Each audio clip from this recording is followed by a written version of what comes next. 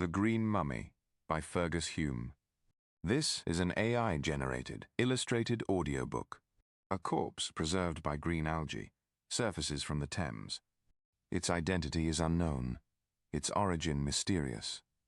Inspector Mallet investigates a web of deception. Clues point to a hidden past. Secrets buried in the marshes resurface. Fergus Hume's Victorian mystery unfolds. Step into the fog. The truth lies beneath. "I am very angry," pouted the maid. In heaven's name, why? Questioned the bachelor. You have, so to speak, bought me. Impossible, your price is prohibitive. Indeed, when £1,000, you are worth 50 and 100 times as much. Pooh. That interjection doesn't answer my question. I don't think it is one which needs answering, said the young man lightly. There are more important things to talk about than pounds, shillings, and sordid pence. Oh, indeed, such as love on a day such as this is. Look at the sky, blue as your eyes, at the sunshine, golden as your hair, warm as your affection, you should say. Affection, so cold a word. When I love you. To the extent of £1,000, by Thiers. Lucy, you are a woman. That money did not buy your love, but the consent of your stepfather to our marriage. Had I not humoured his whim, he would have insisted upon your marrying Random. Lucy pouted again and in scorn. As if I ever would, said she. Well, I don't know. Random is a soldier and a baronet, handsome and agreeable, with a certain amount of talent. What objection can you find to such a match? One insuperable objection. He isn't you, Archie darling. The adjective appears to be an afterthought, grumbled the bachelor. Then, when she merely laughed teasingly after the manner of women, he added moodily, No, by Jove, Random isn't me. By any manner of means. I am but a poor artist without fame or position, struggling on 300 a year for a grudging recognition. Quite enough for one, you greedy creature. And for two? He inquired softly. More than enough. Oh, nonsense, nonsense, nonsense. What? When I am engaged to you? Actions speak much louder than remarks, Mr. Archibald Hope. I love you more than I do money. Angel! Angel!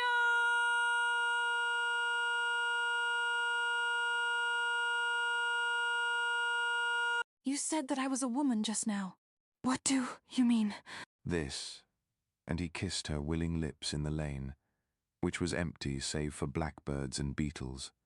Is any explanation a clear one?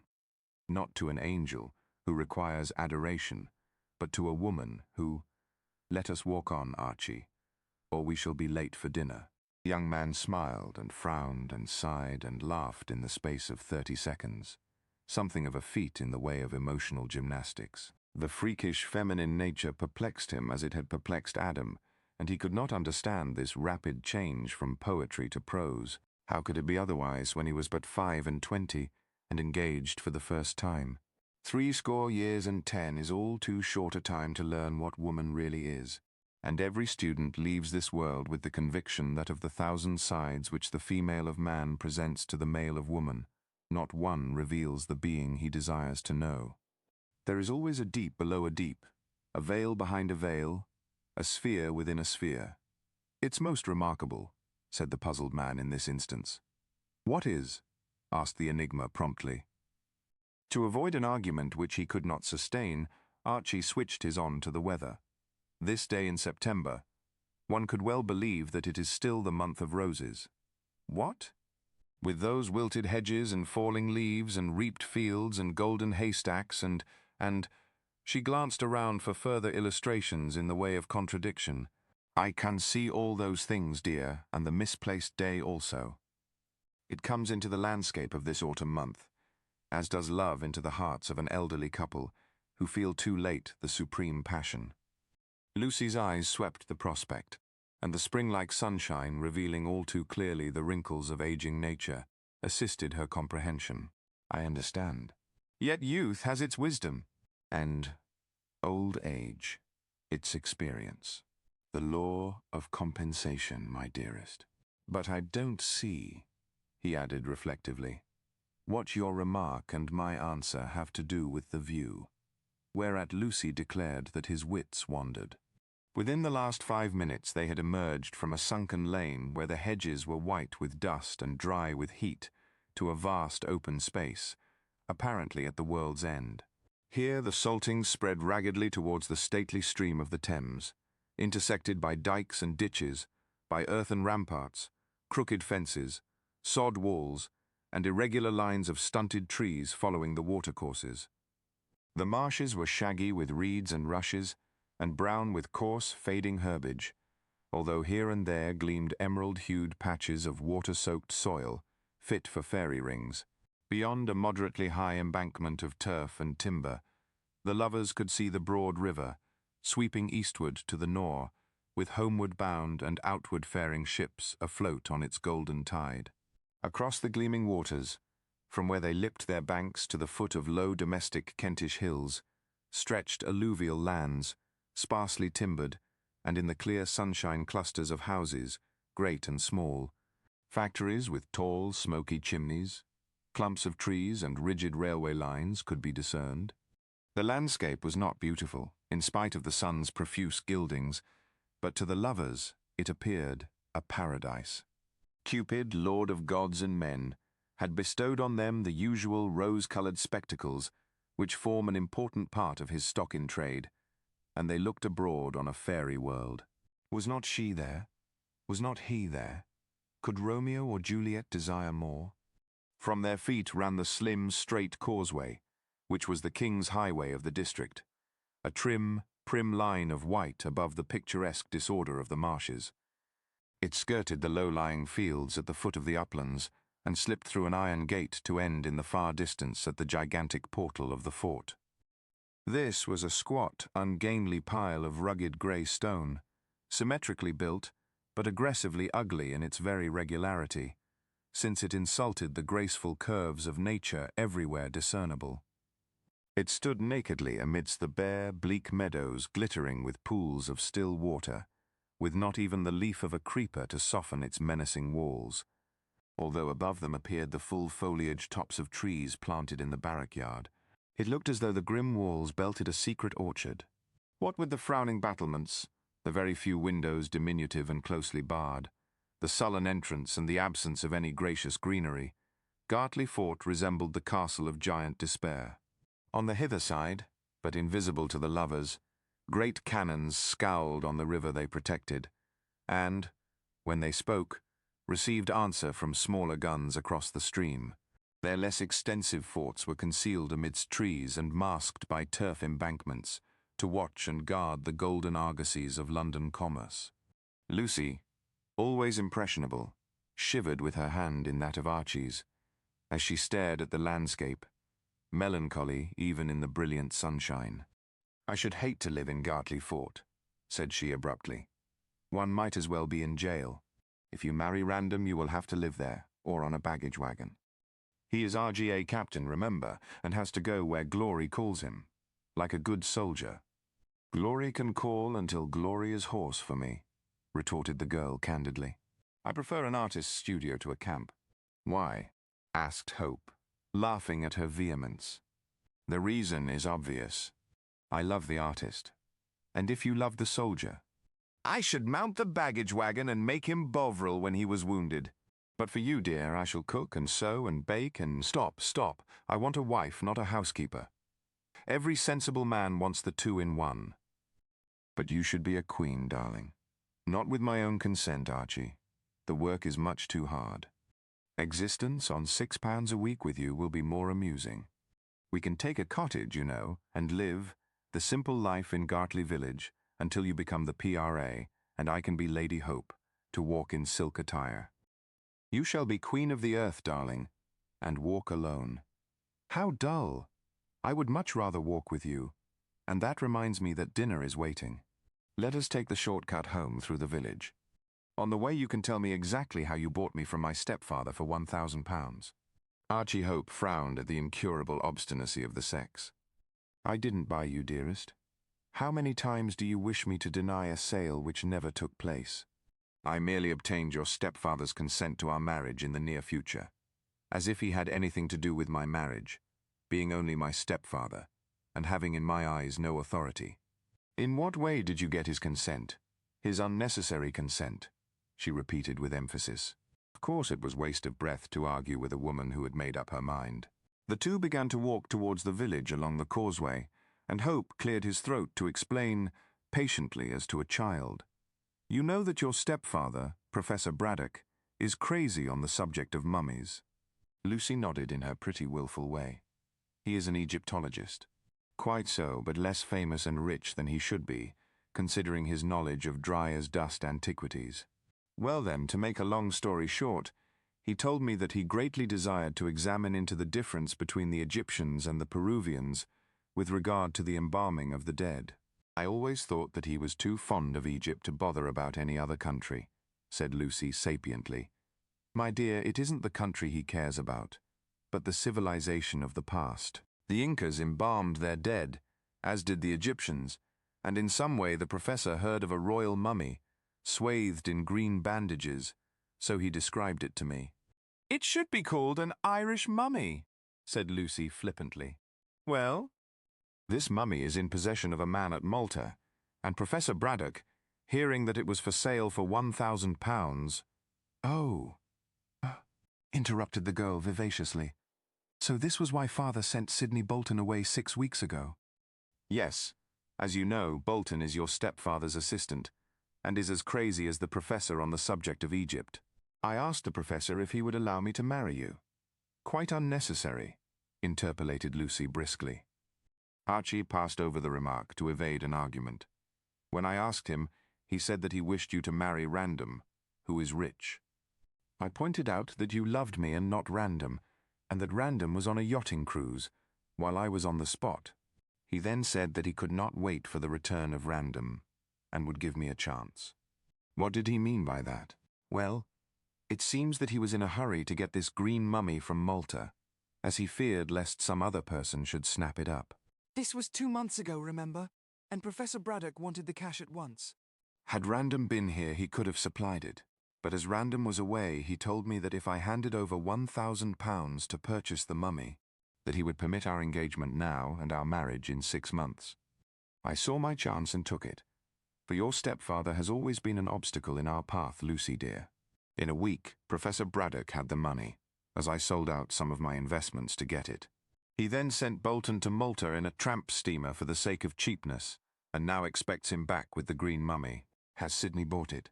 Yes. He got it for £900, the professor told me, and is bringing it back in the Diver. That's the same tramp steamer in which he went to Malta.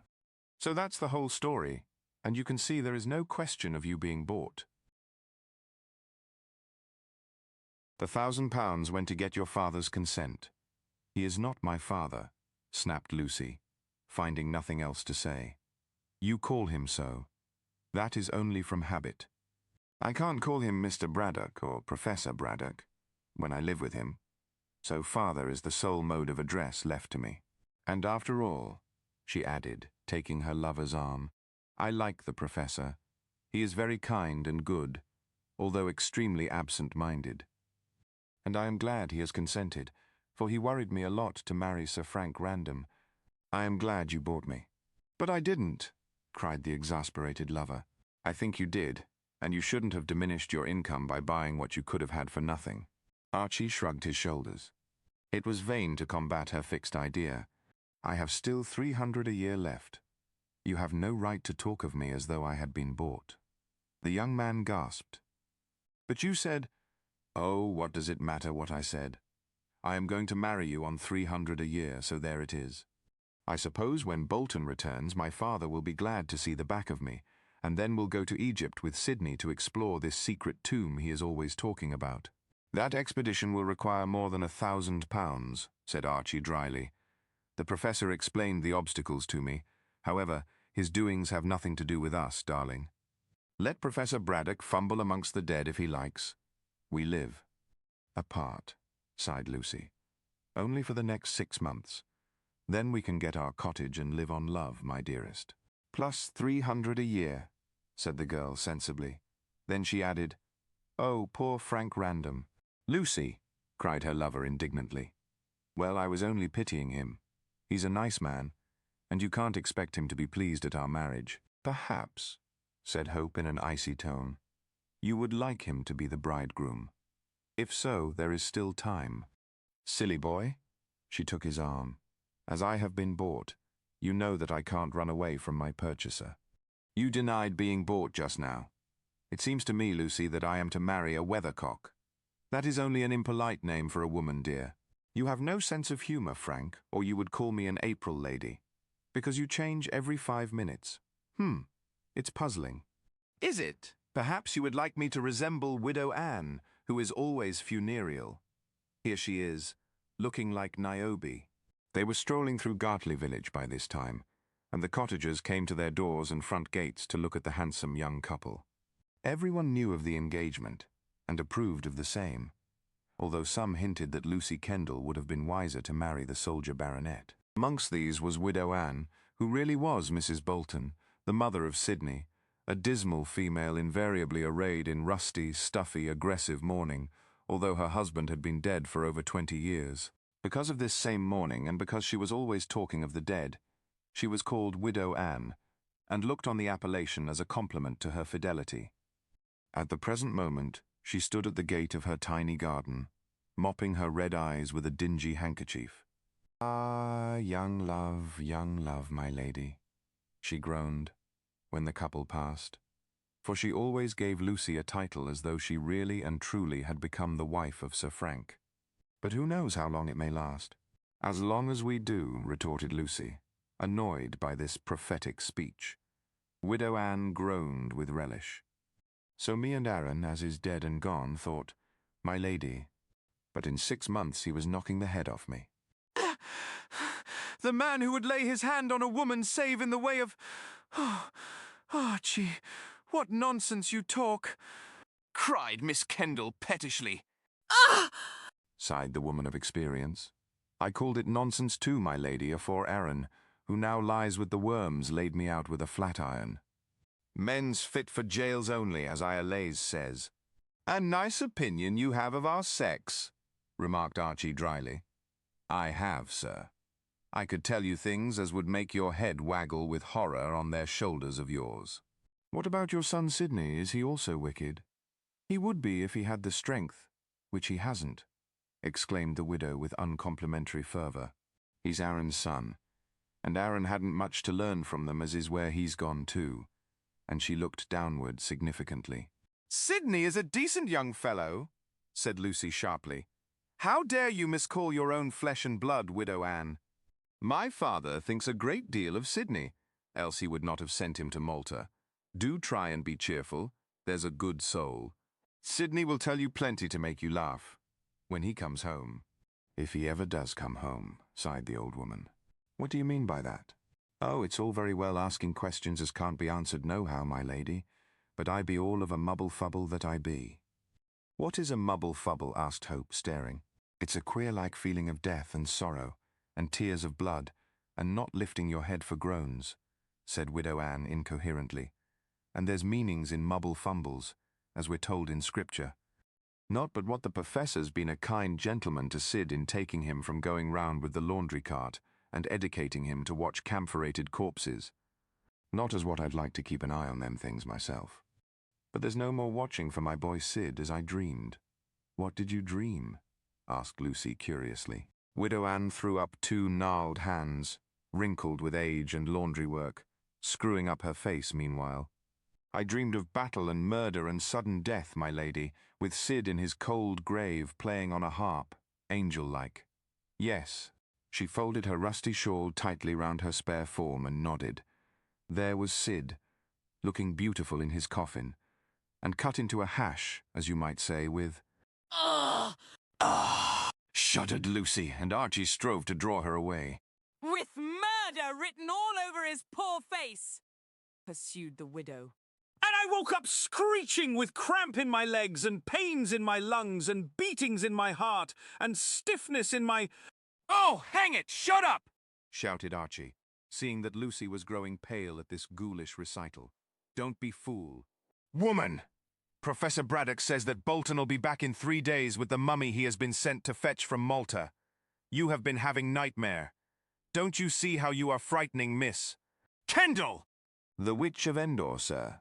Deuce take the Witch of Endor and you also. There's a shilling. Go and drink yourself into a more cheery frame of mind. Widow Anne bit the shilling with one of her 2 remaining teeth and dropped a curtsy. You're a good, kind gentleman. She smirked, cheered at the idea of unlimited gin. And when my boy Sid do come home a corpse, I hope you'll come to the funeral, sir. What a raven, said Lucy, as Widow Anne toddled away in the direction of the one public house in Gartley village. I don't wonder that the late Mr. Bolton laid her out with a flat iron. To slay such a woman would be meritorious. I wonder how she came to be the mother of Sidney, said Miss Kendall reflectively, as they resumed their walk. He's such a clever, smart, and handsome young man. I think Bolton owes everything to the professor's teaching and example, Lucy, replied her lover. He was an uncouth lad, I understand, when your stepfather took him into the house 6 years ago. Now he is quite presentable. I shouldn't wonder if he married Mrs. Jasher. I rather think Mrs. Jasher admires the professor. Oh, he'll never marry her. If she were a mummy, there might be a chance, of course. But as a human being, the professor will never look at her. I don't know so much about that, Archie. Mrs. Jasher is attractive. Hope laughed. In a mutton dressed as lamb way, no doubt. And she has money. My father is poor, and so... You make up a match at once, as every woman will do. Well, let us get back to the pyramids, and see how the flirtation is progressing. Lucy walked on for a few steps in silence. Do you believe in Mrs. Bolton's dream, Archie? No. Bolton will return quite safe. He is a clever fellow, not easily taken advantage of. Don't bother any more about Widow Anne and her dismal prophecies. I'll try not to, replied Lucy dutifully. All the same, I wish she had not told me her dream. And she shivered. There was only one really palatial mansion in Gartley, and that was the ancient Georgian house known as the Pyramids. Lucy's stepfather had given the place this eccentric name on taking up his abode there some 10 years previously. Before that time, the dwelling had been occupied by the lord of the manor and his family, but now the old squire was dead, and his impecunious children were scattered to the 4 quarters of the globe in search of money with which to rebuild their ruined fortunes. As the village was somewhat isolated and rather unhealthily situated in a marshy country, the huge, roomy old grange had not been easy to let, and had proved quite impossible to sell. Under these disastrous circumstances, Professor Braddock, who described himself humorously as a scientific pauper, had obtained the tenancy at a ridiculously low rental, much to his satisfaction. Many people would have paid money to avoid exile in these damp wastelands, which, as it were, fringed civilization, but their loneliness and desolation suited the professor exactly. He required ample room for his Egyptian collection, with plenty of time to decipher hieroglyphics and study perished dynasties of the Nile Valley. The world of the present day did not interest Braddock in the least. He lived almost continuously on that portion of the mental plane which had to do with the far-distant past, and only concerned himself with physical existence when it consisted of mummies and mystic beetles, sepulchral ornaments, pictured documents, hawk-headed deities, and such-like things of almost inconceivable antiquity. He rarely walked abroad and was invariably late for meals, save when he missed any particular one altogether, which happened frequently. Absent-minded in conversation, untidy in dress, unpractical in business, dreamy in manner, Professor Braddock lived solely for archaeology. That such a man should have taken to himself a wife was mystery, yet he had been married 15 years before to a widow, who possessed a limited income and one small child. It was the opportunity of securing the use of a steady income which had decoyed Braddock into the matrimonial snare of Mrs. Kendall. To put it plainly, he had married the agreeable widow for her money, although he could scarcely be called a fortune hunter. Like Eugene Aram, he desired cash to assist learning, and as that scholar had committed murder to secure what he wanted, so did the professor marry to obtain his ends. These were to have someone to manage the house, and to be set free from the necessity of earning his bread, so that he might indulge in pursuits more pleasurable than money-making. Mrs. Kendall was a placid, phlegmatic lady who liked rather than loved the professor, and who desired him more as a companion than as a husband. With Braddock, she did not arrange a romantic marriage so much as enter into a congenial partnership. She wanted a man in the house, and he desired freedom from pecuniary embarrassment. On these lines, the prosaic bargain was struck, and Mrs. Kendall became the professor's wife, with entirely successful results. She gave her husband a home and her child a father who became fond of Lucy and who, considering he was merely an amateur parent, acted admirably. But this sensible partnership lasted only for 5 years.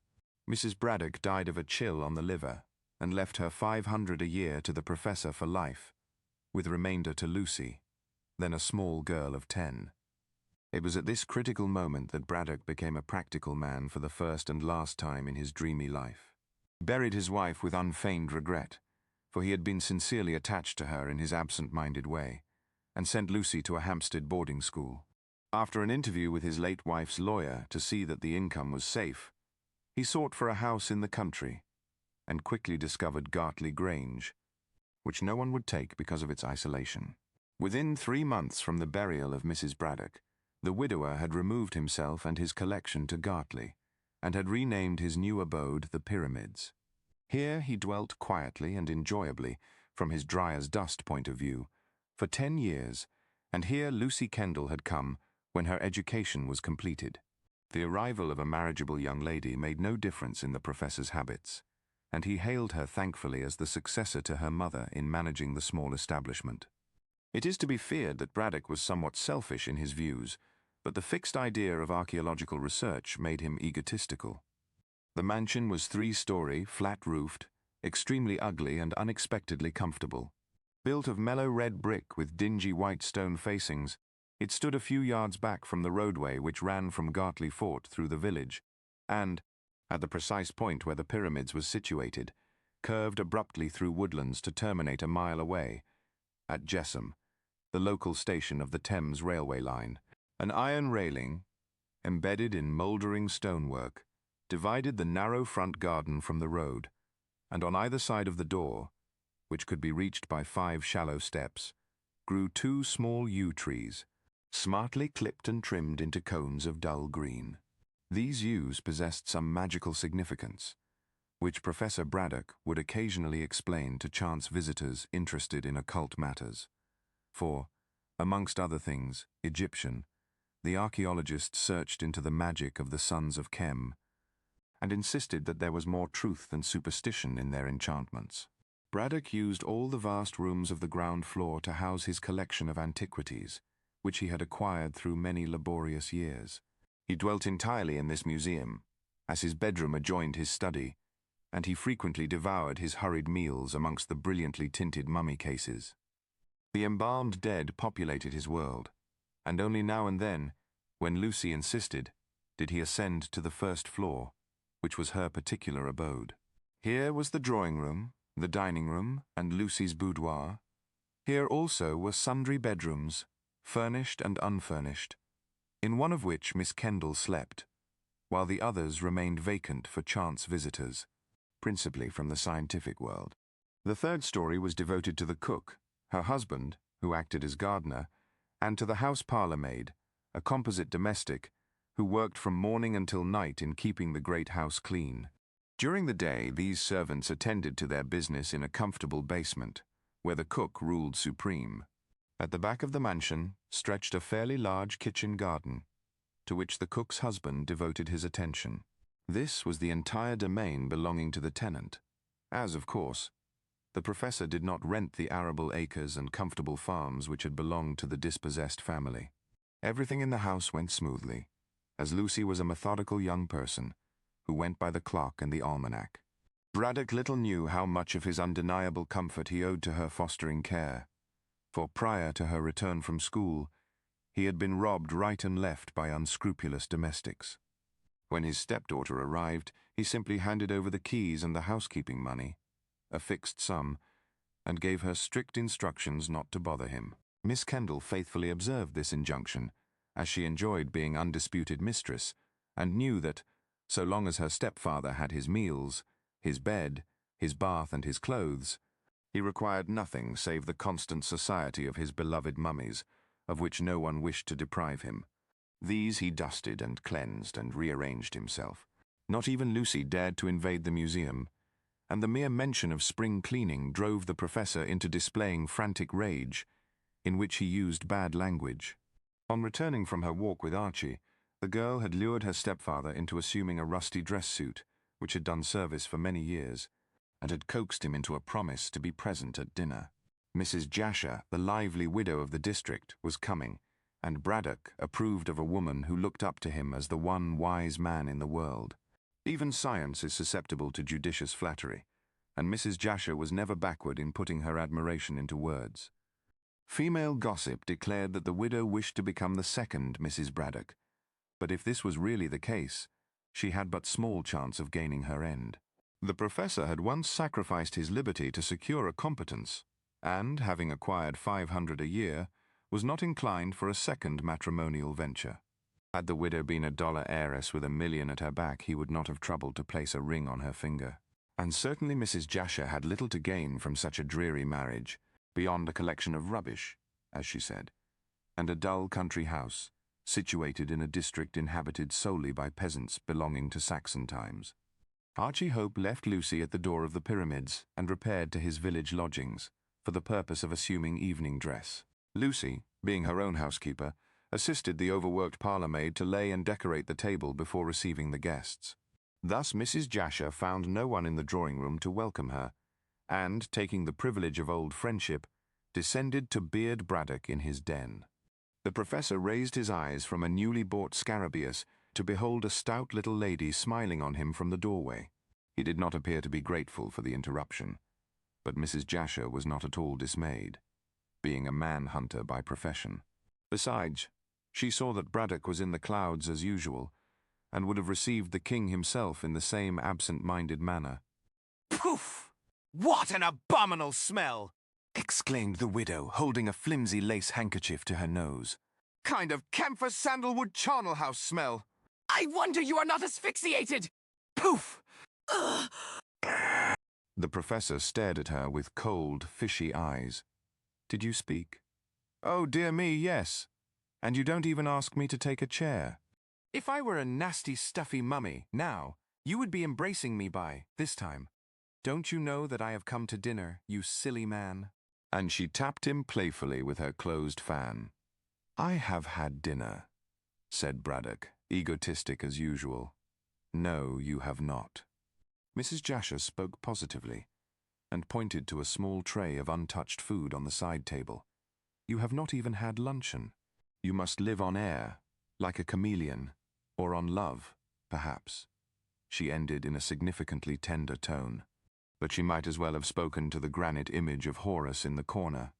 Braddock merely rubbed his chin and stared harder than ever at the glittering visitor. Dear me, he said innocently. I must have forgotten to eat. Lamplight. He looked round vaguely. Of course I remember lighting the lamps. Time has gone by very rapidly. I am really hungry. He paused to make sure, then repeated his remark in a more positive manner. Yes, I am very hungry, Mrs. Jasher. He looked at her as though she had just entered. Of course, Mrs. Jasher. Do you wish to see me about anything particular? The widow frowned at his inattention, and then laughed. It was impossible to be angry with this dreamer. I have come to dinner, Professor. Do try and wake up. You are half asleep and half starved, too, I expect. I certainly feel unaccountably hungry, admitted Braddock cautiously. Unaccountably, when you have eaten nothing since breakfast. You weird man, I believe you are a mummy yourself. But the professor had again returned to examine the scarabaeus, this time with a powerful magnifying glass. It certainly belongs to the 20th dynasty, he murmured, wrinkling his brows. Mrs. Jasher stamped and flirted her fan pettishly. The creature's soul, she decided, was certainly not in his body, and until it came back he would continue to ignore her. With the annoyance of a woman who is not getting her own way, she leaned back in Braddock's one comfortable chair, which she had unerringly selected, and examined him intently. Perhaps the gossips were correct, and she was trying to imagine what kind of a husband he would make. But whatever might be her thoughts, she eyed Braddock as earnestly as Braddock eyed the Scarabaeus. Outwardly, the professor did not appear like the savant he was reported to be. He was small of stature, plump of body, rosy as a little cupid, and extraordinarily youthful, considering his 50-odd years of scientific wear and tear. With a smooth, clean-shaven face, plentiful white hair like spun silk, and neat feet and hands, he did not look his age. The dreamy look in his small blue eyes was rather belied by the hardness of his thin-lipped mouth, and by the pugnacious push of his jaw. The eyes and the dome-like forehead hinted that brain without much originality, but the lower part of this contradictory countenance might have belonged to a prize fighter. Nevertheless, Braddock's plumpness did away to a considerable extent with his aggressive look. It was certainly latent, but only came to the surface when he fought with a brother savant over some tomb-dweller from Thebes. In the soft lamplight he looked like a fighting cherub, and it was a pity, in the interests of art, that the hairless pink and white face did not surmount a pair of wings rather than a rusty and ill-fitting dress suit. "He's nane so dafty as he looks," thought Mrs. Jasher, who was Scotch, although she claimed to be cosmopolitan. "With his mummies he is all right, but outside those he might be difficult to manage. And these things."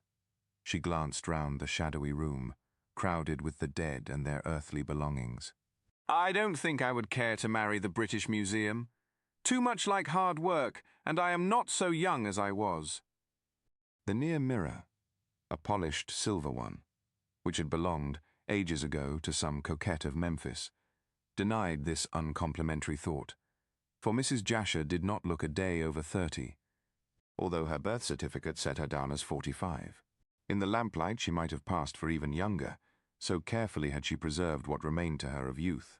She assuredly was somewhat stout, and never had been so tall as she desired to be. But the lines of her plump figure were still discernible in the cunningly cut gown, and she carried her little self with such mighty dignity that people overlooked the mortifying height of a trifle over 5 feet. Her features were small and neat, but her large blue eyes were so noticeable and melting that those on whom she turned them ignored the lack of boldness in chin and nose. Her hair was brown and arranged in the latest fashion, while her complexion was so fresh and pink that, if she did paint, as jealous women averred, she must have been quite an artist with the hare's foot and the rouge pot and the necessary powder puff. Mrs. Jasher's clothes repaid the thought she expended upon them, and she was artistic in this as in other things. Dressed in a crocus yellow gown, with short sleeves to reveal her beautiful arms, and cut low to display her splendid bust, she looked perfectly dressed. A woman would have declared the wide-netted black lace with which the dress was draped to be cheap, and would have hinted that the widow wore too many jewels in her hair, on her corsage, round her arms, and ridiculously gaudy rings on her fingers. This might have been true, for Mrs. Jasher sparkled like the Milky Way at every movement, but the gleam of gold and the flash of gems seemed to suit her opulent beauty. Her slightest movement wafted around her a strange Chinese perfume, which she obtained, so she said, from a friend of her late husband's, who was in the British Embassy at Pekin. No one possessed this especial perfume but Mrs. Jasher, and anyone who had previously met her, meeting her in the darkness, could have guessed at her identity. With a smile to show her white teeth, with her golden-hued dress and glittering jewels, the pretty widow glowed in that glimmering room like a tropical bird. The professor raised his dreamy eyes and laid the beetle on one side, when his brain fully grasped that this charming vision was waiting to be entertained. She was better to look upon even than the beloved Scarabaeus, and he advanced to shake hands as though she had just entered the room. Mrs. Jasher, knowing his ways, rose to extend her hand, and the two small, stout figures looked absurdly like a pair of chubby Dresden ornaments which had stepped from the mantel-shelf. "Dear lady, I am glad to see you. You have," the professor reflected, and then came back with a rush to the present century. "You have come to dinner, if I mistake not." "Lucy asked me a week ago," she replied tartly, "for no woman likes to be neglected for a mere beetle, however ancient." "Then you will certainly get a good dinner," said Braddock, waving his plump white hands. Lucy is an excellent housekeeper. I have no fault to find with her. No fault at all. But she is obstinate. Oh, very obstinate, as her mother was. Do you know, dear lady, that in a papyrus scroll which I lately acquired I found the recipe for a genuine Egyptian dish, which Amenemhat, the last pharaoh of the 11th dynasty, you know, might have eaten, and probably did eat. I desired Lucy to serve it tonight, but she refused, much to my annoyance. The ingredients, which had to do with roasted gazelle, were oil and coriander seed and, if my memory serves me, asafoetida. Ugh. Mrs. Jasher's handkerchief went again to her mouth. Say no more, Professor. Your dish sounds horrid. I don't wish to eat it and be turned into a mummy before my time. You would make a really beautiful mummy, said Braddock, paying what he conceived was a compliment. And, should you die, I shall certainly attend to your embalming, if you prefer that to cremation. You dreadful man, cried the widow, turning pale and shrinking. Why, I really believe that you would like to see me packed away in one of those disgusting coffins. Disgusting, cried the outraged professor, striking one of the brilliantly tinted cases. Can you call so beautiful a specimen of sepulchral art disgusting? Look at the colours, at the regularity of the hieroglyphics. Why, the history of the dead is set out in this magnificent series of pictures. He adjusted his pince-nez and began to read. The Osirian, Semiophis, that is a female name, Mrs. Jasher, who— I don't want to have my history written on my coffin, interrupted the widow hysterically. For this funereal talk frightened her. It would take much more space than a mummy case upon which to write it. My life has been volcanic, I can tell you. By the way, she added hurriedly, seeing that Braddock was on the eve of resuming the reading, tell me about your Inca mummy. Has it arrived? The professor immediately followed the false trail. Not yet, he said briskly, rubbing his smooth hands. But in 3 days I expect the diver will be at Pierside, and Sydney will bring the mummy on here. I shall unpack it at once and learn exactly how the ancient Peruvians embalmed their dead. Doubtless they learned the art from the Egyptians, ventured Mrs. Jasher rashly. Braddock glared. Nothing of the sort, dear lady, he snorted angrily. Absurd. Ridiculous. I am inclined to believe that Egypt was merely a colony of that vast island of Atlantis mentioned by Plato. There, if my theory is correct, civilization begun, and the kings of Atlantis, doubtless the gods of historical tribes, governed the whole world, including that portion which we now term South America. Do you mean to say that there were Yankees in those days? Inquired Mrs. Jasher frivolously. The professor tucked his hands under his shabby coat-tails and strode up and down the room, warming his rage, which was provoked by such ignorance. Good heavens, madam, where have you lived? He exclaimed explosively. Are you a fool, or merely an ignorant woman? I am talking of prehistoric times, thousands of years ago, when you were probably a stray atom embedded in the slime. Oh, you horrid creature, cried Mrs. Jasher indignantly, and was about to give Braddock her opinion, if only to show him that she could hold her own, when the door opened. How are you, Mrs. Jasher? Said Lucy, advancing. Here am I, and here is Archie. Dinner is ready. And you? I am very hungry, said Mrs. Jasher. I have been called an atom of the slime. Then she laughed and took possession of young Hope. Lucy wrinkled her brow. She did not approve of the widow's man-annexing instinct. One member of the Braddock household was not included in the general staff, being a mere appendage of the professor himself. This was a dwarfish, misshapen Kanaka, a pygmy in height, but a giant in breadth, with short, thick legs and long, powerful arms. He had a large head and a somewhat handsome face, with melancholy black eyes and a fine set of white teeth. Like most Polynesians, his skin was of a pale bronze and elaborately tattooed, even the cheeks and chin being scored with curves and straight lines of mystical import.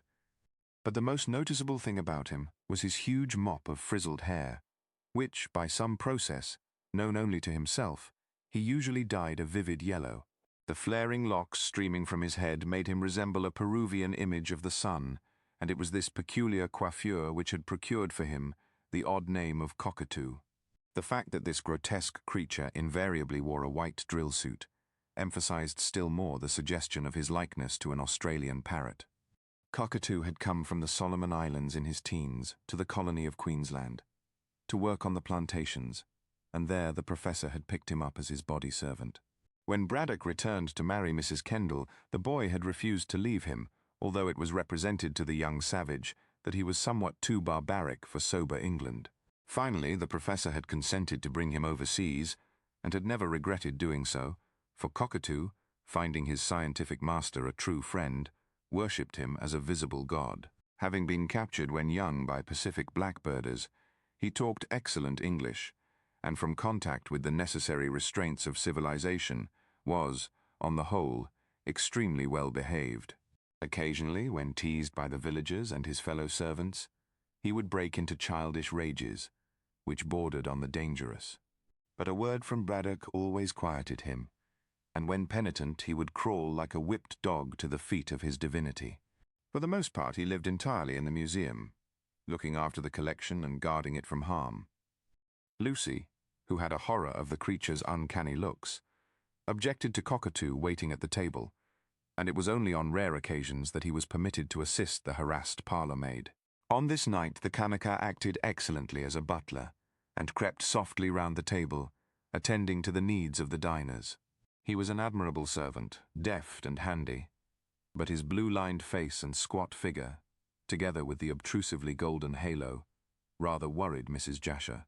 And, indeed, in spite of custom, Lucy also felt uncomfortable when this gnome hovered at her elbow. It looked as though one of the fantastical idols from the museum below had come to haunt the living. "I do not like that gollywog," breathed Mrs. Jasher to her host, when Cockatoo was at the sideboard. "He gives me the creeps. Why should we not have a picturesque animal to wait upon us?" "He would wait picturesquely enough at a cannibal feast," suggested Archie, with a laugh. "Don't," murmured Lucy, with a shiver. "I shall not be able to eat my dinner if you talk so." "Odd that Hope should say what he has said," observed Braddock confidently to the widow. "Cockatoo comes from a cannibal island, and doubtless has seen the consumption of human flesh." "No, no, my dear lady. Do not look so alarmed. I don't think he has eaten any, as he was taken to Queensland long before he could participate in such banquets. He is a very decent animal. A very dangerous one, I fancy," retorted Mrs. Jasher, who looked pale. "Only when he loses his temper, and I'm always able to suppress that when it is at its worst. You are not eating your meat, my dear lady.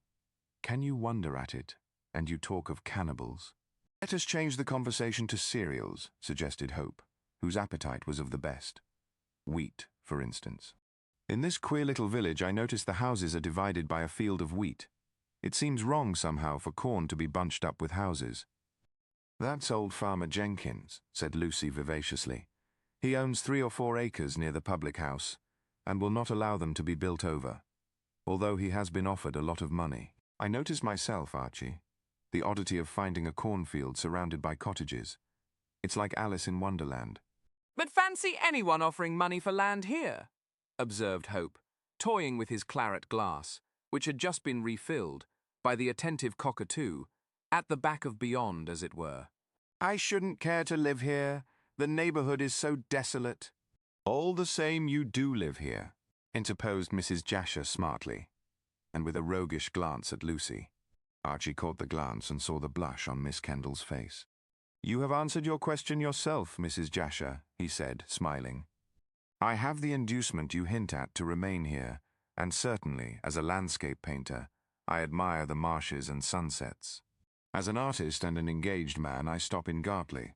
Otherwise I should clear out. But I fail to see why a lady of your attractions should—" "I may have a sentimental reason also," interrupted the widow, with a sly glance at the absent-minded professor, who was drawing hieroglyphics on the tablecloth with a fork. "Also, my cottage is cheap and very comfortable. The late Mr. Jasher did not leave me sufficient money to live in London. He was a consul in China, you know, and consuls are never very well paid. I will come in for a large income, however." "Indeed," said Lucy politely, and wondering why Mrs. Jasher was so communicative. "Soon, I hope." "It may be very soon." My brother, you know, a merchant in Pekin. He has come home to die, and is unmarried. When he does die, I shall go to London. But, added the widow, meditatively and glancing again at the professor, I shall be sorry to leave dear Gartley. Still, the memory of happy hours spent in this house will always remain with me. Ah, May, and she put her handkerchief to her eyes. Lucy telegraphed to Archie that the widow was a humbug, and Archie telegraphed back that he quite agreed with her. But the professor, whom the momentary silence had brought back to the present century, looked up and asked Lucy if the dinner was finished. I have to do some work this evening, said the professor. Oh, father, when you said that you would take a holiday, said Lucy reproachfully, I am doing so now. Look at the precious minutes I am wasting in eating, my dear. Life is short, and much remains to be done in the way of Egyptian exploration. There is the sepulchre of Queen Tahosa. If I could only enter that, and he sighed, while helping himself to cream. Why don't you? Asked Mrs. Jasher, who was beginning to give up her pursuit of Braddock, for it was no use wooing a man whose interests centered entirely in Egyptian tombs. I have yet to discover it, said the professor simply. Then, warming to the congenial theme, he glanced around and delivered a short historical lecture. Tahosa was the chief wife and queen of a famous pharaoh, the pharaoh of the Exodus, in fact. The one who was drowned in the Red Sea? Asked Archie idly. Why, yes, but that happened later. Before pursuing the Hebrews, if the Mosaic account is to be believed, this pharaoh marched far into the interior of Africa, the Libya of the ancients, and conquered the natives of Upper Ethiopia. Being deeply in love with his queen, he took her with him on this expedition, and she died before the pharaoh returned to Memphis. From records which I discovered in the Museum of Cairo, I have reason to believe that the pharaoh buried her with much pomp in Ethiopia, sacrificing, I believe, many prisoners at her gorgeous funeral rites. From the wealth of that pharaoh, for wealthy he must have been on account of his numerous victories, and from the love he bore this princess, I am confident, added Braddock, striking the table vehemently, that when discovered her tomb will be filled with riches and may also contain documents of incalculable value. And you wish to get the money? Asked Mrs. Jasher, who was rather bored. The professor rose fiercely. Money? I care nothing for money. I desire to obtain the funeral jewelry and golden masks, the precious images of the gods, so as to place them in the British Museum. And the scrolls of papyrus buried with the mummy of Tahosa may contain an account of Ethiopian civilization, about which we know nothing. Oh, that tomb, that tomb. Braddock began to walk the room, quite forgetting that he had not finished his dinner. I know the mountains whose entrails were pierced to form the sepulchre. Were I able to go to Africa, I am certain that I should discover the tomb. Ah, with what glory would my name be covered, were I so fortunate. Why don't you go to Africa, sir, and try? Asked Hope. Fool, cried the professor politely. To fit out an expedition would take some £5,000, if not more. I would have to penetrate through a hostile country to reach the chain of mountains I speak of, where I know this precious tomb is to be found. I need supplies, an escort, guns, camels, and all the rest of it. A leader must be obtained to manage the fighting men necessary to pass through this dangerous zone. It is no easy task to find the tomb of Tahosa, and yet if I could only get the money, and he walked up and down with his head bent on his breast. Mrs. Jasher was used to Braddock's vagaries by this time, and merely continued to fan herself placidly. I wish I could help you with the expedition, she said quietly. I should like to have some of that lovely Egyptian jewelry myself, but I am quite a pauper, until my brother dies, poor man. Then, she hesitated. What then? Asked Braddock, wheeling. I shall aid you with pleasure. It's a bargain. Braddock stretched out his hand. A bargain, said Mrs. Jasher, accepting the grasp somewhat nervously, for she had not expected to be taken so readily at her word. A glance at Lucy revealed her nervousness. Do sit down, father, and finish your dinner, said that young lady. I am sure you will have more than enough to do when the mummy arrives. Mummy? What mummy? Murmured Braddock. again beginning to eat. The Inca mummy. Of course, the mummy of Inca Caxus, which Sydney is bringing from Malta. When I strip that corpse of its green bandages, I shall find... Find what? Asked Archie, seeing that the professor hesitated. Braddock cast a swift look at his questioner. I shall find the peculiar mode of Peruvian embalming, he replied abruptly, and somehow the way in which he spoke gave Hope the impression that the answer was an excuse. But before he could formulate the thought that Braddock was concealing something, Mrs. Jasher spoke frivolously. I hope your mummy has jewels, she said. It has not, replied Braddock sharply. So far as I know, the Inca race never buried their dead with jewels. But I have read in Prescott's history that they did, said Hope. Prescott! Prescott! Cried the professor contemptuously. A most unreliable authority. However, I'll promise you one thing, Hope, that if there are any jewels, or jewelry, you shall have the lot. Give me some, Mr. Hope, cried the widow. I cannot, laughed Archie. The green mummy belongs to the professor. I cannot accept such a gift, Hope. Owing to circumstances, I have been obliged to borrow the money from you. Otherwise, the mummy would have been acquired by someone else. But when I find the tomb of Queen Tahosa, I shall repay the loan. You have repaid it already, said Hope, looking at Lucy. Braddock's eyes followed his gaze and his brows contracted.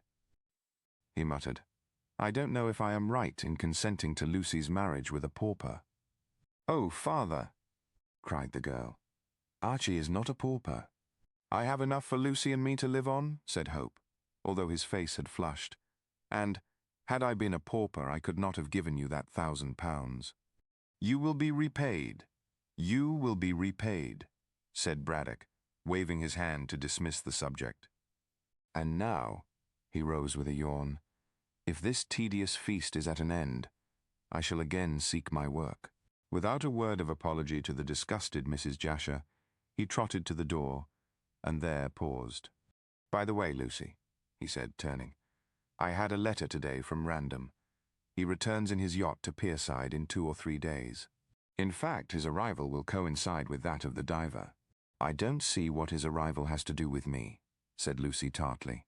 Oh, nothing at all, said Braddock airily. Only I thought. That is, but never mind, never mind. Cockatoo, come down with me. Good night, good night. And he disappeared. Well, said Mrs. Jasher, drawing a long breath, for rudeness and selfishness, commend me to a scientist. We might be all mud, for what notice he takes of us. Never mind, said Miss Kendall, rising. Come to the drawing-room and have some music. Archie, will you stop here? No, I don't care to sit over my wine alone, said that young gentleman, rising. I shall accompany you and Mrs. Jasher. And Lucy. He stopped her at the door, through which the widow had already passed. What did your father mean by his hints concerning Random? I think he regrets giving his consent to my marriage with you, she whispered back. Did you not hear him talk about that tomb? He desires to get money for the expedition. What rubbish! Sooner than that. If our marriage is stopped by the beastly business, I'll sell out and— You'll do nothing of the sort, interrupted the girl imperiously. We must live if we marry. You have given my father enough. But if Random lends money for this expedition, he does so at his own risk. I am not going to marry Sir Frank because of my stepfather's requirements. He has no rights over me, and, whether he consents or not, I marry you. My darling. And Archie kissed her, before they followed Mrs. Jasher into the drawing-room. All the same, he foresaw trouble. For the next 2 or 3 days, Archie felt decidedly worried over his projected marriage with Lucy. Certainly he had, to put it bluntly, purchased Braddock's consent, and that gentleman could scarcely draw back from his plighted word, which had cost the lover so much. Nevertheless, Hope did not entirely trust the professor, as, from the few words which he had let drop at the dinner party, it was plain that he hankered after money with which to fit out the expedition, in search of the mysterious tomb to which he had alluded. Archie knew, as did the professor, that he could not supply the necessary £5,000 without practically ruining himself, and already he had crippled his resources in paying over the price of the green mummy. He had fondly believed that Braddock would have been satisfied with the relic of Peruvian humanity, but it seemed that the professor, having got what he wanted, now clamoured for what was at present beyond his reach. The mummy was his property, but he desired the contents of Queen Tahosa's tomb also. This particular moon which he cried for was a very expensive article, and Hope did not see how he could gain it. Unless, and here came in the cause of Archie's worry, unless the £5,000 was borrowed from Sir Frank Random, the professor would have to content himself with the Maltese mummy. But from what the young man had seen of Braddock's longing for the especial sepulchre, which he desired to loot, he believed that the scientist would not readily surrender his whim. Random could easily lend or give the money, since he was extremely rich and extremely generous, but it was improbable that he would aid Braddock without a quid pro quo.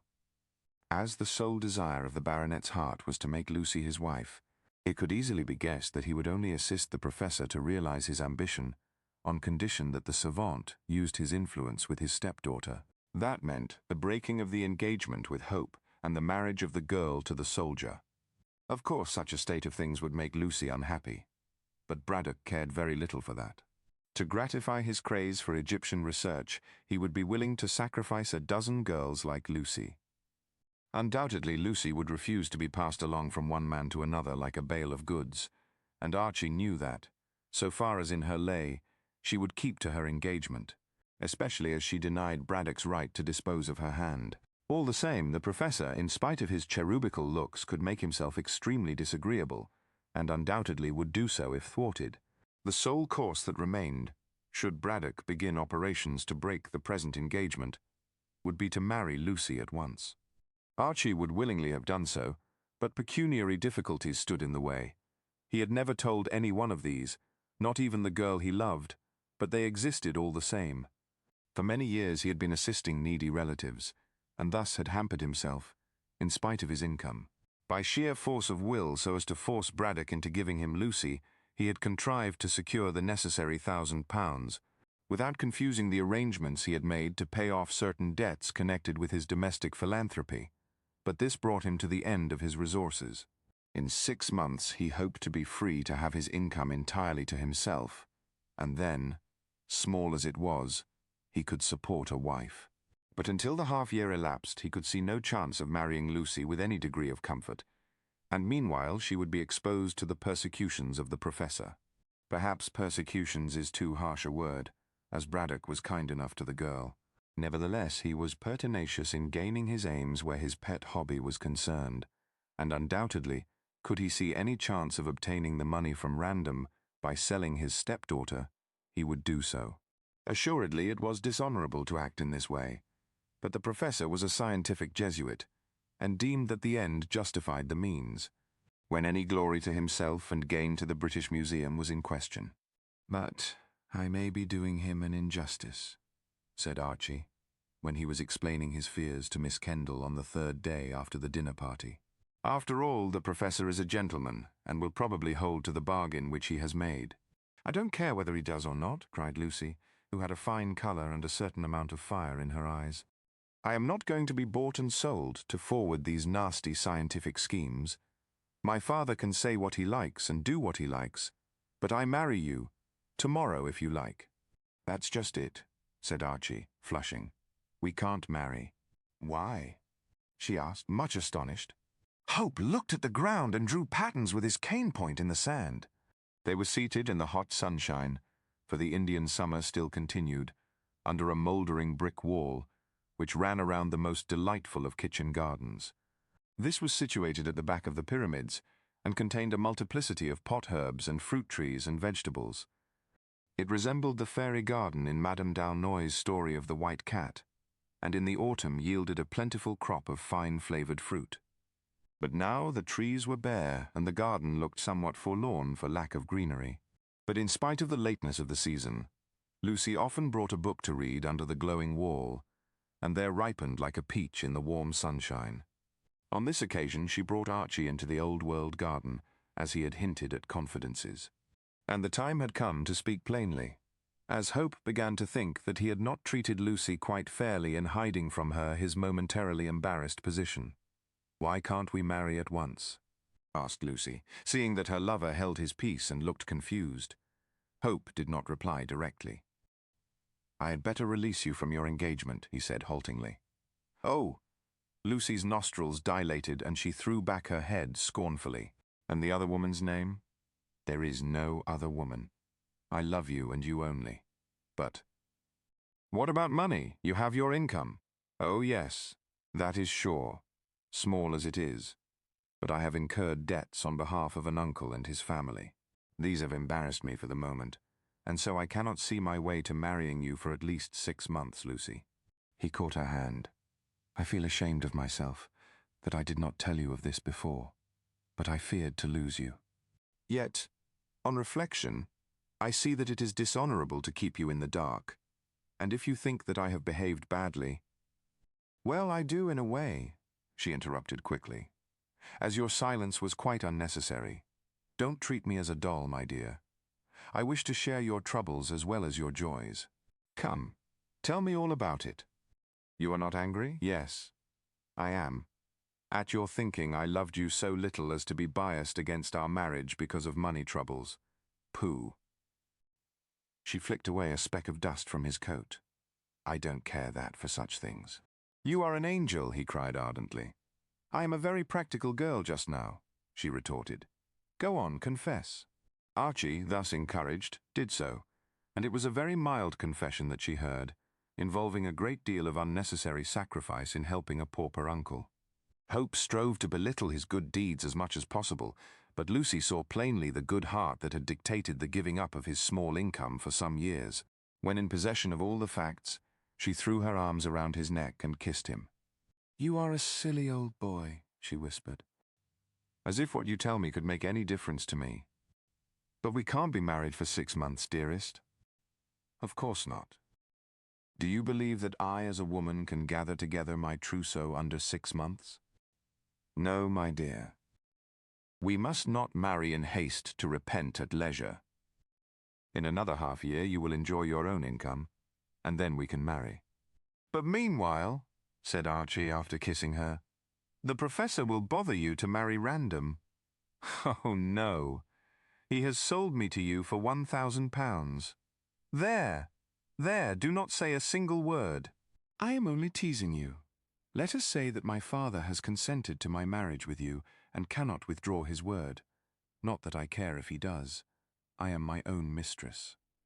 "Lucy," he took her hands again and looked into her eyes, "Braddock is a scientific lunatic, and would do anything to forward his aims with regard to this very expensive tomb, which he has set his heart on discovering. As I can't lend or give the money, he is sure to apply to Random, and Random will want to marry me," cried Lucy, rising. "No, my dear, not at all. Sir Frank is a gentleman, and when he learns that I am engaged to you, he will simply become a dear friend. There, don't worry any more about the matter. You ought to have told me of your troubles before, but as I have forgiven you, there is no more to be said. In 6 months I shall become Mrs. Hope, and meanwhile I can hold my own against any inconvenience that my father may cause me." "But—" He rose and began to remonstrate, anxious to abase himself still further before this angel of a maiden. She placed her hand over his mouth. "Not another word, or I shall box your ears, sir. That is, I shall exercise the privilege of a wife before I become one." And now, she slipped her arm within his. "Let us go in and see the arrival of the precious mummy." "Oh, it has arrived then." "Not here exactly." "My father expects it at 3 o'clock. "It is now 1:45, said Archie, consulting his watch. "As I have been to London all yesterday, I did not know that the diver had arrived at Pierside. How is Bolton?" Lucy wrinkled her brows.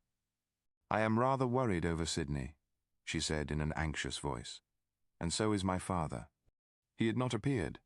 What do you mean by that?"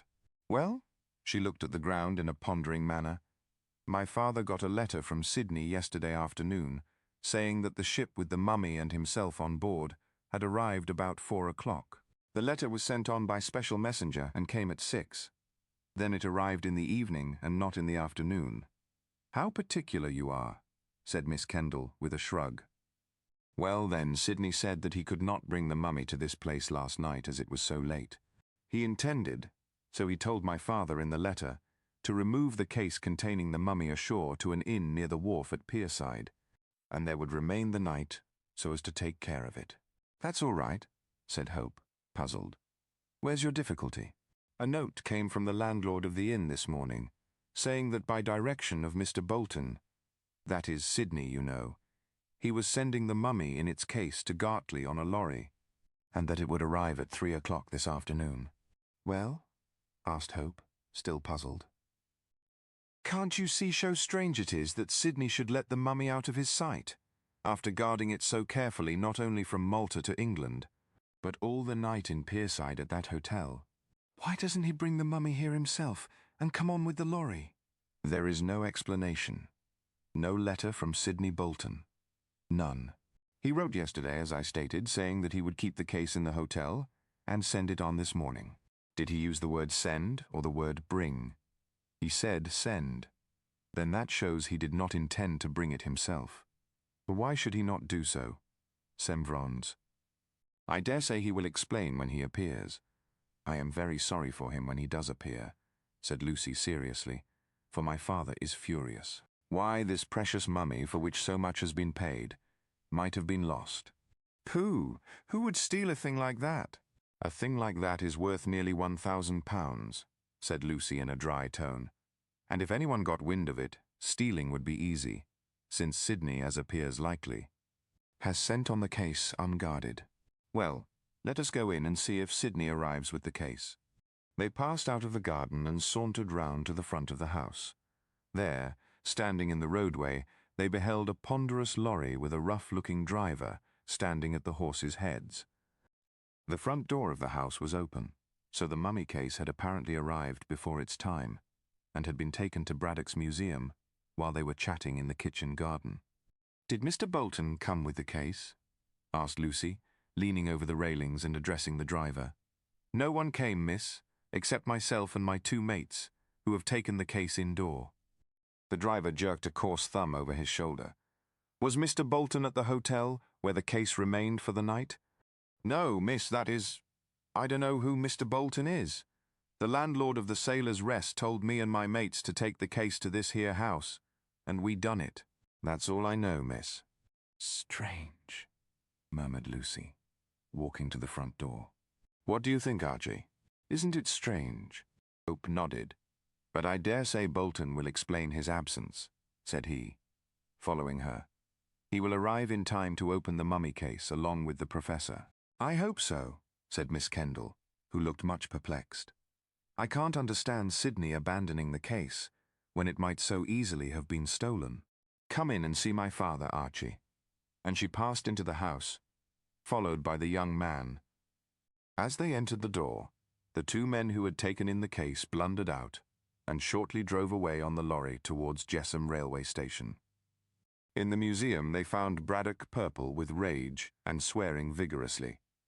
He was staring at a large packing case, which had been set up on end against the wall, while beside him crouched Cockatoo, holding chisels and hammers and wedges necessary to open the treasure trove. "So the precious mummy has arrived, father," said Lucy, who saw that the professor was furious. "Are you not pleased?" "Pleased! Pleased!" shouted the angry man of science. "How can I be pleased when I see how badly the case has been treated? See how it has been bruised and battered and shaken? I'll have an action against Captain Hervey of the Diver if my mummy has been injured. Sidney should have taken better care of so precious an object." "What does he say?" asked Archie, glancing round the museum to see if the delinquent had arrived. "Say!" shouted Braddock again, and snatching a chisel from Cockatoo. "Oh, what can he say when he is not here?" "Not here?" said Lucy, more and more surprised at the unaccountable absence of Braddock's assistant. "Where is he, then?" "I don't know. I wish I did. I'd have him arrested for neglecting to watch over this case. As it is, when he comes back, I'll dismiss him from my employment. He can go back to his infernal laundry work along with his old witch of a mother. But why hasn't Bolton come back, sir? Asked Hope sharply. Braddock struck a furious blow at the head of the chisel which he had inserted into the case. I want to know that. He brought the case to the Sailor's Rest and should have come on with it this morning. Instead of doing so, he tells the landlord, a most unreliable man, to send it on. And my precious mummy, the mummy that has cost £900, cried Braddock, working furiously, and battering the chisel as though it were Bolton's head, is left to be stolen by any scientific thief that comes along. While the professor, assisted by Cockatoo, loosened the lid of the packing case, a mild voice was heard at the door. Lucy turned, as did Archie, to see Widow Anne curtsying on the threshold of the door. Braddock himself took no notice of her entrance, being occupied with his task, and even while doing it, swore scientifically under his breath. He was furious against Bolton for neglect of duty, and Hope rather sympathized with him. It was a serious matter to have left a valuable object like the green mummy to the rough care of labourers. "I beg your pardon, my lady," whimpered Widow Anne, who looked more lean and rusty and dismal than ever. "But has my Sid come? I saw the cart and the coffin. Where's my boy?" "Coffin! Coffin!" bellowed Braddock angrily between thunder blows. "What do you mean by calling this case a coffin?"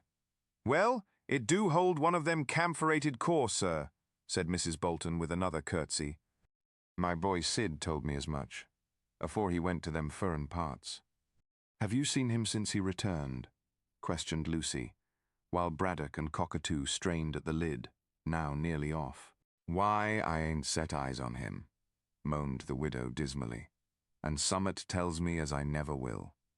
"Don't talk rubbish, woman," said Archie tartly, for he did not wish Lucy to be upset again by this ancient ghoul. "Woman indeed, sir. I'd have you know... Oh." The widow jumped and quavered as the lid of the packing case fell on the floor with a bang. "Oh, law, sir, the start you did give me." But Braddock had no eyes for her, and no ears for anyone. He pulled lustily at the straw packing, and soon the floor was littered with rubbish. But no green case appeared, and no mummy. Suddenly Widow Anne shrieked again. "There's my Sid dead, oh, my son, dead, dead!" She spoke truly. The body of Sidney Bolton was before them. After that one cry of agony from Widow Anne, there was silence for quite 1 minute. The terrible contents of the packing case startled and terrified all present. Faint and white, Lucy clung to the arm of her lover to keep herself from sinking to the ground, as Mrs. Bolton had done. Archie stared at the grotesque rigidity of the body, as though he had been changed into stone, while Professor Braddock stared likewise, scarcely able to credit the evidence of his eyes. Only the Kanaka was unmoved and squatted on his hams, indifferently surveying the living and the dead. As a savage, he could not be expected to have the nerves of civilized man. Braddock, who had dropped chisel and hammer in the first movement of surprise, was the quickest to recover his powers of speech. The sole question he asked revealed the marvelous egotism of a scientist, nominated by one idea. "Where is the mummy of Inca Caxus?" he murmured with a bewildered air. Widow Anne, grovelling on the floor, pulled her grey locks into wild confusion and uttered a cry of mingled rage and grief. "He asks that? He asks that?" she cried, stammering and choking, "when he has murdered my poor boy Sid." "What's that?" demanded Braddock sharply, and recovering from a veritable stupor, which the disappearance of the mummy and the sight of his dead assistant had thrown him into. "Kill your son? How could I kill your son? What advantage would it have been to me had I killed your son?" "God knows, God knows," sobbed the old woman. "But you—" "Mrs. Bolton, you are raving," said Hope hastily, and strove to raise her from the floor. "Let Miss Kendall take you away. And you go, Lucy. This sight is too terrible for your eyes." Lucy, inarticulate with nervous fear, nodded and tottered towards the door of the museum, but Widow Anne refused to be lifted to her feet. "My boy is dead," she wailed. "My boy Sid is a corpse as I saw him in my dream. In the coffin, too, cut to pieces." "Rubbish, rubbish," interrupted Braddock, peering into the depths of the packing case. "I can see no wound." Mrs. Bolton leaped to her feet with an agility surprising in so aged a woman. "Let me find the wound," she screamed, throwing herself forward. Hope caught her back and forced her towards the door. "No! The body must not be disturbed until the police see it," he said firmly. "The police? Ah, yes, the police," remarked Braddock quickly. "We must send for the police to Pierside and tell them my mummy has been stolen." "That my boy has been murdered!" screeched Widow Anne, waving her skinny arms and striving to break from Archie. "You wicked old devil to kill my darling Sid! If he hadn't gone to them furrin parts, he wouldn't be a corp now. But I'll have the law. You'll be hanged, you... Braddock lost his patience under this torrent of unjust accusations and rushed towards Mrs. Bolton, dragging Cockatoo by the arm. In less time than it takes to tell, he had swept both Archie and the widow out into the hall, where Lucy was trembling, and Cockatoo, by his master's order, was locking the door. "Not a thing shall be touched until the police come. Hope you are! A witness that I have not meddled with the dead! You were present when I opened the packing case. You have seen that a useless body has been substituted for a valuable mummy. And yet this old witch dares!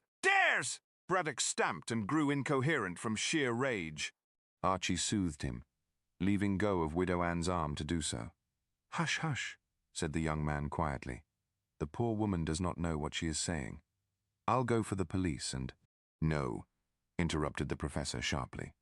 "Cockatoo can go for the inspector of Pierside. I shall call in the village constable. Meanwhile, you keep the key of the museum." He dropped it into Hope's breast pocket, "so that you and the police may be sure the body has not been touched. Widow Anne, go home." He turned angrily on the old creature, who was now trembling after her burst of rage. "And don't dare to come here again until you ask pardon for what you have said." "I want to be near my poor boy's corpse," wailed Widow Anne. "And I'm very sorry, Professor. I didn't mean to. But you have, you witch. Go away." And he stamped. But by this time Lucy had recovered her self-possession, which had been sorely shaken by the sight of the dead. "Leave her to me," she observed, taking Mrs. Bolton's arm and leading her towards the stairs. "I shall take her to my room and give her some brandy. Father, you must make some allowance for her natural grief and—" Braddock stamped again. Take her away," he cried testily, "and keep her out of my sight. Is it not enough to have lost an invaluable assistant and a costly mummy of infinite historical and archaeological value, without my being accused oh." The professor choked with rage and shook his hand in the air. Seeing that he was unable to speak, Lucy seized the opportunity of the lull in the storm and hurried the old woman, sobbing and moaning, up the stairs. By this time the shrieks of Mrs. Bolton and the wordy wrath of Braddock had drawn the cook and her husband, along with the housemaid, from the basement to the ground floor. The sight of their surprised faces only added to their master's anger, and he advanced furiously. "Go downstairs again. Go down, I tell you." "But if there's anything wrong, sir," ventured the gardener timidly. Everything is wrong. My mummy has been lost. Mr. Bolton has been murdered. The police are coming, and... He choked again. But the servants waited to hear no more.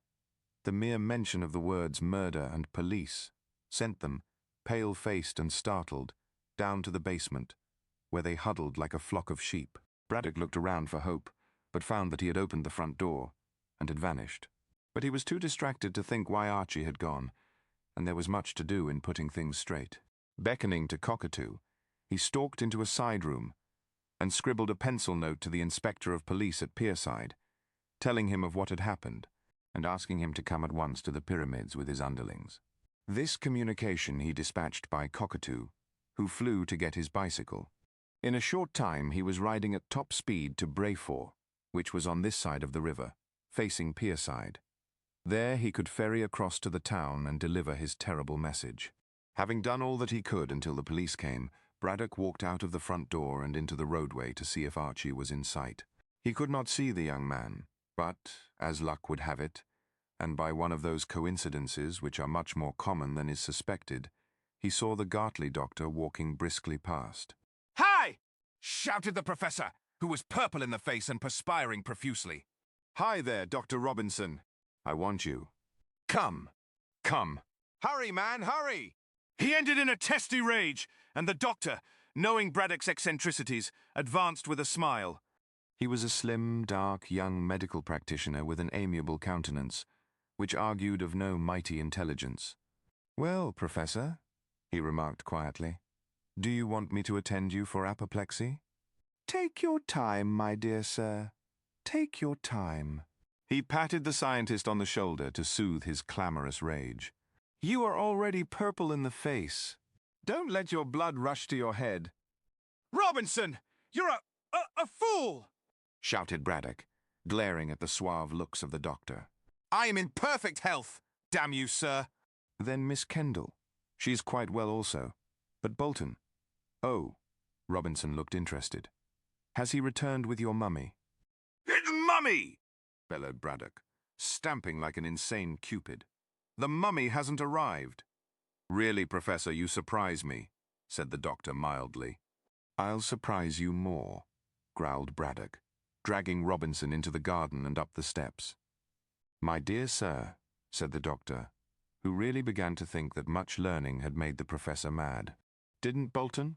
Bolton is dead, you fool." "Dead?" The doctor nearly tumbled backward down the steps. "Murdered. At least I think he is murdered. At all events, he arrived here today in the packing case, which should have contained my green mummy. Come in and examine the body at once." "No." Braddock pushed back the doctor just as fiercely as he had dragged him forward. "Wait until the constable comes. I want him to see the body first, and to observe that nothing has been touched. I have sent for the pierside inspector to come." "There will be all sorts of trouble," cried Braddock despairingly. "And my work, most important work, will be delayed, just because this silly young ass Sidney Bolton chose to be murdered." And the professor stormed up and down the hall, shaking impotent arms in the air. "Good heavens," stammered Robinson, who was young in years and somewhat new to his profession. You must be mistaken. Come and see that poor fellow's body, then. He is dead, murdered." "By whom?" "Hang you, sir. How should I know? In what way has he been murdered? Stabbed, shot, or—" "I don't know. I don't know. Such a nuisance to lose a man like Bolton, an invaluable assistant. What I shall do without him I really don't know. And his mother has been here, making no end of a fuss. Can you blame her?" said the doctor, recovering his breath. "She is his mother, after all, and poor Bolton was her only son." "I am not denying the relationship, confound you!" snapped the professor, ruffling his hair until it stood up like the crest of a parrot.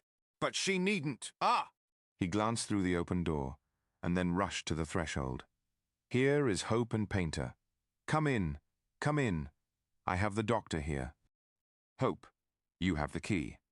You observe, Constable, that Mr. Hope has the key. Open the door, and let us see the meaning of this dreadful crime." "Crime, sir?" queried the constable, who had heard all that was known from Hope, but now wished to hear what Braddock had to say. "Yes, crime, you idiot.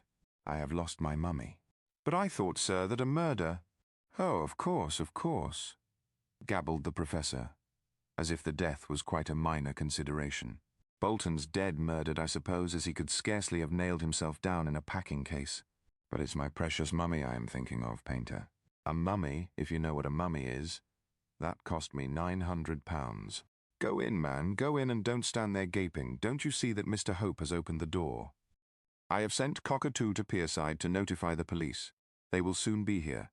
Meanwhile, Doctor, you can examine the body, and Painter here can give his opinion as to who stole my mummy." "The assassin stole the mummy," said Archie, as the four men entered the museum, "and substituted the body of the murdered man." "That is all ABC," snapped Braddock, issuing into the vast room. "But we want to know the name of the assassin, if we are to revenge Bolton and get back my mummy." "Oh, what a loss! What a loss! I have lost £900, or say 1,000, considering the cost of bringing Inca Caxus to England." Archie forbore to remind the professor as to who had really lost the money, as the scientist was not in a fit state to be talked to reasonably, and seemed much more concerned because his Peruvian relic of humanity had been lost than for the terrible death of Sidney Bolton. But by this time Painter, a fair-haired young constable of small intelligence, was examining the packing case and surveying the dead. Dr. Robinson also looked with a professional eye, and Braddock, wiping his purple face and gasping with exhaustion, sat down on a stone sarcophagus. Archie, folding his arms, leaned against the wall and waited quietly to hear what the experts in crime and medicine would say. The packing case was deep and wide and long, made of tough teak and banded at intervals with iron bands. Within this was a case of tin, which, when it held the mummy, had been soldered up, impervious to air and water. But the unknown person who had extracted the mummy to replace it by a murdered man's body had cut open the tin casing with some sharp instrument. There was straw round the tin casing and straw within, amongst which the body of the unfortunate young man was placed. Rigor mortis had set in, and the corpse, with straight legs and hands placed stiffly by its side, lay against the back of the tin casing, surrounded more or less by the straw packing, or at least by so much as the professor had not torn away. The face looked dark, and the eyes were wide open and staring. Robinson stepped forward and ran his hand round the neck. Uttering an ejaculation, he removed the woolen scarf which the dead man had probably worn to keep himself from catching cold, and those who looked on saw that a red-coloured window cord was tightly bound about the throat of the dead. "The poor devil has been strangled," said the doctor quietly. "See, the assassin has left the bowstring on, and had the courage to place over it this scarf, which belonged to Bolton." "How do you know that, sir?" asked Painter heavily. "Because Widow Anne knitted that scarf for Bolton before he went to Malta. He showed it to me, laughingly, remarking that his mother evidently thought that he was going to Lapland." "When did he show it to you, sir?" "Before he went to Malta, of course," said Robinson in mild surprise. "You don't suppose he showed it to me when he returned?" "When did he return to England?" he asked the professor, with an afterthought. "Yesterday afternoon about 4 o'clock, replied Braddock. "Then, from the condition of the body, the doctor felt the dead flesh. He must have been murdered last night." With your permission, Painter, I'll examine the corpse." The constable shook his head. "Better wait, sir, until the inspector comes," he said in his unintelligent way. "Poor Sid. Why, I knew him. He was at school with me, and now he's dead. Who killed him?" None of his listeners could answer this question. Like a geographical Lord Byron, the isolated village of Gartley awoke one morning to find itself famous. Previously unknown save to the inhabitants of Brayfort, Jessam and the surrounding country, and to the soldiers stationed in the fort, it became a 9 days' centre of interest. Inspector Date of Pierside arrived with his constables to inquire into the reported crime, and the local journalists, scenting sensation, came flying to Gartley on bicycles and in traps. Next morning, London was duly advised that a valuable mummy was missing, and that the assistant of Professor Braddock, who had been sent to fetch it from Malta, was murdered by strangulation. In a couple of days, the 3 kingdoms were ringing with the news of the mystery. And a mystery it proved to be, for in spite of Inspector Date's efforts, and the enterprise of Scotland Yard detectives summoned by the professor, no clue could be found to the identity of the assassin. Briefly, the story told by the newspapers ran as follows. The tramp steamer Diver, Captain George Hervey in command, had berthed alongside the Pierside jetty at 4 o'clock on a Wednesday afternoon in mid-September, and some 2 hours later, Sidney Bolton removed the case containing the green mummy ashore. As it was impossible to carry the case to the pyramids on that night, Bolton had placed it in his bedroom at the Sailor's Rest, a mean little public house of no very savoury reputation near the water's edge. He was last seen alive by the landlord and the barmaid when, after a drink of harmless ginger beer, he retired to bed at 8, leaving instructions to the landlord, overheard by the barmaid, that the case was to be sent on next day to Professor Braddock of Gartley. Bolton hinted that he might leave the hotel early, and would probably precede the case to its destination, so as to advise Professor Braddock, necessarily anxious, of its safe arrival. Before retiring, he paid his bill, and deposited in the landlord's hand a small sum of money so that the case might be sent across stream to Brefort, thence to be taken in a lorry to the pyramids. There was no sign, said the barmaid and the landlord, that Bolton contemplated suicide or that he feared sudden death. His whole demeanour was cheerful, and he expressed himself exceedingly glad to be in England once more. At 11 on the ensuing morning, a persistent knocking and a subsequent opening of the door of Bolton's bedroom proved that he was not in the room, although the tumbled condition of the bedclothes proved that he had taken some rest. No one in the hotel thought anything of Bolton's absence, since he had hinted at an early departure, although the chambermaid considered it strange that no one had seen him leave the hotel. The landlord obeyed Bolton's instructions and sent the case, in charge of a trustworthy man, to Brefort across the river. There a lorry was procured, and the case was taken to Gartley, where it arrived at 3 in the afternoon.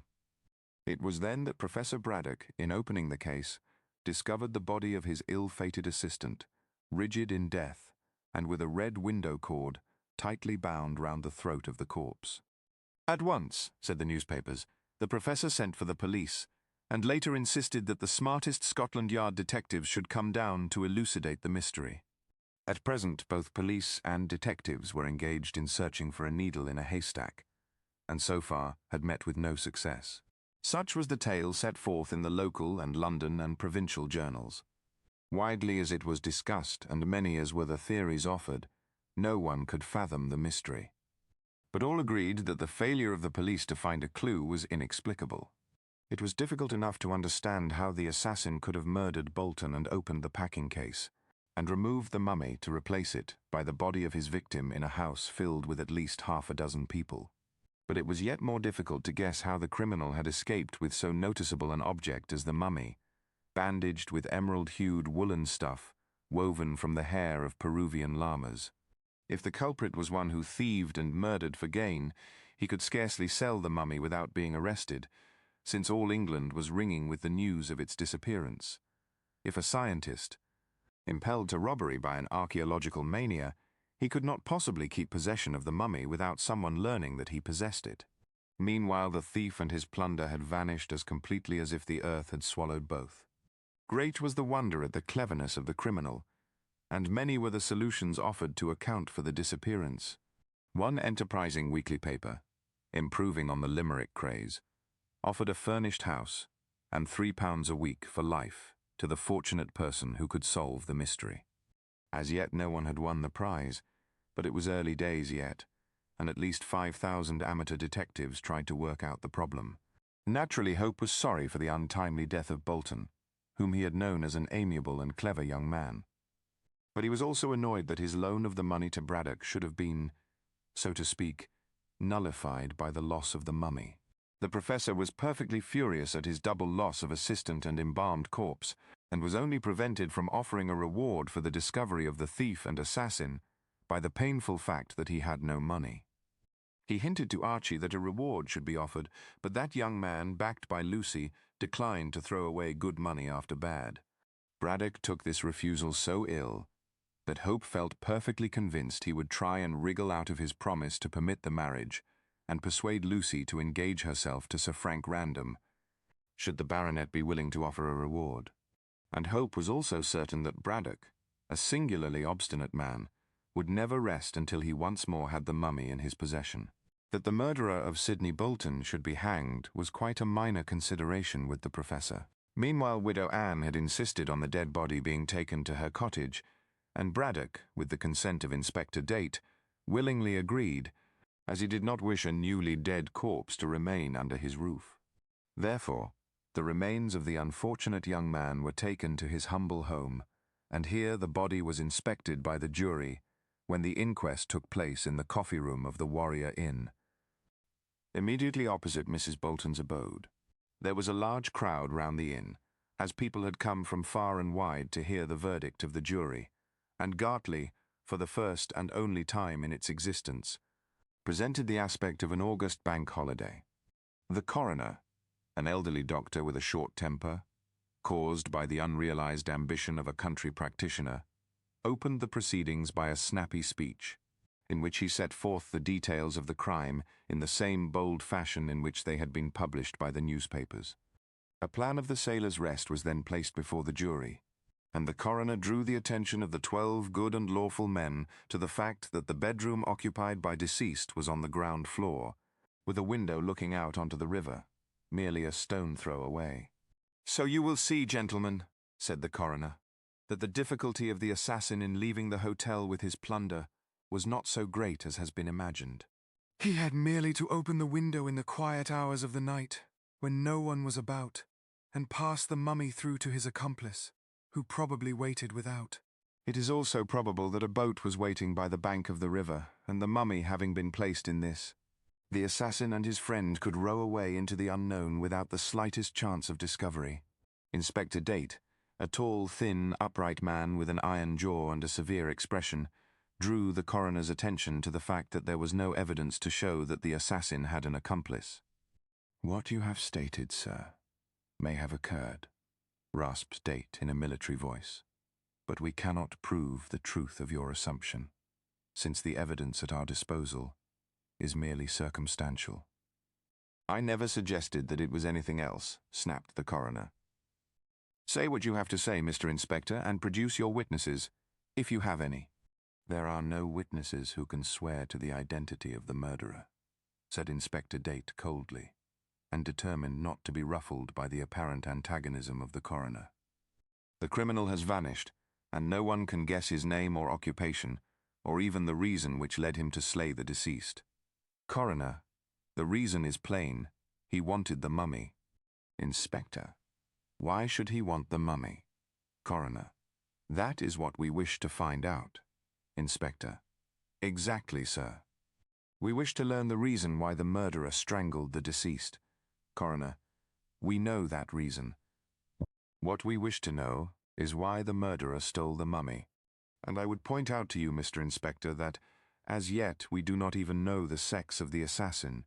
It might be a woman who murdered the deceased." Professor Braddock, who was seated near the door of the coffee room, being even more irascible than usual, rose to contradict. "There isn't a scrap of evidence to show that the murderer was a woman. Coroner, you are out of order, sir."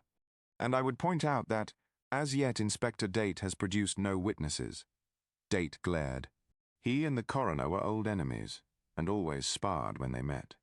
It seemed likely that the peppery little professor would join in the quarrel, and that there would be a duel of 3. Not wishing for an adverse report in the newspapers as to his conduct of the case, contented himself with the glare aforesaid, and, after a short speech, called Braddock. The professor, looking more like a cross cherub than ever, gave his evidence tartly. It seemed ridiculous to his prejudiced mind that all this fuss should be made over Bolton's body, when the mummy was still missing. However, as the discovery of the criminal would assuredly lead to the regaining of that precious Peruvian relic, he curbed his wrath and answered the coroner's questions in a fairly amiable fashion. And, after all, Braddock had very little to tell. He had, so he stated, seen an advertisement in a newspaper that a mummy, swathed in green bandages, was to be sold in Malta, and had sent his assistant to buy it and bring it home. This was done, and what happened after the mummy left the tramp steamer was known to everyone, through the medium of the press. "With which," grumbled the professor, "I do not agree." "What do you mean by that?" asked the coroner sharply. "I mean, sir," snapped Braddock, equally sharply, "that the publicity given by the newspapers to these details will probably place the assassin on his guard." "Why not on her guard?" persisted the coroner wilfully. "Rubbish. Rubbish. Rubbish. My mummy wasn't stolen by a woman. What the devil would a woman want with my mummy? Be more respectful, Professor. Then talk sense, Doctor." And the two glared at one another. After a moment or two, the situation was adjusted in silence, and the coroner asked a few questions, pertinent to the matter in hand. Had the deceased any enemies? No, sir, he hadn't, not being famous enough, or rich enough, or clever enough to excite the hatred of mankind. He was simply an intelligent young man who worked excellently when supervised by me. His mother is a washerwoman in this village, and the lad brought washing to my house. Noting that he was intelligent and was anxious to rise above his station, I engaged him as my assistant and trained him to do my work. Archaeological work? Yes. I don't wash. Whatever Bolton's mother may do, don't ask silly questions. Be more respectful, said the coroner again, and grew red. Have you any idea as to the name of anyone who desired to obtain possession of this mummy?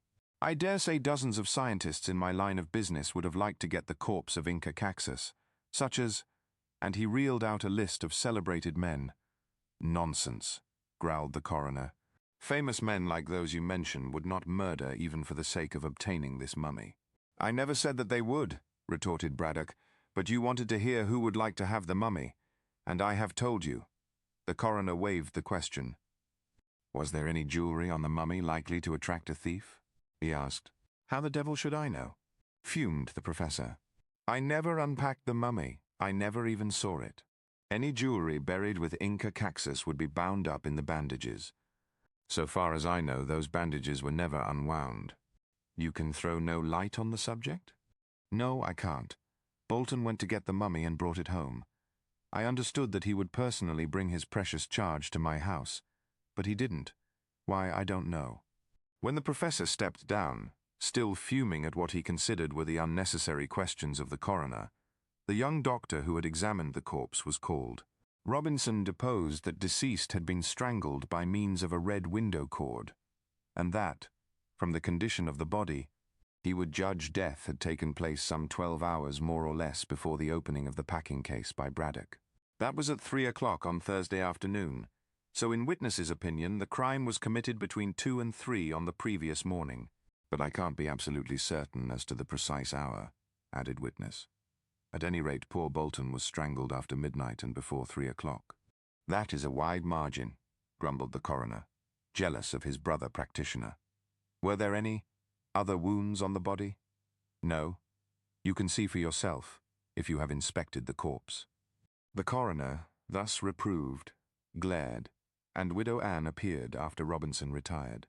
She stated, with many sobs, that her son had no enemies and was a good, kind young man.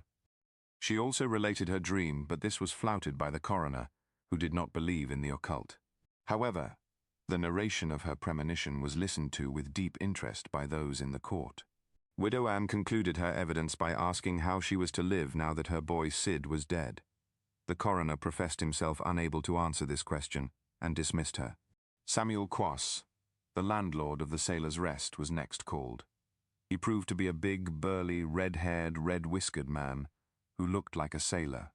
And indeed, a few questions elicited the information that he was a retired sea captain. He gave his evidence gruffly but honestly, and although he kept so shady a public house, seemed straightforward enough. He told much the same tale as it appeared in the newspapers. In the hotel on that night there was only himself, his wife, and 2 children, and the staff of servants. Bolton retired to bed saying that he might start early for Gartley, and paid £1 to get the case taken across to River and placed on a lorry. As Bolton had vanished next morning, Quass obeyed instructions, with the result which everyone knew. He also stated that he did not know the case contained a mummy. What did you think it contained? Asked the coroner quickly. Clothes and curios from foreign parts, said the witness coolly. Did Mr. Bolton tell you so? He told me nothing about the case, growled the witness, but he chatted a lot about Malta, which I know well, having put into that port frequent when a sailor. Did he hint at any rows taking place at Malta? No, he didn't. Did he say that he had enemies? No, he didn't. Did he strike you as a man who was in fear of death? No, he didn't, said the witness for the 3rd time. He seemed happy enough. I never thought for one moment that he was dead until I heard how his body had been found in the packing case. The coroner asked all manner of questions, and so did Inspector Date, but all attempts to incriminate Quass were vain. He was bluff and straightforward, and told, so far as could be judged, everything he knew. There was nothing for it but to dismiss him, and Eliza Flight was called as the last witness. She also proved to be the most important, as she knew several things which she had not told to her master, or to the reporters, or even to the police. On being asked why she had kept silence, she said that her desire was to obtain any reward that might be offered. But as she had heard that there would be no reward, she was willing to tell what she knew. It was an important piece of evidence. The girl stated that Bolton had retired to bed at 8 on the ground floor and the bedroom had a window, as marked in the plan, which looked onto the river a stone throw distant. At 9 or a trifle later, witness went out to have a few words with her lover. In the darkness, she saw that the window was open, and that Bolton was talking to an old woman muffled in a shawl. She could not see the woman's face, nor judge of her stature, as she was stooping down to listen to Bolton. Witness did not take much notice, as she was in a hurry to see her lover. When she returned past the window at 10 o'clock, it was closed and the light was extinguished, so she thought that Mr. Bolton was asleep. "But, to tell the truth," said Eliza Flight, "I never thought anything of the matter at all. It was only after the murder that I saw how important it was I should remember everything." "And you have?" "Yes, sir," said the girl honestly enough. "I have told you everything that happened on that night. Next morning." She hesitated. "Well, what about next morning?" "Mr. Bolton had locked his door. I know that, because a few minutes after 8 on the night before, not knowing he had retired. I tried to enter the room and make ready the bed for the night. He sang out through the door, which was locked, for I tried it, that he was in bed. That was a lie also, as after 9 I saw him talking to the woman at the window." "You previously said an old woman," said the coroner, referring to his notes. "How do you know she was old?" "I can't say if she was old or young," said the witness candidly. "It's only a manner of speaking. She had a dark shawl over her head and a dark dress. I couldn't say if she was old or young, fair or dark, stout or lean, tall or short. The night was dark." The coroner referred to the plan. "There is a gas lamp near the window of the bedroom. Did you not see her in that light?" "Oh, yes, sir, but just for a moment." "I took very little notice. Had I known that the gentleman was to be murdered, I should have taken a great deal of notice." "Well, about this locked door?" "It was locked overnight, sir, but when I went next morning, it was not locked. I knocked and knocked, but could get no answer. As it was 11, I thought the gentleman was sleeping very long, so I tried to open the door. It was not locked, as I say, but," added witness with emphasis, "the window was snibbed and the blind was down." "That is natural enough," said the coroner. "Mr. Bolton, after his interview with the woman, would of course snib the window and pull down the blind. When he went away next morning, he would unlock the door." "Begging your pardon, sir, but as we know, he didn't go away next morning, being in the packing case, nailed down." The coroner could have kicked himself for the very natural mistake he had made, for he saw a derisive grin on the faces around him, and particularly on that of Inspector Date. "Then the assassin must have gone out by the door," he said weakly. "Then I don't know how he got out," cried Eliza Flight, "for I was up at 6 and the front and back doors of the hotel were locked. And after 6 I was about in passages and rooms doing my work, and Master and Mrs. and others were all over the place. How could the murderer walk out, sir, without some of us seeing him?" "Perhaps you did and took no notice." "Oh, sir, if a stranger was around, we should all have taken notice." This concluded the evidence, which was meagre enough. Widow Anne was indeed recalled to see if Miss Flight could identify her as the woman who had been talking to Bolton, but witness failed to recognize her, and the widow herself proved, by means of 3 friends, that she had been imbibing gin at home on the night and at the hour in question. Also, there was no evidence to connect this unknown woman with the murder, and no sound, according to the unanimous testimony of the inmates of the Sailor's Rest, had been heard in the bedroom of Bolton. Yet, as the coroner observed, there must have been some knocking and hammering and ripping going on, but of this nothing could be proved, and although several witnesses were examined again, not one could throw light on the mystery. Under these circumstances, the jury could only bring in a verdict of willful murder against some person or persons unknown, which was done. And it may be mentioned that the cord with which Bolton had been strangled was identified by the landlord and the chambermaid as belonging to the blind of the bedroom window. "Well," said Hope, when the inquest was over, "so nothing can be proved against anyone. What is to be done next?" "I'll tell you after I have seen Random," said the professor curtly. The day after the inquest, Sidney Bolton's body was buried in Gartley churchyard.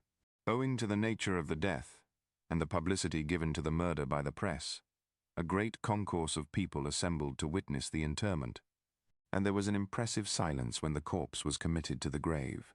Afterwards, as was natural, much discussion followed on the verdict at the inquest. It was the common opinion that the jury could have brought in no other verdict, considering the nature of the evidence supplied. But many people declared that Captain Hervey of the Diver should have been called. If the deceased had enemies, said these wiseacres, it was probable that he would have talked about them to the skipper. But they forgot that the witnesses called at the inquest, including the mother of the dead man, had insisted that Bolton had no enemies. So it is difficult to see what they expected Captain Hervey to say. After the funeral, the journals made but few remarks about the mystery. Every now and then it was hinted that a clue had been found, and that the police would sooner or later track down the criminal. But all this loose chatter came to nothing, and as the days went by, the public, in London at all events, lost interest in the case. The enterprising weekly paper that had offered the furnished house and the life income to the person who found the assassin received an intimation from the government that such a lottery could not be allowed. The paper, therefore, returned to limericks, and the amateur detectives, like so many Othellos, found their occupation gone. Then a political crisis took place in the Far East, and the fickle public relegated the murder of Bolton to the list of undiscovered crimes. Even the Scotland Yard detectives, failing to find a clue, lost interest in the matter, and it seemed as though the mystery of Bolton's death would not be solved until the day of judgment. In the village, however, people still continued to be keenly interested, since Bolton was one of themselves, and moreover, Widow Anne kept up a perpetual outcry about her murdered boy. She had lost the small weekly sum which Sidney had allowed her out of his wages, so the neighbours, the gentry of the surrounding country, and the officers at the fort sent her ample washing to do. Widow Anne in a few weeks had quite a large business, considering the size of the village, and philosophically observed to a neighbour that it was an ill wind which blew no one any good, adding also that Sidney was more good to her dead than alive. But even in Gartley the villagers grew weary of discussing a mystery which could never be solved, and so the case became rarely talked about. In these days of bustle and worry and competition, it is wonderful how people forget even important events.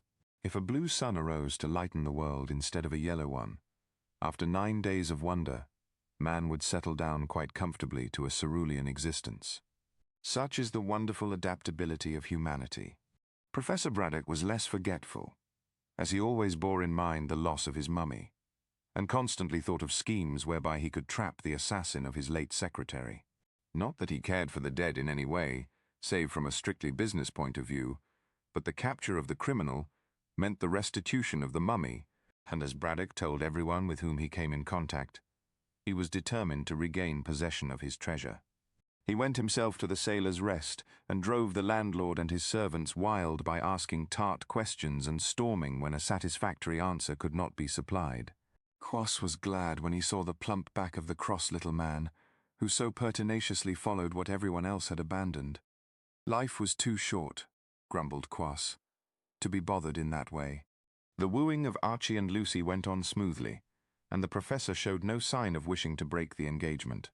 But Hope, as he confided to Lucy, was somewhat worried, as his pauper uncle, on an insufficient borrowed capital, had begun to speculate in South African mines, and it was probable that he would lose all his money. In that case, Hope fancied he would be once more called upon to make good the avuncular loss, and so the marriage would have to be postponed. But it so happened that the pauper uncle made some lucky speculative shots and acquired money, which he promptly reinvested in new mines of the wildcat description. Still, for the moment all was well, and the lovers had a few halcyon days of peace and happiness. Then came a bolt from the blue in the person of Captain Hervey, who called a fortnight after the funeral to see the professor.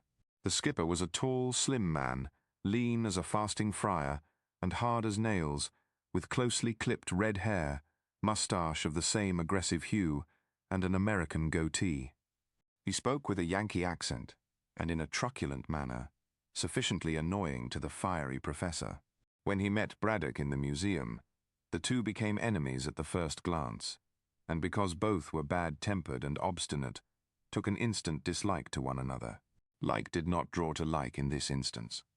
"What do you want to see me about?" asked Braddock crossly. He had been summoned by Cockatoo from the perusal of a new papyrus to see his visitor, and consequently was not in the best of tempers. "I just blew in fur a trifle of chin music," replied Hervey, with an emphatic USA accent. "I'm busy. Get out," was the uncomplimentary reply. Hervey took a chair and, stretching his lengthy legs, produced a black cheroot, as long and lean as himself. "If you were in the States, Professor, I'd draw a bead on you for that style of lingo. I'm not taking any. See?" And he lighted up. "You're the captain of the Diver." "That's so. I was. That is. Now, I've shifted to a dandy windjammer of sorts that can run rings round the old barky. I surmise I'm off for the South Seas, pearl fishing, in 3 months. I'll take that Kanaka along with me if you like, Professor." And he cast a side glance at Cockatoo, who was squatting on his hams as usual, polishing a blue enamelled jar from a Theban tomb. "I require the services of the man," said Braddock stiffly.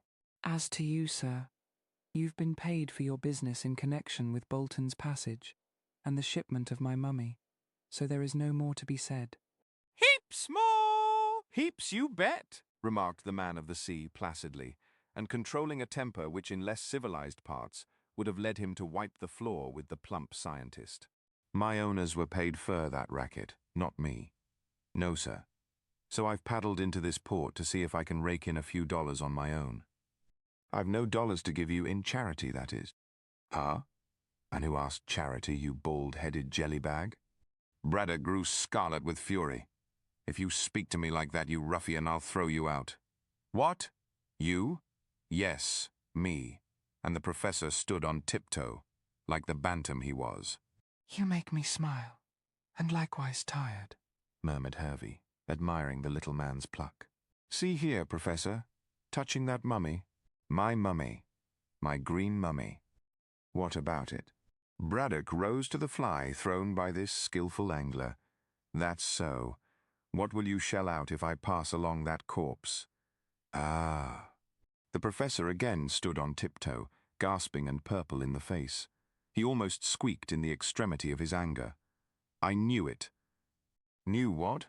demanded the skipper, genuinely surprised. "I knew that you had stolen my mummy. Yes, you needn't deny it. Bolton, like the silly fool he was, told you how valuable the mummy was, and you strangled the poor devil to get my property." "Go slow," said the captain, in no wise perturbed by this accusation. "I would have you remember that at the inquest it was stated that the window was locked and the door was open. How then could I waltz into that blamed hotel and arrange for a funeral? Sides, I guess shooting is more in my line than garrotting. I leave that to the East Coast yellow stomachs." Braddock sat down and wiped his face. He saw plainly enough that he had not a leg to stand on, as Hervey was plainly innocent. "Sides," went on the skipper, chewing his cheroot. "I guess if I'd wanted that old corpse of yours, I'd have yanked Bolton overside and set down the accident to bad weather. Better for me to loot the case aboard than to make a fool of myself ashore. No, sir. H.H. don't run his own particular private circus in that blamed way." Who the devil is H.H.? "Me. You bet. Hiram Hervey, citizen of the USA Nantucket neighborhood for home life. And see, don't you get Mary's, or I'll scalp."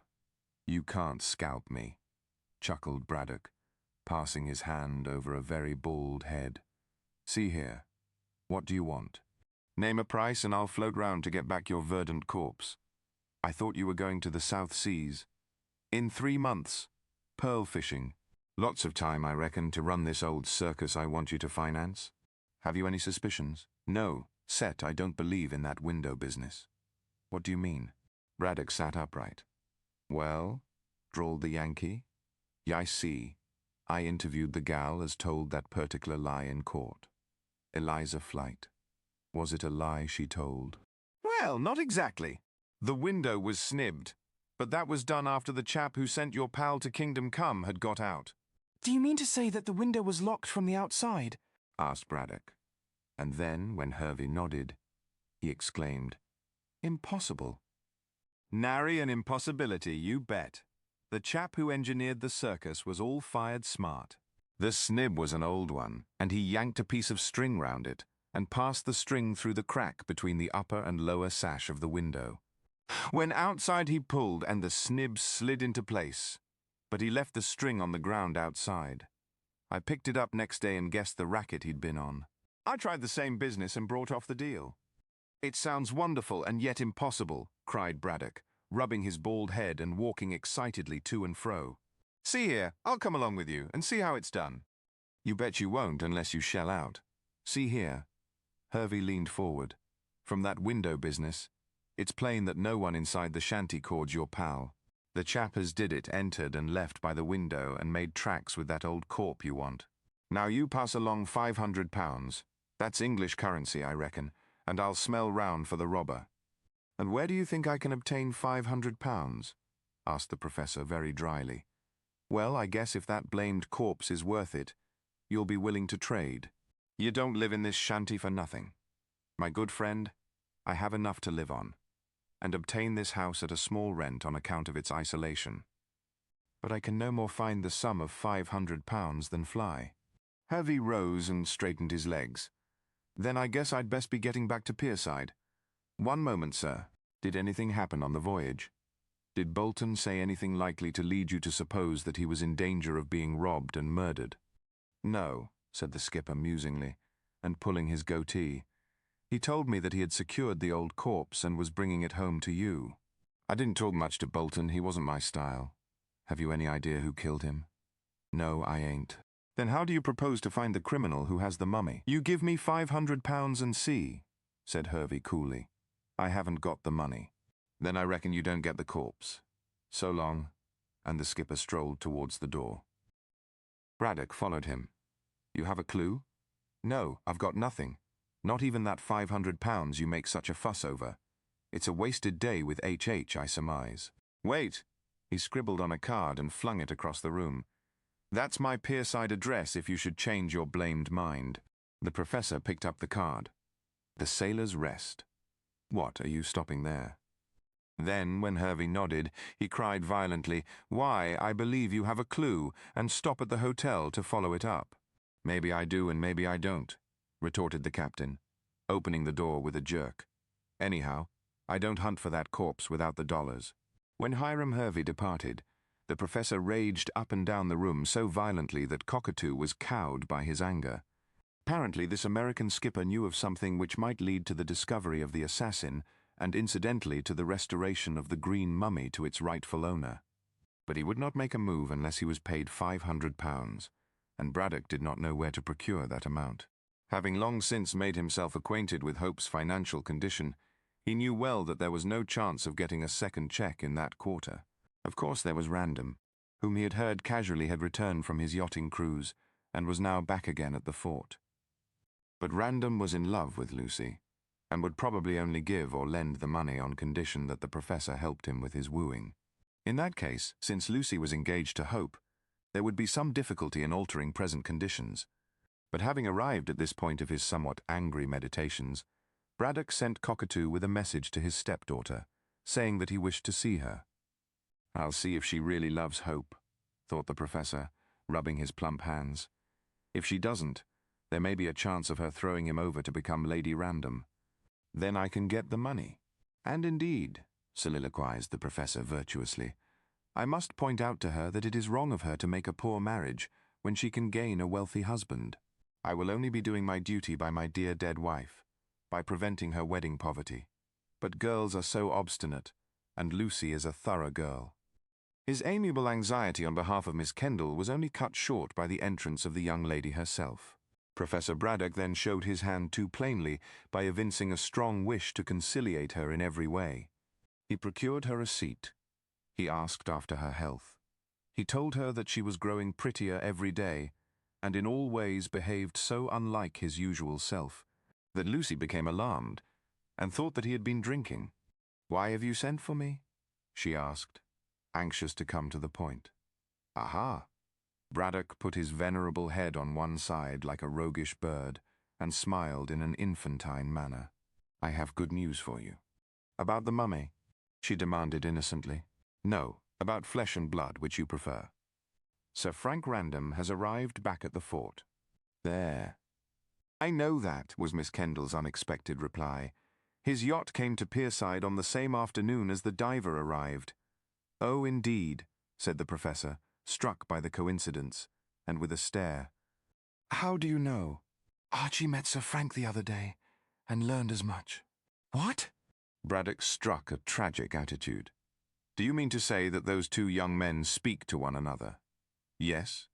Why not? They are friends. Oh! Braddock became roguish again. I fancied they were lovers of a certain young lady who is in this room. By this time, Lucy was beginning to guess what her stepfather was aiming at, and grew correspondingly angry. Archie is my sole lover now, she remarked stiffly. Sir Frank knows that we are engaged and is quite ready to be the friend of us both. And he calls that love! Idiot! Cried the professor, much disgusted. But I would point out to you, Lucy, and I do so because of my deep affection for you, dear child. So is Archie, in my love. Nonsense! Nonsense! That is mere foolish romance. He has no money. You should not say that. Archie had money to the extent of £1,000, which he gave you. Consider, Lucy, that if you marry Random, you will have a title.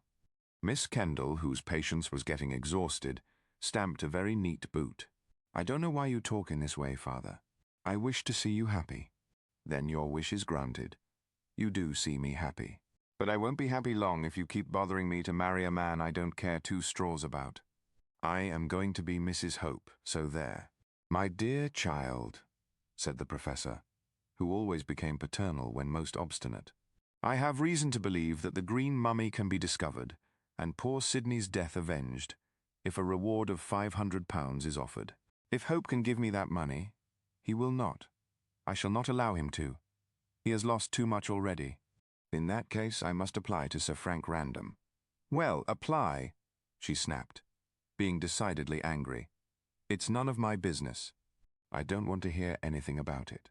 It is your business, miss, cried Braddock, growing angry in his turn and becoming very pink. You know that only by getting you to marry Random can I procure the money.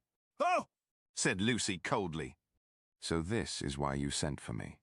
Now, Father, I have had enough of this. You gave your consent to Archie being engaged to me in exchange for £1,000.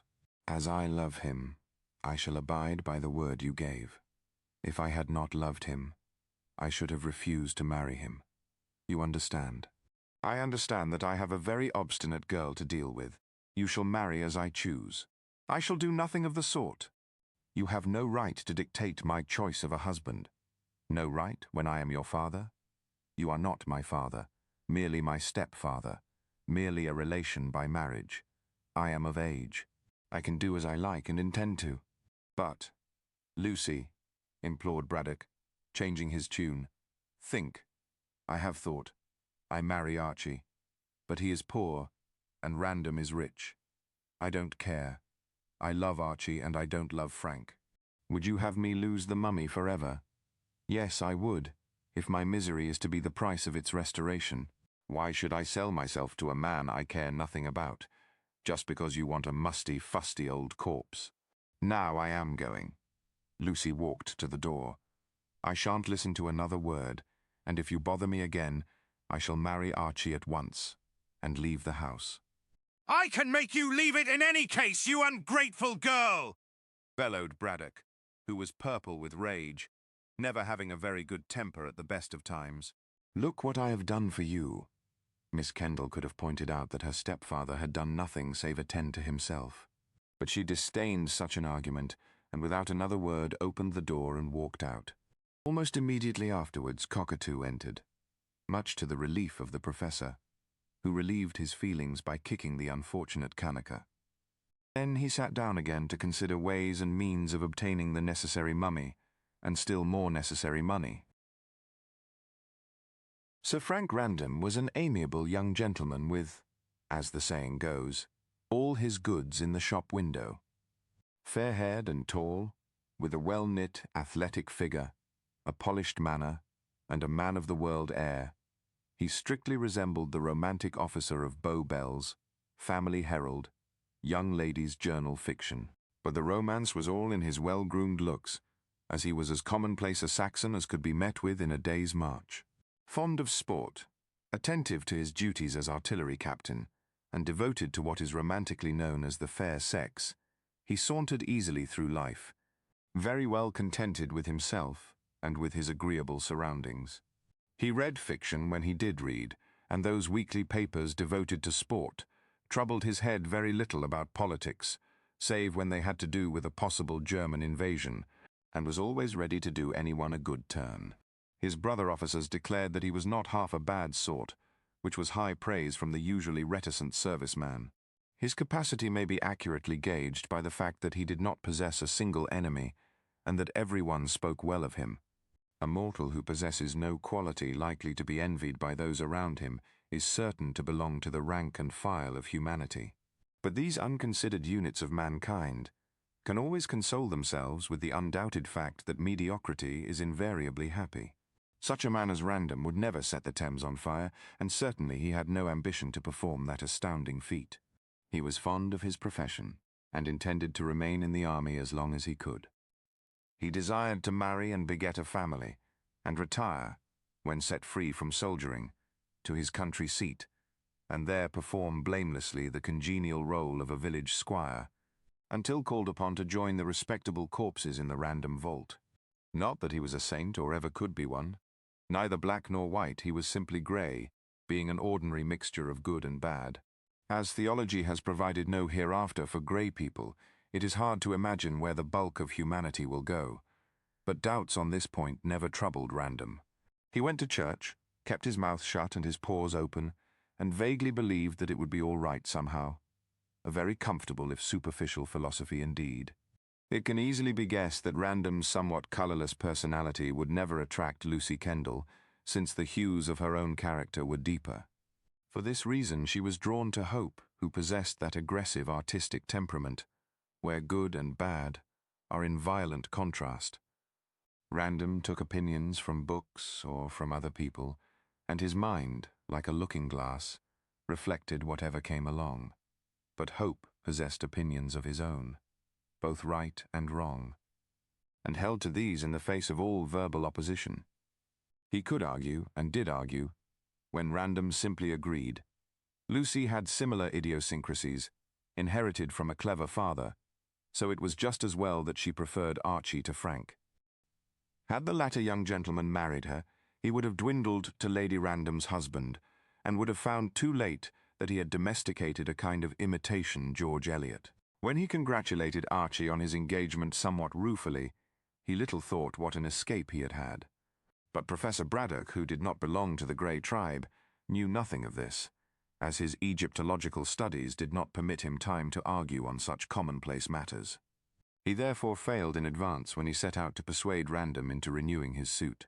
As the fiery little man afterwards expressed himself, I might as well have talked to a mollusk, for Random politely declined to be used as an instrument to forward the professor's ambition at the cost of Miss Kendall's unhappiness.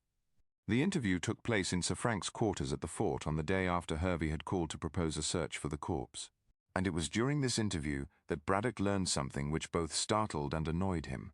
Random, at 3 o'clock, had just changed into Mufti when the professor was announced by his servant.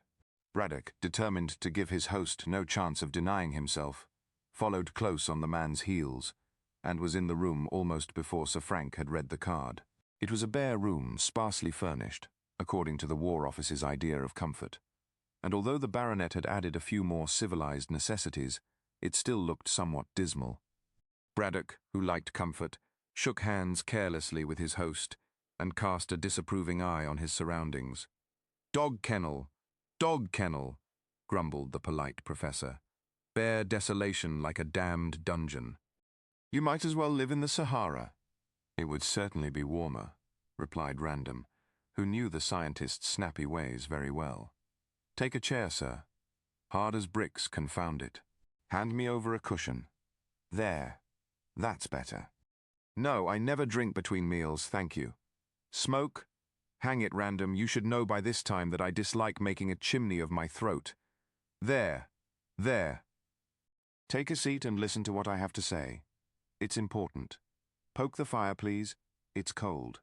Random placidly did as he was told, and then lighted a cigar, as he sat down quietly. I am sorry to hear of your trouble, sir. Trouble? Trouble? What particular trouble? The death of your assistant. Oh, yes. Silly young ass to get killed. Lost my mummy, too. There's trouble if you like. The green mummy.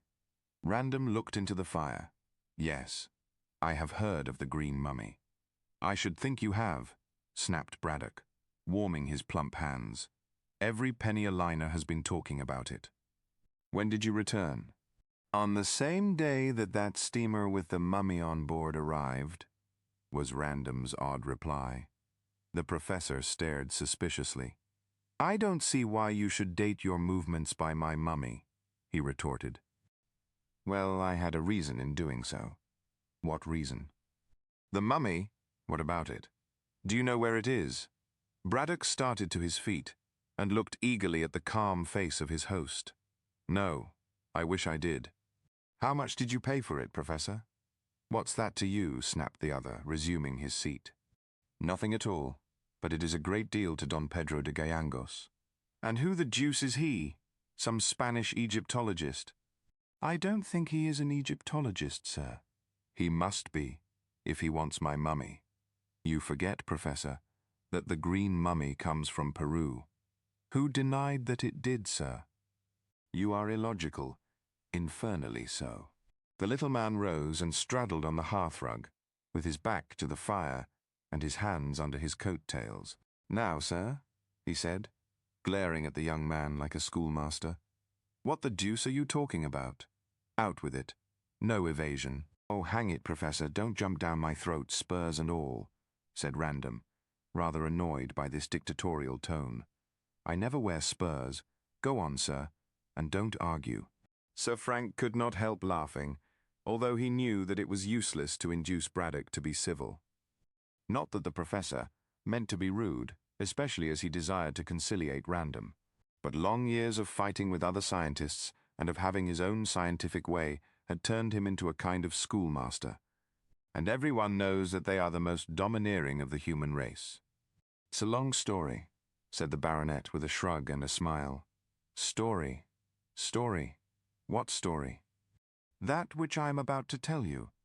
And then Random began hurriedly, so as to prevent further arguments of an unprofitable kind. I was at Genoa with my yacht, and there stopped on shore at the Casa Bianca. What place is that? An hotel. I there met with a certain Don Pedro de Gallegos and his daughter, Donna Inez.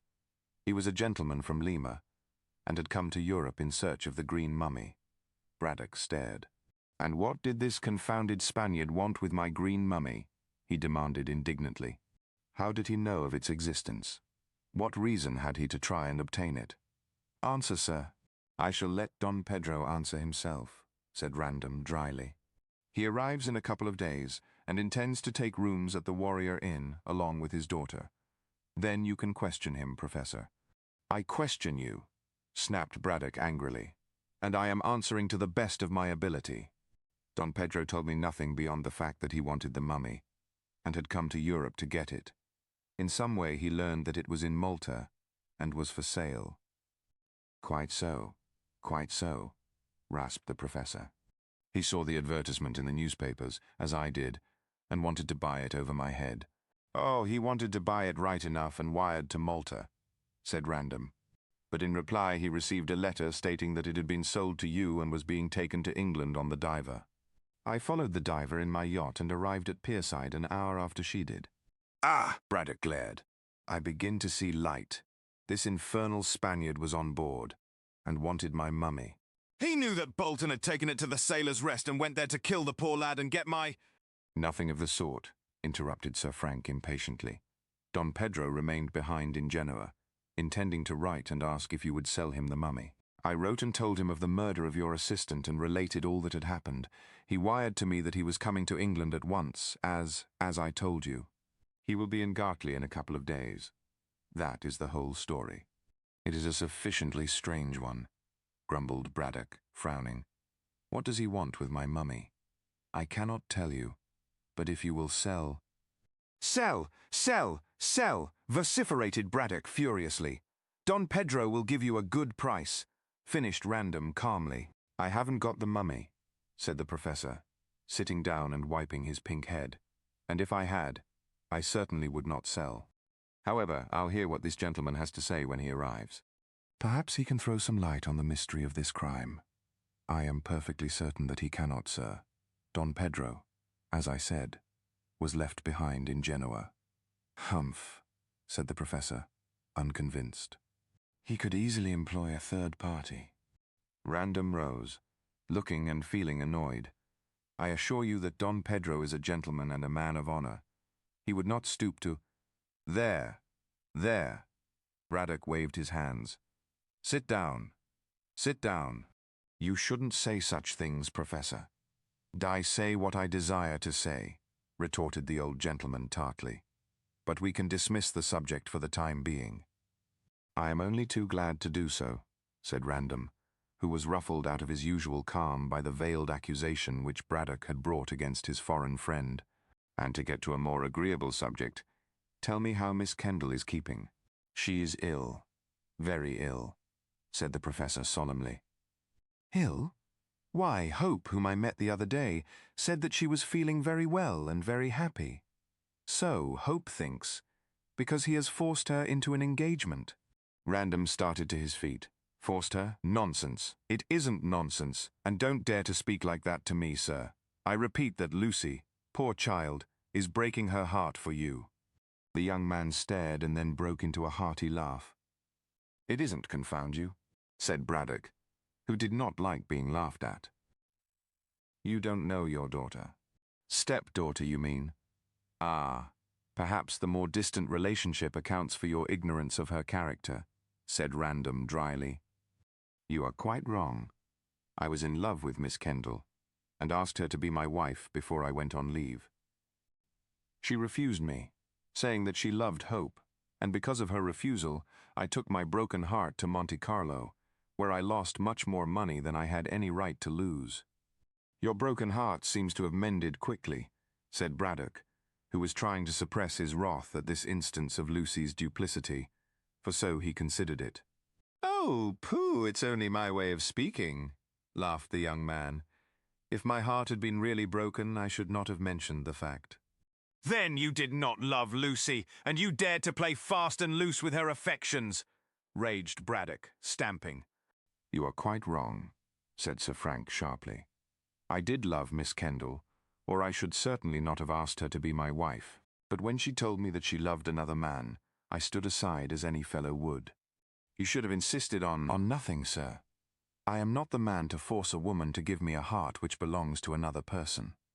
I am very glad that Miss Kendall is engaged to Hope, as he is a capital fellow, and will make her a better husband than I ever could have made her. Besides," Random shrugged his shoulders, "one nail drives another out." "That means you love another. I am not bound to tell you my private affairs, Professor." Quite so, but Inez is a pretty and romantic name." "I don't know what you are talking about, sir," said Random stiffly. Braddock chuckled, having read the truth in the flush which had crept over Random's tanned face. "I ask your pardon," he said elaborately. "I am an old man, and I was your father's friend. You must not mind if I have been a trifle inquisitive." "Say no more, sir. That is all right." "I don't agree with you, Random. Things are not all right and never will be until my mummy is discovered. Now you can help me." "In what way?" asked the other uneasily. "With money." "Understand, my boy," added the professor in a genial way which he knew well how to assume, "I should have preferred Lucy becoming your wife. However, since she prefers Hope, there's no more to be said on that score. I therefore will not make the offer I came here to make." "An offer, sir?" "Yes." "I fancied that you loved Lucy, and were broken-hearted by the news of her engagement to Hope.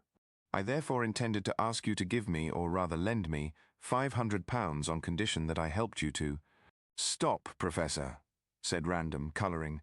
"I should never have bought Miss Kendall as my wife on those terms." Of course.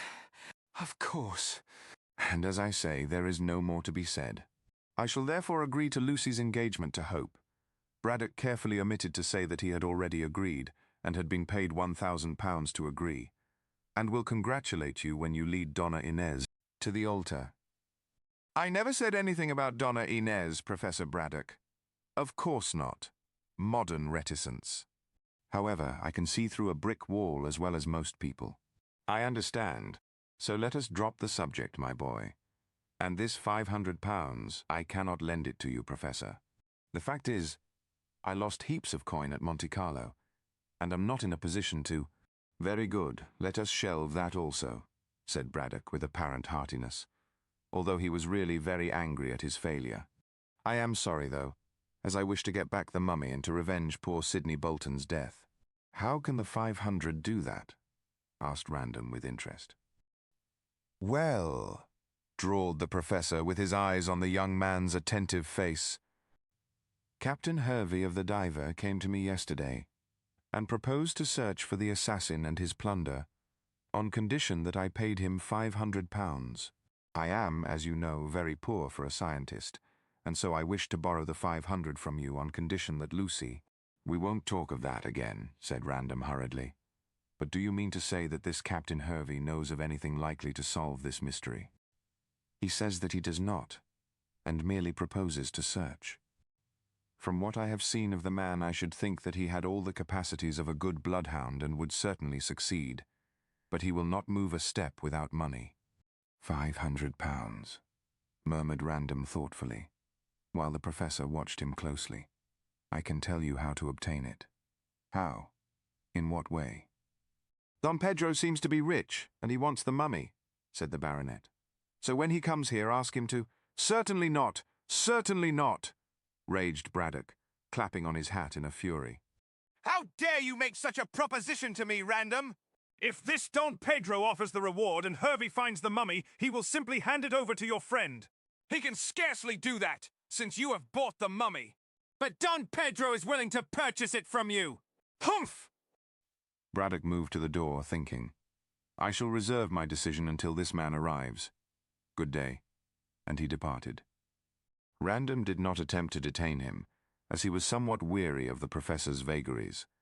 He knew very well that Braddock would call on Don Pedro when he came to the Warrior Inn, and join forces with him in searching for the lost goods. And the train of thought initiated by the professor's visit led Random to a certain drawer, whence he took the photograph of a splendid-looking beauty. To this, he pressed his lips. I wonder if your father will give you to me in exchange for that mummy, he thought, and kissed the pictured face again.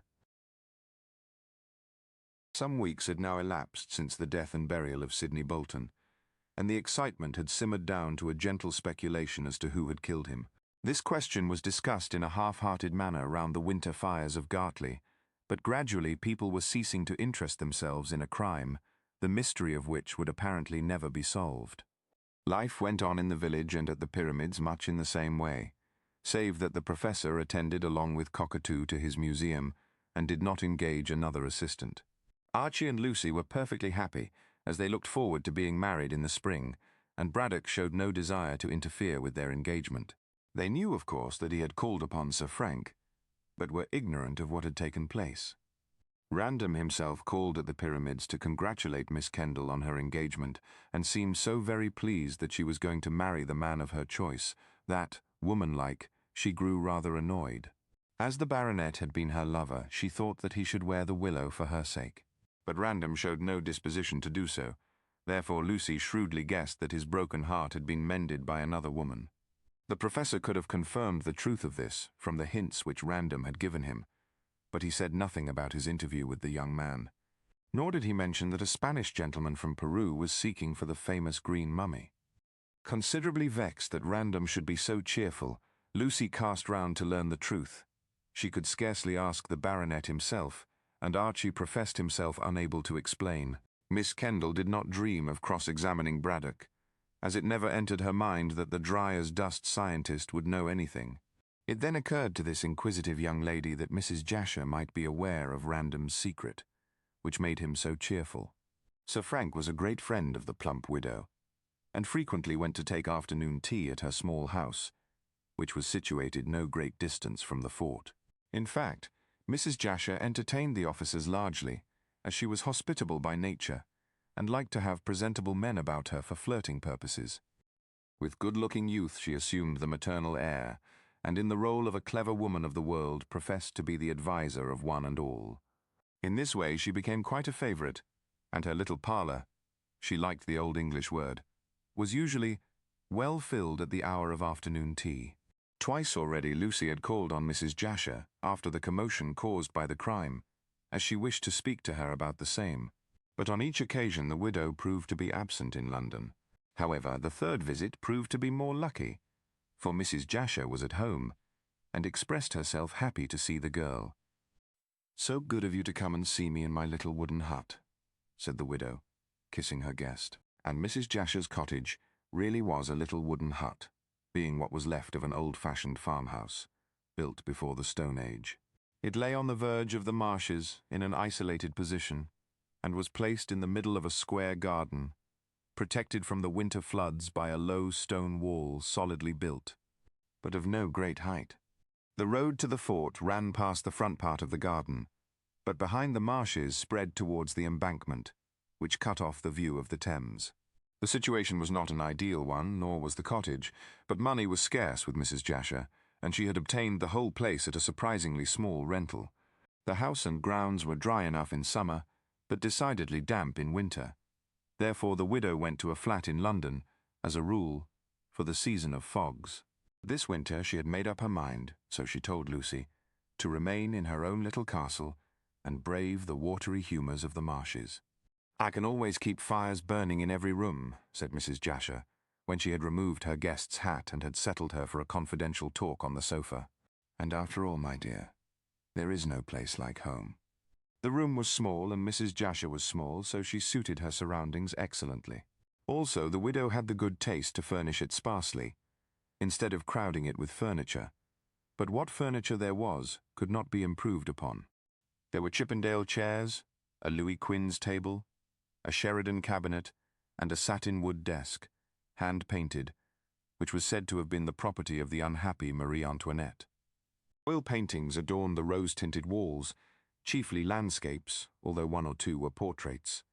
Also, there were water-coloured pictures, framed and signed caricatures, many plates of old china, and rice-paper adornments from Canton. The room was essentially feminine, being filled with Indian stuffs, with silver oddments, with flowers, and with other trifles. The walls, the carpet, the hangings, and the upholstery of the armchairs were all of a rosy hue, so that Mrs. Jasher looked as young as Dame Holder in the Venusberg. "A very pretty room, and a very charming hostess," was the verdict of the young gentlemen from the fort, who came here to flirt when they were not serving their country. Mrs. Jasher, in a tea-rose tea-gown for afternoon tea, she always liked to be in keeping, rang for that beverage dear to the feminine heart, and lighted a rose-shaded lamp. When a glow as of dawn spread through the dainty room, she settled Lucy on the sofa near the fire, and drew up an armchair on the other side of the hearthrug. Outside it was cold and foggy, but the rose-hued curtains shut out all that was disagreeable in the weather, and in the absence of male society, the two women talked more or less confidentially. Lucy did not dislike Mrs. Jasher, even though she fancied that the lively widow was planning to become the mistress of the pyramids. "Well, my dear girl," said Mrs. Jasher, shading her face from the fire with a large fan, "and how is your dear father after his late terrible experiences?"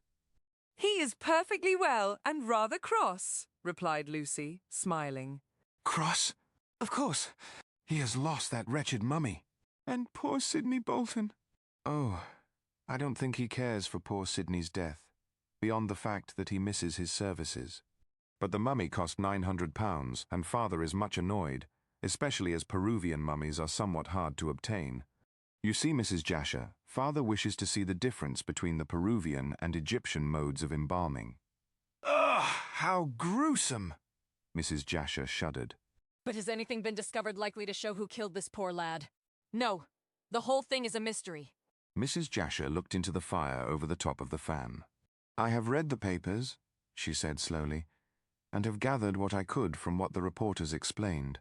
But I intend to call on the professor and hear all that evidence which did not get into the papers. I think that everything has been made public. The police have no clue to the murderer. Why do you want to know?" "Why, I am the professor's friend, of course, my dear, and naturally I want to help him to solve this mystery. There is no chance, so far as I can see, of it ever being solved, said Lucy. It's very sweet of you, of course. But were I you, I should not talk about it to my father. Why? Asked Mrs. Jasher quickly. Because he thinks of nothing else, and both Archie and I are trying to get him off the subject. The mummy is lost and poor Sidney is buried. There is no more to be said. Still, if a reward was offered, my father is too poor to offer a reward, and the government will not do so. And as people will not work without money, why, I might offer a reward if the dear professor will let me, said the widow unexpectedly. You? But I thought that you were poor, as we are. I was, and I am not very rich now. All the same, I have come in for some thousands of pounds. I congratulate you. A legacy? Yes. You remember how I told you about my brother who was a Pekin merchant? He is dead. Oh, I am so sorry. My dear, what is the use of being sorry? I never cry over spilt milk, or assume a virtue which I have not. My brother and I were almost strangers, as we lived apart for so many years. However, he came home to die at Brighton, and a few weeks ago, just after this murder took place in fact, I was summoned to his deathbed. He lingered on until last week and died in my arms. He left me nearly all his money, so I will be able to help the professor. I don't see why you should, said Lucy, wondering why Mrs. Jasher did not wear mourning for the dead. Oh yes, you do see, remarked the widow, raising her eyes and rubbing her plump hands together. I want to marry your father. Lucy did not express astonishment, as she had understood this for a long time. I guessed as much. And what do you say? Miss Kendall shrugged her shoulders. If my stepfather, she emphasized the word, if my stepfather consents, why should I mind? I am going to marry Archie, and no doubt the professor will be lonely. Then you do not disapprove of me as a mother, my dear Mrs. Jasher, said Lucy coldly. There is no relationship between me and my stepfather, beyond the fact that he married my mother. Therefore, you can never be my mother. Were I stopping on at the pyramids, that question might arise, but as I become Mrs. Hope in 6 months, we can be friends, nothing more. I am quite content with that, said Mrs. Jasher in a businesslike way. After all, I am no sentimentalist. But I am glad that you do not mind my marrying the professor, as I don't want you to prevent the match, my dear. Lucy laughed. I assure you that I have no influence with my father, Mrs. Jasher. He will marry you if he thinks fit and without consulting me. But, added the girl with emphasis, I do not see what you gain in becoming Mrs. Braddock. I may become Lady Braddock, said the widow dryly. Then, in answer to the open astonishment on Lucy's face, she hastened to remark, Do you mean to say that you don't know your father is heir to a baronetcy? Oh, I know that, rejoined Miss Kendall. The professor's brother, Sir Donald Braddock, is an old man and unmarried. If he dies without heirs, as it seems likely, the professor will certainly take the title. Cried Mrs. Jasher in her liveliest tone. I want to give my legacy for the title and preside over a scientific salon in London. I understand, but you will never get my father to live in London. Wait until I marry him, said the little woman shrewdly. I'll make a man of him. I know, of course, that mummies and sepulchral ornaments and those sort of horrid things are dull, but the professor will become Sir Julian Braddock, and that is enough for me. I don't love him, of course, as love between two elderly people is absurd, but I shall make him a good wife. And with my money he can take his proper position in the scientific world, which he doesn't occupy at present. I would rather he had been artistic, as science is so dull. However, I am getting on in years and wish to have some amusement before I die, so I must take what I can get. What do you say? I am quite agreeable, as, when I leave, someone must look after my father, else he will be shamefully robbed by everyone in household matters. We are good friends, so why not you as well as another? You are a dear girl, said Mrs. Jasher with a sigh of relief, and kissed Lucy fondly. I am sure we shall get on excellently, at a distance. The artistic world doesn't touch on the scientific, you know. And you forget, Mrs. Jasher, that my father wishes to go to Egypt to explore this mysterious tomb. Mrs. Jasher nodded. Yes, I promised, when I came in for my brother's money, to help the professor to fit out his expedition. But it seems to me that the money will be better spent in offering a reward so that the mummy can be found. Well, said Lucy, laughing, you can give the professor his choice. Before marriage, not after. He needs to be managed, like all men. You will not find him easy to manage, said Lucy dryly. He is a very obstinate man and quite feminine in his persistency.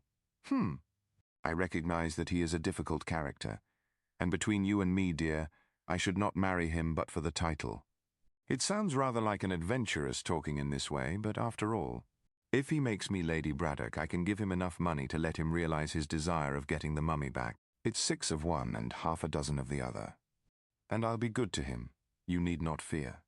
I am quite sure that good or bad, the professor will have his own way. It is not his happiness I am thinking of so much as yours. Really. Here is the tea. Put the table near the fire, Jane, between Miss Kendall and myself. Thank you. The muffins on the fender. Thank you. No, there is nothing more. Close the door when you go out. The tea equipage having been arranged, Mrs. Jasher poured out a cup of souchong and handed it to her guest, resuming the subject of her proposed marriage meanwhile. I don't see why you should be anxious about me, dear. I am quite able to look after myself, and the professor seems to be kind-hearted enough. Oh, he is kind-hearted when he gets his own way. Give him his hobby and he will never bother you. But he won't live in London, and he will not consent to this salon you wish to institute. Why not? It means fame to him. I shall gather round me all the scientists of London and make my house a centre of interest. The professor can stop in his laboratory if he likes. As his wife, I can do all that is necessary. Well, my dear, Mrs. Jasher took a cup of tea. We need not talk the subject threadbare. You do not disapprove of my marriage with your stepfather, so you can leave the rest to me. If you can give me a hint of how to proceed to bring about this marriage, of course I am not above taking it. Lucy glanced at the tea gown. As you will have to tell the professor that your brother is dead to account for possessing the money, she said pointedly, I should advise you to go into mourning. Professor Braddock will be shocked otherwise. Dear me, what a tender heart he must have, said Mrs. Jasher flippantly. My brother was very little to me, poor man, so he cannot be anything to the professor. However, I shall adopt your advice, and, after all, black suits me very well. There, she swept her hands across the tea table. That is settled. Now about yourself. Archie and I marry in the springtime, and your other admirer who has come back. Sir Frank Random? Said Lucy, colouring. Of course. He called to see me a day or so ago, and seems less broken-hearted than he should be. I suppose some other woman has consoled him. Of course. Catch a modern man wearing the willow for any girl, however dear. Are you angry? Oh, no, no. Oh, yes, yes. I think, said the widow, laughing. Else you are no woman, my dear. I know I should be angry to see a man get over his rejection so rapidly. Who is she? Asked Lucy abruptly. Donna Inés de Gallegos. A Spaniard? I believe so, a colonial Spaniard at least, from Lima. Her father, Don Pedro de Gallegos, met Sir Frank in Genoa by chance. Well? Demanded Lucy impatiently. Mrs. Jasher shrugged her plump shoulders.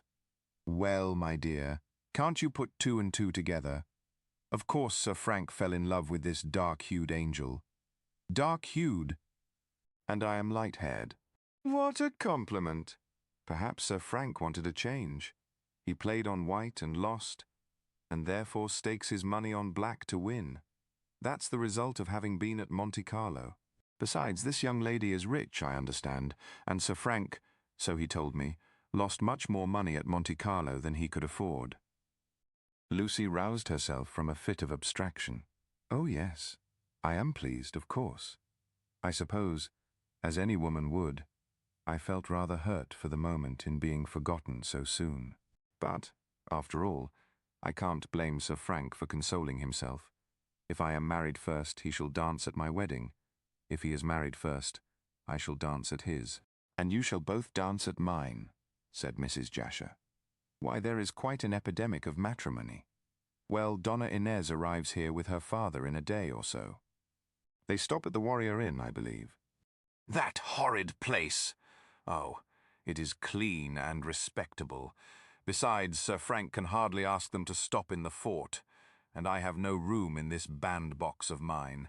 However, the two of them, Donna Inez and Frank, I mean, can come here and flirt. So can you and Archie if you like. I fear 4 people in this room would not do, laughed Lucy, rising to take her leave. Well, I hope Sir Frank will marry this lady and that you will become Mrs. Braddock. Only one thing I should like to know. And that is, why was the mummy stolen? It was not valuable save to a scientist. By that argument, a scientist must be the murderer and thief, said Mrs. Jasher. However, we shall see. Meanwhile, live every moment of love's golden hours. They never return. That is good advice. I shall take it and my leave, said Lucy, and departed in a very happy frame of mind. Professor Braddock was usually the most methodical of men, and timed his life by the clock and the almanac. He rose at 7, summer and winter, to partake of a hearty breakfast, which served him until dinner came at 5:30. Braddock dined at this unusual hour, save when there was company, as he did not eat any luncheon, and scorned the very idea of afternoon tea. 2 meals a day, he maintained, was enough for any man who led a sedentary life, as too much food was apt to clog the wheels of the intellect. He usually worked in his museum, if the indulgence of his hobby could be called work, from 9 until 4, after which hour he took a short walk in the garden or through the village. On finishing his dinner, he would glance over some scientific publication, or perhaps, by way of recreation, play a game or two of patience. But at 7 he invariably retired into his own rooms to renew work. Retirement to bed took place at midnight, so it can be guessed that the professor got through an enormous quantity of work during the year. A more methodical man, or a more industrious man, did not exist. But on occasions even this enthusiast wearied of his hobby, and of the year's routine. A longing to see brother scientists of his own way of thinking would seize him, and he would abruptly depart for London, to occupy quiet lodgings and indulge in intercourse with his fellow men. Braddock rarely gave early intimation of his urban nostalgia. At breakfast he would suddenly announce that the fit took him to go to London, and he would drive to Jessam along with Cockatoo to catch the 10 o'clock train to London. Sometimes he sent the Kanaka back. At other times he would take him to town. But whether Cockatoo remained or departed, the museum was always locked up lest it should be profaned by the servants of the house. As a matter of fact, Braddock need not have been afraid, for Lucy, knowing her stepfather's whims and violent temper, took care that the sanctity of the place should remain inviolate. Sometimes the professor came back in a couple of days. At times his absence would extend to a week, and on 2 or 3 occasions he remained absent for a fortnight. But whenever he returned, he said very little about his doings to Lucy, perhaps deeming that dry scientific details would not appeal to a lively young lady. As soon as he was established in his museum again, life at the pyramids would resume its usual routine, until Braddock again felt the want of a change. The wonder was, considering the nature of his work, and the closeness of his application, that he did not more often indulge in these bohemian wanderings. Lucy, therefore, was not astonished when, on the morning after her visit to Mrs. Jasher, the professor announced in his usual abrupt way that he intended to go to London, but would leave Cockatoo in charge of his precious collection. She was somewhat disturbed, however, as, wishing to forward the widow's matrimonial aims, she had invited her to dinner for the ensuing night. This she told her stepfather, and, rather to her surprise, he expressed himself sorry that he could not remain. Mrs. Jasher, said Braddock hastily, drinking his coffee, is a very sensible woman, who knows when to be silent. She is also a good housekeeper, I believe, hinted Miss Kendall demurely. Eh? What? Well, why do you say that? Snapped Braddock sharply. Lucy fenced. Mrs. Jasher admires you, father. Braddock grunted, but did not seem displeased, since even a scientist possessing the usual vanity of the male is not inaccessible to flattery. Did Mrs. Jasher tell you this? He inquired, smiling complacently. Not in so many words. Still, I am a woman, and can guess how much another woman leaves unsaid. Lucy paused, then added significantly, I do not think that she is so very old, and you must admit that she is wonderfully well preserved. Like a mummy, remarked the professor absently, then pushed back his chair to add briskly, "What does all this mean, you minx? I know that the woman is all right so far as a woman can be, but her confounded age and her looks and her unexpressed admiration, what are these to an old man like myself?" "Father," said Lucy earnestly, "when I marry Archie, I shall, in all probability, leave Gartley for London.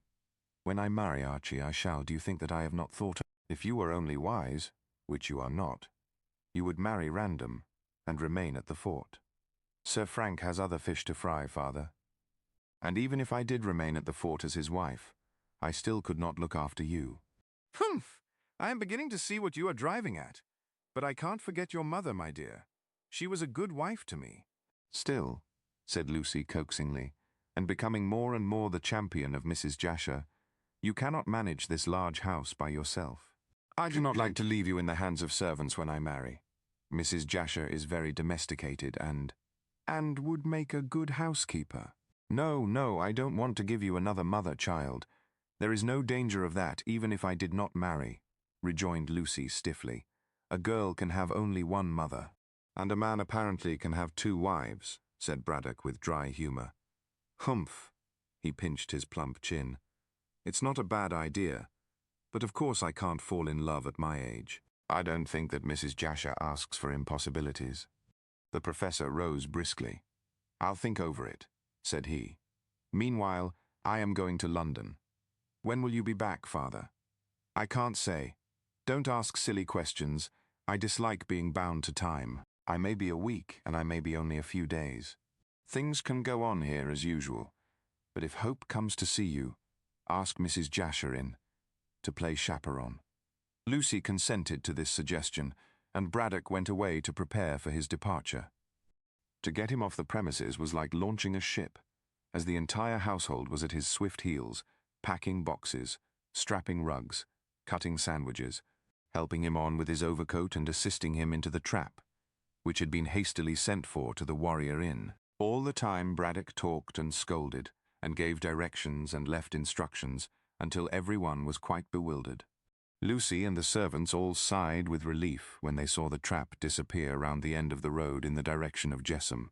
In addition to being a famous archaeologist, the professor was assuredly a great nuisance to those who had to do with his whims and fancies. For the next 2 or 3 days, Lucy enjoyed herself in a quiet way with Archie. In spite of the lateness of the season, the weather was still fine, and the artist took the opportunity of the pale sunshine to sketch a great deal of the marsh scenery. Lucy attended him as a rule when he went abroad, and sometimes Mrs. Jasher, voluble and merry, would come along with them to play the part of chaperone. But the girl noticed that Mrs. Jasher's merriment was forced at times, and in the searching morning light she appeared to be quite old. Wrinkles showed themselves on her plump face and weary lines appeared round her mouth. Also she was absent-minded while the lovers chattered, and when spoken to, would return to the present moment with a start. As the widow was now well off as regards money, and as her scheme to marry Braddock was well on the way to success, for Lucy had duly reported the professor's attitude, it was difficult to understand why Mrs. Jasher should look so worried. One day Lucy spoke to her on the subject.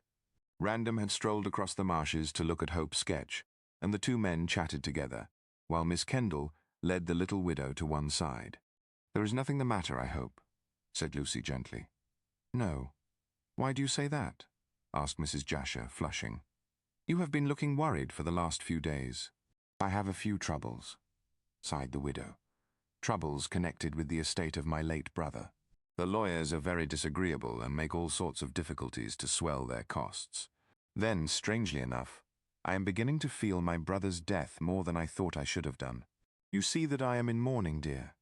After what you said the other day, I felt that it was wrong for me not to wear mourning. Of course, my poor brother and I were almost strangers. All the same, as he has left me money and was my only relative, I think it right to show some grief. I am a lonely woman, my dear." "When my father comes back, you will no longer be lonely," said Lucy. "I hope not. I feel that I want a man to look after me." "I told you that I desired to marry the professor for his possible title, and in order to form a salon and have some amusement and power. But also I want a companion for my old age. There is no denying," added Mrs. Jasher with another sigh, that I am growing old in spite of all the care I take. I am grateful for your friendship, dear. At one time I thought that you did not like me." "Oh, I think we get on very well together," said Lucy somewhat evasively, for she did not want to say that she would make the widow an intimate friend. "And as you know, I am quite pleased that you should marry my stepfather." "So pleasant to think that you look at my ambition in that light," said Mrs. Jasher, patting the girl's arm. "When does the professor return?" "I cannot say. He refused to fix a date, but he usually remains away for a fortnight. I expect him back in that time, but he may come much earlier. He will come back when the fancy takes him." "I shall alter all that when we are married," muttered Mrs. Jasher with a frown. He must be taught to be less selfish. "I fear you will never improve him in that respect," said Lucy dryly, and rejoined the gentleman in time to hear Random mention the name of Don Pedro de Gallangos. "What is that, Sir Frank?" she asked. Random turned toward her with his pleasant smile. "My Spanish friend, whom I met at Genoa, is coming here tomorrow." "With his daughter?" questioned Mrs. Jasher roguishly. "Of course," replied the young soldier, colouring. "Donna Inez is quite devoted to her father and never leaves him."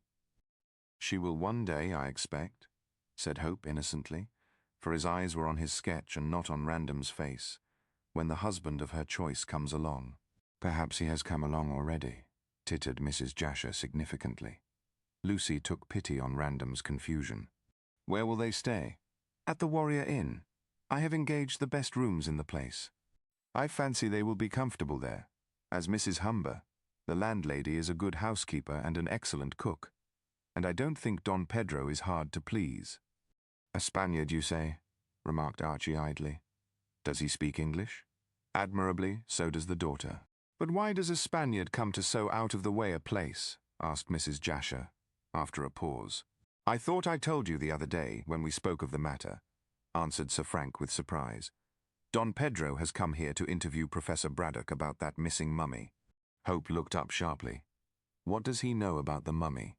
"Nothing so far as I know, save that he came to Europe with the intention of purchasing it, and found himself forestalled by Professor Braddock. Don Pedro told me no more than that," murmured Hope to himself. "Don Pedro will be disappointed when he learns that the mummy is missing."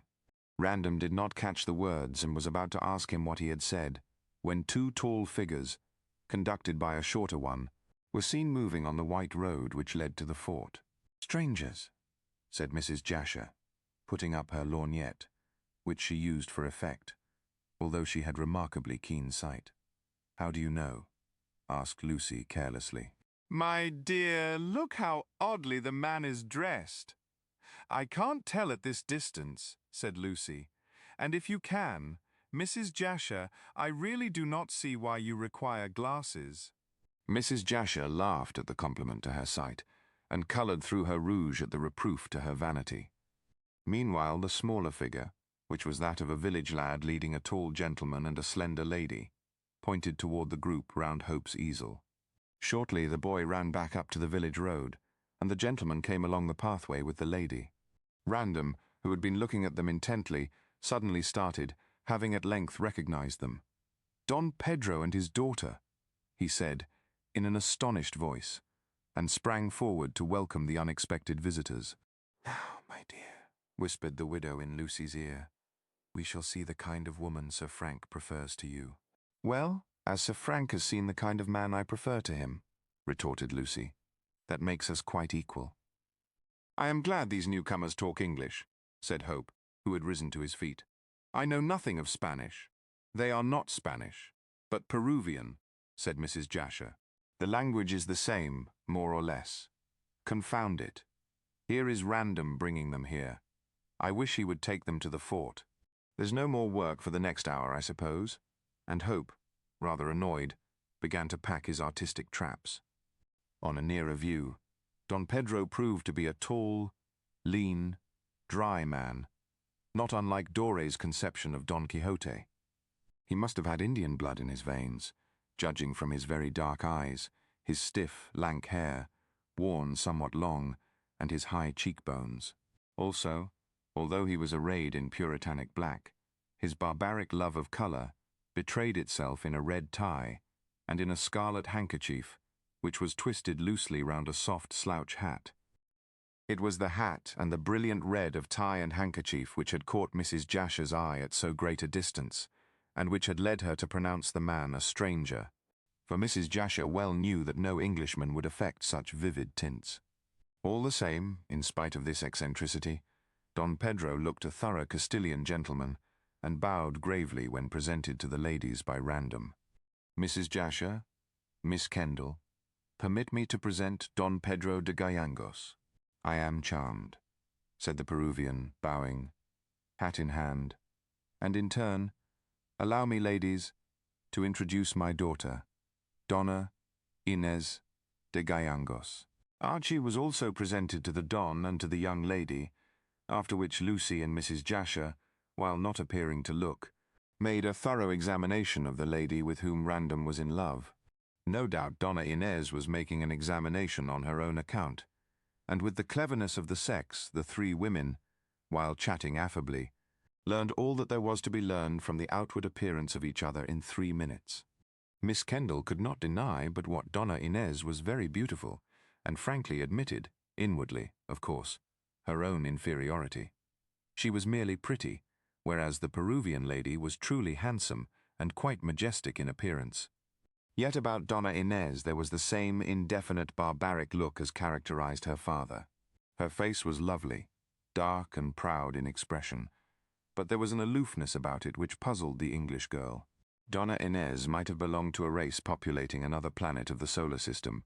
She had large black, melting eyes, a straight Greek nose and perfect mouth, a well-rounded chin and magnificent hair, dark and glossy as the wing of the raven, which was arranged in the latest Parisian style of coiffure. Also, her gown, as the two women guessed in an instant, was from Paris.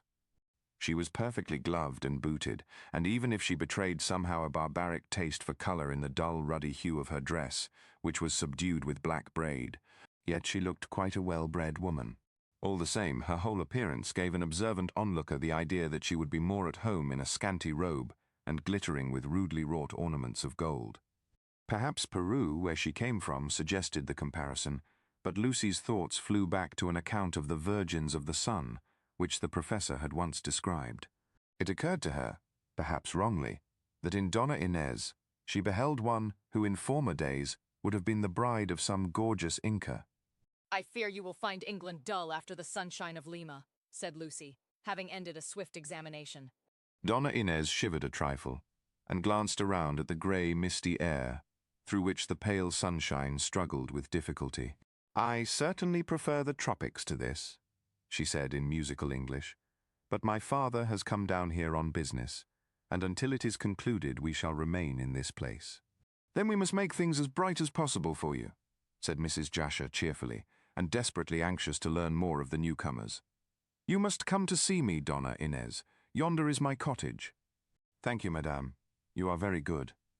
Meanwhile, Don Pedro was talking to the two young men. "Yes, I did arrive here earlier than I expected," he was remarking, "but I have to return to Lima shortly, and I wish to get my business with Professor Braddock finished as speedily as possible." "I am sorry," said Lucy politely, "but my father is absent." "And when will he return, Miss Kendall?" "I can scarcely say. In a week or a fortnight." Don Pedro made a gesture of annoyance. "It is a pity, as I am so very pressed for time. Still, I must remain until the professor returns. I am so anxious to hear if the mummy has been found." "It is not found yet," said Hope quickly, "and never will be." Don Pedro looked at him quietly. "It must be found," said he. "I have come all the way from Lima to obtain it. When you hear my story, you will not be surprised at my desire to regain the mummy." "Regain it?" echoed Hope and Random in one breath. Don Pedro nodded. "The mummy was stolen from my father," he said. It was certainly strange how constantly the subject of the missing mummy came uppermost. Since it had disappeared, and since the man who had brought it to England was dead, it might have been thought that nothing more would be said about the matter. But Professor Braddock harped incessantly on his loss, which was perhaps natural, and Widow Anne also talked a great deal as to the possibility of the mummy being found as she hoped to learn by that means the name of the assassin who had strangled her poor boy. Now Don Pedro de Gallegos appeared with the strange information that the weird relic of Peruvian civilization had been stolen from his father. Apparently, fate was not inclined to let the matter of the lost mummy drop, and was working round to a denouement, which would possibly include the solution of the mystery of Sidney Bolton's death. Yet, on the face of it, there appeared to be no chance of the truth becoming known. Of course, when Don Pedro announced that the mummy had formerly belonged to his father, everyone was anxious to hear how it had been stolen. The Gallegos family were established in Lima, and the embalmed body of Inca Caxus had been purchased from a gentleman residing in Malta. How then had it crossed the water, and how had Don Pedro learned its whereabouts, only to arrive too late to secure his missing property? Mrs. Jasher was especially anxious to learn these things, and explained her reasons to Lucy. "You see, my dear," she said to the girl on the day after Don Pedro's arrival in Gartley, "if we learn the past of that horrid mummy, we may gain a clue to the person who desired possession of the nasty thing, and so may hunt down this terrible criminal. Once he is found, the mummy may be secured again, and should I be able to return it to your father, out of gratitude he would certainly marry me." "You seem to think that the assassin is a man," said Lucy dryly. "Yet you forget that the person who talked to Sidney through the window of the Sailor's Rest was a woman." "An old woman," emphasized Mrs. Jasher briskly. "Quite so," Lucy contradicted. Eliza Flight did not say if the woman was old or young, but merely stated that she wore a dark dress and a dark shawl over her head. Still, this mysterious woman was connected in some way with the murder, else she would not have been speaking to Sidney. "I don't follow you, my dear. You talk as though poor Mr. Bolton expected to be murdered. For my part, I hold by the verdict of willful murder against some person or persons unknown. The truth is to be found, if anywhere, in the past of the mummy." "You forget what Don Pedro said, my dear," remarked Mrs. Jasher hastily, "that the mummy had been stolen from his father. Let us hear what he has to say, and we may find a clue." "I am anxious that the Professor should regain the green mummy for reasons which you know of. And now, my dear, can you come to dinner tonight?" "Well, I don't know." Miss Kendall hesitated. "Archie said that he would look in this evening. I shall ask Mr. Hope also, my love. Don Pedro is coming, and his daughter likewise. Needless to say, Sir Frank will follow the young lady. We shall be a party of 6, and after dinner we must induce Don Pedro to relate the story of how the mummy was stolen." "He may not be inclined." "Oh, I think so," replied Mrs. Jasher quickly.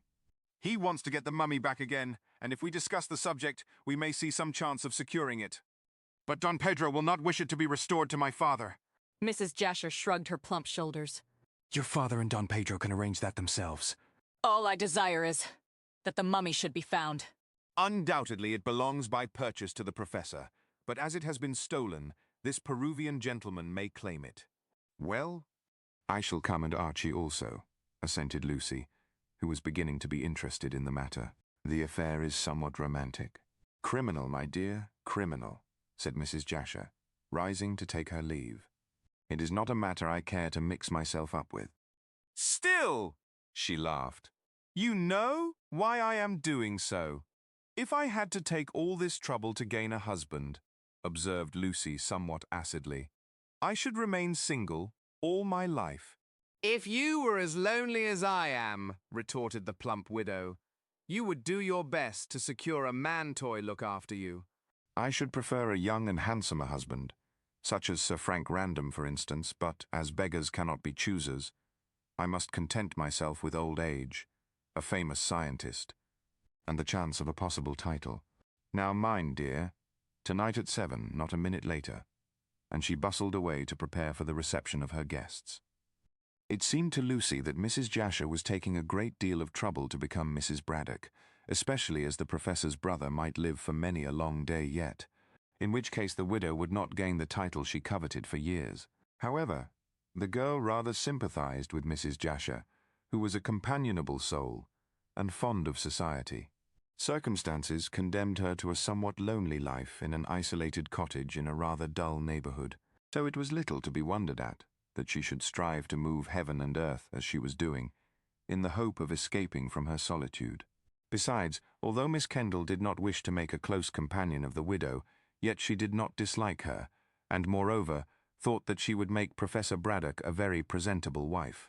Thinking thus, Lucy was quite willing to forward Mrs. Jasher's plans by inducing Don Pedro to tell all he knew about this missing mummy. Thus it came about that 6 people assembled in the tiny pink parlour of Mrs. Jasher at the hour of 7 o'clock. It required dexterous management to seat the whole company in the dining room, which was only a trifle larger than the parlour. However, Mrs. Jasher contrived to place them round her hospitable board in a fairly comfortable fashion, and, once seated, the dinner was so good that no one felt the drawbacks of scanty elbow room. The widow, as hostess, was placed at the head of the table, Don Pedro, as the eldest of the men, at the foot, and Sir Frank, with Donna Inez, faced Archie and Lucy Kendall. Jane, who was well instructed in waiting by her mistress, attended to her duties admirably, acting both as footman and butler. Lucy, indeed, had offered Mrs. Jasher the services of cockatoo to hand round the wine, but the widow with a pretty shudder had declined. "That dreadful creature with his yellow mop of hair gives me the shivers," she declared. Considering the isolation of the district and the narrow limits of Mrs. Jasher's income, the meal was truly admirable, being well cooked and well served, while the table was arrayed like an altar for the reception of the various dishes. Whatever Mrs. Jasher might be as an adventuress, she certainly proved herself to be a capital housekeeper, and Lucy foresaw that, if she did become Mrs. Braddock, the professor would fare sumptuously for the rest of his scientific life. When the meal was ended, the widow produced a box of superfine cigars and another of cigarettes, after which she left the gentlemen to sip their wine, and took her 2 young friends to chatter chiffons in the tiny parlour. And it said much for Mrs. Jasher's methodical ways that, considering the limited space, everything went, as the saying goes, like clockwork. Likewise, the widow had proved herself a wonderful hostess, as she kept the ball of conversation rolling briskly and induced a spirit of fraternity, uncommon in an ordinary dinner party.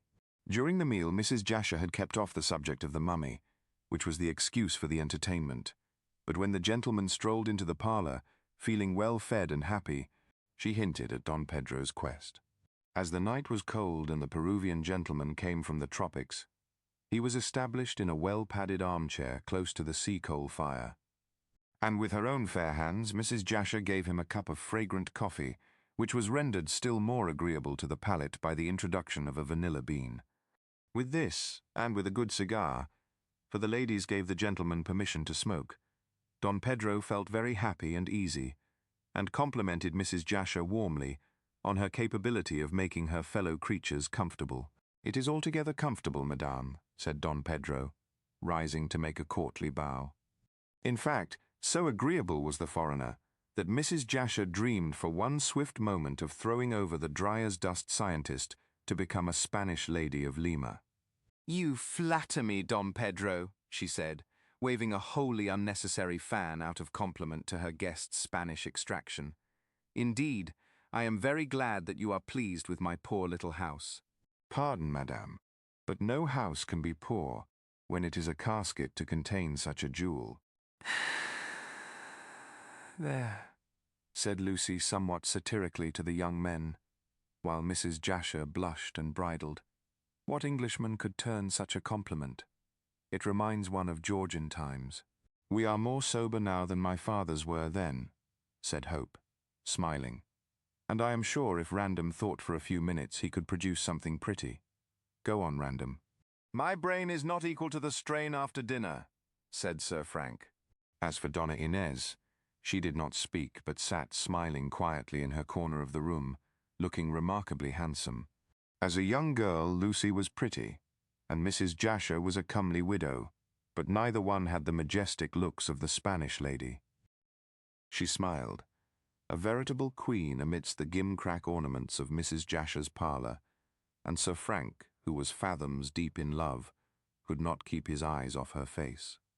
For a few minutes the conversation was frivolous, quite the Shakespeare and musical glasses kind of speech.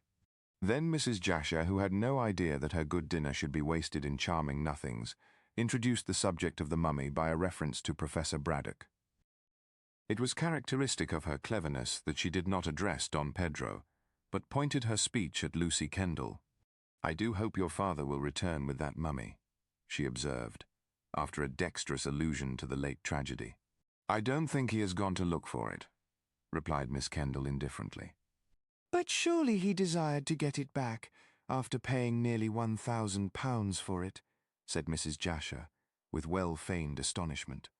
"Oh, of course. But he would scarcely look for it in London." "Has Professor Braddock gone to search for the mummy?" asked Don Pedro. "No," answered Lucy. "He is visiting the British Museum to make some researches in the Egyptian department. When do you expect him back, please?" Lucy shrugged her shoulders.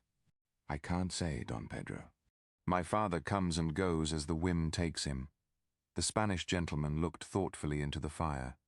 "I shall be glad to see the professor when he returns," he said in his excellent, slow-sounding English. "My concern about this mummy is deep."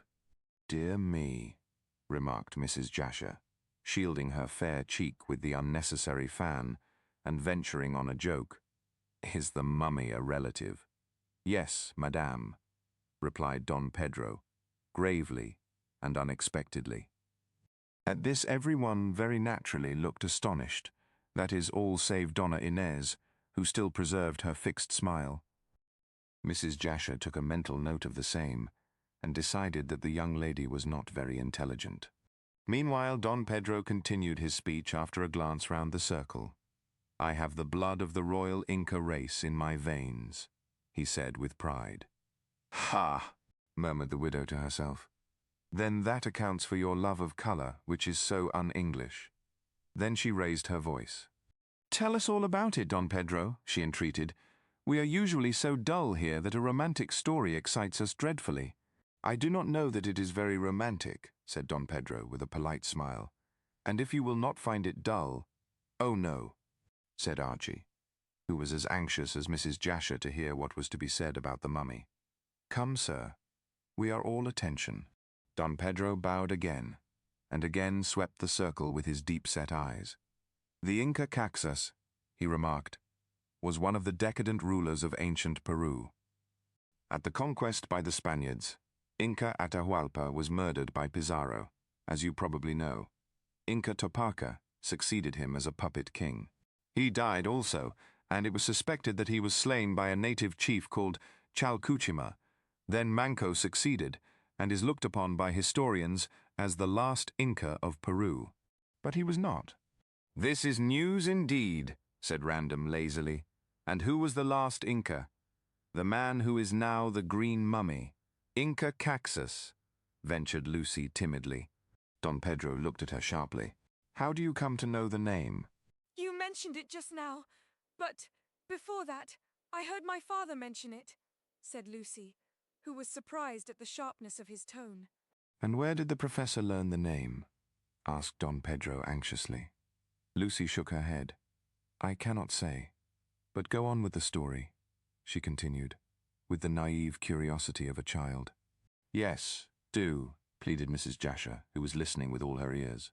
The Peruvian meditated for a few minutes, then slipped his hand into the pocket of his coat and brought out a discoloured parchment, scrawled and scribbled with odd-looking letters in purple ink, somewhat faded. "Did you ever see this before?" he asked Lucy. "Or any manuscript like it?" "No," she answered, bending forward to examine the parchment carefully. Don Pedro again swept an inquiring eye round the circle, but everyone denied having seen the manuscript.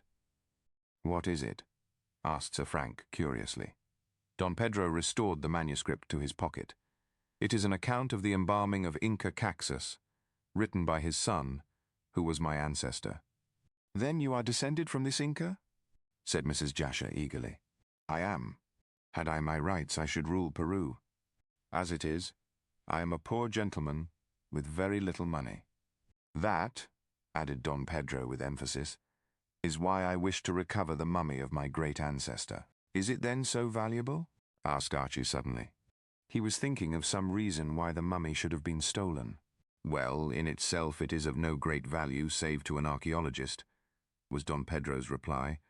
but I had better tell you the story of how it was stolen from my father. Go on, cried Mrs. Jasher. This is most interesting. Don Pedro plunged into his story without further preamble. Inca Caxus held his state amidst the solitudes of the Andes, away from the cruel men who had conquered his country. He died and was buried. This manuscript, he touched his pocket, was written by his son, and details the ceremonies, the place of sepulchre, and also gives a list of the jewels with which the mummy was buried. Jewels, murmured Hope under his breath. I thought as much. The son of Inca Caxus married a Spanish lady and made peace with the Spaniards. He came to live at Cusco, and brought with him, for some purpose which the manuscript does not disclose, the mummy of his father. But the manuscript was lost for years, and although my family, the de Gallangoses, became poor, no member of it knew that, concealed in the corpse of Inca Caxus, were 2 large emeralds of immense value. The mummy of our royal ancestor was treated as a sacred thing and venerated accordingly. Afterwards, my family came to live at Lima, and I still dwell in the old house. But how was the mummy stolen from you? Asked Random curiously. I am coming to that, said Don Pedro, frowning at the interruption. I was not in Lima at the time, but I had met the man who stole the precious mummy. Was he a Spaniard? No, answered Don Pedro slowly. He was an English sailor called Vasa. Vasa is a Swedish name, observed Hope critically. This man said that he was English, and certainly spoke like an Englishman, so far as I, a foreigner, can tell. At that time, when I was a young man, civil war raged in Peru. My father's house was sacked, and this Vasa, who had been received hospitably by my father when he was shipwrecked at Callao, stole the mummy of Inca Caxus. My father died of grief and charged me to get the mummy back. When peace was restored to my unhappy country, I tried to recover the venerated body of my ancestor. But all search proved vain, as Vasa had disappeared, and it was supposed that, for some reason, he had taken the embalmed body out of the country. It was when the mummy was lost that I unexpectedly came across the manuscript, which detailed the funeral ceremonies of Inca Caxus. And on learning about the 2 emeralds, I was naturally more anxious than ever to discover the mummy and retrieve my fallen fortunes by means of the jewels. But, as I said, all search proved vain, and I afterward married, thinking to settle down on what fortune remained to me. I did live quietly in Lima for years, until my wife died. Then, with my daughter, I came to Europe on a visit. To search for the mummy? Questioned Archie eagerly. No, sir. I had given up all hope of finding that, but chance placed a clue in my hands. At Genoa, I came across a newspaper, which stated that a mummy in a green case, and a Peruvian mummy at that, was for sale at Malta. I immediately made inquiries, thinking that this was the long-lost body of Inca Caxus. But it so happened that I was too late, as already the mummy had been sold to Professor Braddock, and had been taken to England on board the Diver by Mr. Bolton. Chance, which had pointed out the whereabouts of the mummy, also brought me at Genoa into relations with Sir Frank Random. Don Pedro bowed his head to the baronet, and, as it appeared that he knew Professor Braddock, I thankfully accepted his offer to introduce me. Hence I am here, but only to hear that the mummy is again lost. That is all, and the Peruvian gentleman dramatically waved his arm.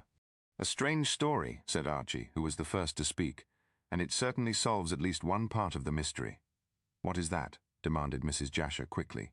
It shows that the mummy was stolen on account of the emeralds.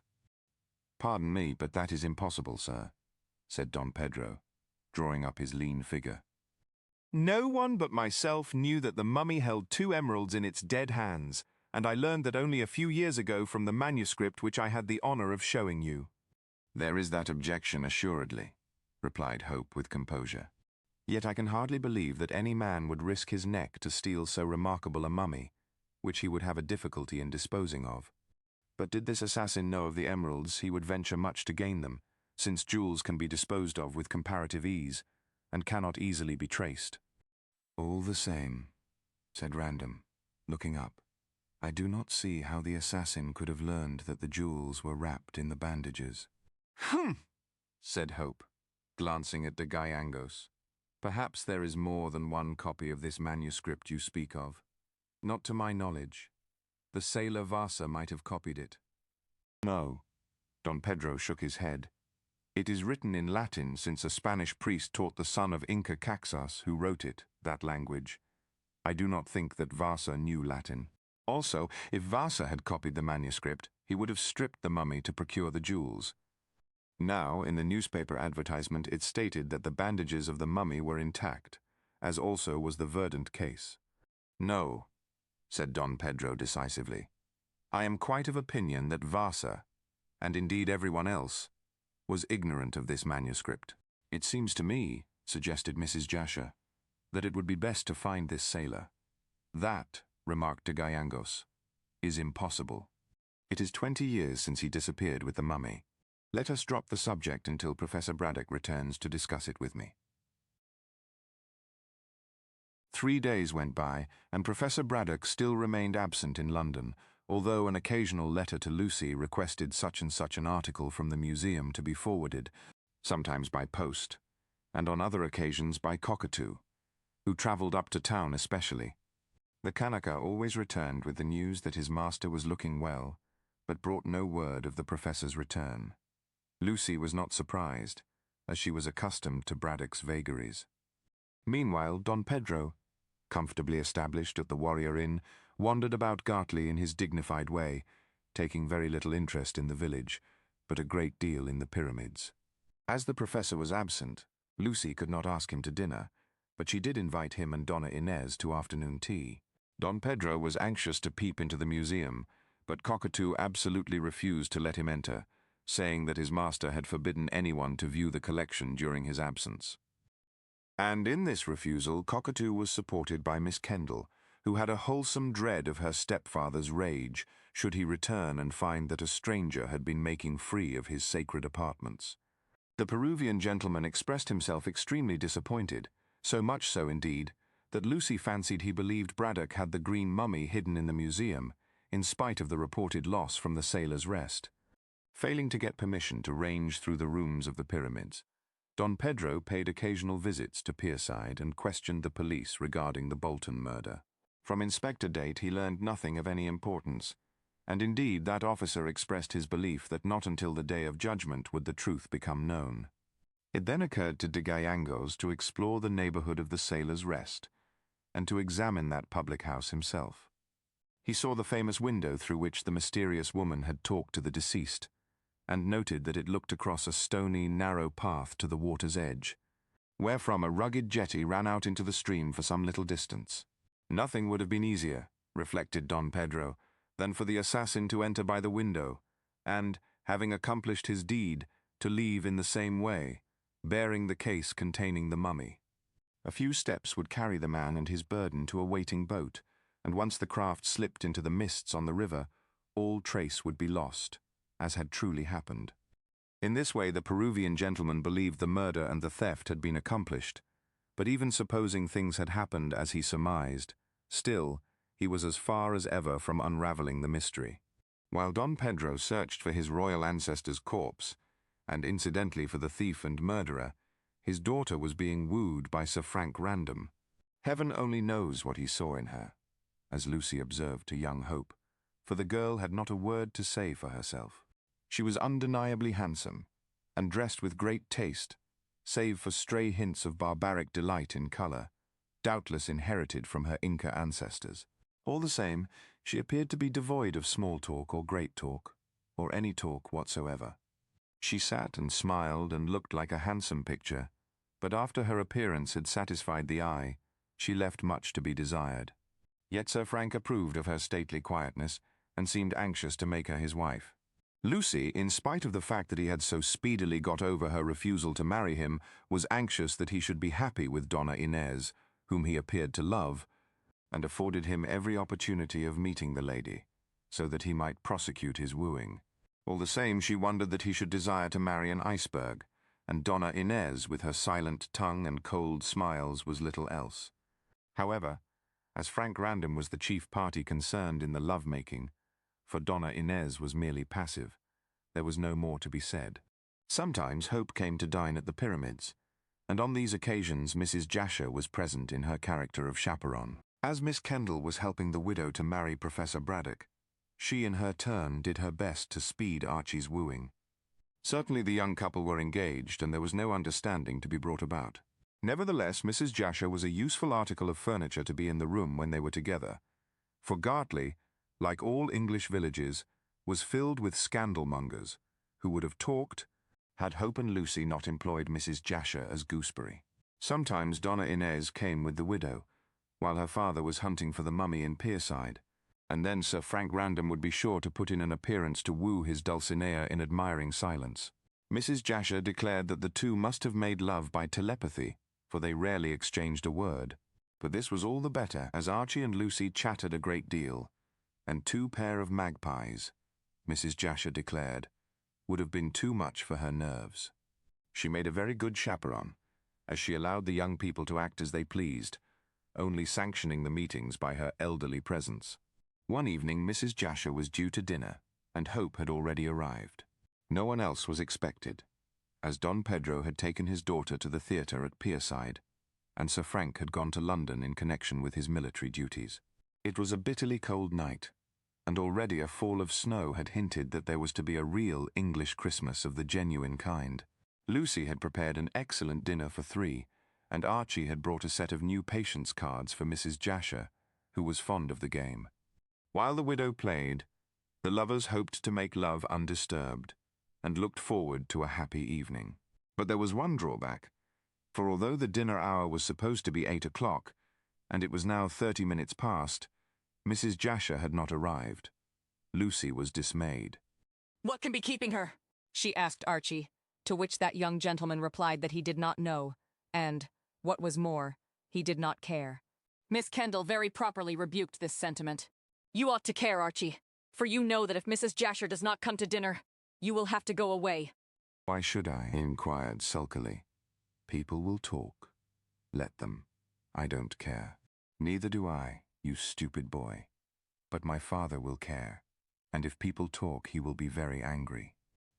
My dear Lucy, and Archie put his arm round her waist to say this, I don't see why you should be afraid of the Professor. He is only your stepfather, and you aren't so very fond of him as to mind what he says. Besides, we can marry soon, and then he can go hang. But I don't want him to go hang, she replied, laughing. After all, the Professor has always been kind to me, and as a stepfather has behaved very well, when he could easily have made himself disagreeable.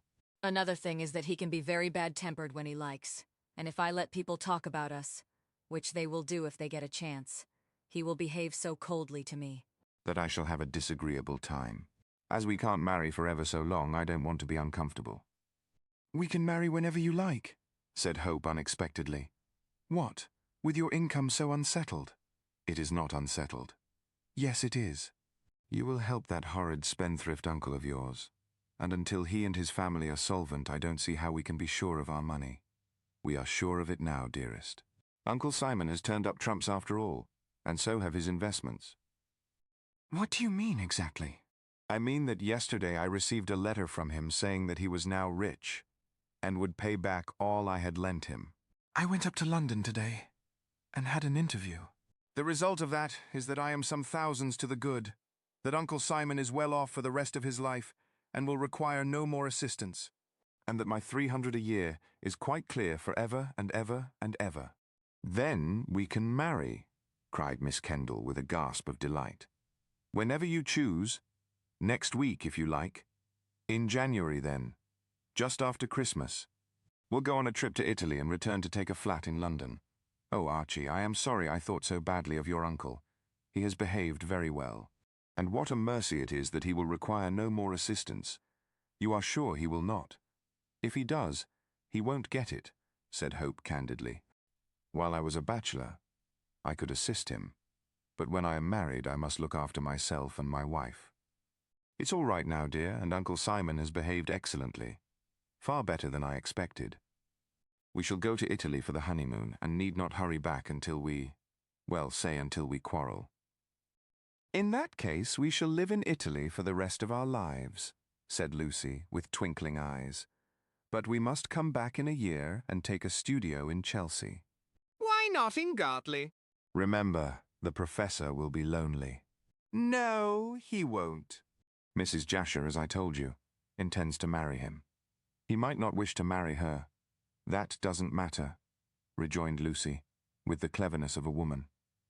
She can manage to bring the marriage about. Besides, I want to break with the old life here, and begin quite a new one with you. When I am your wife and Mrs. Jasher is my stepfather's, everything will be capitally arranged.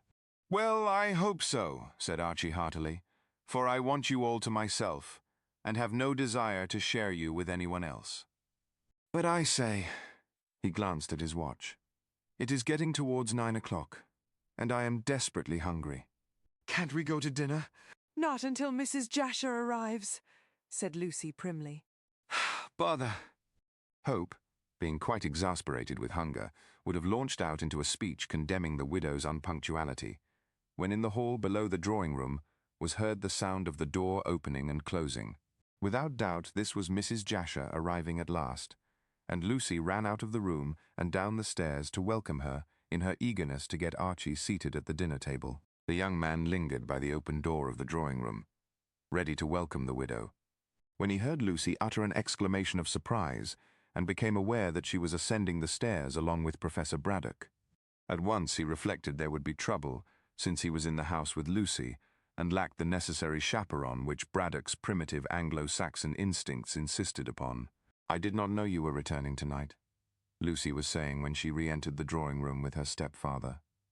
I arrived by the 6 o'clock train, explained the professor, unwinding a large red scarf from his neck, and struggling out of his overcoat with the assistance of his daughter. Ah, Hope, good evening. Where have you been since? Asked Lucy, throwing the professor's coat and wraps onto a chair. With Mrs. Jasher, said Braddock, warming his plump hands at the fire. So you must blame me that she is not here to preside at dinner as the chaperone of you young people. Lucy and her lover glanced at one another in surprise. This light and airy tone was a new one for the professor to take. Instead of being angry, he seemed to be unusually gay, and looked at them in quite a jocular manner for a dry-as-dust scientist. We waited dinner for her, father, ventured Lucy timidly. Then I am ready to eat it, announced Braddock. I am extremely hungry, my dear. I can't live on love, you know. Live on love? Lucy stared, and Archie laughed quietly. Oh, yes. You may smile and look astonished, went on the professor good-humouredly. But science does not destroy the primeval instincts entirely. Lucy, my dear. He took her hand and patted it, while in London and in lodgings. It was borne in upon me forcibly how lonely I was, and how lonely I would be when you married our young friend yonder.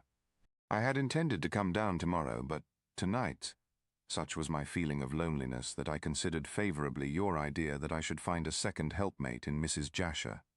I have always had a profound admiration for that lady, and so, on the spur of the moment, as I may say, I decided to come down this evening and propose.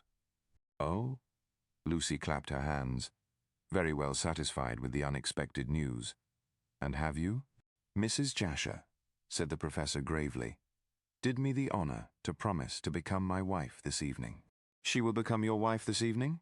Said Archie, smiling. Braddock, with one of those odd twists of humour which were characteristic of him, became irascible. Confound it, sir, don't I speak English? He snapped, with his eyes glaring rebuke. She promised this evening to become Mrs. Braddock. We shall marry, so we have arranged, in the springtime, which is the natural pairing season for human beings as well as for birds. And I am glad to say that Mrs. Jasher takes a deep interest in archaeology. And what is more, she is a splendid housekeeper, said Lucy. The temporary anger of the professor vanished. He drew his stepdaughter towards him and kissed her on the cheek. I believe that I have to thank you for putting the idea into my head, said he. And also, if Mrs. Jasher is to be believed, for aiding her to see the mutual advantage it would be to both of us to marry. Ha! He released Lucy and rubbed his hands. Let us go to dinner. I am very glad, said Miss Kendall heartily. So am I. So am I, replied Braddock, nodding. As you very truly observed, my child, The house would have gone to rack and ruin without a woman to look after my interests. Well, he took the arms of the two young people. I really think that we must have a bottle of champagne on the strength of it. Shortly, the trio was seated at the table, and Braddock explained that Mrs. Jasher, being overcome by his proposal, had not been able to face the ordeal of congratulations. "But she will come tomorrow," said he, as Cockatoo filled 3 glasses. "Indeed, I shall congratulate her tonight," said Lucy obstinately. "As soon as dinner is over, I shall go with Archie to her house, and tell her how pleased I am." "It is very cold for you to be out, Lucy dear," urged Archie anxiously. "Oh, I can wrap up warmly," she answered. Strange to say, the professor made no objection to the excursion, although Hope quite expected such a stickler for etiquette to refuse permission to his stepdaughter. But Braddock seemed rather pleased than otherwise. His proposal of marriage seemed to have put him into excellent humour, and he raised his glass with a chuckle. "I drink to your happiness, my dear Lucy, and to that of Mrs. Jasher's." "And I drink to Archie's and to yours, father," she replied. "I am glad that you will not be lonely when we are married. Archie and I wish to become one in January." "Yes," said Hope, finishing his champagne. "My income is now all right, as my uncle has paid up." "Very good, very good. I make no objection," said Braddock placidly. "I will give you a handsome wedding present, Lucy, for you may have heard that my future wife has money left to her by her brother, who was lately a merchant in Pekin.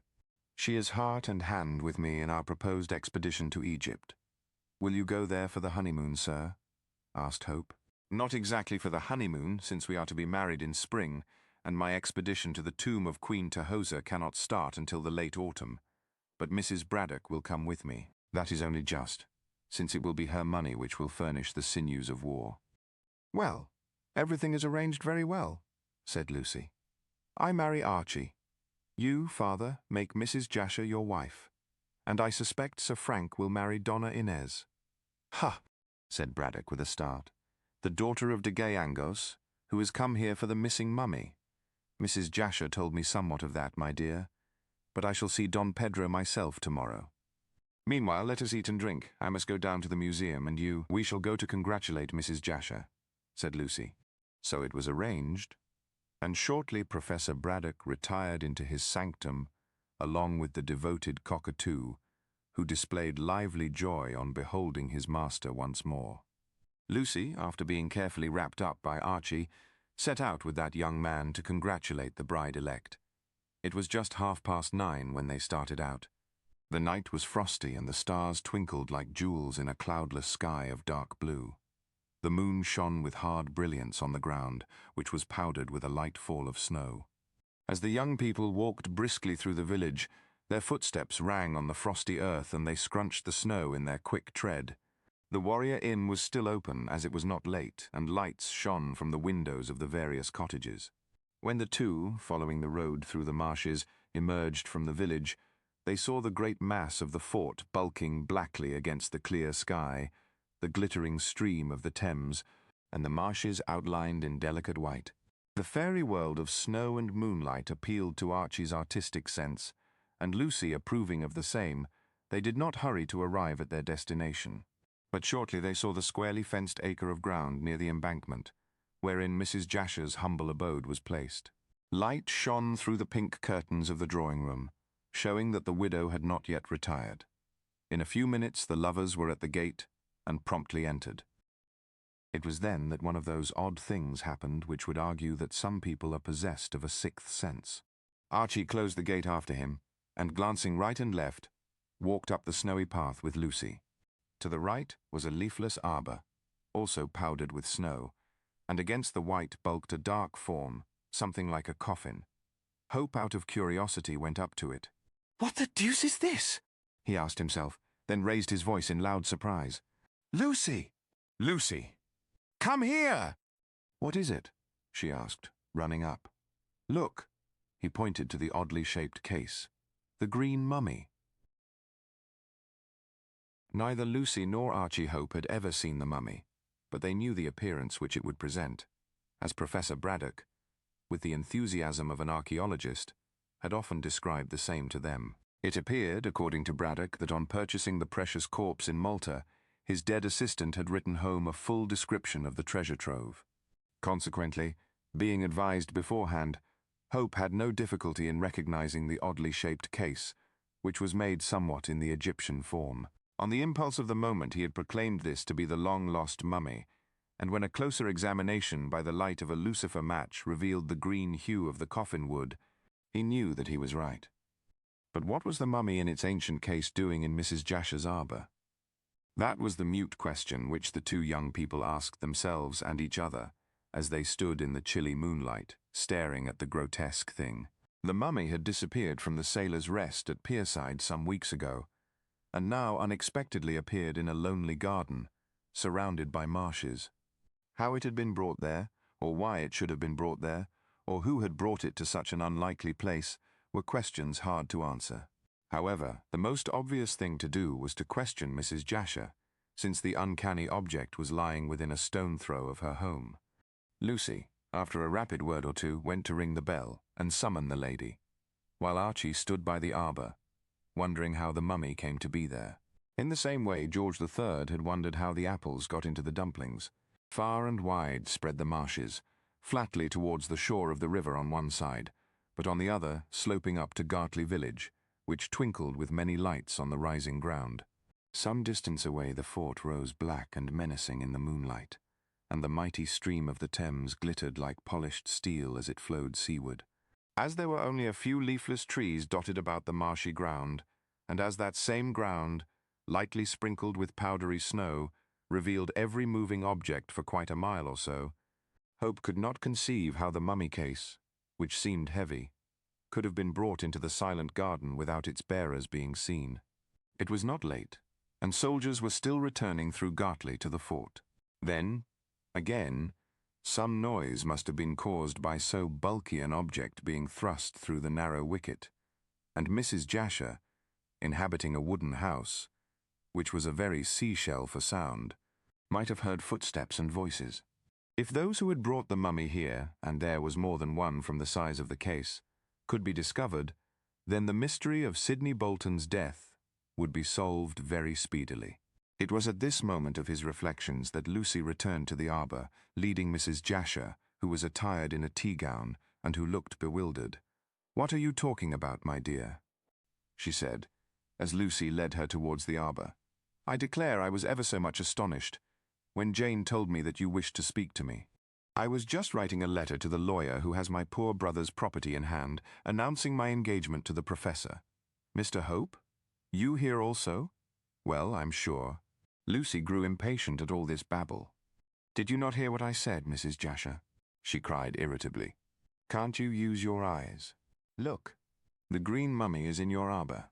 "The green mummy in my arbour," repeated Mrs. Jasher, like a child learning words of one syllable and staring at the black object before which the three were standing.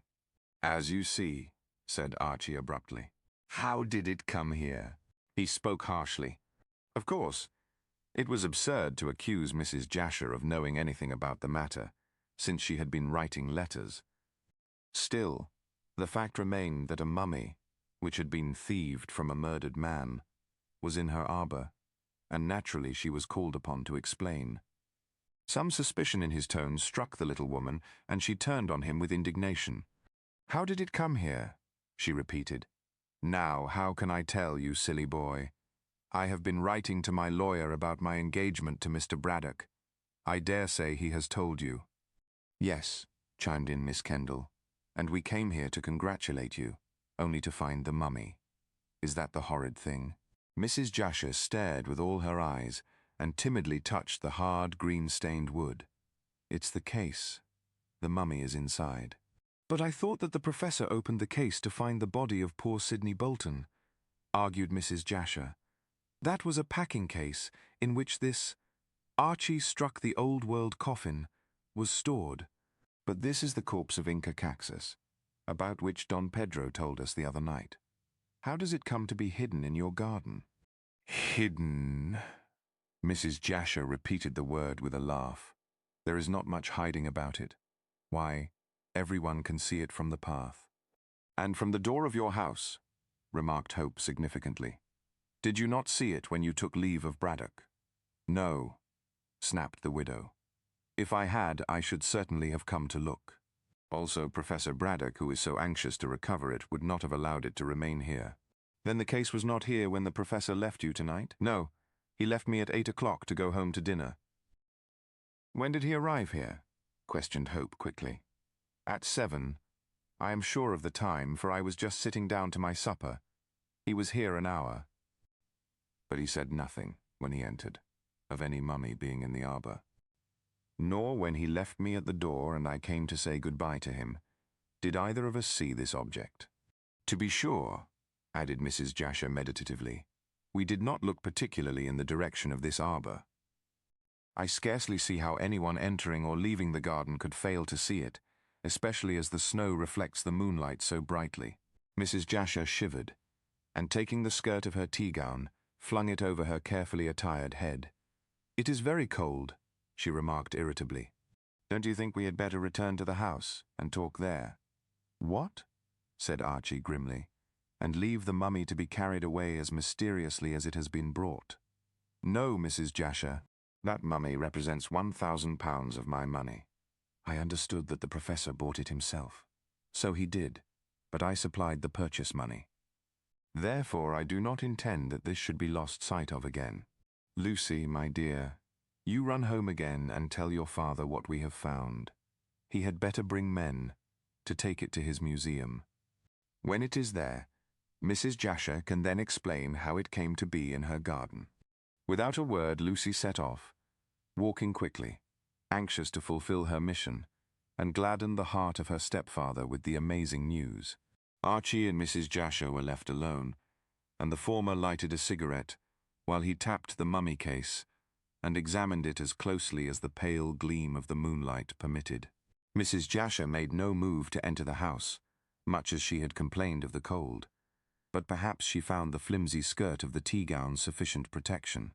It seems to me, Mr. Hope, said she very tartly, that you suspect my having a hand in this. And she tapped the mummy coffin also. Pardon me, observed Hope very politely, but I suspect nothing, because I have no grounds upon which to base my suspicions. But certainly it is odd that this missing mummy should be found in your garden. You will admit that much. I admit nothing of the sort, she rejoined coolly. Only myself and Jane live in the cottage, and you don't expect that 2 delicate women could move this huge thing. She tapped the case again. Moreover, had I found the mummy, I should have taken it to the pyramids at once, so as to give Professor Braddock some pleasure. It will certainly be an acceptable wedding present, said Archie sarcastically. Pardon me, said Mrs. Jasher in her turn, but I have nothing to do with it as a present or otherwise. How the thing came into my arbour I really cannot say. As I told you, Professor Braddock made no remark about it when he came, and when he left, although I was at the door, I did not notice anything in this arbour. Indeed, I cannot say if I ever looked in this direction. Archie mused and glanced at his watch. The professor told Lucy that he came by the 6 train. You say that he was here at 7. Yes, and he left at 8. What is the time now? 10 o'clock? Or a few minutes after? Therefore, since neither you nor Braddock saw the mummy, I take it that the case was brought here by some unknown people between 8 o'clock and 9:45, about which time I arrived here with Lucy. Mrs. Jasher nodded. You put the matter very clearly, she observed dryly. You have mistaken your vocation, Mr. Hope, and should have been a criminal lawyer. I should turn detective were I you. Why? Asked Archie with a start. You might ascertain my movements on the night when the crime was committed, snapped the little widow. A woman muffled in a shawl in much the same way as my head is now muffled in my skirt talked to Bolton through the bedroom window of the Sailor's Rest, you know. Hope expostulated. My dear lady, how you run on. I assure you that I would as soon suspect Lucy as you. Thank you, said the widow, very dryly and very tartly. I merely wish to point out, went on Archie in a conciliatory tone, that, as the mummy in its case, as appears probable, was brought into your garden between the hours of 8 and 10, less 15 minutes, that you may have heard the voices or footsteps of those who carried it here. I heard nothing, said Mrs. Jasher, turning towards the path. I had my supper, and played a game or two of patience, and then wrote letters, as I told you before. And I am not going to stand in the cold, answering silly questions, Mr. Hope. If you wish to talk, you must come inside." Hope shook his head and lighted a fresh cigarette. "I stand guard over this mummy until its rightful owner comes," said he determinedly. "Ho!" rejoined Mrs. Jasher scornfully. She was now at the door. "I understood that you bought the mummy and therefore were its owner. Well, I only hope you'll find those emeralds Don Pedro talked about." And with a light laugh she entered the cottage. Archie looked after her in a puzzled way. There was no reason to suspect Mrs. Jasher, so far as he saw, even though a woman had been seen talking to Bolton on the night of the crime. And yet, why should the widow refer to the emeralds, which were of such immense value, according to Don Pedro? Hope glanced at the case and shook the primitive coffin, anxious for the moment to open it and ascertain if the jewels were still clutched grimly in the mummy's dead hands. But the coffin was fastened tightly down with wooden pegs, and could only be opened with extreme care and difficulty.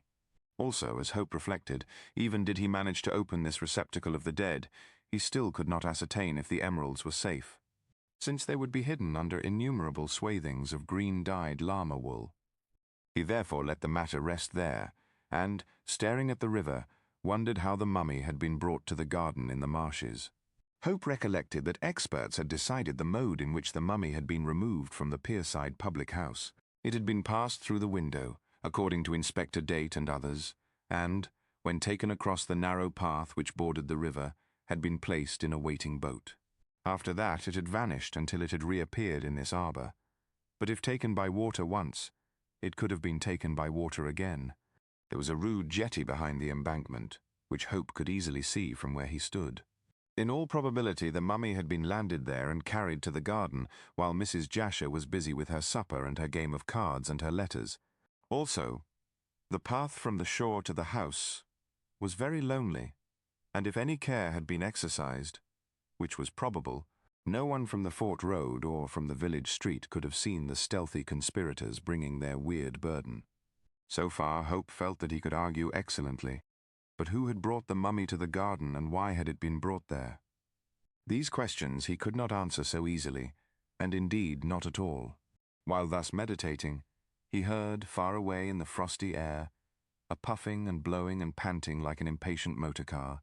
Before he could guess what this was, Braddock appeared, simply racing along the marshy causeway, followed closely by Cockatoo, and at some distance away by Lucy. The little scientist rushed through the gate, which he flung open with a noise fit to wake the dead, and lunged forward, to fall with outstretched arms upon the green case. There he remained, still puffing and blowing, and looked as though he were hugging a huge green beetle. Cockatoo, who being lean and hard kept his breath more easily, stood respectfully by, waiting for his master to give orders, and Lucy came in quietly by the gate, smiling at her father's enthusiasm. At the same moment Mrs. Jasher, well wrapped up in a coat of sables, emerged from the cottage. "I heard you coming, Professor," she called out, hurrying down the path.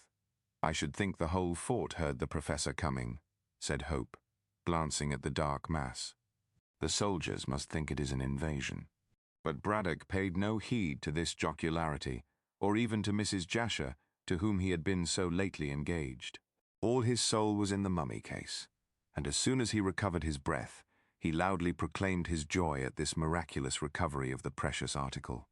"Mine, mine," he roared, and his words ran violently through the frosty air. "Be calm, sir," advised Hope. "Be calm." "Calm! Calm!" bellowed Braddock, struggling to a standing position. "Oh, confound you, sir, how can I be calm when I find what I have lost?" "You have a mean, grovelling soul, Hope, not the soaring spirit of a collector." "There is no need to be rude to Archie, father," corrected Lucy sharply. "Rude, rude. I am never rude. But this mummy." Braddock peered closely at it, and rapped the wood to assure himself it was no phantom. "Yes, it is my mummy, the mummy of Inca Caxus. Now I shall learn how the Peruvians embalmed their royal dead." He crooned like a mother over a child, caressing the coffin, then suddenly drew himself upright and fixed Mrs. Jasher with an indignant eye. "So it was you, madam, who stole my mummy?" he declared venomously, "and I thought of making you my wife. Oh, what an escape I have had! Shame, woman, shame!" Mrs. Jasher stared, then her face grew redder than the rouge on her cheeks, and she stamped furiously in the neat Louis Quinze slippers in which she had injudiciously come out. "How dare you say what you have said?" she cried, her voice shrill and hard with anger. "Mr. Hope has been saying the same thing. Are you both mad? I never set eyes on the horrid thing in my life. And only tonight you told me that you loved—" "Yes, yes. I said many foolish things, I don't doubt, madam. But that is not the question. My mummy. He rapped the wood furiously. "How does my mummy come to be here?" "I don't know," said Mrs. Jasher, still furious. "And I don't care. Don't care, when I look forward to your helping me in my life work." "As my wife, I shall never be your wife," cried the widow, stamping again. "I wouldn't be your wife for 1,000 or 1,000,000 pounds. Marry your mummy, you horrid, red-faced, crabbed little—" "Hush, hush," whispered Lucy, taking the angry woman round the waist. "You must make allowances for my father. He is so excited over his good fortune that he—" "I shall not make allowance," interrupted Mrs. Jasher angrily. "He practically accuses me of stealing the mummy. If I did that, I must have murdered poor Sidney Bolton." "No, no," cried the professor, wiping his red face. "I never hinted at such a thing. But the mummy is in your garden. What of that?" "I don't know how it came there. Mr. Hope, surely you do not support Professor Braddock in his preposterous accusation." "I bring no accusation," stuttered the professor. "Neither do I, Mrs. Jasher." "You are excited now." "Go in and sleep, and tomorrow you will talk reasonably." This brilliant speech was from Hope and wrought Mrs. Jasher into a royal rage. "Well," she gasped, "he asks me to be calm, as if I wasn't the very calmest person here. I declare, I shall be ill. Lucy." She seized the girl's hand and dragged her towards the cottage. "Come in, and give me red lavender. I shall be in bed for days and days and days. Oh, what brutes men can be. But listen, you two horrors." She indicated Braddock and Hope as she pushed open the door.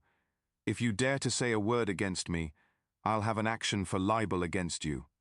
"Oh, dear me, how very ill I feel. Lucy, darling, help me, oh, help me, and oh. She flopped down on the threshold of her home with a cry.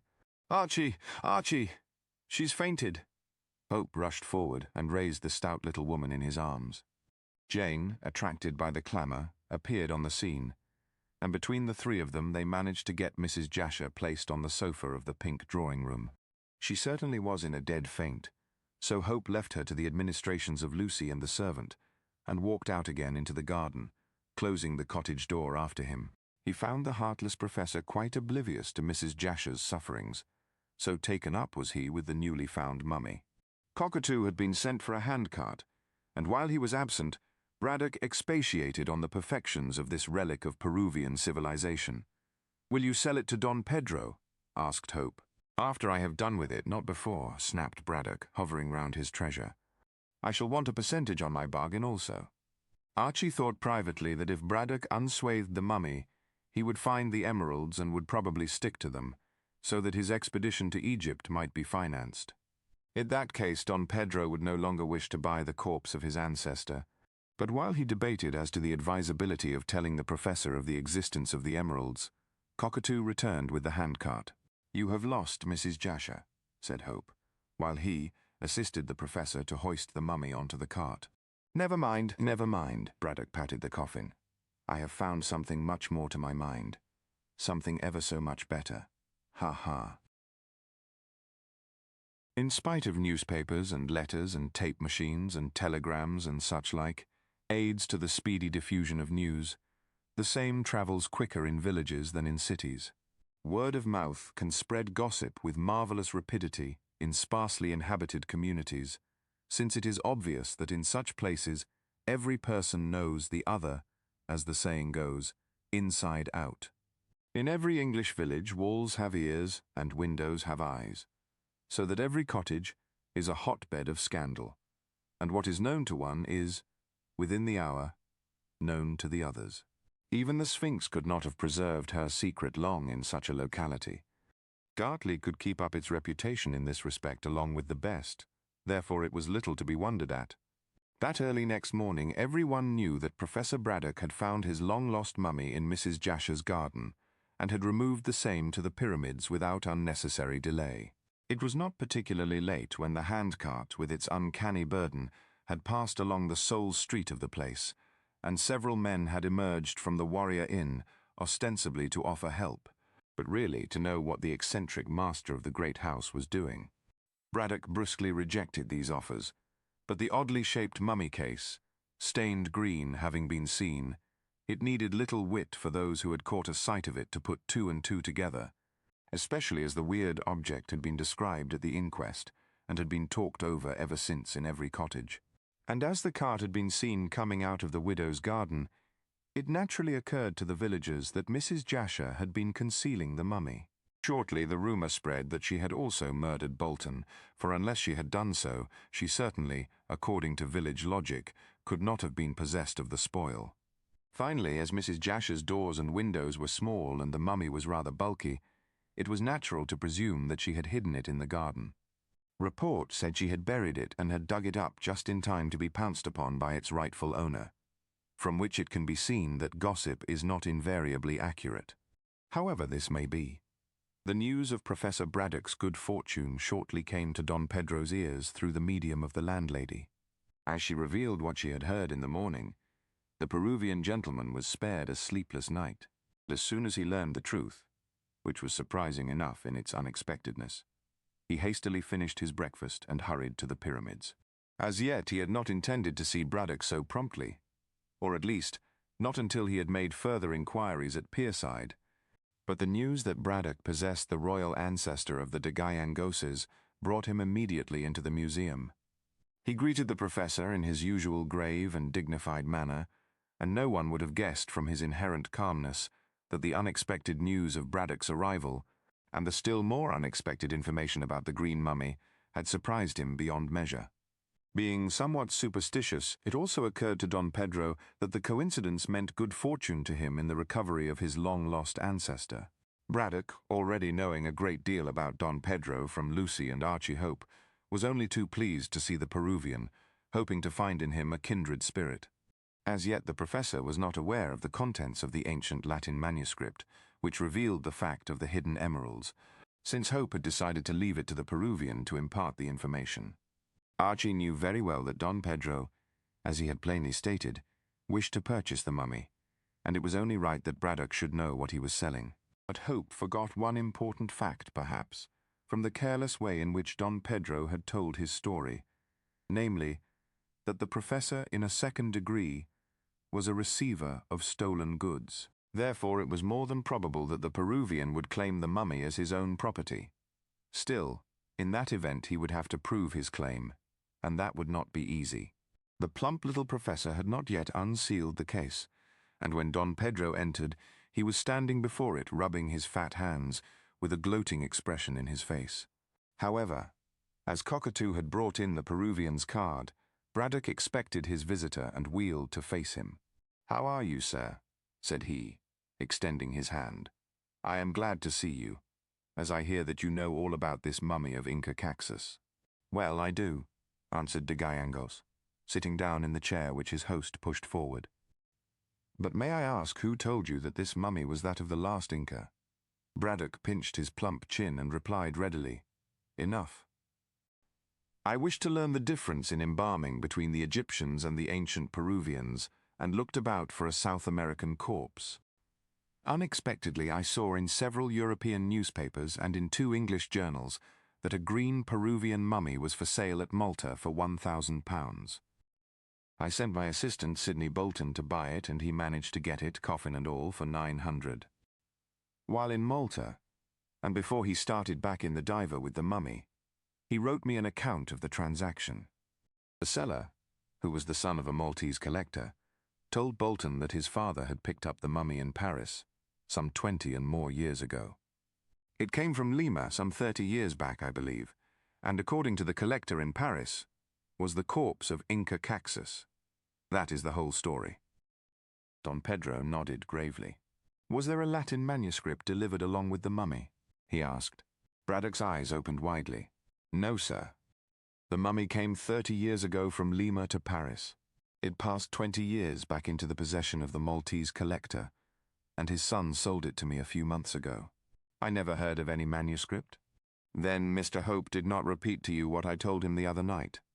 The professor sat down and his mouth grew obstinate.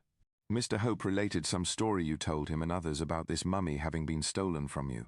From my father, corrected the unsmiling Peruvian, keeping a careful eye on his host. That is really the case. Inca Caxus is, or was, my ancestor, and this manuscript, Don Pedro produced the same from his inner pocket, details the funeral ceremonies. Very interesting, most interesting, fussed Braddock, stretching out his hand. May I see it? You read Latin, observed Don Pedro, surrendering the manuscript. Of course, he said simply. Every well-educated man reads Latin, or should do so. Wait, sir, until I glance through this document.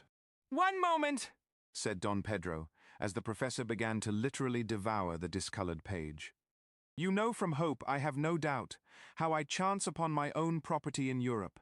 Braddock, still with his eyes on the manuscript, mumbled, Your own property. Quite so, quite so.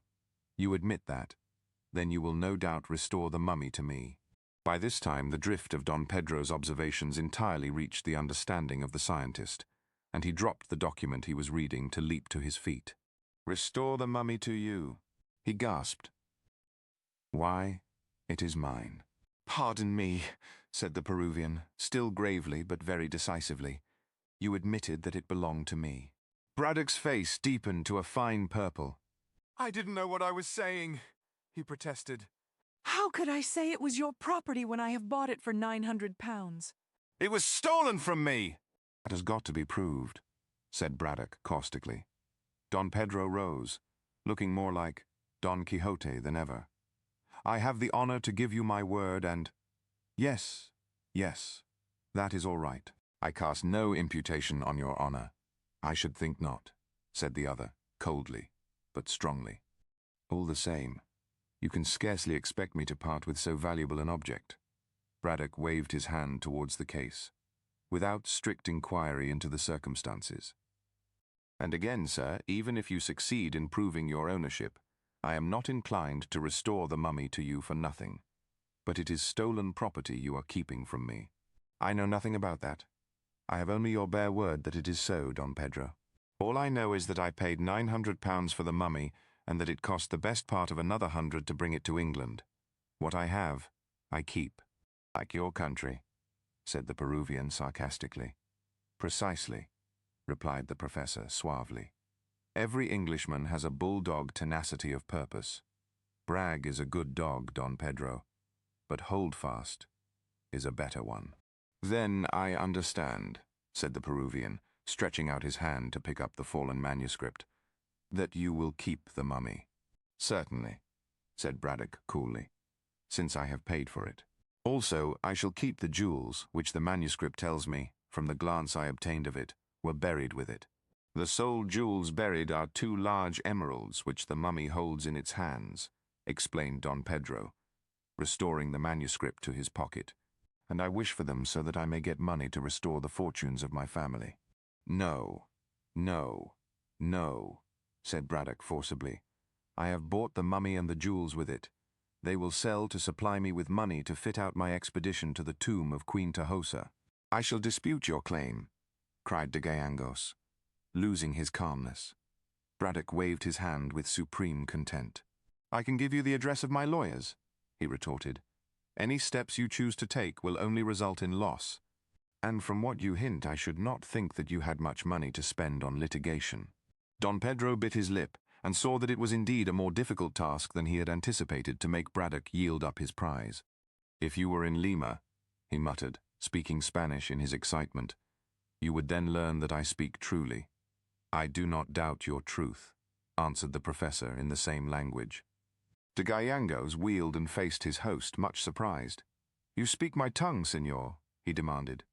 Braddock nodded. I have been in Spain, and I have been in Peru, he answered dryly. Therefore I know classical Spanish and its colonial dialects. As to being in Lima, I was there, and I do not wish to go there again, as I had quite enough of those uncivilized parts 30 years ago, when the country was much disturbed after your civil war. You were in Lima 30 years ago, echoed Don Pedro. Then you were there when Vasa stole this mummy. I don't know who stole it, or even if it was stolen, said the professor obstinately. And I don't know the name of Vasa. Ah, now I remember. Young Hope did say something about the Swedish sailor who you said stole the mummy. Vasa did, and brought it to Europe to sell, probably to that man in Paris who afterwards sold it to your Maltese's collector. No doubt, rejoined Braddock calmly. But what has all this to do with me, Don Pedro? I want my mummy, raged the other, and looked dangerous. Then you won't get it, retorted Braddock, adopting a pugnacious attitude and quite composed. This mummy has caused one death, Don Pedro, and from your looks I should think you would like it to cause another. I'll knock your head off if you bring my honesty into question, cried the professor, standing on tiptoe like a bantam.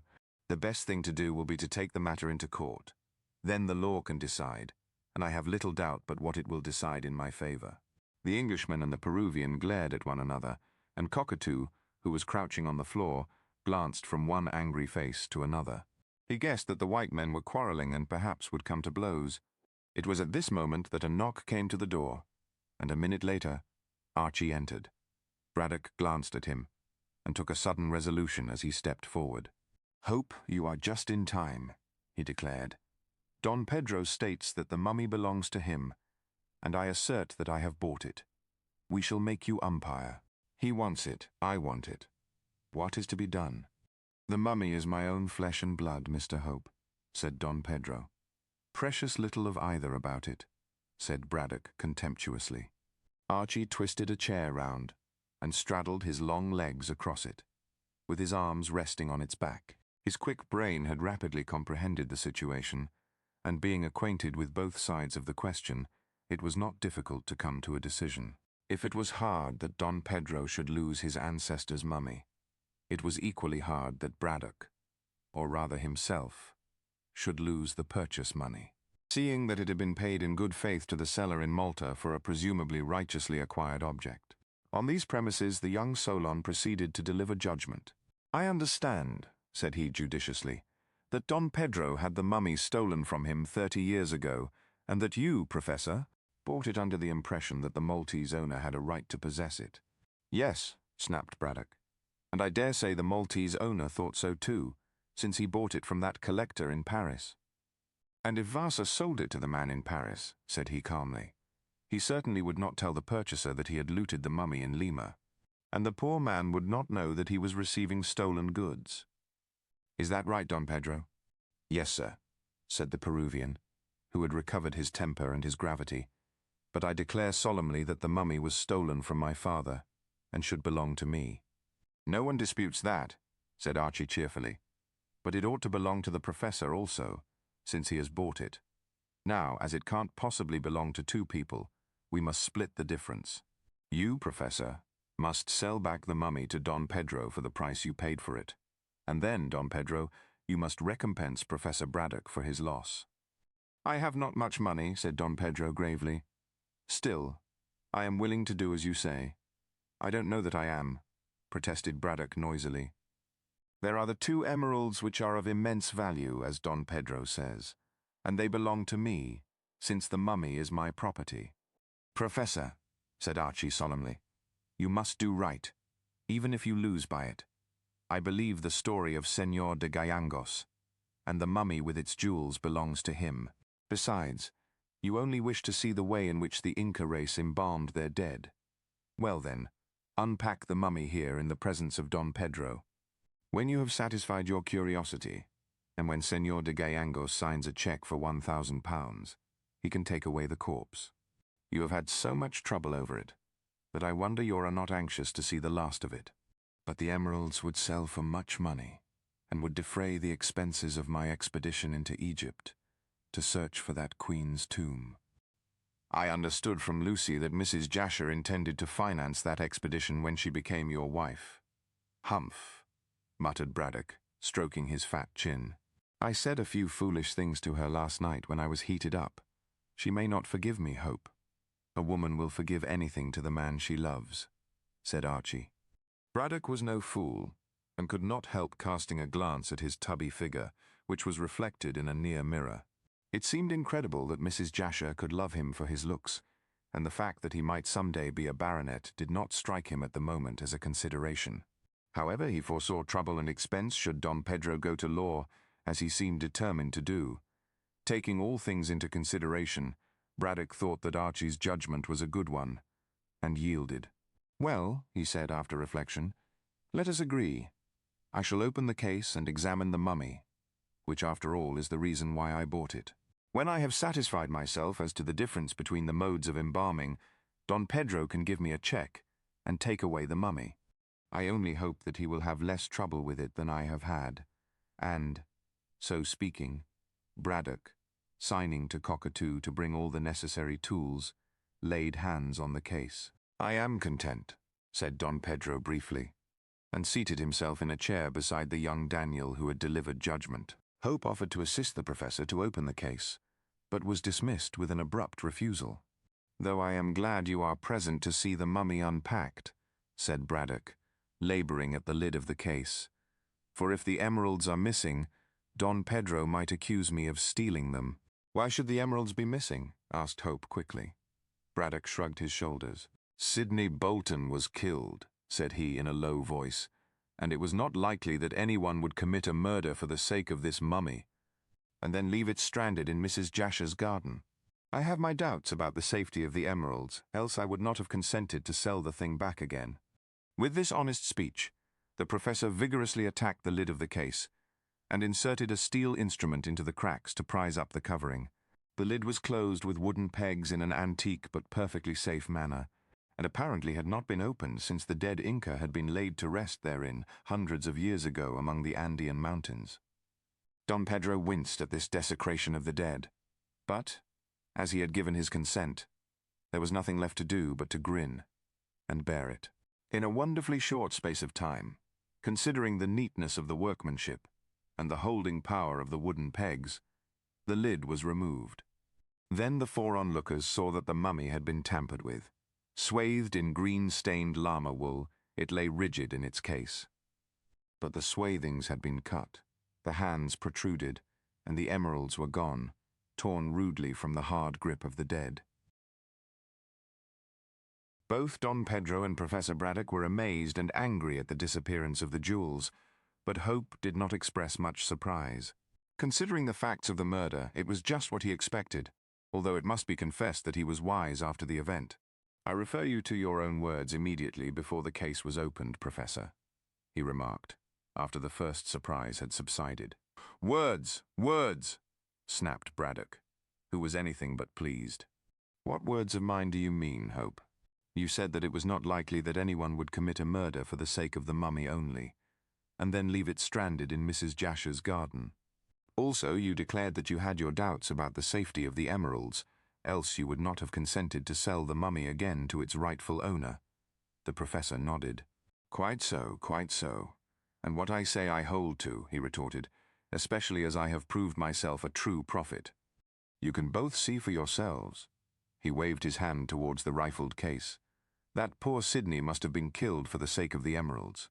The question is, who killed him? The person who knew about the jewels, said Don Pedro promptly. Of course. But who did know? I was ignorant until you told me about the manuscript. And you, Hope. He searched Archie's face. Do you intend to accuse me? Questioned the young man with a slight laugh. I assure you, Professor, that I was ignorant of what had been buried with the corpse, until Don Pedro related his story the other night to myself and Random, and the ladies. Braddock turned impatiently to de Gallegos, as he did not approve of Archie's apparent flippancy. Does anyone else know of the contents of this manuscript? He demanded irritably. Don Pedro nursed his chin and looked musingly on the ground. It is just possible that Vasa may. Vasa? Oh yes. The sailor who stole the mummy 30 years ago from your father in Lima. Pooh, pooh, pooh. You tell me that this manuscript is written in Latin, and evidently in monkish Latin at that, which is of the worst. Your sailor could not read it, and would not know the value of the manuscript. If he had, he would have carried it off. Senor, said the Peruvian politely, I have an idea that my father made a translation of this manuscript, or at all events a copy. But I understood, put in Hope, still astride of his chair, that you did not find the original manuscript until your father died. That is quite true, sir, assented the other readily. But I did not tell you everything the other night. My father it was who found the manuscript at Cuzco, and although I cannot state authoritatively, yet I believe I am correct in saying that he had a copy made. But whether the copy was merely a transcript or actually a translation, I cannot tell. I think it was the former, as if Vasa, reading a translation, had learned of the jewels. He undoubtedly would have stolen them before selling this mummy to the Parisian collector. Perhaps he did, said Braddock, pointing to the rifled corpse. You see that the emeralds are missing. Your assistant's assassin stole them, insisted Don Pedro coldly. We cannot be sure of that, retorted the professor, although I admit that no man would jeopardize his neck for the sake of a corpse. Archie looked surprised. But an enthusiast such as you are, Professor, might risk so much. For once in his life, Braddock made a good-humored reply. No, sir. Not even for this mummy would I place myself in the power of the law. And I do not think that any other scientist would either. We savants may not be worldly, but we are not fools. However, the fact remains that the jewels are gone, and whether they were stolen by Vasa 30 years ago, or by poor Sidney's assassin the other day, I don't know. And, what is more, I don't care. I shall examine the mummy further, and in a couple of days, Don Pedro can bring me a check for 1,000 and remove his ancestor. Cried the Peruvian hurriedly, Since the emeralds are missing, I am not in a position to pay you 1,000 English pounds, sir. I want to take back the body of Inca Caxus to Lima, as one must show respect to one's ancestors. But the fact is, I cannot pay the money. You said that you could, shouted the exasperated professor in his bullying way. I admit it, senor, but I had hoped to do so when I sold the emeralds, which, as you can see, are not available. Therefore, the body of my royal ancestor must remain here until I can procure the money, and it may be that Sir Frank Random will help me in this matter. He wouldn't help me, snapped Braddock, so why should he help you? Don Pedro, looking more dignified than ever, drew himself up to his tall height. Sir Frank, he said in a stately way, has done me the honor of seeking to be my son-in-law. As my daughter loves him, I am willing to permit the marriage, but now that I have learned the emeralds are lost, I shall not consent until Sir Frank buys the mummy from you, Professor. It is only right that my daughter's hand should redeem her regal forefather from purely scientific surroundings, and that she should take the mummy back to be buried in Lima. At the same time, sir, I must say that I am the rightful owner of the dead, and that you should surrender the mummy to me free of charge. What, and lose £1,000? cried Braddock furiously. No, sir, I shall do nothing of the sort.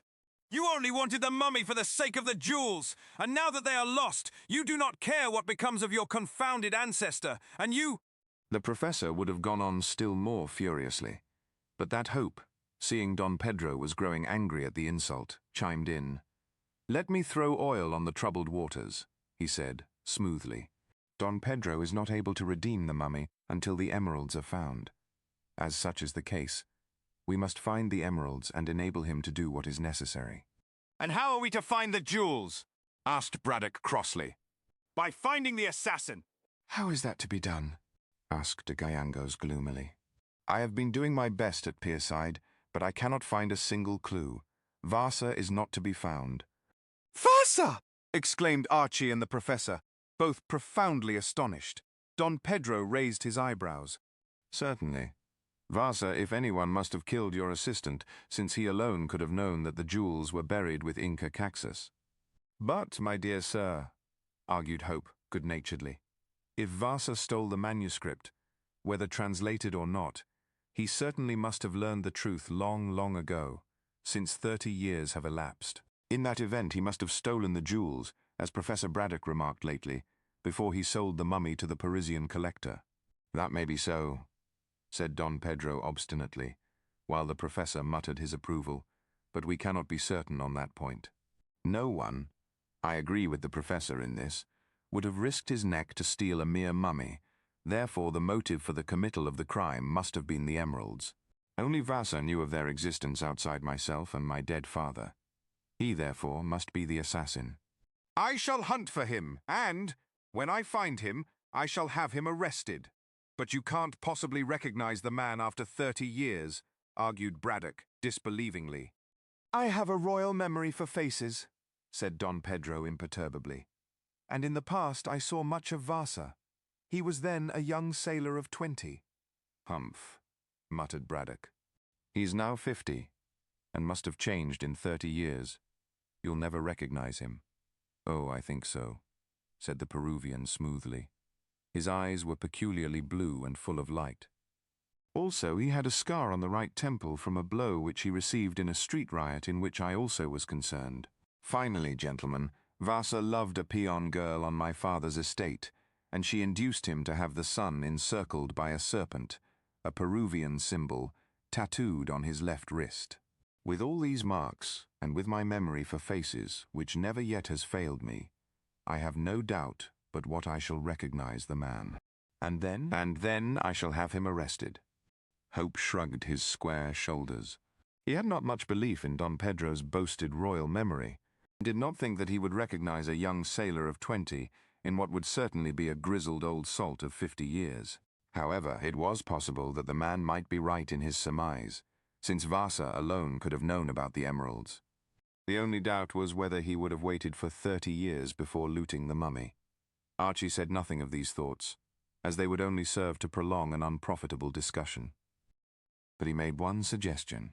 Your best plan, he said suggestively, is to write a description of Vasa, who, by the way, has probably changed his name, and hand it to the police, with the promise of a reward if he is found.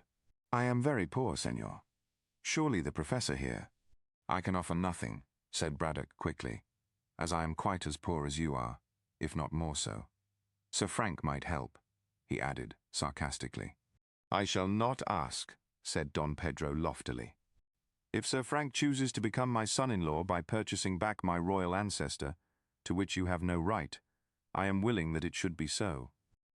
But, poor as I am, I shall offer a reward myself, since the honor of the de Gallangoses is involved in this matter. 500 pounds, said the professor quickly. Too much, said Hope sharply. Far too much. Make the reward 100 pounds, Don Pedro. That is enough to tempt many a man. The Peruvian bowed and noted down the amount. I shall go at once to Pierside and see Inspector Date, who had to do with the inquest, he remarked. Meanwhile, Professor, please do not desecrate my royal ancestor's body more than you can help. I shall certainly not search for any more emeralds, retorted Braddock dryly. Now, clear out, both of you, and leave me to examine the mummy. Cockatoo, show these gentlemen out, and let no one else in. Don Pedro returned to the Warrior Hotel to inform his daughter of what had taken place, with the intention of going in the afternoon to Pierside. Meanwhile, he wrote out a full description of Vasa, making an allowance for the lapse of years, and explaining the scar and the symbol on the left wrist. Hope also sought Lucy and related the latest development of the case. The girl was not surprised, as she likewise believed that the assassin had desired more than the mummy when he murdered Sidney Bolton. Mrs. Jasher did not know about the emeralds? She asked suddenly. No, replied Archie, much surprised. Surely you do not suspect her of having a hand in the devilment? Certainly not, was the prompt answer. Only I cannot understand how the mummy came to be in her garden. It was brought up from the river, I expect. But why to Mrs. Jasher's garden? Hope shook his head. I cannot tell that. The whole thing is a mystery, and seems likely to remain so. It seems to me, said the girl after a pause, that it would be best for my father to return this mummy to Don Pedro, and have done with it, since it seems to bring bad luck. Then he can marry Mrs. Jasher, and go to Egypt on her fortune to seek for this tomb. I doubt very much if Mrs. Jasher will marry the professor now, after what he said last night. Nonsense. My father was in a rage and said what first came into his mind. I dare say she is angry. However, I shall see her this afternoon and put matters right. You are very anxious that the professor should marry the lady. I am, replied Lucy seriously, as I want to leave my father comfortably settled when I marry you. The sooner he makes Mrs. Jasher his wife, the readier will he be to let me go, and I want to marry you as soon as I possibly can. I am tired of Gartley and of this present life. Of course, to this speech Archie could make only one answer, and as that took the form of kissing, it was entirely satisfactory to Miss Kendall. Then they discussed the future and also the proposed engagement of Sir Frank Random to the Peruvian lady. But both left the subject of the mummy alone, as they were quite weary of the matter, and neither could suggest a solution of the mystery. Meanwhile, Professor Braddock had passed a very pleasant hour in examining the swathings of the mummy. But his pleasure was destined to be cut short sooner than he desired, as Captain Hiram Hervey unexpectedly arrived. Although Cockatoo, as he had been instructed, did his best to keep him out, the sailor forced his way in, and heralded his appearance by throwing the Kanaka head foremost into the museum. "What does this mean?" demanded the fiery professor, while Cockatoo, with an angry expression, struggled to his feet, and Hervey, smoking his inevitable cheroot, stood on the threshold. "How dare you treat my property in this careless way?" "Guess your property should behave itself then," said the captain in careless tones, and sauntered into the room. "Do you think I'm going to be chucked out by a measly nigger and—" Great Scott! This latter exclamation was extorted by the sight of the mummy. Braddock motioned to the still angry Cockatoo to move aside, and then nodded triumphantly. "You didn't expect to see that, did you?" he asked. Hervey came to anchor on a chair and turned the cheroot in his mouth with an odd look at the mummy. "When will he be hanged?" Braddock stared. "When will who be hanged?" "The man who stole that thing." "We haven't found him yet," Braddock informed him swiftly. "Then how in creation did you annex the corpse?" The professor sat down and explained. The lean, long mariner listened quietly, only nodding at intervals. He did not seem to be surprised when he heard that the corpse of the head Inca had been found in Mrs. Jasher's garden, especially when Braddock explained the whereabouts of the property. "Wall," he drawled, "that don't make my hair stand on end. I guess the garden was on his way and he used it for a cemetery." "What are you talking about?" demanded the perplexed scientist. "About the man who strangled your help and yanked away the corpse. But I don't know who he is. Nobody knows. Go slow. I do." "You!" Braddock started and flung himself across the room to seize Hervey by the lapels of his reefer coat. "You know. Tell me who he is, so that I can get the emeralds." "Emeralds!"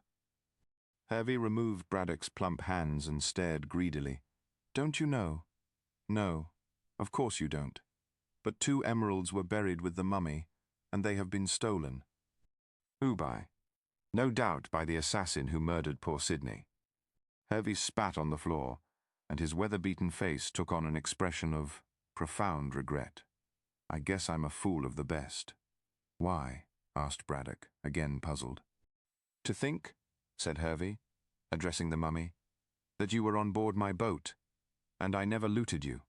"What?" Braddock stamped. "Would you have committed theft?" "It ain't thieving to loot the dead. I guess a corpse hasn't got any use for jewels." "You bet I'd have gummed straightways onto that mummy. When I brought it from Malta in the old diver, had I known it was a jeweller's shop of sorts." "Huh. 2 emeralds, and I never knew. I could kick myself." "You are a blackguard," gasped the astonished professor. "Oh, shucks," was the elegant retort. "Give it a rest. I'm no worse than that dandy gentleman who added murder to stealing anyhow." "Ah." Braddock bounded off his chair like an India rubber ball. "You said that you knew who had committed the murder." "Wall," drawled Hervey again. "I do, and I don't. That is I suspect, but I can't swear to the business before a judge." "Who killed Bolton?" asked the professor furiously. "Tell me at once." "Not me, unless it's made worth my while!" "It will be by Don Pedro." "That yellow stomach. What's he got to do with it?" "I have just told you the mummy belongs to him. He came to Europe to find it. He wants the emeralds, and intends to offer a reward of £100 for the discovery of the assassin. Hervey arose briskly. I'm right on the job, said he, sauntering to the door. I'll go to that old inn of yours, where you say the Don's stopping, and look him up. Guess I'll trade. But who killed Bolton?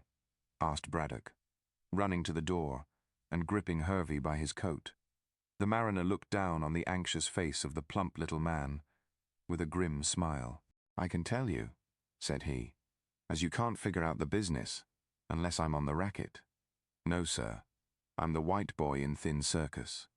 The professor shook the lean sailor in his anxiety. Who is he? That almighty aristocrat that came on board my ship when I lay in the Thames on the very afternoon I arrived with Bolton. Who do you mean? Demanded Braddock, more and more perplexed. Sir Frank Random. What? Did he kill Bolton and steal my mummy? And hide it in that garden on his way to the fort? I guess he did. The professor sat down and closed his eyes with horror. When he opened them again, Hervey was gone. But the professor was not going to let Captain Hervey escape without giving him full information. Before the Yankee skipper could reach the front door, Braddock was at his heels, gasping and blowing like a grampus. Come back, tell me all. I reckon not, rejoined the mariner, removing Braddock's grip. You ain't the one to give the money. I'll go to the Don, or to Inspector Date of Pierside. But Sir Frank must be innocent, insisted Braddock. He's got to prove it, was the dry response.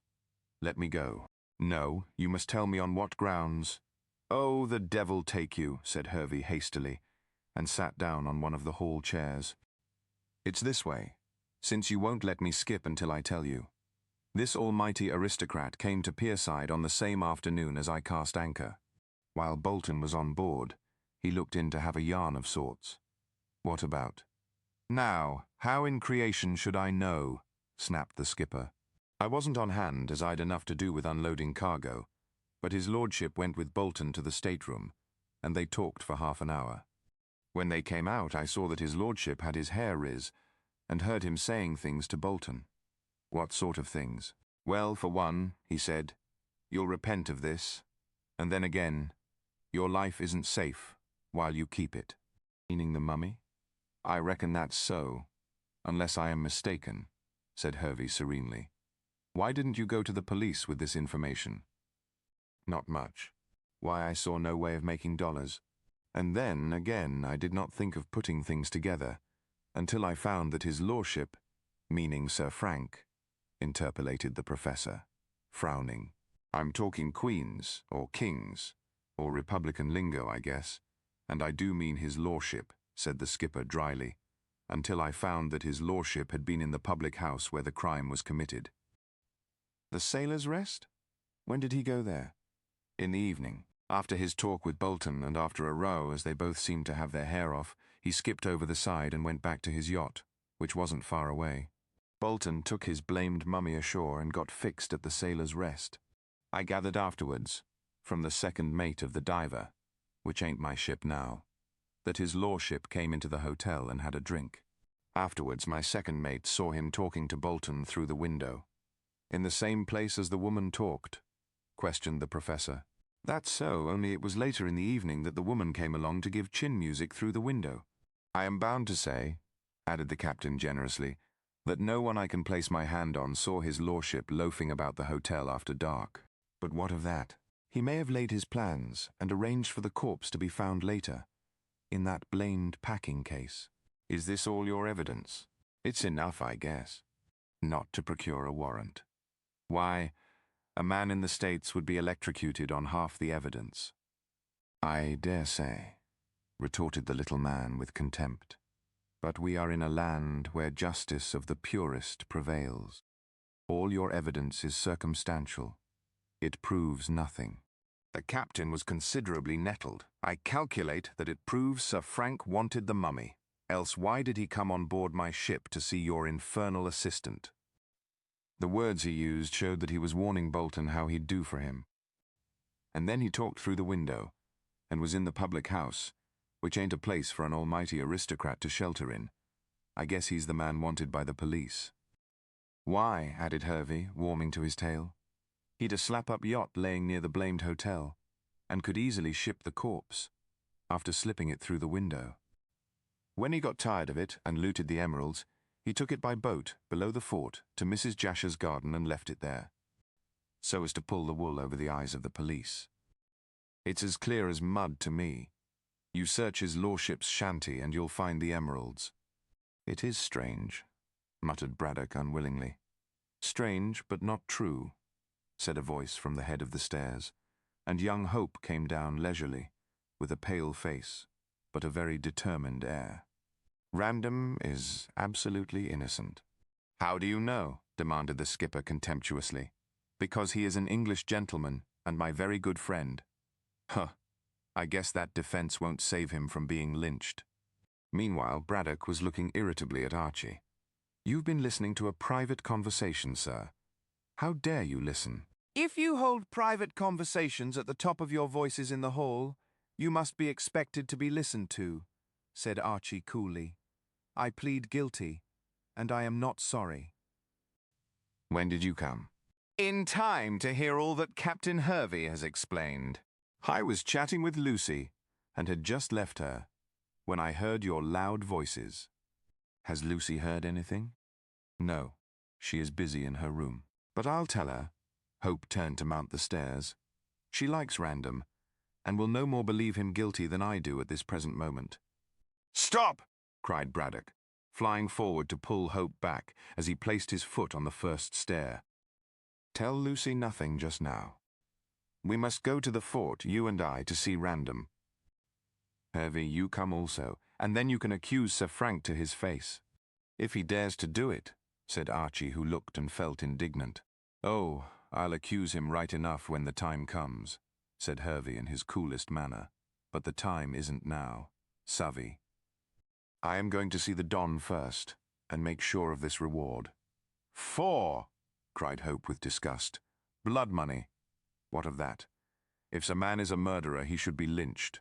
My friend Sir Frank Random is no murderer. He's got to prove that, as I said before, rejoined the Yankee in a calm way, and strolled to the door. So long, gents both. I'll light out for the Warrior Inn and play my cards. And I may tell you, he added, pausing at the door, which he opened, that I haven't got that blamed windjammer, so need money to hold out until another steamer comes along. £100 English currency will just fill the bill. So now you know the lay I'm on. So long. And he walked quietly out of the house, leaving Archie and Braddock looking at one another with pale faces. The assurance of Hervey surprised and horrified them. Still, they could not believe that Sir Frank Random had been guilty of so brutal a crime. For one thing, said Hope after a pause, Random did not know where the emeralds were to be found, or even that they existed. I understood that he did know, said Braddock reluctantly.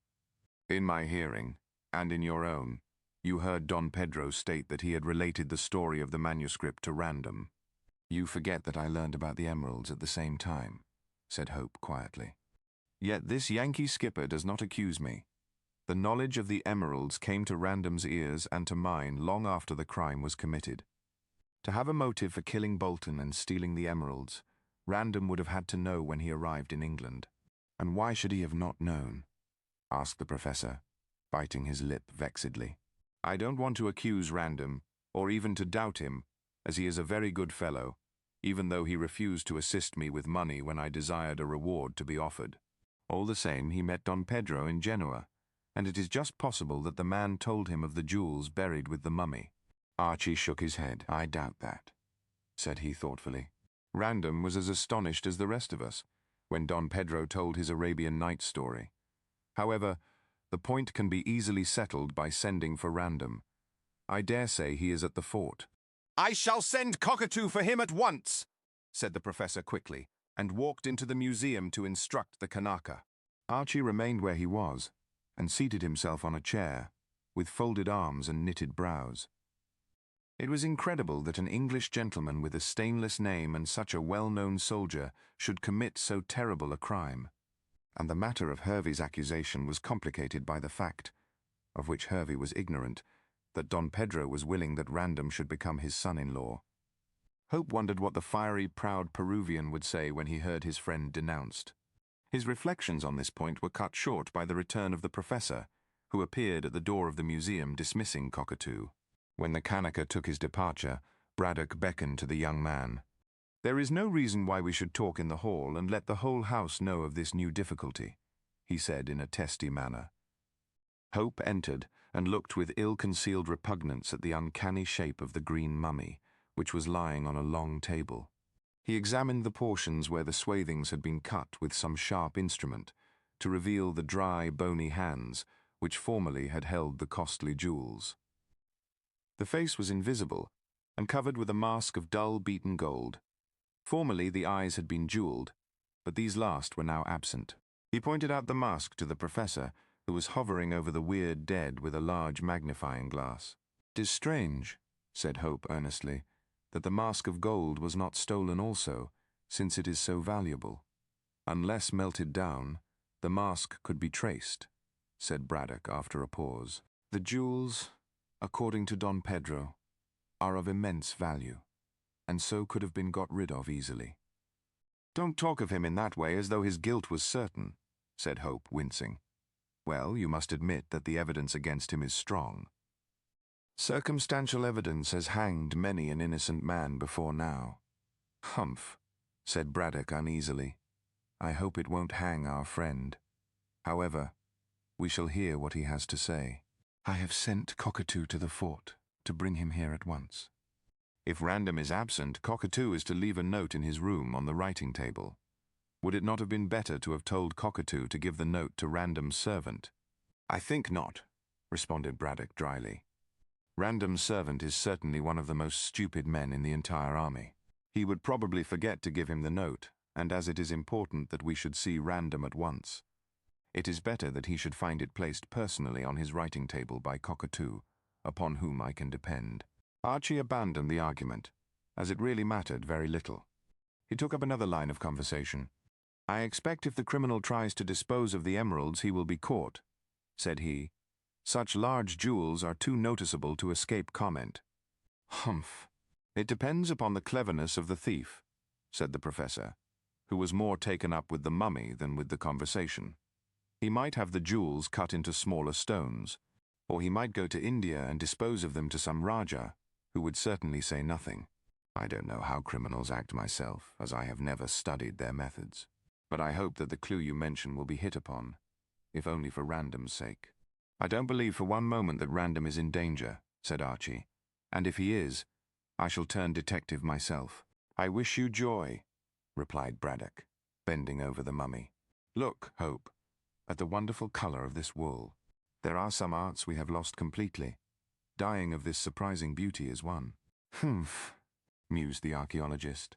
"I wonder why this particular mummy is dyed green, or rather why it is wrapped in green bandages." "Yellow was the royal colour of the ancient Peruvian monarchs. Vicuna wool dyed yellow. What do you think, Hope?" "It is strange." Archie shrugged his shoulders. "I can say nothing, because I know nothing," he said sharply. "All I do know is that I wish this precious mummy had never been brought here. It has caused trouble ever since its arrival." "Well," said Braddock, surveying the dead with some disfavour, "I must say that I shall be glad to see the last of it myself. I know now all that I wanted to know. Humph! I wonder if Don Pedro will allow me to strip the mummy. Of course, it is mine, not his. I shall unswathe it entirely." And Braddock was about to lay sacrilegious hands on the dead when Cockatoo entered breathlessly. He had been so quick that he must have run to the fort and back again. "I knock at door," said the Kanaka, delivering his message, "and I hear no voice. I go in and find no one, so I put the letter on the table. I come down and ask, and a soldier tells me, 'Sir, his master is coming back in half an hour.'" "You should have waited," said Braddock, waving Cockatoo aside. "Come along with me to the fort, Hope. But Random will come here as soon as he returns. Very likely, but I can't wait. I am anxious to hear what he has to say in his defense. Come, Cockatoo. My coat, my hat, my gloves.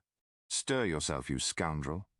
Archie was not unwilling to go, since he was anxious also to hear what Random would say to the absurd accusation brought against him by the Yankee. In a few minutes, the two men were walking smartly down the road through the village, the professor striving to keep up with Hope's longer legs by trotting as hard as he could. Halfway down the village they met a trap, and in it Captain Hervey being driven to the JASHER'S railway station. "Have you seen Don Pedro?" asked the professor, stopping the vehicle. "I reckon not," answered Hervey stolidly. "He's gone into Pierside to see the police." "You had better come with us," said Archie sternly. "We are going to see Sir Frank Random." "Give him my respects," said the skipper cold-bloodedly, "and say that he's worth £100 to me." He waved his hand, and the trap moved away, but he looked back with a wry smile. "Say I'll square the matter for double the money in command of his yacht." Braddock and Archie looked after the trap in disgust. "What a scoundrel the man is," said the professor pettishly. "He'd sell his father for what he could get. It shows how much his word is to be depended upon. I expect this accusation of Random is a put-up job." "I hope so, for Random's sake," said Braddock, trotting briskly along. In a short time they arrived at the fort, and were informed that Sir Frank had not yet returned, but was expected back every moment. In the meanwhile, as Braddock and Hope were both extremely well known, they were shown into Random's quarters, which were on the first floor. When the soldier servant retired and the door was closed, Hope seated himself near the window, while Braddock trotted round, looking into things. "It's a dog kennel," said the professor. "I told Random that." "Perhaps we should have waited him in the mess," suggested Archie. No. We couldn't talk there with a lot of silly young fools hanging about. I told Random that I would never enter the mess, so he invited me to come always to his quarters." He was in love with Lucy then, chuckled the professor, and nothing was too good for me. "Not even the dog kennel," said Hope dryly, for the professor's chatter was so rude as to be quite annoying. "Pooh, pooh, pooh. Random doesn't mind a joke. You, Hope, have no sense of humour. Your name is Scotch also. I believe you are a Caledonian. I am nothing of the sort. I was born on this side of the border." "You might have been born at the North Pole for all I care," said the little man politely. "I don't like artists. They are usually silly." "I wish Lucy had married a man of science. Now don't talk rubbish. I know what you are going to say."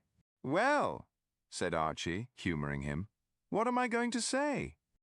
This nonplussed the irritable savant. Hum, hum, hum. I don't know and don't care. Poof. How hot this room is. What a number of books of travel Random has. Braddock was now at the bookcase, which consisted of shelves swung by cords against the wall. "Random travels a great deal," Archie reminded him. "Quite so. Quite so. Wastes his money on that silly yacht. But he hasn't travelled in South America. I expect he's going there. Come here, Hope, and see the many, many books about Peru and Chile and Brazil. There must be a dozen, and all library books too." Archie sauntered towards the shelves. "I expect Random is getting up the subject of South America so as to talk to Donna Inez." Probably, snapped Braddock, pulling several of the books out of place. "Why, there isn't a... Ah, dear me, what a catastrophe." He might well say so, for in his desire to examine the books, they all tipped off the shelves and lay in a disorderly heap on the floor. Hope began to pick them up and replace them, and so did the author of the mischief. Among the books were several papers scribbled with notes, and Braddock bundled these all in a heap. Shortly he caught sight of the writing on one. "Hello!" "Latin," said he, and read a line or two. "Oh!" He gasped. "Hope! Hope! The manuscript of Don Pedro! Impossible!" Archie rose and stared at the discoloured paper. "Sorry to have kept you," said Random, entering at this moment. "You villain!" shouted Braddock furiously. "So you are guilty after all!" Random was so taken aback by the fierce accusation of the professor that he stood suddenly still at the door and did not advance into the room. Yet he did not look so much afraid as puzzled. Whatever Braddock might have thought, Hope, from the expression on the young soldier's face, was more than ever satisfied of his innocence. "What are you talking about, Professor?" asked Random, genuinely surprised. "You know well enough," retorted the professor. "Upon my word, I don't," said the other, walking into the room and unbuckling his sword.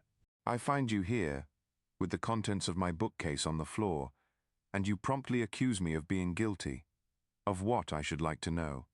Perhaps you can tell me, Hope." "There is no need for Hope to tell you, sir. You are perfectly well aware of your own villainy." Random frowned. "I allow a certain amount of latitude to my guests, Professor," he said with marked dignity. "But for a man of your age and position, you go too far. Be more explicit." "Allow me to speak," intervened Archie, anticipating Braddock. "Random, the Professor has just had a visit from Captain Hiram Hervey, who was the skipper of the Diver. He accuses you of having murdered Bolton." What? The baronet started back, looking thunderstruck. "Wait a moment. I have not finished yet. Hervey accuses you of this murder, of stealing the mummy, of gaining possession of the emeralds, and of placing the rifled corpse in Mrs. JASHER'S garden." "So that she might be accused of committing the crime?" "Exactly," cried Braddock, seeing that his host remained silent from sheer surprise. "Hope has stated the case very clearly. Now, sir, your defense?" "Defense. Defense." Random found his tongue at last and spoke indignantly. "I have no defense to make." "Ah. Then you acknowledge your guilt." "I acknowledge nothing. The accusation is too preposterous for any denial to be necessary. Do you believe this of me?" He looked from one to the other. "I don't," said Archie quickly. "There is some mistake. Thank you, Hope. And you, Professor?" Braddock fidgeted about the room. "I don't know what to think," he said at length. Hervey spoke very decisively. "Oh, indeed," returned Random dryly. And walking to the door, he locked it. "In that case, I must ask you for an explanation, and neither of you shall leave this room until one is given. Your proofs." Here is one of them! Snapped Braddock, throwing the manuscript on the table. Where did you get this? Random took up the discolored paper with a bewildered air. I never set eyes on this before! He said, much puzzled. What is it? A copy of the manuscript mentioned by Don Pedro, which describes the 2 emeralds buried with the mummy of Inca Caxus. I see. Random understood all in a moment. So you say that I knew of the emeralds from this, and so murdered Bolton to obtain them. Pardon me, said Braddock with elaborate politeness. Hervey says that you murdered my poor assistant, and although my discovery of this manuscript proves that you must have known about the jewels, I say nothing. I wait to hear your defense. That's very good of you, remarked Sir Frank ironically. So it seems that I am in the dock. Perhaps the counsel for the prosecution will state the evidence against me. And he looked again from one to the other. Archie shook the baronet by the hand very warmly. My dear fellow, he declared decidedly, I don't believe one word of the evidence. In that case, there must be a flaw in it, retorted Random, but did not seem to be unmoved by Hope's generous action. Sit down, Professor. It appears that you are against me. Until I hear your defense, said the old man obstinately. I cannot make any until I hear your evidence. Go on. I am waiting, and Sir Frank flung himself into a chair, where he sat calmly, his eyes steadily fixed on the professor's face. Where did you get that manuscript? Asked Braddock sharply. I got it nowhere! This is the first time I have seen it. Yet it was hidden amongst your books. Then I can't say how it got there. Were you looking for it? No, certainly not. To pass the time while waiting, I examined your library, and in pulling out a book, your case, being a swing one, overbalanced and shot its contents onto the floor. Amongst the papers which fell with the books, I caught a glimpse of the manuscript, and, noting that it was written in Latin, I picked it up, surprised to think that a frivolous young man, such as you are, should study a dead language. A few words showed me that the manuscript was a copy of the one referred to by Don Pedro. One moment, said Archie, who had been thinking. Perhaps this is the original manuscript, which de Gallangos has given to you, Random. It is good of you to afford me a loophole of escape, said Sir Frank, leaning back with folded arms. But de Gallangos gave me nothing. I saw the manuscript in his hands when he showed it to us all at Mrs. Jasher's, but whether this is the original or a copy, I can't say. Don Pedro certainly did not give it to me. Has Don Pedro been in your quarters? Asked Hope thoughtfully. No, he has only visited me in the mess. And even if Don Pedro did come in here, for I guess what is in your mind, I really do not see why he should slip a manuscript which he values highly amongst my books. Then you really never saw this before, said Braddock, indicating the paper on the table, and impressed by Random's earnestness. How often do you want me to deny it? Retorted the young man impatiently. Perhaps you will state on what grounds I am accused? Braddock nodded and cleared his throat. Captain Hervey declared that your yacht arrived at Pierside almost at the same time as his steamer. Quite right. When Don Pedro received a wire from Malta stating that the mummy had been sold to you and that it was being shipped to London on the Diver, I got up steam at once and chased the tramp to that port. As the tramp was slow and my boat was fast, I arrived on the same day and almost at the same hour, even though Hervey's boat had the start of mine. Why were you anxious to follow the Diver? Asked Hope. Don Pedro wished to get back the mummy and asked me to follow. As I was in love with Donna Inez, and still am, I was only too willing to oblige him. Braddock nodded again.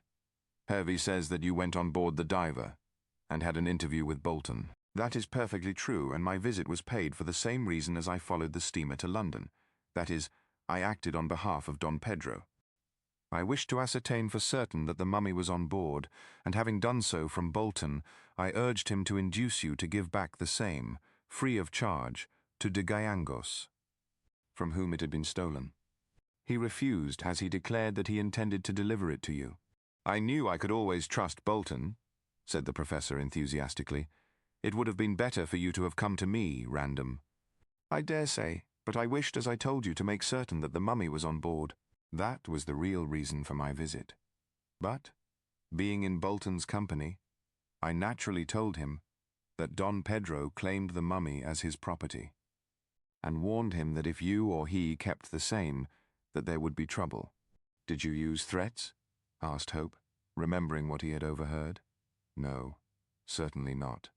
Yes, you did, cried Braddock quickly. Hervey declares that you told Bolton that he would repent of keeping the mummy, and that his life would not be safe while he held it. To the surprise of both visitors, Random admitted using these serious threats without a moment's hesitation. Don Pedro told me that many Indians, both in Lima and Cusco, who look upon him as the lawful descendant of the last Inca, are anxiously expecting the return of the royal mummy. He also stated that when the Indians knew who held the mummy, they would send one of themselves to get it back, if he, Don Pedro that is, did not fetch it. To get back the mummy, Don Pedro declared that these Indians would not stop short of murder. Hence my warning to Bolton. Oh! Archie jumped up with widely opened eyes. Then perhaps this solves the problem. Bolton was murdered by some Peruvian Indian. Random shook his head gravely. Again you offer me a loophole of escape, my dear fellow, he said sententiously. But that theory will not hold water. At present the Indians in Lima and Cuzco do not know that the mummy has been found. Don Pedro only chanced upon the paper which announced the sale by accident, and had no time to communicate with his barbaric friends in South America. Failing to get the mummy from you, Professor, he would have returned to Peru, and then would have told who possessed the corpse of Inca Caxus, leaving the Indians to deal with the matter. In that case, my warning to Bolton would be necessary. But at the time I told him, it was not necessary. However, Bolton remained true to you, Professor, and declined to surrender the mummy. I therefore wired to Don Pedro at Genoa that the mummy was on board the Diver and was being sent to Gartley. I also advised him to come to me here, in order to be introduced to you. The rest, you know. There was a moment's silence. Then Archie, to test if Random was willing to admit everything, as an innocent man certainly would, asked significantly, "Did you see Bolton again after your interview on board ship?" It was then that the baronet proved his good faith. "Oh yes," he said easily and without hesitation. "I was walking about Pierside later, and, passing along that waterside alley near the Sailor's Rest, I saw a window on the ground floor open, and Bolton looking out across the river. I stopped and asked him when he proposed to take the mummy to Gartley, and if it was on shore. He admitted that it was in the hotel, but declined to say when he would send it on to you, Professor. When he closed the window, I afterwards went into the hotel and had a drink in order to ask casually when Mr. Bolton intended to leave. I gathered, not directly of course, but in a roundabout way, that he had arranged to go next morning and to send on his luggage. Then I left and went to London. In the course of time I returned here and learned of the murder and the disappearance of the corpse of Inca Caxus. And now, Random stood up, having admitted all this. Perhaps you will believe me to be innocent. You have no idea who murdered Bolton and placed his body in the packing case? Asked Braddock, manifestly disappointed. No, no more than I have any idea of the person who placed the mummy case and its contents in Mrs. JASHER'S garden. Oh, you know that? Said Archie quickly. Yes, the news was all over the village this morning. I could hardly help knowing it. And I believe that the mummy has been taken to your house, Professor. It has, admitted Braddock dryly. I took it myself from Mrs. Jasher's arbour in a handcart, with the assistance of Cockatoo. But when I made an examination this morning in the presence of Hope and Don Pedro, I found that the swathings of the body had been ripped up, and that the emeralds mentioned in that manuscript had been stolen. Strange, said Random with a frown. And by whom? No doubt by the assassin of Sidney Bolton. Probably. Random kicked a mat straight with his foot. At any rate, the theft of the emeralds shows that it was not any Indian who killed Bolton. None of them would rifle so sacred a corpse. Besides which, as you say, the Indians in Peru do not know that the mummy has reappeared after 30 years' seclusion, chimed in Hope, rising. Well, and what is to be done now? For answer, Sir Frank picked up the manuscript which still remained on the table. I shall see Don Pedro about this, he said quietly, and ascertain if it is the original or a copy. Braddock rose slowly and stared at the paper. Do you know Latin? He asked. No, rejoined Random, knowing what the savant meant. I learned it, of course, but I have forgotten much. I might translate a word or two, but certainly not the hedge priest Latin in which this is written. He looked carefully at the manuscript as he spoke. But who could have placed it in your room? Questioned Archie. We cannot learn that until we see Don Pedro. If this is the original manuscript which we saw the other night, we may learn how it passed from the possession of de Gallangos to my bookcase.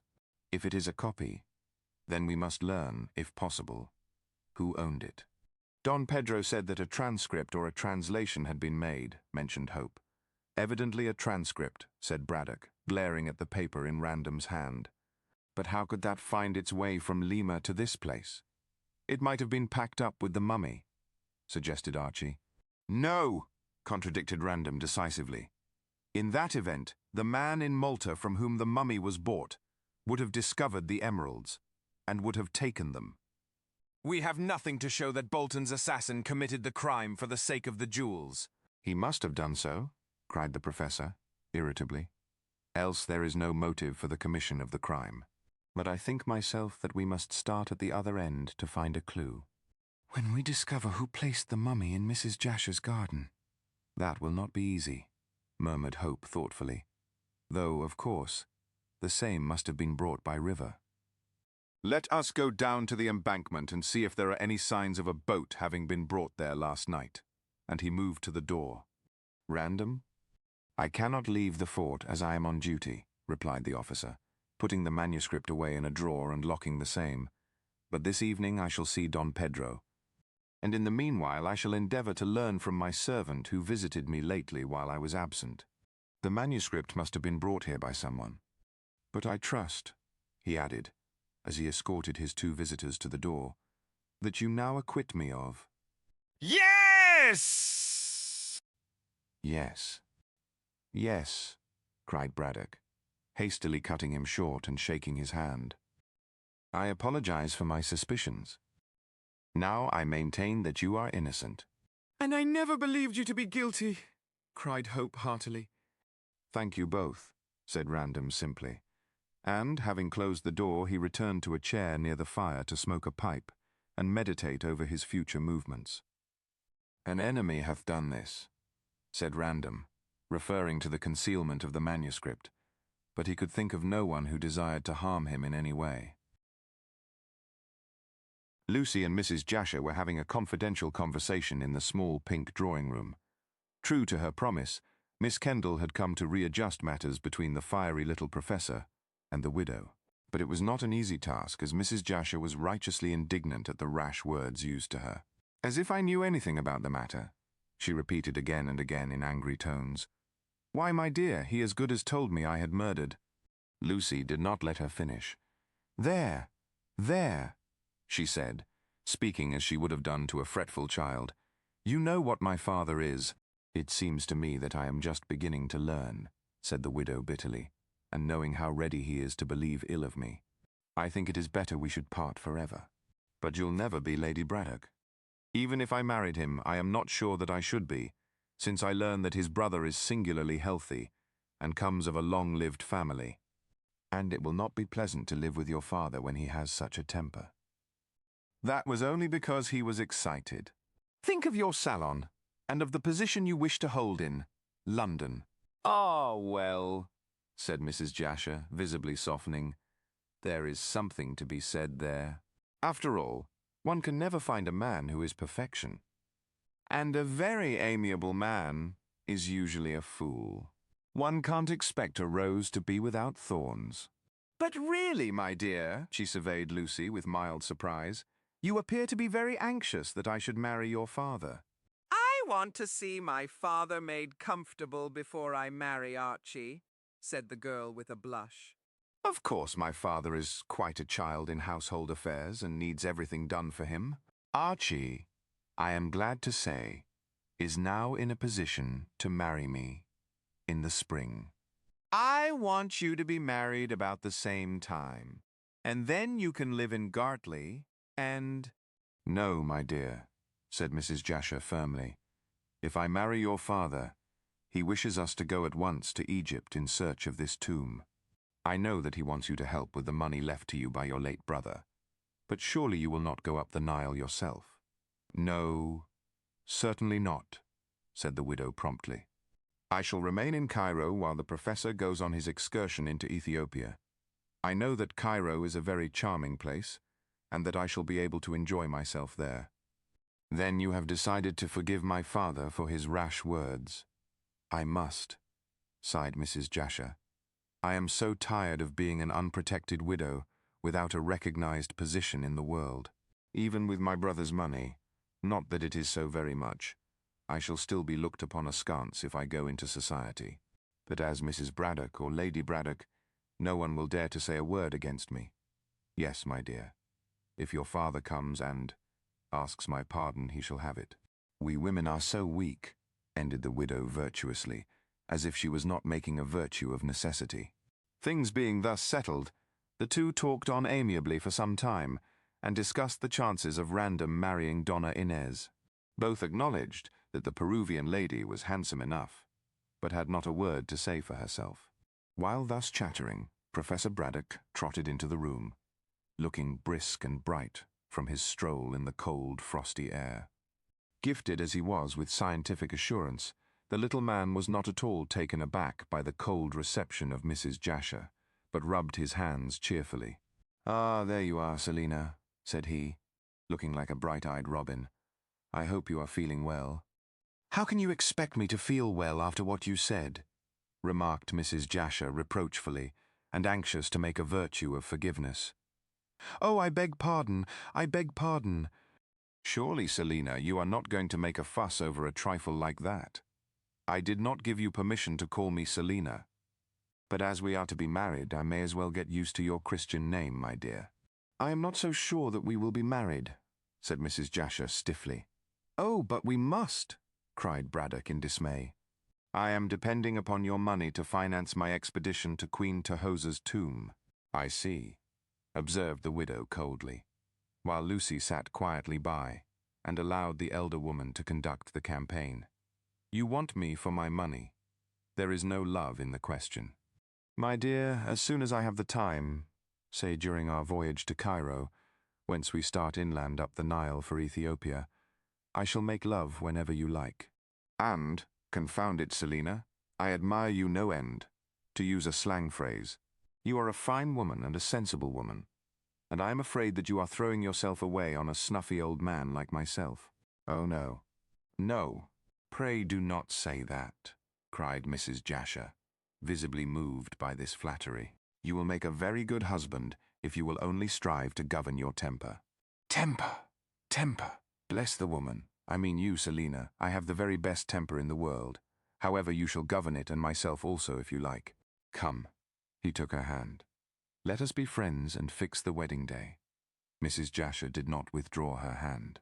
Then you do not believe that I have anything to do with this terrible murder? She asked playfully. No. No. I was heated last night. I spoke rashly and hastily. Forgive and forget, Selina. You are innocent. Quite innocent, in spite of the mummy being in your confounded garden. After all, the evidence is stronger against Random than against you. Perhaps he put it there. It's on his way to the fort, you see. Never mind. He has exonerated himself, and no doubt, when confronted with Hervey, will be able to silence that blackguard. And I am quite sure that Hervey is a blackguard, ended Braddock, rubbing his bald head. The two ladies looked at one another in amazement, not knowing what to say. They were ignorant of the theft of the emeralds and of the accusation of Sir Frank by the Yankee skipper. But with his usual absent-mindedness, Braddock had forgotten all about that, and sat in his chair rubbing his head quite pink, and rattling on cheerfully. I went down with Hope to the embankment, he continued, but neither of us could see any sign of a boat.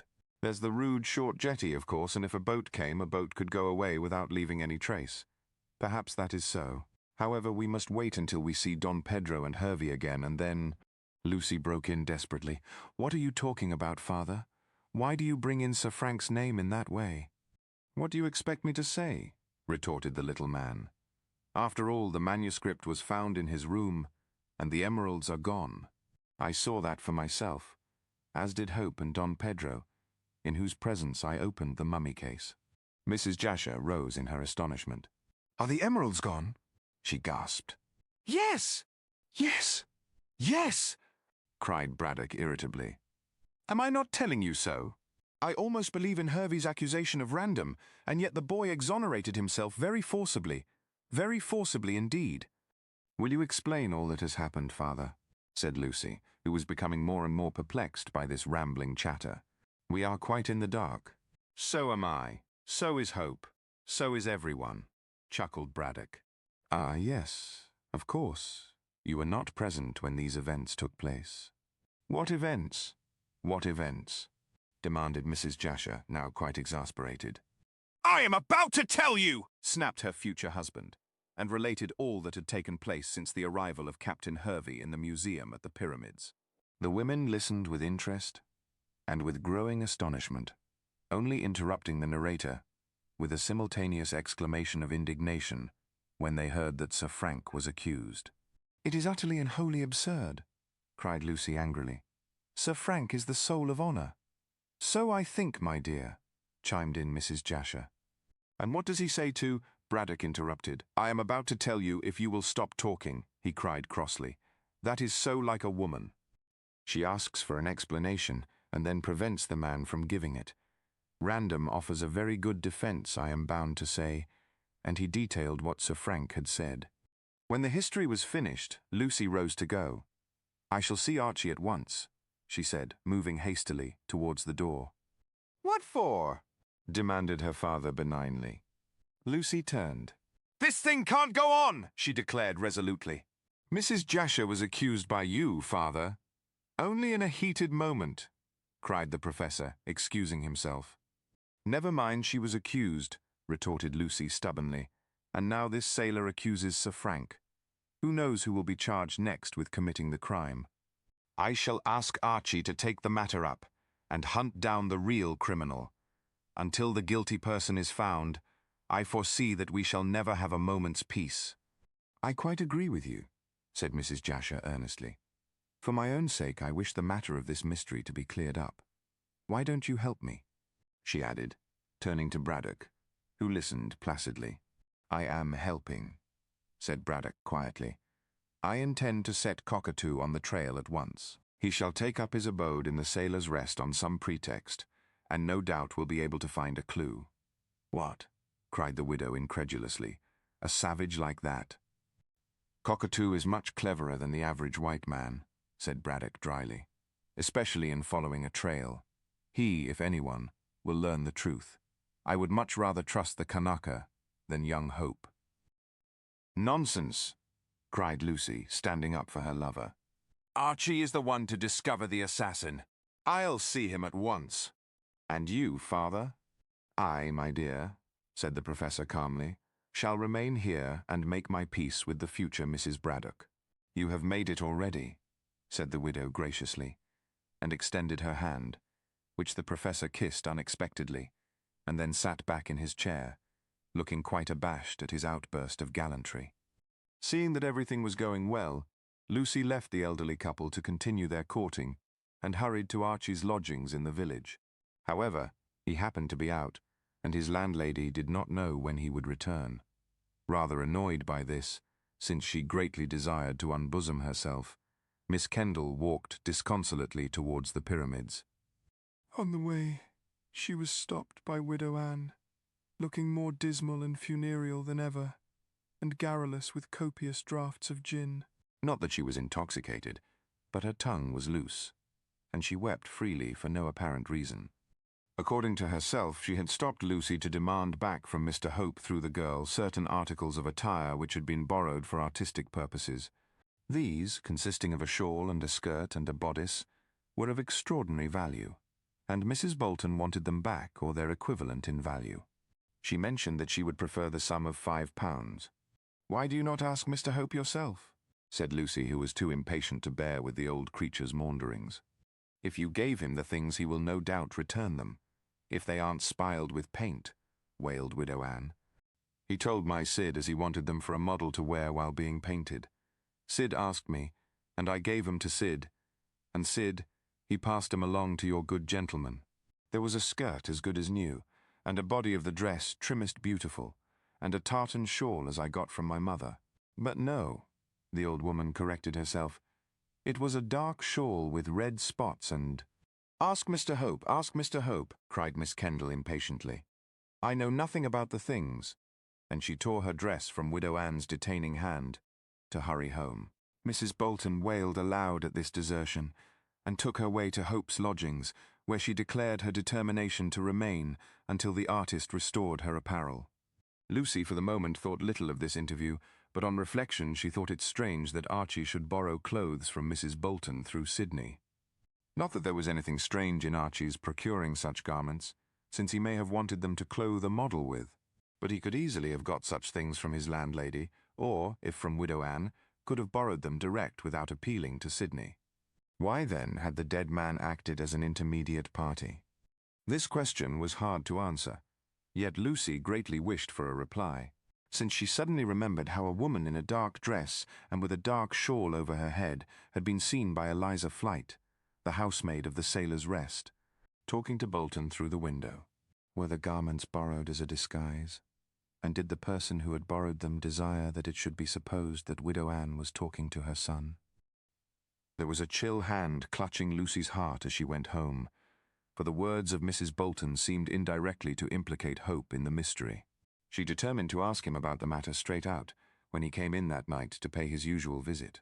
At dinner, the professor was in excellent spirits, and actually became so human as to compliment Lucy on her housekeeping. He also mentioned that he hoped Mrs. Jasher would cater as excellently.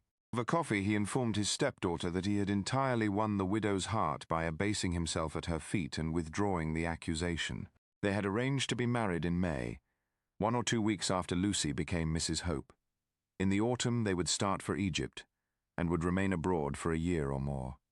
"In fact," said the professor, setting down his cup and preparing to take his departure, "everything is now settled excellently. I marry Mrs. Jasher, you, my dear, marry Hope, and Sir Frank marries Donna Inez," finished Lucy quickly. "That," said Braddock stiffly, "entirely depends upon what de Gayangos says to this accusation of Hervey's. Sir Frank is innocent. I hope so, and I believe so, but he will have to prove his innocence. I shall do my best, and I have sent round to Don Pedro to come here. We can then talk it over. Can Archie and I come in also?" asked Miss Kendall anxiously. Somewhat to her surprise, the professor yielded a ready assent. By all means, my dear. The more witnesses we have, the better it will be. We must do all in our powers to bring this matter to a successful issue.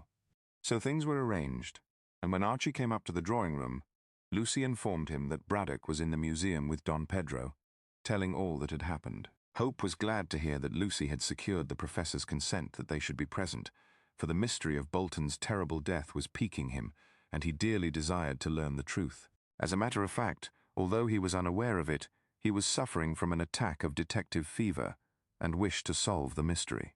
He therefore went gladly into the museum with his sweetheart. Oddly enough, as Lucy recollected when it was too late to speak, she quite forgot to relate what Widow Anne had said about the borrowed clothes. Don Pedro, looking more stiff and dignified than ever, was in the museum with Braddock. The two men were seated in comfortable chairs, and Cockatoo, some distance away, was polishing with a cloth the green mummy case of the fatal object which had brought about all the trouble. Lucy had half expected to see Donna Inez, but de Gallegos explained that he had left her writing letters to Lima in the Warrior Inn. When Miss Kendall and Hope were seated, the Peruvian expressed himself much surprised at the charge which had been brought against Sir Frank.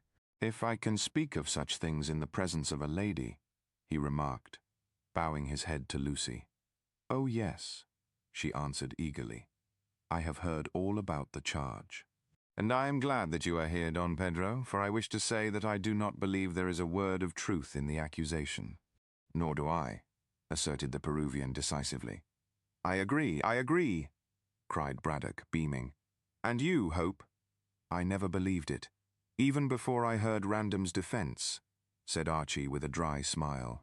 "Did you not see Captain Hervey yourself, sir?" he added, turning to Don Pedro.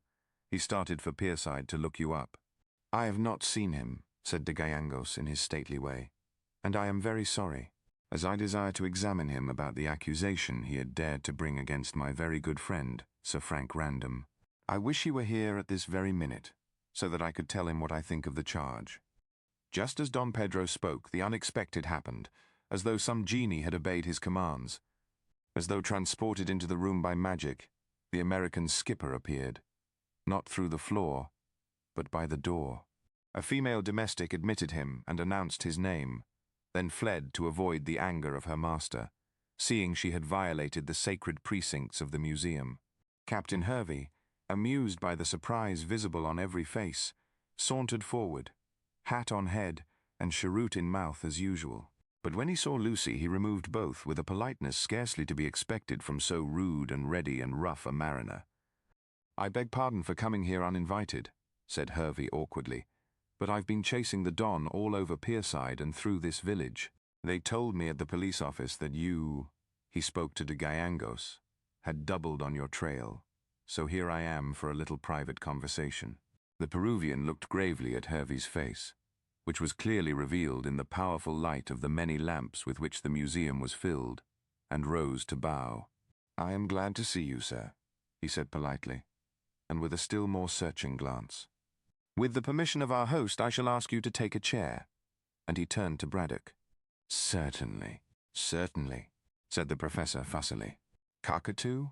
"Pardon, allow me," said de Gallegos, and brought forward a chair, still keeping his eyes on the skipper, who was rather confused by the courtesy. "Will you be seated, senor? Then we can talk." Hervey sat down quietly close to the Peruvian, who then leaned forward to address him. "You will have a cigarette?" he asked, offering a silver case. "Thanks, no, I'll smoke a cheroot if the lady don't mind." "Not at all," replied Lucy, who, along with Archie and the professor, was puzzled by Don Pedro's manner. "Please smoke." In taking back the case, Don Pedro allowed it to drop.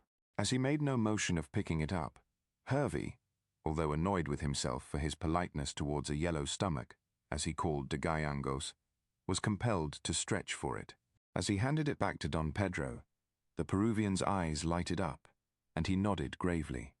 "Thank you, Vaza," said de Gallegos, and Hervey, changing colour, leaped from his seat as though touched by a spear point. For a few moments there was silence. Lucy and Archie sat still, as they were too much surprised by Don Pedro's recognition of Captain Hervey as the Swedish sailor Vasa, to move or speak.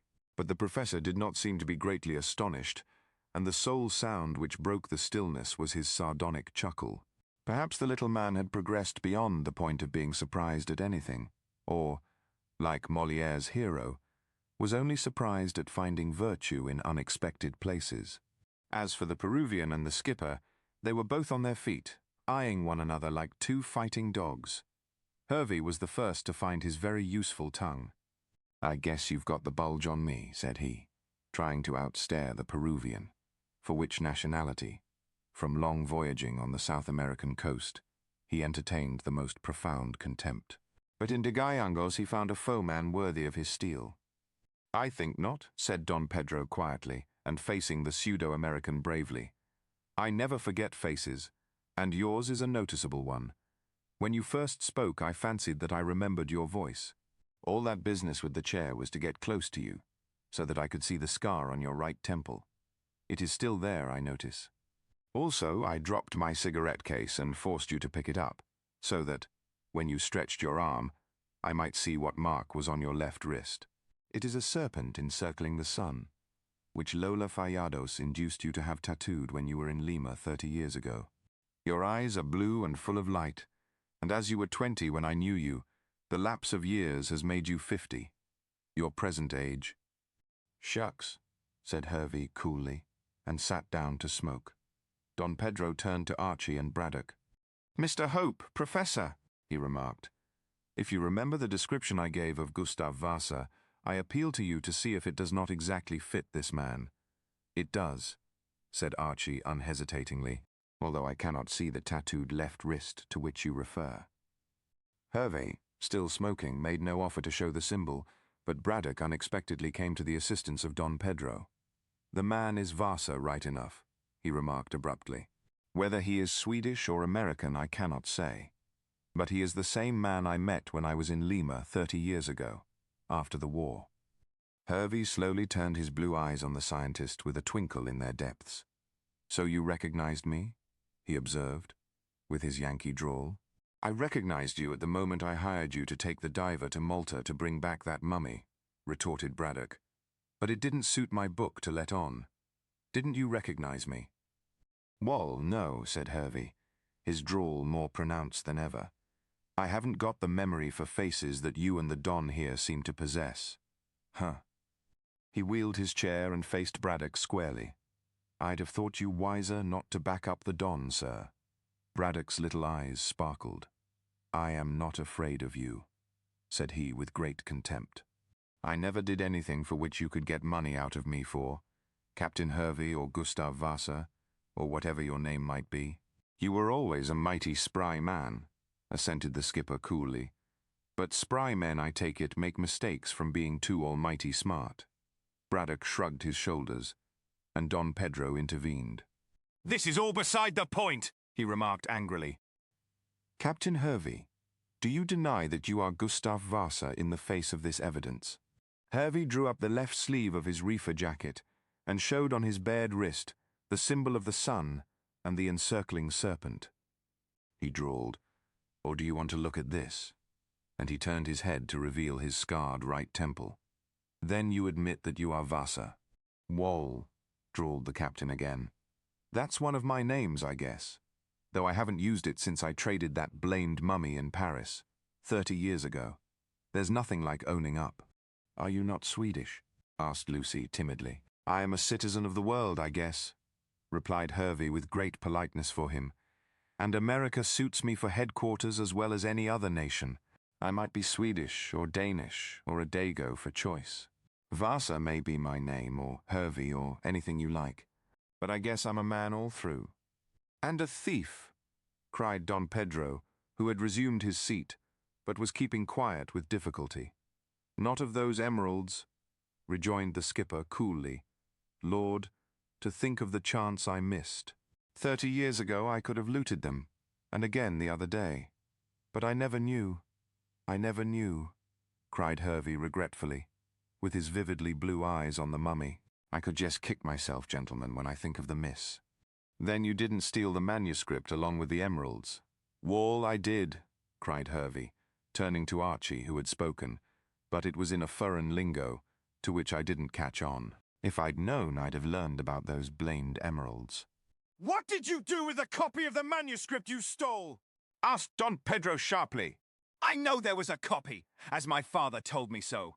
I have the original myself, but the transcript, and not a translation as I fancied, appeared in Sir Frank Random's room today, hidden behind some books.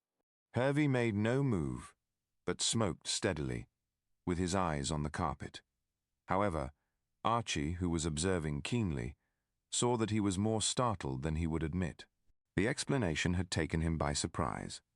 Explain! Cried the Peruvian sharply. Hervey looked up and fixed a pair of very evil eyes on the Don. See here, he remarked. If the lady wasn't present, I'd show you that I take no orders from any that is, from any low-down Don. Lucy, my dear, leave us, said Braddock, rising, much excited. We must have this matter sifted to the bottom, and if Hervey can explain better in your absence, I think you should go. Although Miss Kendall was very anxious to hear all that was to be heard, she saw the advisability of taking this advice, especially as Hope gave her arm a meaning nudge. I'll go, she said meekly, and was escorted by her lover to the door. There she paused. Tell me all that takes place, she whispered, and when Archie nodded, she vanished promptly. The young man closed the door and returned to his seat in time to hear Don Pedro reiterate his request for an explanation. And suppose I can't oblige, said the skipper, now more at his ease since the lady was out of the room. Then I shall have you arrested, was the quick reply. For what? For the theft of my mummy. Hervey laughed raucously. I guess the law can't worry me about that after 30 years, and in a low-down country like Peru. Your government has shifted 50 times since I looted the corpse.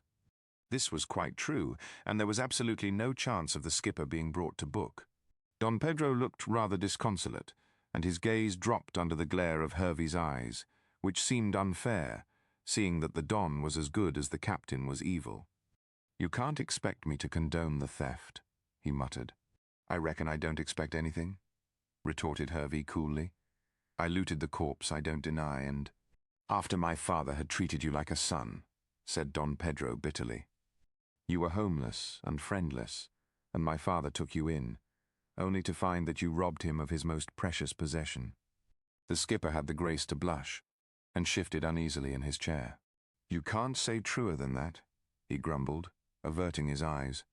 I guess I'm a bad lot all through. But a friend of mine wanted the corpse, and offered me a heap of dollars to see the business through. Do you mean to say that someone asked you to steal it? No, put in Braddock unexpectedly, for I was the friend. You. Don Pedro swung round in great astonishment, but the professor faced him with all the consciousness of innocence. Yes, he remarked quietly. As I told you, I was in Peru 30 years ago. I was then hunting for specimens of Inca mummies. Vasa, this man now called Hervey, told me that he could obtain a splendid specimen of a mummy, and I arranged to give him £100 to procure what I wanted. But I swear to you, de Gallangos, continued the little man earnestly, that I did not know he proposed to steal the mummy from you.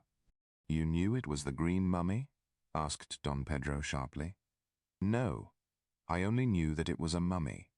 Did Vasa get it for you? I guess not, said the gentleman who confessed to that name. The professor went to Cuzco and got into trouble.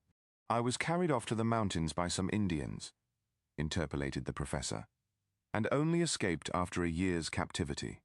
I did not mind that, as it gave me the opportunity of studying a decaying civilization. Tell me all that takes place, she whispered, and when Archie nodded, she vanished promptly. That's so, assented Hervey, waving his hand. I got a berth as second mate on a windjammer sailing to Europe, and as the country wasn't healthy for me since I'd looted the green mummy, I took it abroad and yanked it to Paris, where I sold it for a couple of £100. With that, I changed my name and had a high old time. I never heard of the blamed thing again until the professor here turned up with Mr. Bolton at Pierside, asking me to bring it in the diver from Malta. It was what you'd call a coincidence, I reckon, added Hervey lazily. But I did cry small when I heard the professor here had paid 900 for a thing I'd let slip for 200. Had I known of those infernal emeralds, I'd have ripped open the case on board and would have recouped myself. But I knew nothing, and Bolton never told me. How could he? Asked Braddock quietly, when he did not know that any jewels were buried with the dead. I did not know either, and I have explained why I wanted the mummy. But it never struck me until I hear what you say now, that this mummy, he nodded towards the green case, was the one which you had stolen at Lima from de Gallegos. But you must do me the justice, Captain Hervey, to tell Don Pedro that I never countenanced the theft. No, you were square enough, I guess. The sin is on my own blessed shoulders, and I don't ask it to be shifted. What did you do with the copy of the manuscript? Asked Don Pedro. Hervey ruminated. I can't think, he mused. I found a screed of Latin along with the mummy when I looted it from your Lima house, but it dropped out of my mind as to what became of it. Maybe I passed it along to the Paris man, and he sold it along with the corpse to the Maltese gent. But I tell you, this copy was found in Sir Frank's room, insisted de Gallegos. How did it come to be there? Captain Hervey rose and took a turn up and down the room. When Cockatoo came in his way, he calmly kicked him aside. What do you think, Mr. Hope? He asked, coming to a full stop before Archie, while Cockatoo crept away with a very dark scowl. I don't know what to think, replied that young gentleman promptly, save that Sir Frank is my very good friend, and that I take his word that he knows nothing of how the manuscript came to be hidden in his bookcase. Huh, said Hervey scornfully, and took another turn up and down the room in silence. I surmise that your friend isn't a white man. Hope leaped to his feet. That's a lie, he said distinctly. I'd have shot you for that down Chile way, snapped the skipper. Possibly, retorted the artist dryly, but I happen to be handy with my revolver also. I say again that you lie. Random is not the man to commit so foul a crime. Then how did the manuscript get into his room? Questioned Hervey. He is trying to learn, and, when he does, will come here to let us all know, Captain Hervey. But I ask you on what grounds you accuse him. Oh, I know all you said today, added Hope scornfully, waving his hand. But you can't prove that Random got the manuscript.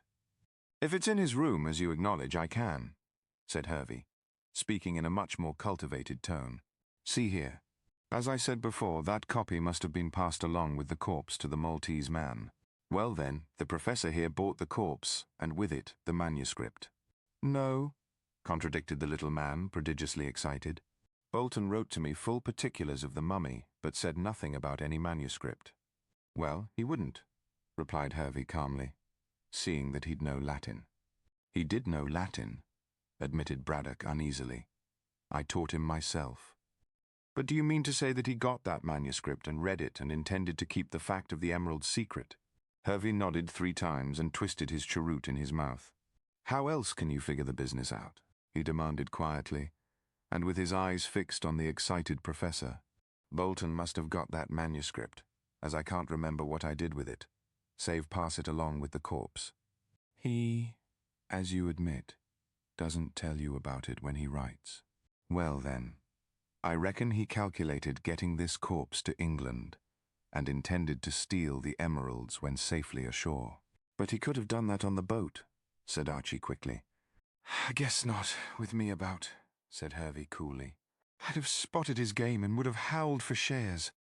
You dare to say that! Demanded de Gallegos fiercely. Keep your hair on! I dare to say anything that comes up my darned back, you bet. I'm not going to knuckle down to a yellow stomach. Out flew Don Pedro's long arm, and Hervey slammed against the wall.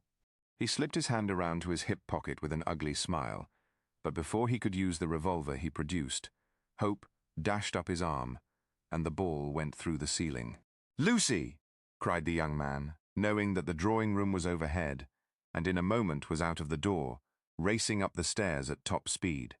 Some sense of shame seemed to overpower Hervey as he thought that he might have shot the girl, and he replaced the revolver in his pocket with a shrug. I climb down and apologize, he said to Don Pedro, who bowed gravely.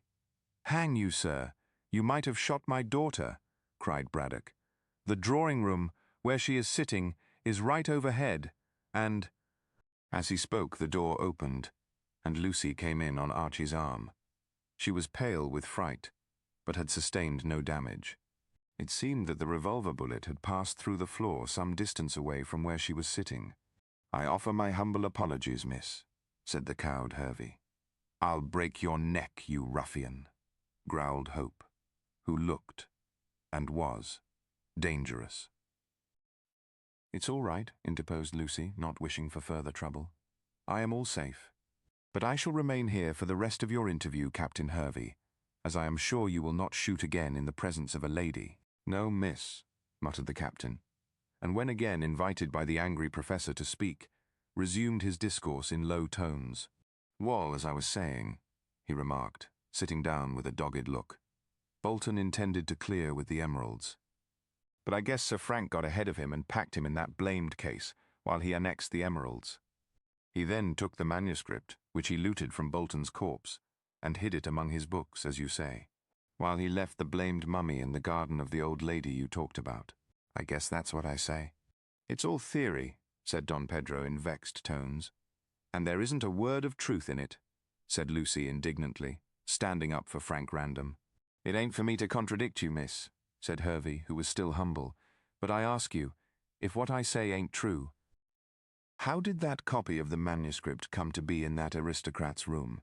There was no reply made to this, and although everyone present, save Hervey, believed in Random's innocence, no one could explain. The reply came after some further conversation, by the appearance of the soldier himself in mess kit. He walked unexpectedly into the room with Donna Inez on his arm, and at once apologized to de Gallegos. "I called to see you at the inn, sir," he said, "and as you were not there, I brought your daughter along with me to explain about the manuscript." "Ah, yes. We talk of that now. How did it come into your room, sir?" Random pointed to Hervey. "That rascal placed it there," he said firmly. At this second insult, Archie quite expected to see the skipper again draw his revolver and shoot. He therefore jumped up rapidly to once more avert disaster. But perhaps the fiery American was awed by the presence of a second lady, since men of the adventurous type are often shy when the fair sex is at hand, for he meekly sat where he was, and did not even contradict. Don Pedro shook hands with Sir Frank, and then Hervey smiled blandly. "I see you don't believe in my theory," said he scoffingly. "What theory is that?" asked Random hastily. "Hervey declares that you murdered Bolton, stole the manuscript from him, and concealed it in your room," said Archie succinctly. "I can't suggest any other reason for its presence in the room," observed the American with a grim smile. "If I'm wrong, perhaps this almighty aristocrat will correct me." Random was about to do so, and with some pardonable heat, when he was anticipated by Donna Inez. It has been mentioned before that this young lady was of the silent order. Usually she simply ornamented any company in which she found herself without troubling to entertain with her tongue. But the accusation against the baronet, whom she apparently loved, changed her into a voluble virago. Brushing aside the little professor, who stood in her way, she launched herself forward and spoke at length. Hervey, cowering in the chair, thus met with an antagonist against whom he had no armor. He could not use force. She dominated him with her eye, and when he ventured to open his mouth, his few feeble words were speedily drowned by the torrent of speech which flowed from the lips of the Peruvian lady. Everyone was as astonished by this outburst as though a dog had spoken. That the hitherto silent Donna Inez de Gallegos should speak thus freely and with such power was quite as great a miracle. "You are a dog and a liar," said Donna Inez with great distinctness, and speaking English excellently. "What you say against Sir Frank is madness and foolish talk." In Genoa, my father did not speak of the manuscript, nor did I, who tell you this. How then could Sir Frank kill this poor man, when he had no reason to slay him? "For the emeralds," faltered Hervey weakly. "For the emeralds," echoed the lady scornfully. "Sir Frank is rich. He does not need to steal to have much money. He is a gentleman, who does not murder, as you have done." Hervey started to his feet, dismayed but defiant, and saw that he was ringed with unfriendly faces. As I have done. Why, I am— Donna Inez interrupted. You are a murderer. I truly believe that you— Yes, that you— If you were in my own country, I should have you lashed like the dog you are. Pig of a Yankee, vile scum of the— That will do, Inez, said de Gallegos imperiously. We wish to make this gentleman tell the truth, and this is not the way to go about the matter. Gentleman, echoed the angry Peruvian. He is none. Truth. There is no truth in him, the pig of pigs. And then, her English failing, she took refuge in Spanish, which is a fairly comprehensive language for swearing in a polite way. The words fairly poured from her mouth, and she looked as fierce as Bellona, the goddess of war. Archie, listening to her words and watching her beautiful face distorted out of all loveliness, secretly congratulated himself upon the fact that he was not her prospective bridegroom. He wondered how Sir Frank, who was a mild, good-tempered man himself, could dare to make such a fiery female lady random. Perhaps the young man thought himself that she was going a trifle too far, for he touched her nervously on the arm. At once the anger of Donna Inez died down, and she submitted to be led to a chair, whispering as she went, "It was for your sake, my angel, that I was angry," she said, and then relapsed into silence, watching all future proceedings with flashing eyes but compressed mouth. "Wall," muttered Hervey with his invariable drawl. "Now that the lady has eased her mind, I should like to know why this aristocrat says I placed that manuscript in his room." "You shall know, and at once," said Random promptly. "Did you not call to see me a day or so ago?" "I did, sir. I wished to tell you what I had discovered, so that you might pay me to shut my mouth if you felt so inclined. I asked where your room was, sir, and walked right in since your flunky was not at the door." "You were in my room for a few minutes." "Say 5, interpolated the American imperturbably. "And then came down. You met my servant, who told you that I would not be back for 5 or 6 hours. That's just as you state, sir. I was sorry to miss you, but, my time being valuable, I had to get back to Pierside. Failing you, I later came to see the professor here, and told him what I had discovered." "You merely discovered a mare's nest," said Random contemptuously. "But this is not the point.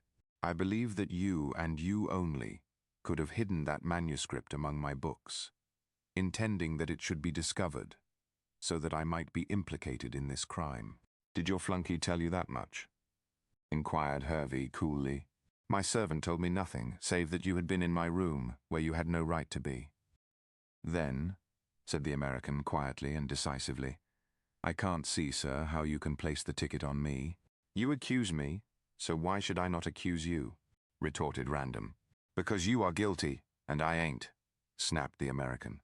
"You join issue, murmured Braddock, rubbing his hands.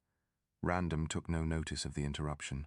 "I have heard from Mr. Hope and Professor Braddock of the grounds upon which you base your accusation, and I have explained to them how I came to be on board your ship and both in and out of the Sailor's Rest, and the explanation is quite satisfactory," said Hope smartly. "I agree," Donna Inez nodded with very bright eyes. "Sir Frank has explained to me also. He knew nothing of the manuscript." "And you, sir," said Don Pedro quietly to Captain Hervey, "apparently did, since you stole it along with the mummy from Lima." "I confess the theft, but I didn't know what the manuscript contained," said the skipper dryly, "or I reckon you wouldn't have to ask who stole the emeralds." "No, sir.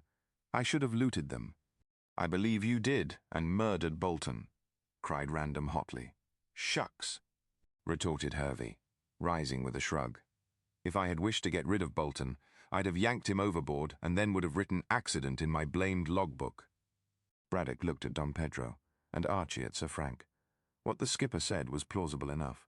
No man would have been such a fool as to have murdered Bolton ashore, when he could have done so without suspicion on board the Tramp. Moreover, Hervey spoke with genuine regret, since he had missed the emeralds and assuredly would not have hesitated to steal them even at the cost of Bolton's life, had he known of their whereabouts. So far he had made a good defense, and, seeing the impression produced, he strolled to the door. There he halted. "If you gents want to lynch me," he said leisurely, "I'll be found at the Sailor's Rest for the next week. Then I'm going as skipper of the Firefly steamer, Port of London, to Algiers." You can send the sheriff along whenever you choose, but I mean to have my picnic first, and tomorrow I'm going to inspect a date with my yarn. Then I guess that almighty aristocrat will find himself in quod.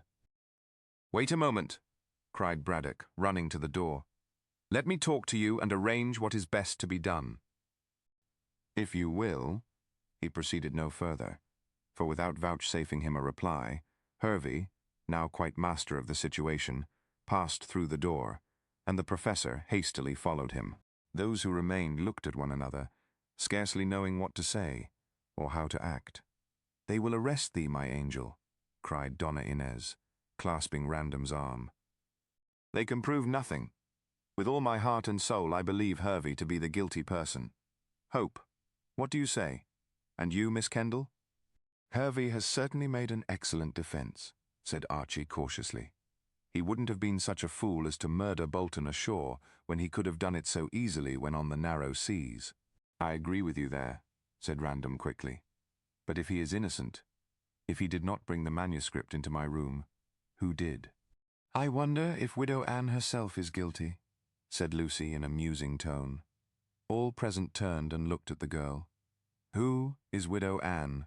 Asked Don Pedro with a puzzled air. She is the mother of Sidney Bolton, the man who was murdered, said Hope quickly. My dear Lucy, why do you say that? Lucy paused before replying, and then answered the question by asking another one. Did you ask Sidney to get you some clothes from his mother to clothe a model? Never in my life, said Hope promptly, and, as Lucy saw, truly. Well, I accidentally met Mrs. Bolton today, and she insisted that her son had borrowed from her a dark shawl and a dark dress for you. That is not true, said Hope hotly. Why should the woman tell such a lie? Well, said Lucy slowly, it struck me that the woman who spoke with Sidney through the Sailor's Rest window might be Widow Anne herself, and that she has invented this story of the clothes being lent to account for their being worn, should she be discovered. It's certainly odd she should speak like this, said Random thoughtfully. But you forget, Miss Kendall, that she proved an alibi. What of that? Cried Don Pedro hurriedly. Alibis can be manufactured. It will be best to see this woman and question her, suggested Donna Inez. Archie nodded. I shall do so tomorrow. By the way, does she ever come to your room in the fort, Random? Oh, yes. She is my laundress, you know, and at times brings back the clothes herself. My servant is usually in, though. I see what you mean. That she might have received the manuscript from Bolton and have left it in my room. Yes, I think that, said Archie slowly. I should not be at all surprised to learn that a portion of Hervey's theory is correct. Bolton may have found the manuscript packed up in the mummy, amongst the grave clothes, in fact. If he read it, as he would and could, seeing that he was an excellent Latin scholar, thanks to Professor Braddock's training, he might have formed a design to steal the emeralds when he was in the Sailor's Rest. Then someone saved him the trouble and packed him off to Gartley instead of the mummy. But why should Widow Anne leave the manuscript in my room? Argued Random. Can't you see? Bolton knew that you wanted the mummy for Don Pedro, and was aware how you had, so to speak, used threats in the presence of witnesses, since you spoke out aloud on the deck. Only to warn Bolton against the Indians, pleaded Random. Exactly. But your words were capable of being twisted as Hervey has twisted them. Well, if Widow Anne really went to see her son, and from the lie about the borrowed clothes it looks like it, he may have given her the manuscript, so as to throw the blame on you. The murder? No, said Archie testily. Bolton did not expect to be murdered, but I really believe that he intended to fly with the emeralds, and hoped that when the manuscript was found in your room, you would be accused. The idea was suggested to him, I believe, by your visit to the diver. What do you think, Miss Kendall? Asked Random nervously. I fancy that it is possible. Don Pedro, he said proudly, you have heard what Hervey says. Do you believe that I am guilty? For answer, de Gayangos took his daughter's hand and placed it in that of the young soldier. That will show you what I think, he said gravely. Thank you, sir, said Random, moved, and shook his future father-in-law heartily by the hand. while Donna Inez, throwing all restraint to the winds, kissed her lover exultingly on the cheek. In the midst of this scene, Professor Braddock returned, looking very pleased. "I have induced Hervey to hold his tongue for a few days until we can look into this matter," he said, rubbing his hands. "That is, if you think it wise, all of you. Otherwise, I am quite willing to go myself tomorrow and tell the police." "No," said Archie rapidly. "Let us thresh out the matter ourselves. We will save Sir Frank's name from a police court slur at all events." "I do not think there is any chance of Sir Frank being arrested," said Don Pedro politely. "The evidence is insufficient, and at the worst he can provide an alibi." "I am not so sure of that," said Random anxiously. "I went to London certainly, but I did not go to any place where I am known. However," he added cheerfully, "I dare say I'll be able to defend myself. Still, the fact remains that we are no nearer to learning who killed Bolton than we were. I am sending Cockatoo to Pierside tomorrow to stop at the Sailor's Rest for a time," said Braddock quickly. "He will watch Hervey, and if there is anything suspicious about his movements, we shall soon know." "And I turn amateur detective tomorrow and question Widow Anne," said Hope, after which remark he had to explain matters to Braddock, who had been out of the room when Mrs. Bolton's strange request had been discussed. Meanwhile, Donna Inez had been whispering to her lover and pointing to the mummy.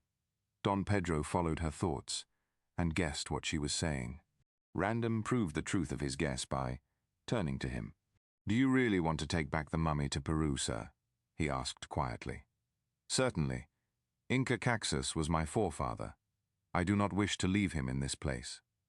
His body must be restored to its tomb. All the Indians who look upon me as their present Inca expect me to bring the body back. Although," added de Gallegos gravely, "I did not come to Europe to look for the mummy, as you know." "Then I shall buy the mummy," said Random impetuously. "Professor, will you sell it to me?" "Now that I have examined it thoroughly, I shall be delighted," said the little man, "say for £2,000. "Not at all," interposed Don Pedro. "You mean 1,000. "Of course he does," said Lucy quickly. "And the cheque must be paid to Archie, Sir Frank." To me! To me! cried Braddock indignantly. I insist! "The money belongs to Archie," said Lucy obstinately. "You have seen what you desired to see, father, and as Archie only lent you the money, it is only fair that he should have it again."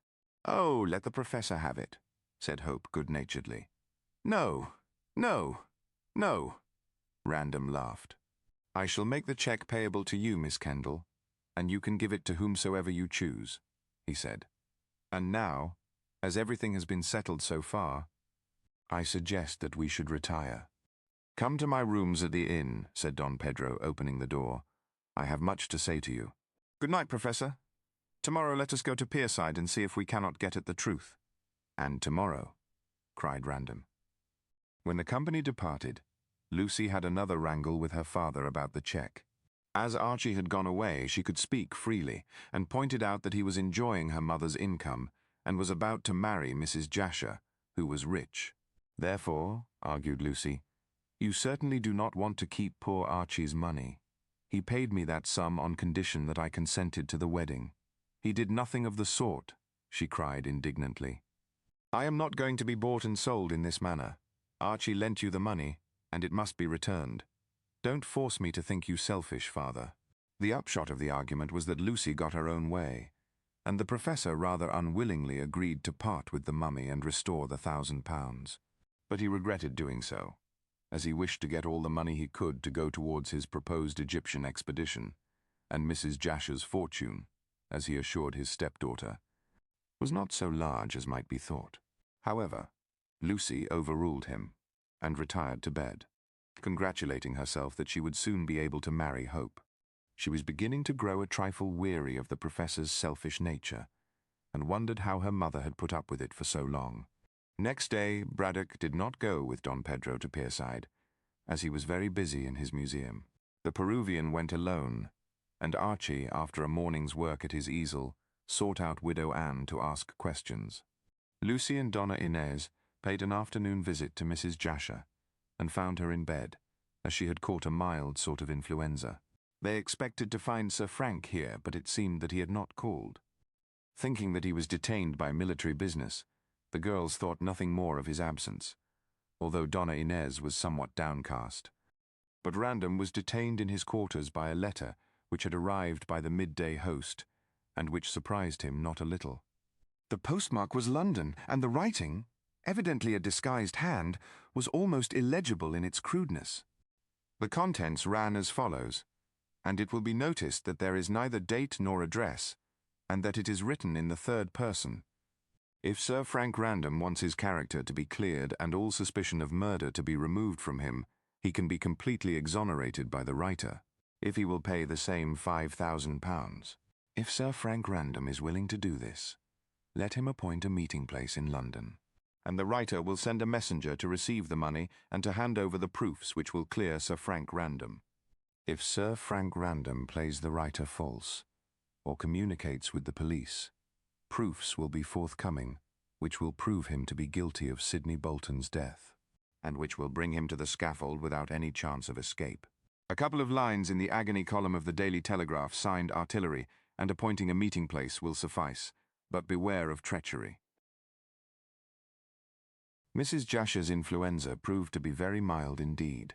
When Donna Inez de Gallegos and Lucy paid a visit to her on the afternoon of the day succeeding the explanations in the museum, she was certainly in bed, and explained that she had been there since the professor's visit on the previous day.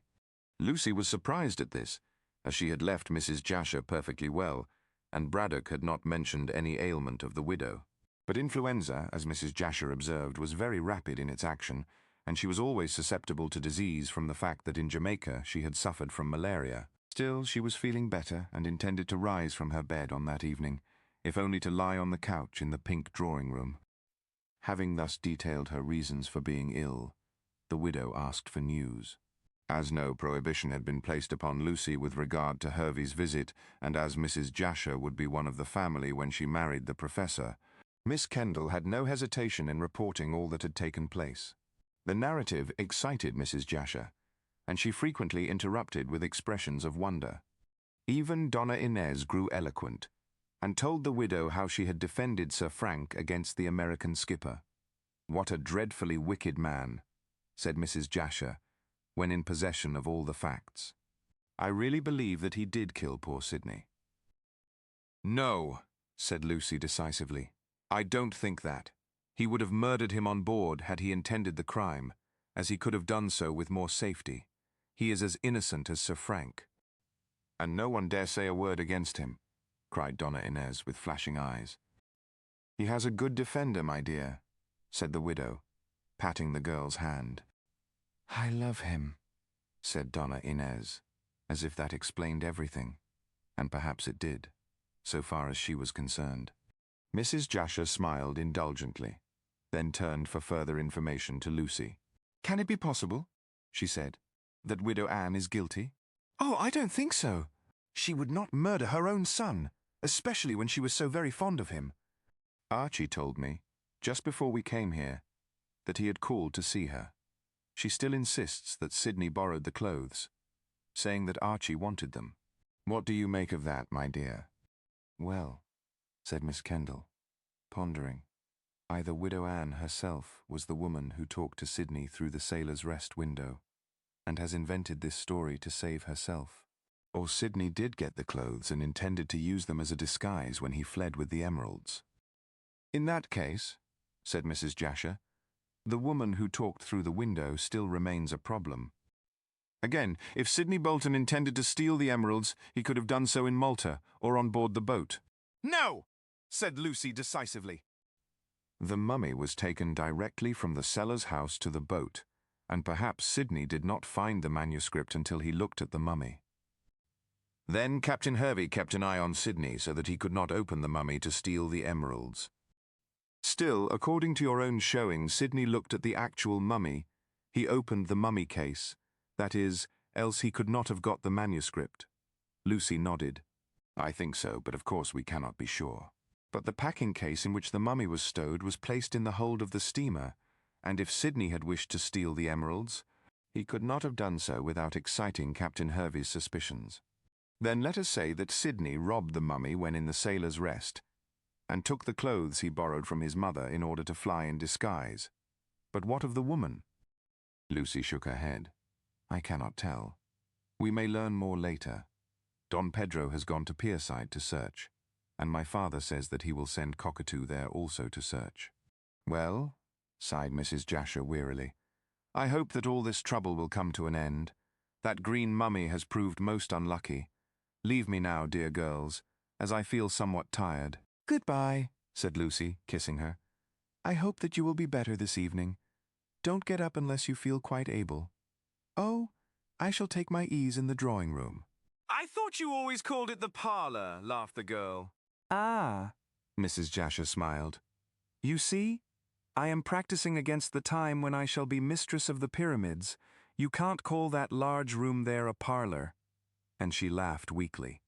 Altogether, Mrs. Jasher impressed both Lucy and Donna Inez with the fact that she was very weak and scarcely able, as she put it, to draw one leg after the other. Both the girls would have been surprised to see what a hearty meal Mrs. Jasher made that evening, when she was up and dressed. Perhaps she felt that her strength needed keeping up, but she certainly partook largely of the delicate dinner provided by Jane, who was a most excellent cook.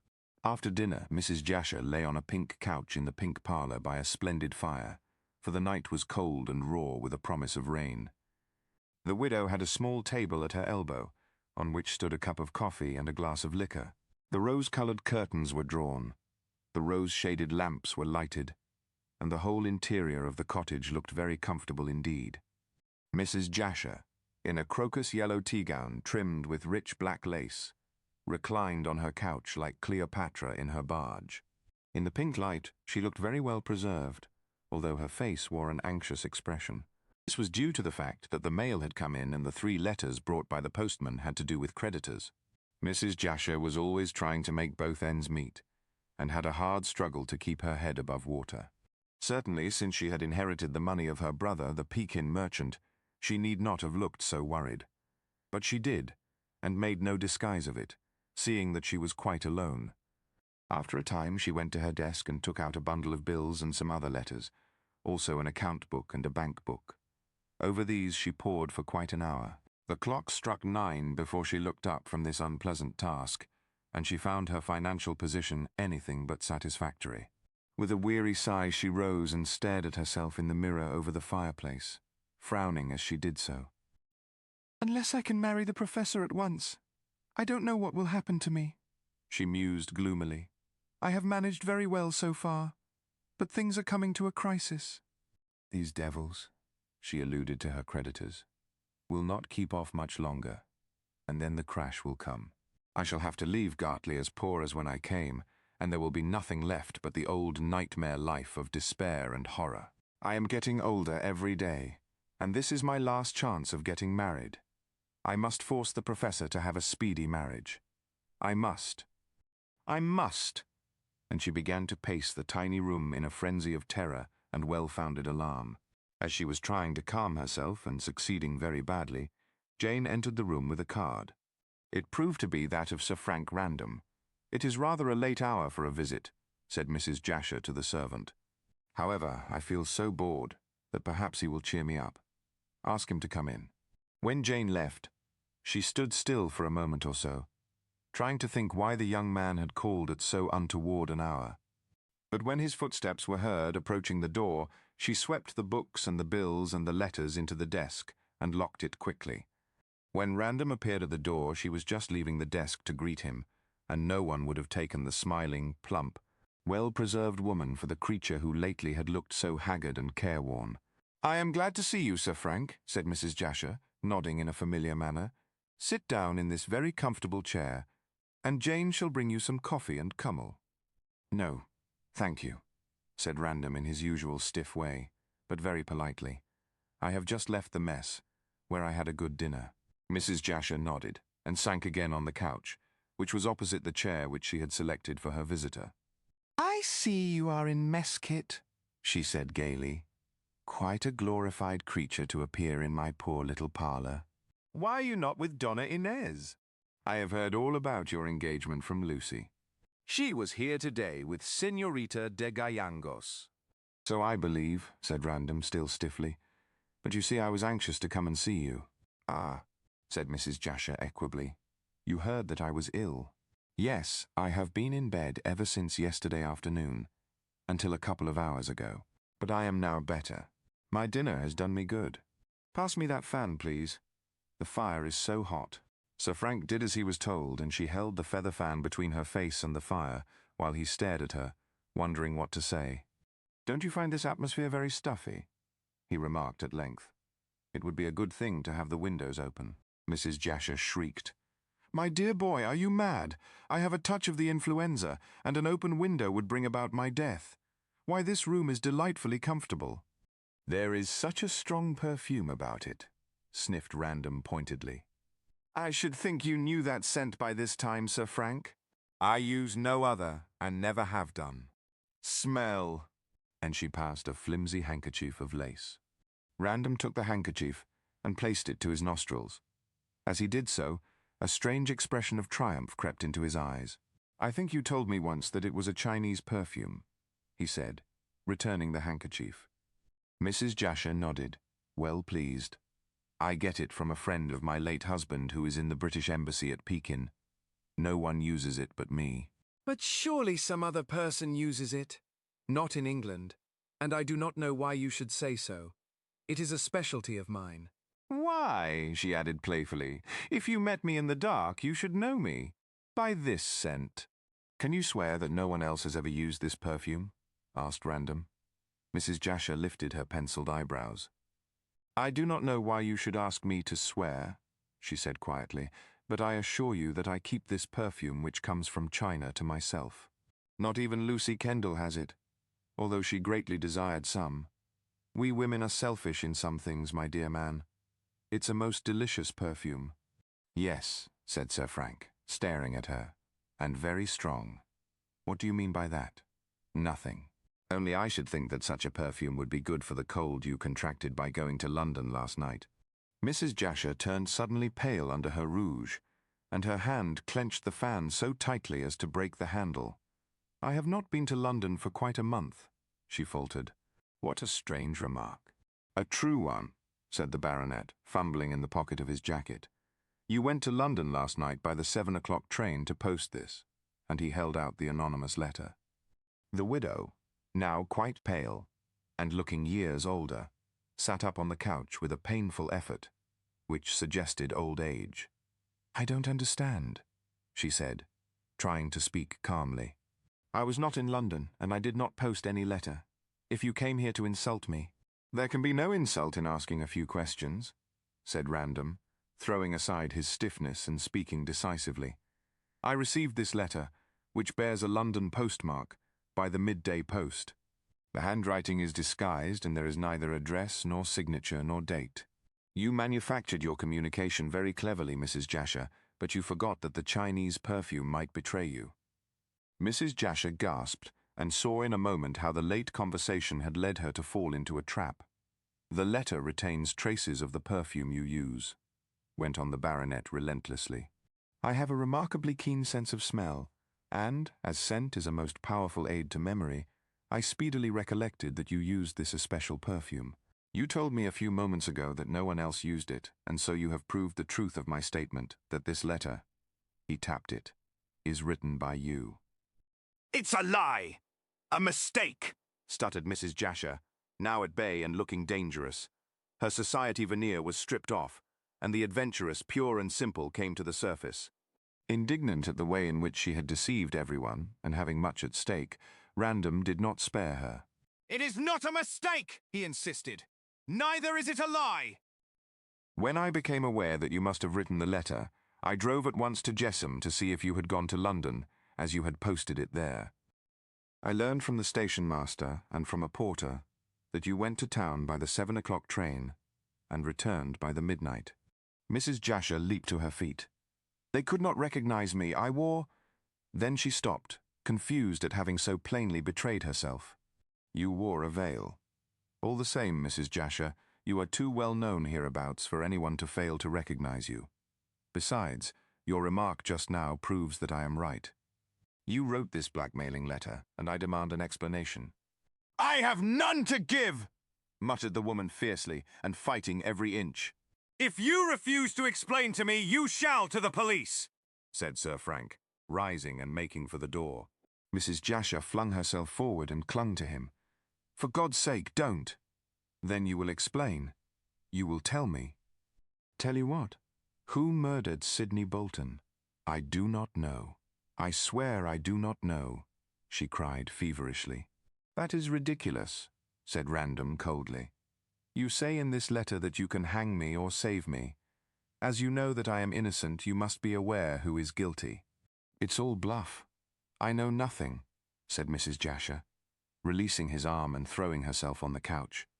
I only wish to get money. £5,000, eh? Rather a large order, sneered Random, replacing the letter in his pocket. You would not ask that sum for nothing. You must be aware of the truth. I suspected many people, Mrs. Jasher, but never you. The woman rose and flung out her arms. No, she said in a deep voice, and fighting like a rat in a corner. I tricked you all down here. Sir Frank, I will tell you the truth. About the murder. I know nothing of that. About myself. Random shrugged his shoulders. I'll hear about yourself first, he said. I can learn details concerning the murder later. Go on. I know nothing of the murder, or of the theft of the emeralds. Yet you hid the mummy in this house, and afterwards placed it in your arbor to be found by the professor. For some reason. I know nothing about that either, muttered Mrs. Jasher doggedly and with very white lips. That letter you have traced to me is all bluff. Then you admit having written it? Yes, she said sullenly. You know too much, and it is useless for me to deny the truth in the face of the evidence you bring against me. I would fight, though, she added, raising her head like a snake its crest, if I was not sick and tired of fighting. Fighting, yes, against trouble and worry and money difficulties and creditors. Oh, she struck her breast. What do you know of life, you rich, easy-going man? I have been in the depths, and not through my own fault. I had a bad mother, a bad husband. I was dragged in the mire by those who should have helped me to rise. I have starved for days.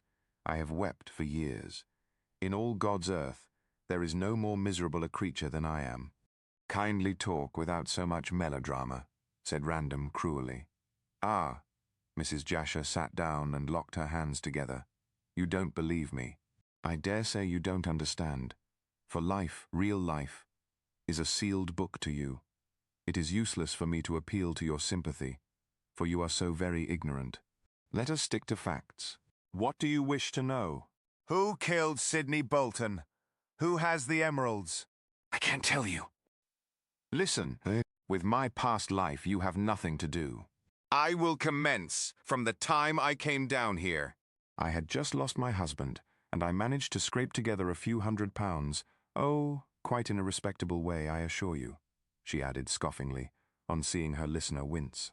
I came here to try and live quietly, and, if possible, to secure a rich husband. I knew that the fort was here, and thought that I might marry an officer. However, the professor's position attracted me, and I decided to marry him. I am engaged, and but for your cleverness in tracing that letter, I should be Mrs. Braddock within a very short time. I have exhausted all my money.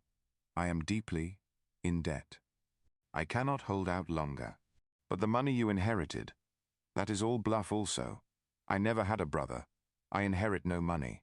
I know nothing of Pekin, save that a friend of mine sends that sent to me as a yearly Christmas present. I am an adventuress, but perhaps not so bad as you think me. Lucy and Donna Inez have heard no wickedness from my lips. I have always been a good woman in one sense, a moral woman, that is, and I did wish to marry the professor and live a happy life.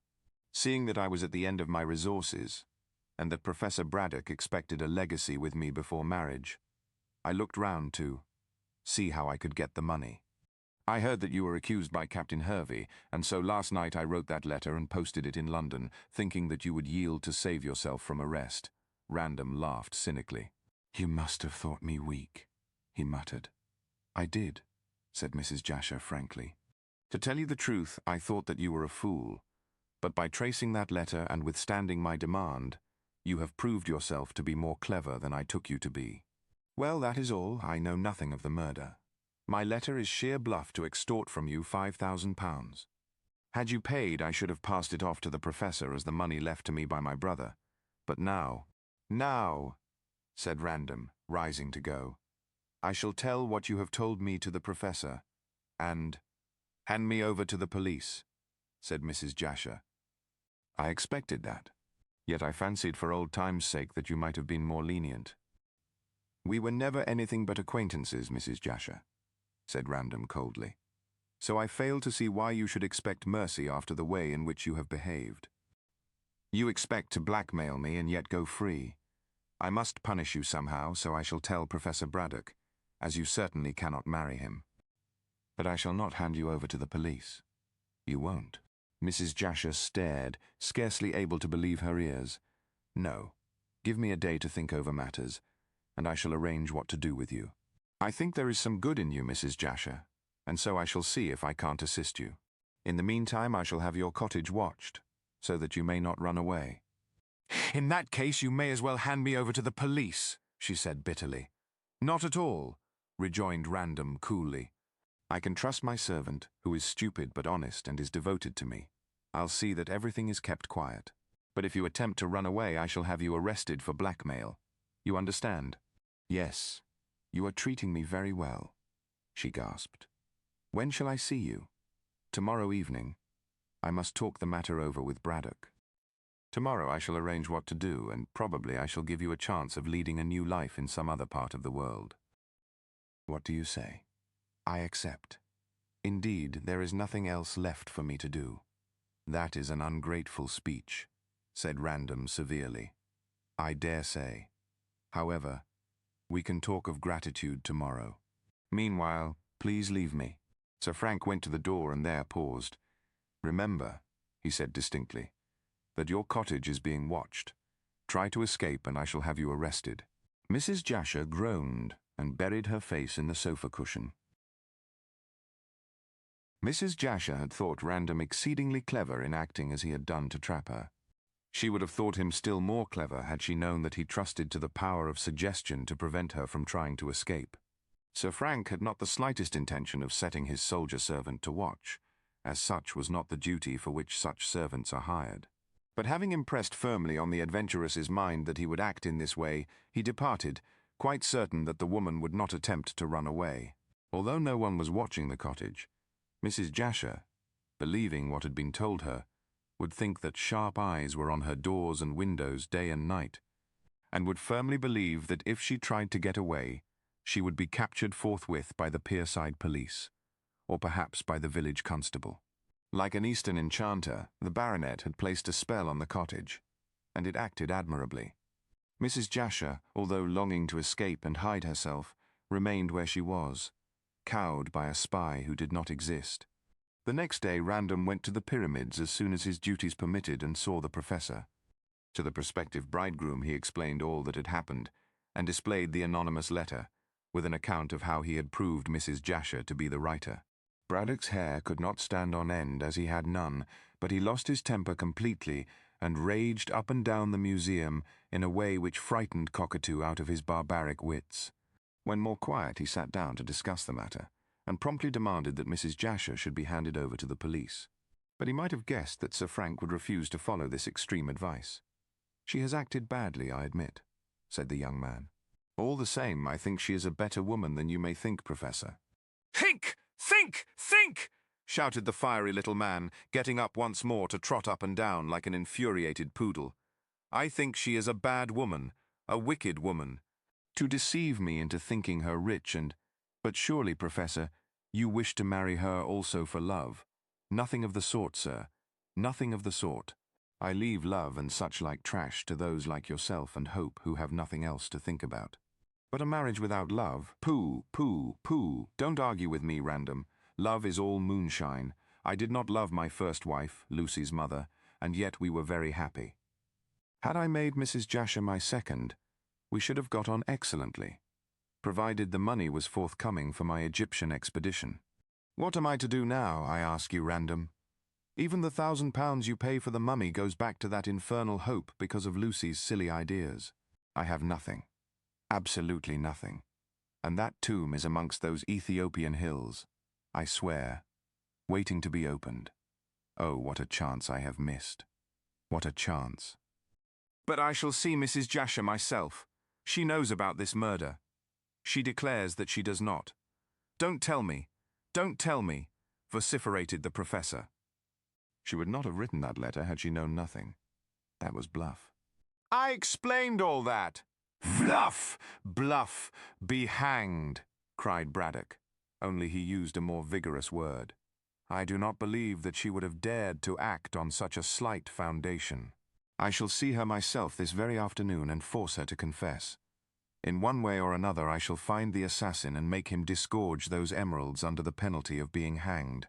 Then I can sell them and finance my Egyptian expedition.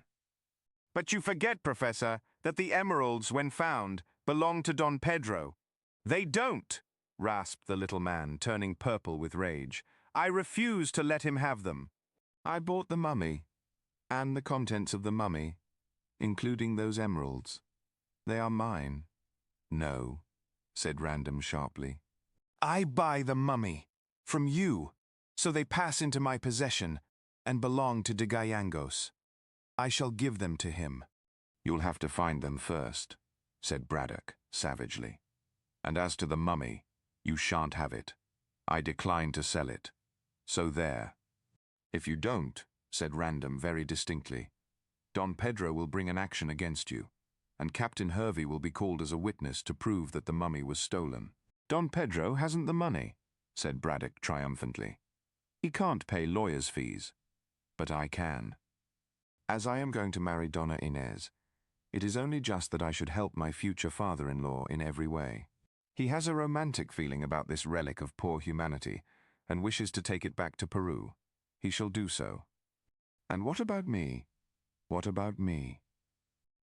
Well, said Random, speaking slowly with the intention of still further irritating the little man, whose selfishness annoyed him, if I were you, I should marry Mrs. Jasher and settle down quietly in this house to live on what income you have. Braddock turned purple again and spluttered. How dare you make a proposition like that to me, sir, he bellowed. You ask me to marry this low woman, this adventuress, this... Words failed him. Of course, Random had no intention of advising such a marriage, although he did not think so badly of Mrs. Jasher, as did the professor. But the little man was so venomous that the young man took a delight in stirring him up, using the widow's name as a red rag to this particular bull. I do not think Mrs. Jasher is a bad woman, he remarked. What? What? What? After what she has done? Blackmail? Blackmail? Blackmail? That is bad, I admit, but she has failed to get what she wanted, and after all, you indirectly are the cause of her writing that blackmailing letter. I am? How dare you? You see, she wanted to get 5,000 out of me as her dowry. Yes, and told me lies about her damned brother who was a Pekin merchant, when after all he never existed. Oh, I don't defend that, said Random coolly. Mrs. Jasher has behaved badly on the whole. Still, Professor, I think there is good in her, as I said before. She evidently had bad parents and a bad husband, but so far as I can gather, she is not an immoral woman. The poor wretch only came here to try and drag herself out of the mire. If she had married you, I feel sure that she would have made you a most excellent wife. The professor was in such a rage that he suddenly became calm. Of course you talk absolute rubbish, he said caustically. Had I my way, this woman would be whipped at a cart's tail for the shameful way in which she has deceived us all. However, I shall see her today and make her confess who murdered Bolton. Don Pedro will be greatly obliged if you do. He wants those emeralds. So do I, and if I get them, I shall keep them, snapped Braddock. And if you haven't anything more to say, you can leave me. I'm busy. As there was nothing more to be done with the choleric little man, Sir Frank took the hint and departed. He went forthwith to the Warrior Inn to see Don Pedro, and also Donna Inez. But it so happened that the girl had gone to the pyramids on a visit to Miss Kendall, and Random was sorry that he had missed her. However, it was just as well, as he could now talk freely to de Gayangos. To him he related the whole story of Mrs. Jasher, and discovered that the Peruvian also, as Braddock had done, insisted that Mrs. Jasher knew the truth. "She would not have written that letter if she did not know it," said Don Pedro. "Then you think that she should be arrested?" "No. We can deal with this matter ourselves. At present she is quite safe, as she certainly will not leave her cottage, seeing that she thinks it is being watched. Let us permit Braddock to interview her, and see what he can learn. Then we can discuss the matter and come to a decision." Random nodded absently. "I wonder if Mrs. Jasher was the woman who talked to Bolton through the window," he remarked. "It is not impossible, although that does not explain why Bolton borrowed a female disguise from this mother. Mrs. Jasher might have worn it. That would argue some understanding between Bolton and Mrs. Jasher, and a knowledge of the manuscript before Bolton left for Malta. We know that he could only have seen the manuscript for the first time at Malta. It was evidently stowed away in the swathings of the mummy by my father, who forgot all about it when he gave me the original. Hervey forgot also. I wonder if that is true." "I am certain it is," said Don Pedro emphatically, "for if Hervey, or Vasa, or whatever you like to call him, had found that manuscript and had got it translated, he certainly would have opened the mummy and have secured the emeralds. No, Sir Frank, I believe that his theory is partly true. Bolton intended to run away with the emeralds and send the empty mummy to Professor Braddock. For, if you remember, he arranged that the landlord of the Sailor's Rest should forward the case next morning, even if he happened to be away. Bolton intended to be away with the emeralds. Then you do not believe that Hervey placed the manuscript in my room?" "He declared most emphatically that he did not," said Don Pedro. "When at Pierside yesterday I went to the Sailor's Rest and saw him. He told Braddock only the other day that he had lost his chance of a sailing vessel, and, as yet, had not got another one. When he returned to Pierside he found a letter waiting him, so he told me, giving him command of a 4,000-ton tramp steamer called the Firefly. He is to sail at once tomorrow, I believe. Then what is he going to do about this murder business? He can do nothing at present, as, if he remains in Pierside, he will lose his new command. Tomorrow he drops downstream, but meantime he intends to write out the whole story of the theft of the mummy. I have promised to give him £50 for doing so, as I want to get back the mummy, free of charge, from Braddock." "I think Braddock will stick to the mummy in any event," said Random grimly. "Not when Hervey writes out his evidence. He will not have it completed by the time he sails, as he is very busy. But he has promised to send off a boat to the jetty near the fort tomorrow evening, when he is dropping downstream. I shall be there with £50 in gold. Supposing he fails to stop or send the boat? Then he will not get his £50, retorted Don Pedro. The man is a rascal, and deserves prison rather than reward. But since the mummy was stolen by him 30 years back, he alone can prove my ownership. But why take all this trouble?" argued the baronet. "I can buy the mummy from Braddock." "No," said Don Pedro. "I have a right to my own property." Random lingered until late in the afternoon and until darkness fell, as he was anxious to see Donna Inez, but she did not appear until late. Meanwhile, Archie Hope put in an appearance, having come to see Don Pedro with an account of his interview with Widow Anne. Before coming to the inn, he had called on Professor Braddock, and from him had heard all about the wickedness of Mrs. Jasher. His surprise was very great. "I should not have believed it," he declared. "Poor woman." "Ah," said Random, rather pleased. "You are more merciful than the Professor, Hope. He calls her a bad woman." "Humph! I don't think that Braddock is so good that he can afford to throw a stone," said Archie rather sourly. "Mrs. Jasher has not behaved well, but I should like to hear her complete story before judging. There must be a lot of good in her, or Lucy, who has been with her a great deal, would have found her out long ago. I go by a woman's judgment of a woman, but Mrs. Jasher must have been anxious to marry. She was, as Professor Braddock knows," said Random quickly. "I am not thinking of that so much as of what Widow Anne told me." "Oh," said Don Pedro, looking up from where he was seated. "So you have seen that old woman. What does she say about the clothes?" "Sidney, she declares, borrowed the clothes to give to me for a model. Now, I never asked Bolton to do this, so I fancy the disguise must have been intended for himself, or for Mrs. Jasher." "But what had Mrs. Jasher to do with him?" demanded Random sharply. "Well," "It's odd," replied Hope slowly, "but Mrs. Bolton declares that her son was in love with Mrs. Jasher, and when he returned from Malta, intended to marry her." Impossible! Cried Sir Frank. "She engaged herself to Braddock, but only after Bolton's death, remember." Don Pedro nodded. "That is true, but what you say, Mr. Hope, proves the truth of Hervey's theory." "In what way?" "Mrs. Jasher, as we know from what Random told us, wanted money. She would not marry a man who was poor. Bolton was poor, but of course the emeralds would make him wealthy, as they are of immense value. Probably he intended to steal them in order to marry this woman. This implicates Mrs. Jasher in the crime." "Yes," assented Sir Frank, nodding. "But as Bolton did not know that the emeralds existed before he bought the mummy in Malta, I do not see why he should borrow a disguise beforehand for Mrs. Jasher to meet him at the Sailor's Rest." "The thing is easily settled," said Hope impatiently. "Let us both go to Mrs. Jasher's this evening, and insist upon the truth being told. If she confesses about her secret engagement to Sidney Bolton, she may admit that the clothes were borrowed for her. And she may admit also that she placed the manuscript in my room," said Sir Frank after a pause. "Hervey did not place it there, but it is just possible that Mrs. Jasher, having got it from Bolton when she talked to him through the window, may have done so." "Nonsense," said Hope with vigorous common sense. "Mrs. Jasher would be spotted in a moment if she had gone to your quarters. She had to pass the sentry, remember.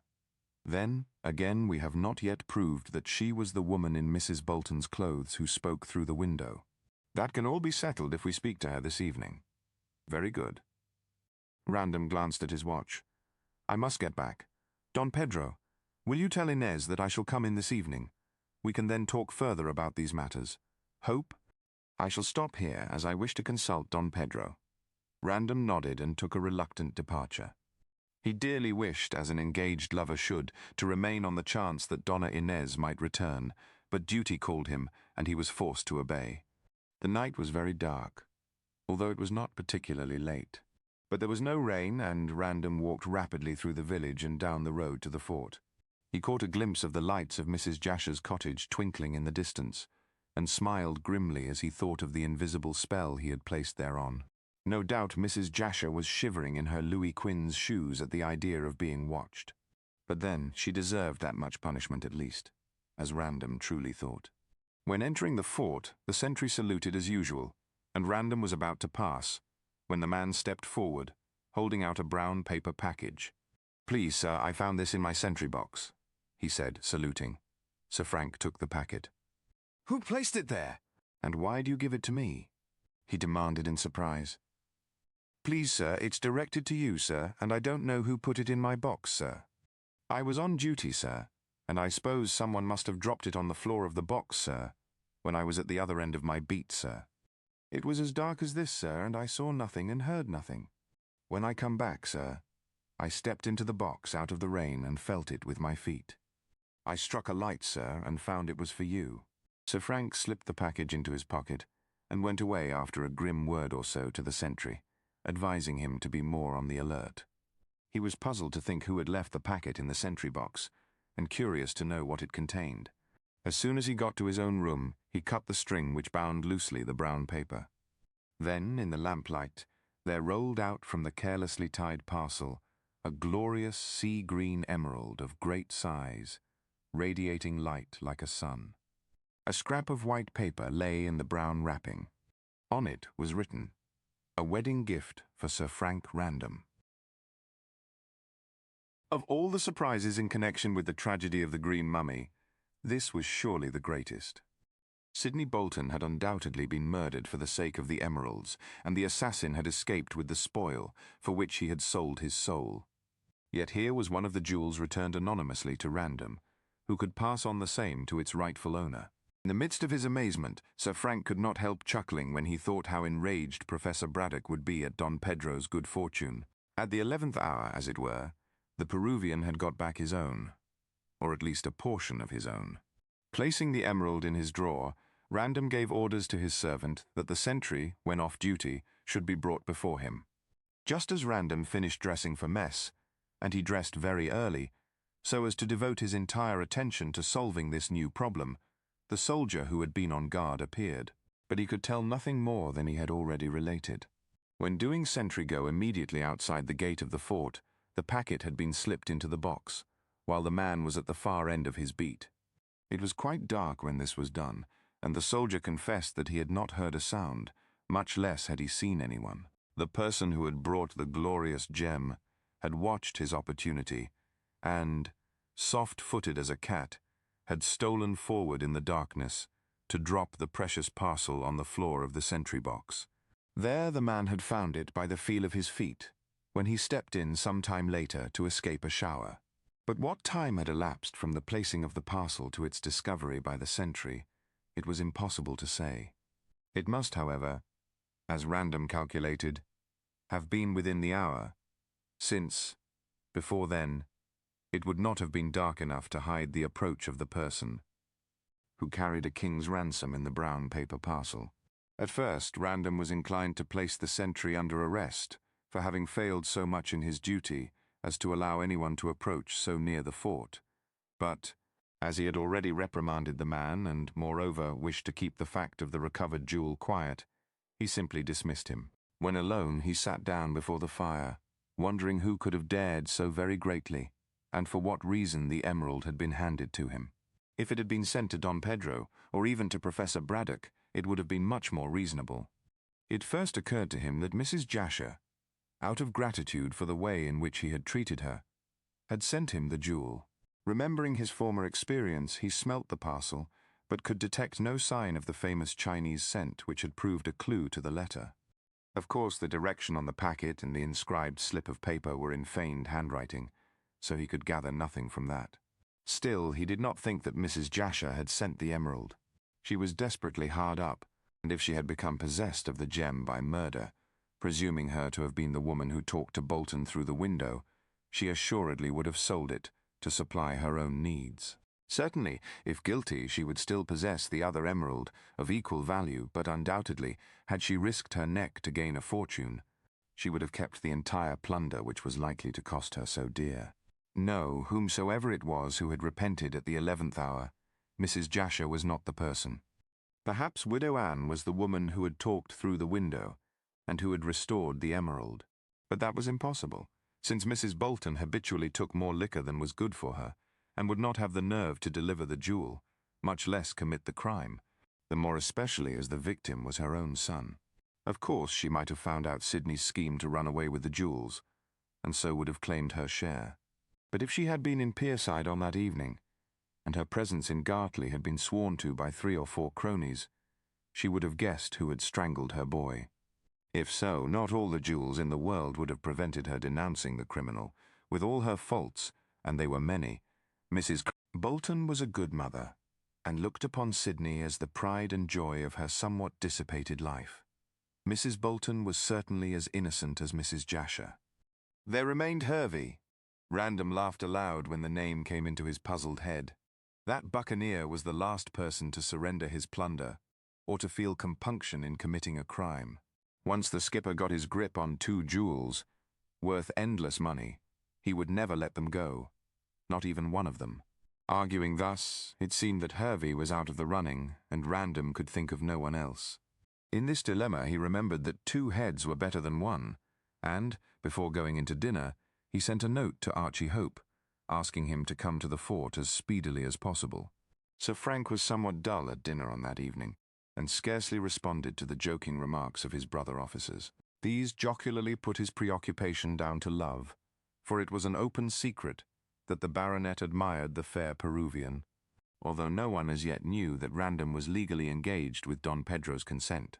The young man good-humouredly stood all the chaff hurled at him, but seized the opportunity to slip away to his quarters as soon as coffee came on the table and the smoking began. It was 9 o'clock before he returned to his room, and here he found Hope waiting for him impatiently. "I see you have been dining at the Pyramids," said Random, seeing that Hope was in evening dress. Archie nodded. "Yes. I don't put on this kit to have my humble chop at my lodgings. But the Professor asked me to dinner to talk over matters."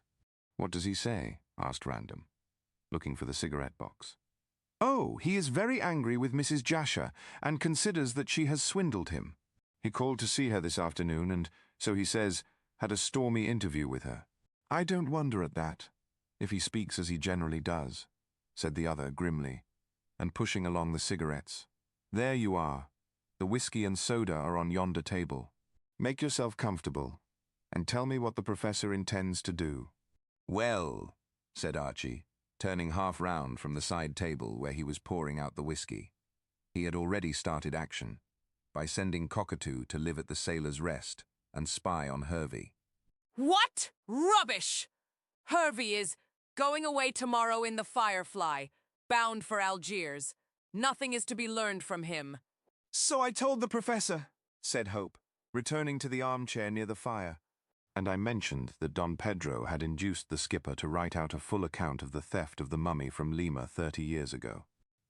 I also said that the signed paper would be handed in at the Gartley jetty when the Firefly came downstream tomorrow night. Humph. And what did Braddock say to that? Nothing much. He merely stated that whatever Hervey said toward proving the ownership of your future father-in-law, that he intended to stick to the embalmed corpse of Inca Caxus, and also that he intended to claim the emeralds when they turned up. Random rose and went to the drawer of his desk. I am afraid he has lost one emerald at all events, he said, unlocking the drawer. What's that? Said Hope sharply. Why did you— Oh, gosh. He jumped up with an amazed look as Random held up the magnificent gem, from which streamed vividly green flames in the mellow lamplight. Oh, gosh, gasped the artist again. Where the devil did you get that? I sent for you to tell you, said Sir Frank, giving the jewel into his friend's hand and coming back to his seat. It was found in the sentry box. Hope stared at the great jewel, and then at the soldier. What do you mean by that? He demanded. How the dickens could it be found in a sentry box? You must be making a mistake. Not a bit of it. It was found on the floor of the box by the sentry, as I tell you, and I have sent to consult with you as to how the deuce it got there. Hervey, muttered Archie, fascinated by the gem. Random shrugged his square shoulders. Catch that Yankee Shylock returning anything he got his grip on, even as a wedding present. A wedding present, said Hope, more at sea than ever. If you don't mind giving me details, old chap, my head would buzz less. I rather think that it will buzz more, said Random dryly, and, producing the brown paper in which the gem had been wrapped, and the inscribed paper found within, he related all that had happened. Archie listened quietly and did not interrupt, but the puzzled look on his face grew more pronounced. Well, ended Random, seeing that no remark was made when he had finished, what do you think? Lord knows, I'll go out of my mind if these sort of things come along. I am a simple sort of chap, and have no use for mysteries which beat all the detective stories I have ever read. That sort of thing is all very well in fiction, but in real life, what are you going to do? Give back the emerald to Don Pedro. Of course, though, it is given to you for a wedding present. And then? Then, Random stared into the fire. I don't know. I asked you in to assist me. Willingly. But how? Random pondered for a few moments. Who sent that emerald to me, do you think? He asked, looking squarely at the artist. Hope meditatively turned the jewel in his long fingers. Why not ask Mrs. Jasher? He suggested suddenly. No! Sir Frank shook his head. I fancied it might be her, but it cannot be. If she is guilty, as she must be, should she have sent the emerald, she would not part with her plunder when she is so hard up. I am beginning to believe, Hope, that what she said was true about the letter. How do you mean exactly? That the letter was mere bluff, and that she really knows nothing about the crime. By the way, did Braddock learn anything? Not a thing. He merely said that the two of them fought. I expect Braddock stormed, and Mrs. Jasher retorted. Both of them have too much tongue music to come to any understanding. By the way, to echo your own phrase, you had better put away this gem, or I shall be strangling you myself in order to gain possession of it. The mere sight of that gorgeous color tempts me beyond my strength. Random laughed and locked the jewel in his drawer. Hope suggested that with such a flimsy lock it was unsafe, but the baronet shook his head. "It is safer here than in a woman's jewel case," he asserted. "No one looks to my drawer, and certainly no one would expect to find a crown jewel of this description in my quarters." Well, he came back to his seat, slipping his keys into his trouser pocket. "The whole thing puzzles me. Why not do as I suggest and go to Mrs. Jasher? In any case, you are going there tonight, are you not?" "Yes. I want to decide what to do about the woman. I had intended to go alone, but as you are here, you may as well come also. I shall be delighted. What do you intend to do?" "Help her," said Random briefly. "She doesn't deserve it," replied Hope, lighting a fresh cigarette. "Does anyone ever deserve anything?" asked Sir Frank cynically. "What does Miss Kendall think of the business? I suppose Braddock told her. He has too long a tongue to keep anything to himself. He told her at dinner, when I was present. Lucy is quite on your side. She says that she had known Mrs. Jasher for months and that there is good in her, although I am bound to say that Lucy was a trifle shocked. Does she want Mrs. Jasher to marry her father now?" "Her stepfather," corrected Archie immediately. "No, that is out of the question. But she would like Mrs. Jasher to be helped out of her difficulties and have a fair start. It was only by the greatest diplomacy that I prevented Lucy going to see the wretched woman this evening." "Why did you prevent her?" Archie coloured. "I dare say I am a trifle prudish," he replied. "But after what has happened, I do not wish Lucy to associate with Mrs. Jasher. Do you blame me?" "No, I don't. All the same, I don't think that Mrs. Jasher is an immoral woman by any means." "Perhaps not. But we needn't discuss her character, as we know precious little of her past, and she no doubt told you the story that best suited herself. I think it will be best to make her tell all she knows this evening, and then send her away with a sum of money in her pocket to begin a new life." "I shall help her, certainly," said Random, with his eyes on the fire, "but can't say exactly how. It is my opinion that the poor wretch is more sinned against than sinning." "You are a soldier with a conscience, Random." The other laughed. "Why shouldn't a soldier have a conscience? Do you take your idea of officers from the lady novelist, who makes us out to be all idle idiots?" "Not exactly. All the same, many a man would not take the trouble to behave as you are doing to this unlucky woman. Any man who was a man, whether soldier or civilian, would help such a poor creature, and I believe, Hope, that you will help her also." The artist leaped to his feet impulsively. "Of course. I'm with you right along, as Hervey would say. But first, before deciding what we shall do to set Mrs. Jasher on her legs again, let us hear what she has to say." "She can say nothing more than she has said," remonstrated Random. "I don't believe that," replied Hope, reaching for his overcoat. "You may choose to believe that the letter was the outcome of bluff, but I really and truly think that Mrs. Jasher is in the know. What is more, I believe that Bolton got her those clothes, and that she was the woman who talked to him. Went there to see how the little scheme was progressing." "If I thought that," said Random coldly, "I would not help Mrs. Jasher." "Oh, yes, you would. The greater the sinner, the more need she or he has of help, you know, my dear fellow. But get your coat on, and let us toddle. I don't suppose we need pistols." Sir Frank laughed as, aided by the artist, he struggled into his military greatcoat. "I don't suppose that Mrs. Jasher will be dangerous," he remarked. "We'll get what we can out of her, and then arrange what is best to be done to recoup her fallen fortunes. Then she can go where she chooses, and we can, as the French say, return to our muttons." "I think Donna Inez and Lucy would be annoyed to hear themselves called muttons," laughed Archie, and the two men left the room. The night was darker than ever, and a fine rain was falling incessantly.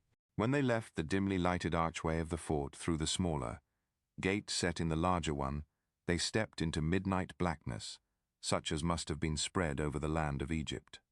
In accordance with the primitive customs of Gartley inhabitants, one of them at least should have been furnished with a lantern, as it was no easy task to pick a clean way through the mud. However, Archie, knowing the surroundings better even than Random, led the way, and they walked slowly through the iron gate on the hard high road which led to the fort. Immediately beyond this they turned towards the narrow cinder path which led through the marshes to Mrs. Jasher's cottage, and toiled on cautiously through the misty rain, which fell continuously.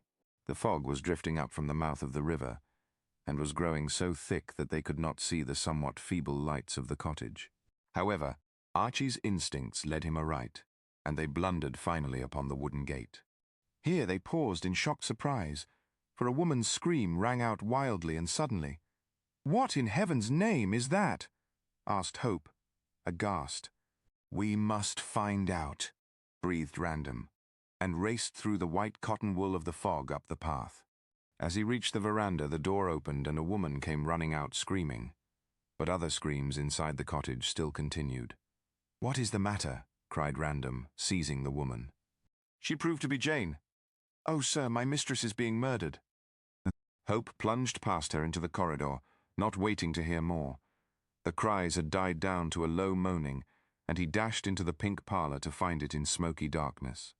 Striking a match, he held it above his head. It showed Mrs. Jasher prone on the floor, and a dark figure smashing its way through the flimsy window. There was a snarl, and the figure vanished as the match went out. Jane was still being held by Sir Frank at the floor, and was still screaming, fully convinced that her captor was a burglar, in spite of having recognized him by his voice. Random was so exasperated by her stupidity that he shook her. What is the matter, you fool? He demanded! Don't you know that I am a friend? "YESSIR, gasped Jane, fetching her breath again after the shaking. "But go for the police. My mistress is being murdered." Mr. Hope is looking after that, and the screams have ceased. "Who was with your mistress?" I don't know, sir," sobbed the servant. I didn't know anyone had called, and then I heard the screaming. I looked into the parlor to see what was the matter, but the lamp had been thrown over and had gone out, and there was a dreadful struggle going on in the darkness. So I screamed and ran out, and then Oh! Jane showed symptoms of renewed hysteria, and clutched Random tightly, as a man came cautiously round the corner. "Are you there, Random?" asked Hope's voice. "It's so infernally dark and foggy that I have missed him." The man who was trying to murder Mrs. Jasher. He got her down when I entered and struck a match. Then he dashed through the window before I could catch him or even recognize him. He's vanished in the mist. "It's no use looking for him anyhow," said Random, peering into the dense blackness, which was thick with damp. "We had better see after Mrs. Jasher." Jane, who seems to have lost her head. "It's a mercy I haven't lost my life, sir, with burglars and murderers all about the place," sobbed the girl, dropping onto the veranda. Random promptly hauled her to her feet.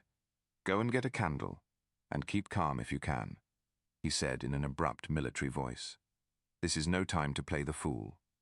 His sharpness had great effect on the girl, and she became much more her usual self.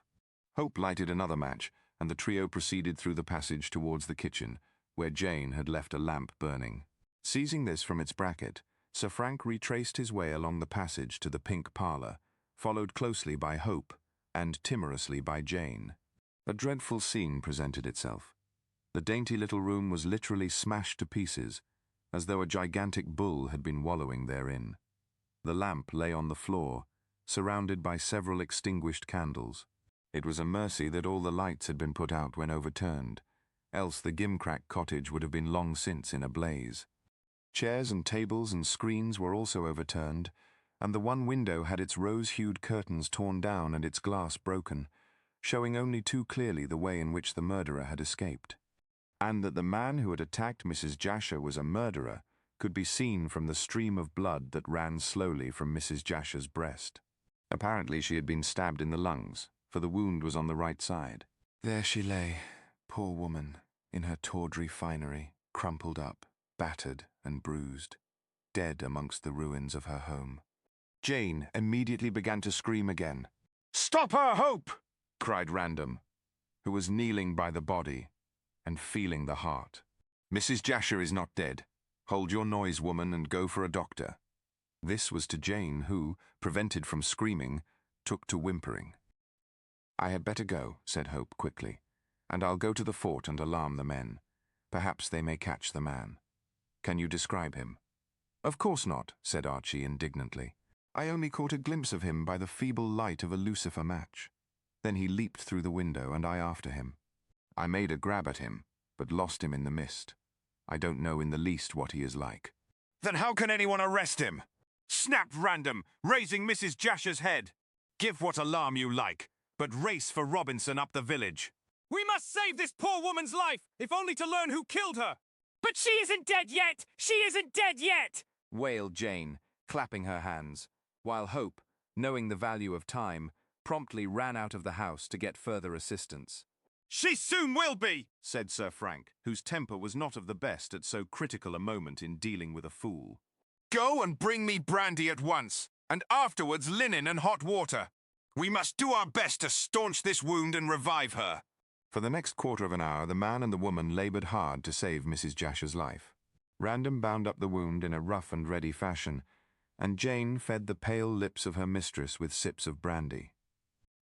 Mrs. Jasher gradually became more alive, and a faint sigh escaped from her lips, as her wounded bosom rose and fell with recovered breath. When Sir Frank was in hopes that she would speak, she suddenly relapsed again into a comatose state. Luckily at that moment Archie returned with young Dr. Robinson at his heels, and also was followed by Painter, the village constable, who had luckily been picked up in the fog. Robinson whistled as he looked at the insensible woman. "She's had a narrow squeak," he muttered, lifting the body with the assistance of Random. "Will she recover?" questioned Hope anxiously. "I can't tell you yet," answered the doctor, and with Sir Frank he carried the heavy body of the widow into her bedroom. "How did it happen?" "That is my business," said Painter, who had followed, and who was now filled with importance. "You look after the body, sir, and I'll question these gentlemen and the servant." "Servant yourself, such sauce," muttered Jane, with an angry toss of her cap at the daring young policeman. "I know nothing. I left my mistress in the parlour writing letters, and never heard anyone come in. The bell didn't sound anyhow. The first thing I knew that anything was wrong was on hearing the screams. When I looked into the parlour, the candles and the lamp were out, and there was a struggle going on in the dark. Then I cried out, very naturally I'm sure, and ran straight into the arms of these gentlemen as soon as I could get the front door open." After delivering this address, Jane was called away to assist the doctor in the bedroom, and along with Archie and Random, the constable repaired to the pink parlour to hear what they had to say. Of course they could tell him even less than Jane had told, and Archie protested that he was quite unable to describe the man who had dashed out of the window. "Ah," said Painter sapiently. "He got out there, but how did he enter?" "No doubt by the door," said Random sharply. "We don't know that, sir. Jane says she did not hear the bell. Mrs. Jasher might have let the man in, whomsoever he was, secretly." "Why should she, sir?" "Ah, now you are asking more than I can tell you. Only Mrs. Jasher can explain, and it seems to me that she will die." Meanwhile, in some mysterious way, the news of the crime had spread through the village, and although it was growing late, for it was past 10 o'clock, a dozen or so of villagers came along. Also there arrived a number of soldiers under a smart sergeant, and to him Sir Frank explained what had happened. In the faint-hearted way, for the mist was now like cotton wool, the military and the civilians hunted through the marshes round the cottage, hoping to come across the assassin hiding in a ditch. Needless to say, they found no one and nothing, for it was worse than looking for a needle in a bundle of hay. The man had come out of the mist, and, after executing the deed, had vanished into the mist, and there was not the very slightest chance of finding him. Gradually, as it drew towards midnight, the soldiers went back to the fort, and the villagers to their homes. But, along with the doctor and the constable, Hope and his military friend stopped on. They were determined to get at the root of the mystery, and when Mrs. Jasher became sensible, she would be able to reveal the truth. "It's all of a piece with the sending of the emerald," said Random to the artist, "and that is connected, as we know, with the death of Bolton." "Do you think that this man who has struck down Mrs. Jasher is the same one who strangled Sidney Bolton? Perhaps Mrs. Jasher sent the emerald after all, and this man killed her out of revenge. But how would he know that she had the emerald? God knows. She may have been his accomplice." Archie knit his brows.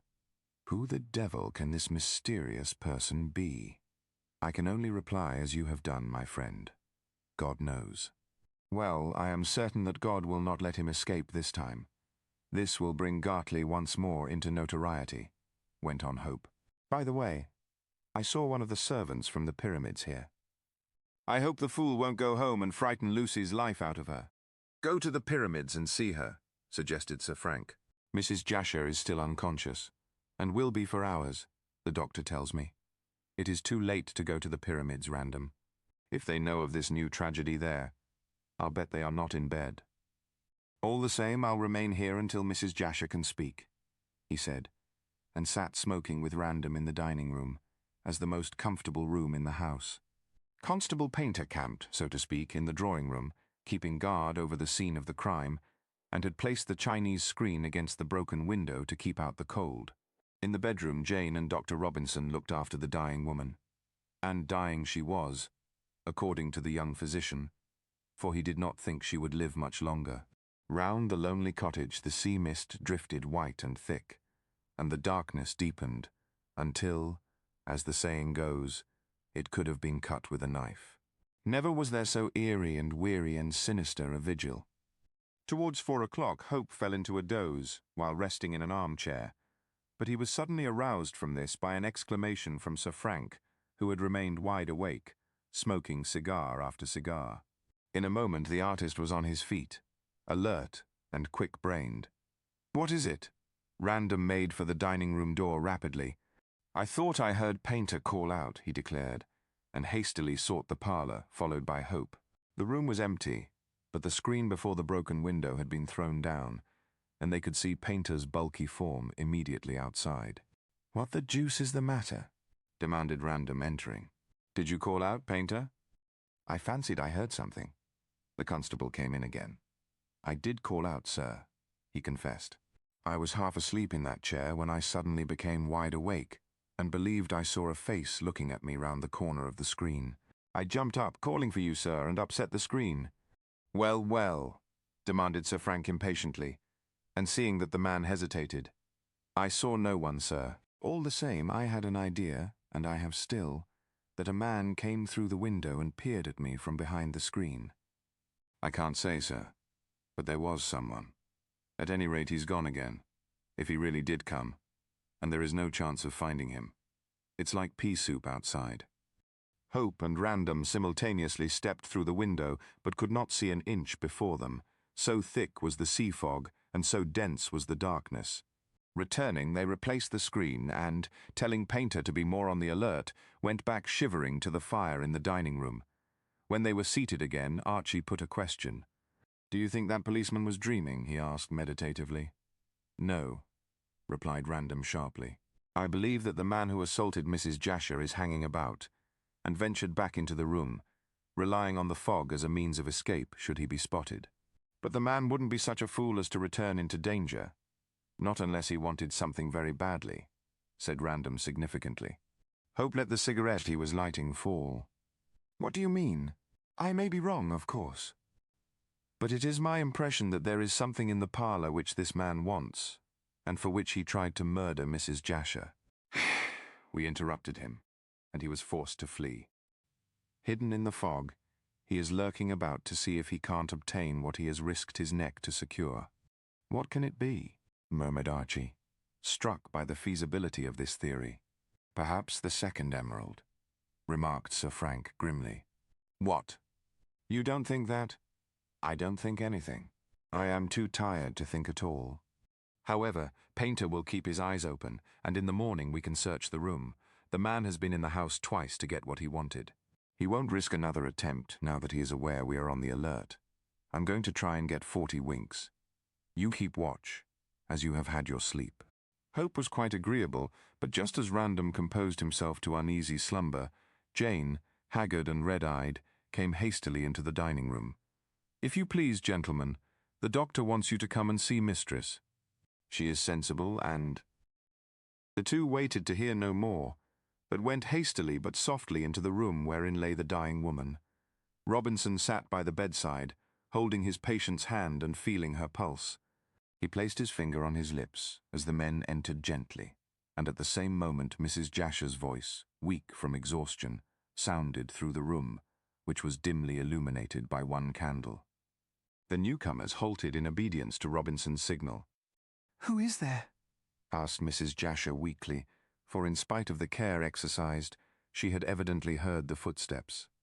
Mr. Hope and Sir Frank Random, whispered the doctor, speaking into the dying woman's ear. They came in time to save you. In time to see me die, she murmured. And I can't die unless I tell the truth. I am glad Random is there. He is a kind-hearted boy, and treated me better than he need have done. I owe some brandy. Robinson gave her some in a spoon. Now lie quietly and do not attempt to speak, he commanded. You need all your strength. I do. To tell that which I wish to tell, gasped Mrs. Jasher, trying to raise herself. Sir Frank! Sir Frank! Her voice sounded hoarse and weak. Yes, Mrs. Jasher, said the young man, coming softly to the bedside. She thrust out a weak hand and clutched him. You must be my father confessor, and hear all. You got the emerald. What? Random recoiled in astonishment. Did you? Yes. I sent it to you as a wedding present. I was sorry and I was afraid and I... She paused again, gasping. The doctor intervened and gave her more brandy. You must not talk, he insisted severely, or I shall turn Sir Frank and Mr. Hope out of the room. No, no, give me more brandy. More. And when the doctor placed a tumbler to her lips, she drank so greedily that he had to take the glass away lest she should do herself harm. But the ardent spirit put new life into her, and with a superhuman effort she suddenly reared herself in the bed. Come here, Hope. Come here, Random, she said in a much stronger voice. I have much to tell you. Yes. I took the emerald after dark and threw it into the sentry box when the man wasn't looking. I escaped your spy, Random, and I escaped the notice of the sentry. I walked like a cat, and like a cat I can see in the dark. I am glad you have got the emerald. Where did you get it? Asked Random quietly. That's a long story. I don't know that I have the strength to tell it. I have written it out. You have written it out, said Hope quickly, and drawing near. Yes. Jane thought that I was writing letters, but I was writing out the whole story of the murder. You were good to me, Random, you dear boy, and on the impulse of the moment I took the emerald to you.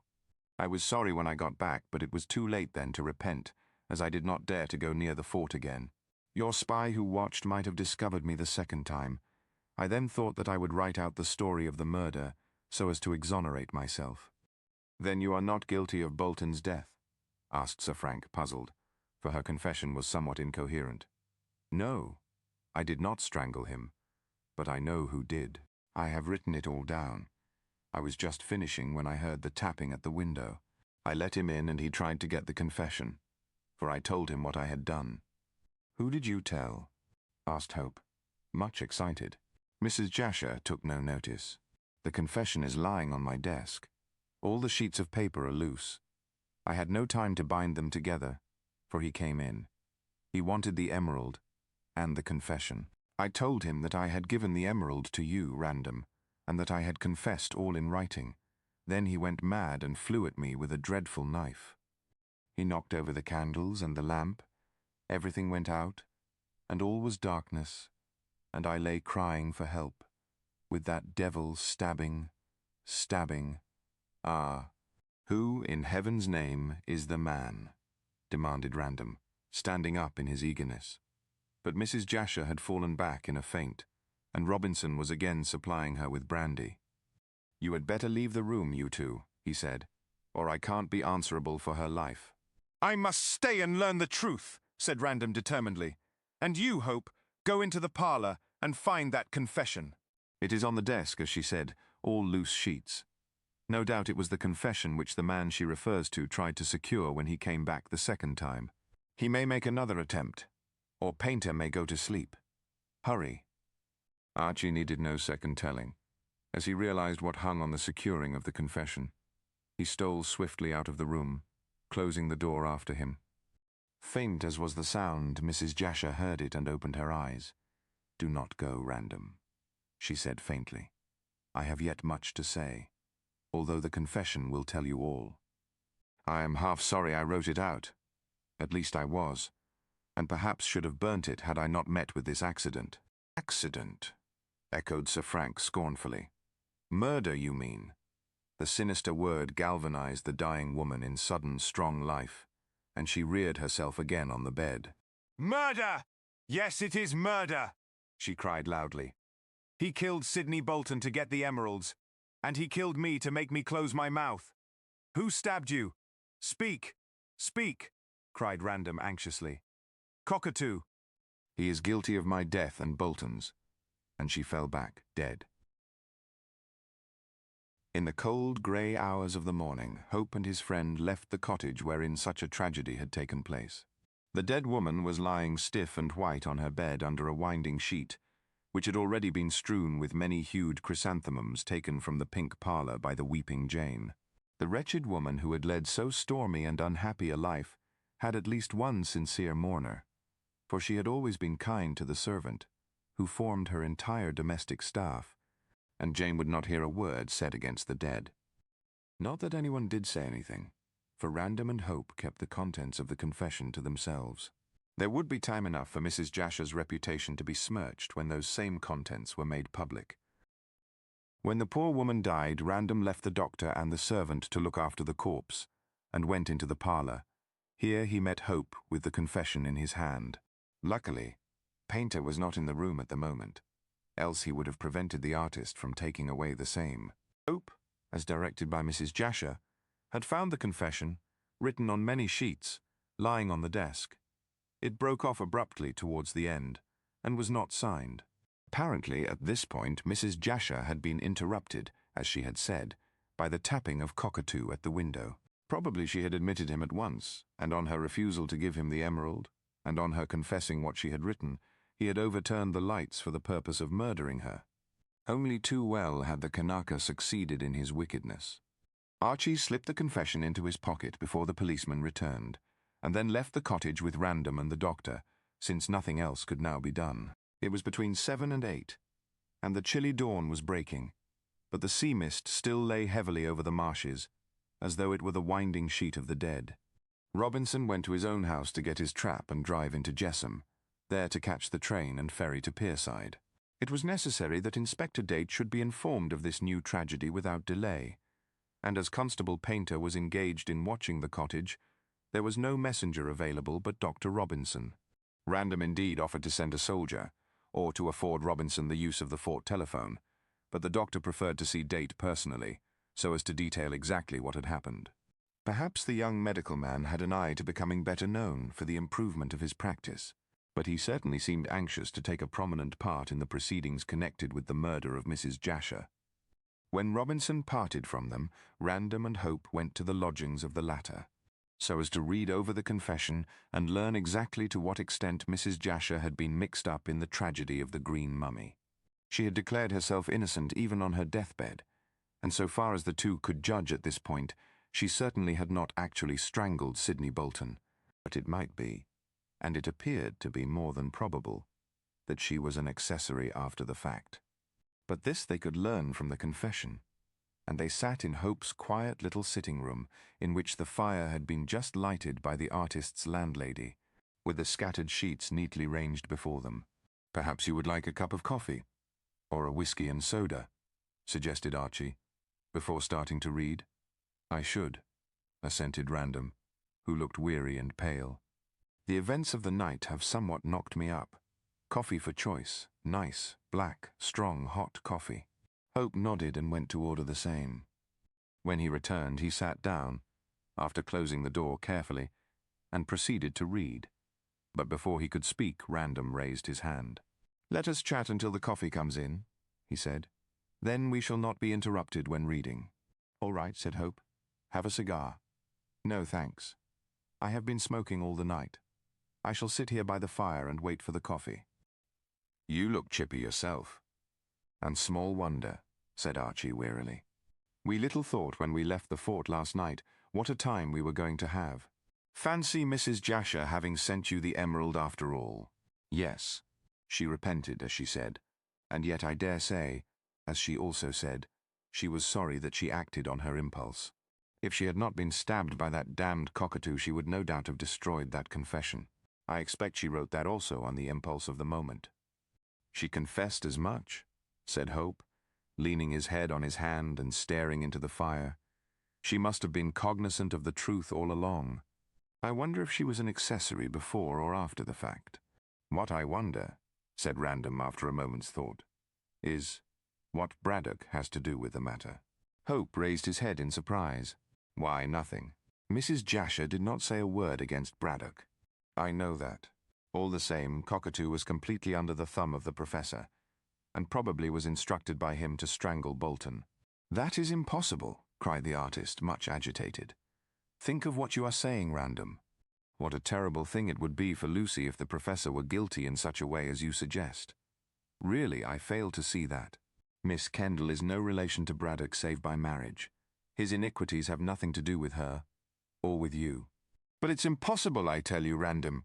Throughout the whole of this case, Braddock has acted in a perfectly innocent way. That's just it, said Sir Frank caustically. He has acted. In spite of his pretended grief for the loss of the emeralds, I should not be surprised to learn from that. He nodded towards the confession on the table, that he was in possession of the missing gem. Cockatoo had no reason to steal the emeralds himself, setting aside the fact that he probably would not know their value, being but a semi-civilized savage. He acted under orders from his master, and although Cockatoo strangled Bolton, the professor is really the author, and the gainer, and the moving spirit. You would make Braddock an accessory before the fact. Yes, and Mrs. Jasher an accessory after the fact. Cockatoo is the link, as the actual criminal, who joins the two in a guilty partnership. No wonder Braddock intended to make that woman his wife even though he did not love her, for she knew a jolly sight too much for his peace of mind. This is horrible, murmured Hope desperately. but it is mere theory. We cannot be sure until we read the confession.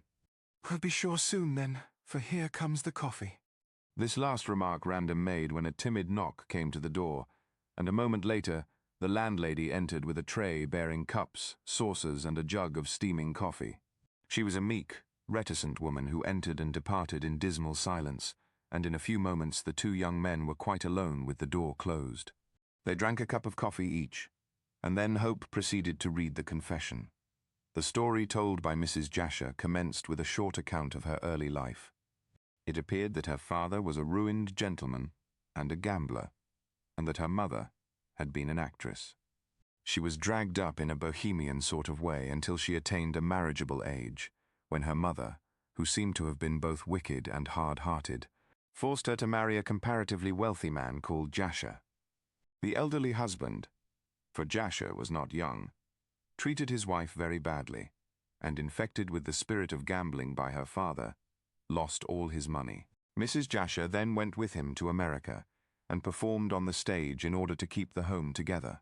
She had one child, but it died, much to her grief, yet also much to her relief, as she was so miserable and poor. Mrs. Jasher gave a scanty account of sordid years of trouble and trial, of failure and sorrow. She and her husband roamed all over America, and then went to Australia and New Zealand, where they lived a wretched existence for many years. Finally, the husband died of strong drink at an advanced age, leaving Mrs. Jasher a somewhat elderly widow. The poor woman again took to the stage and tried to earn her bread, but was unsuccessful. Afterwards she lectured. Then she kept a boarding establishment, and finally went out as a nurse.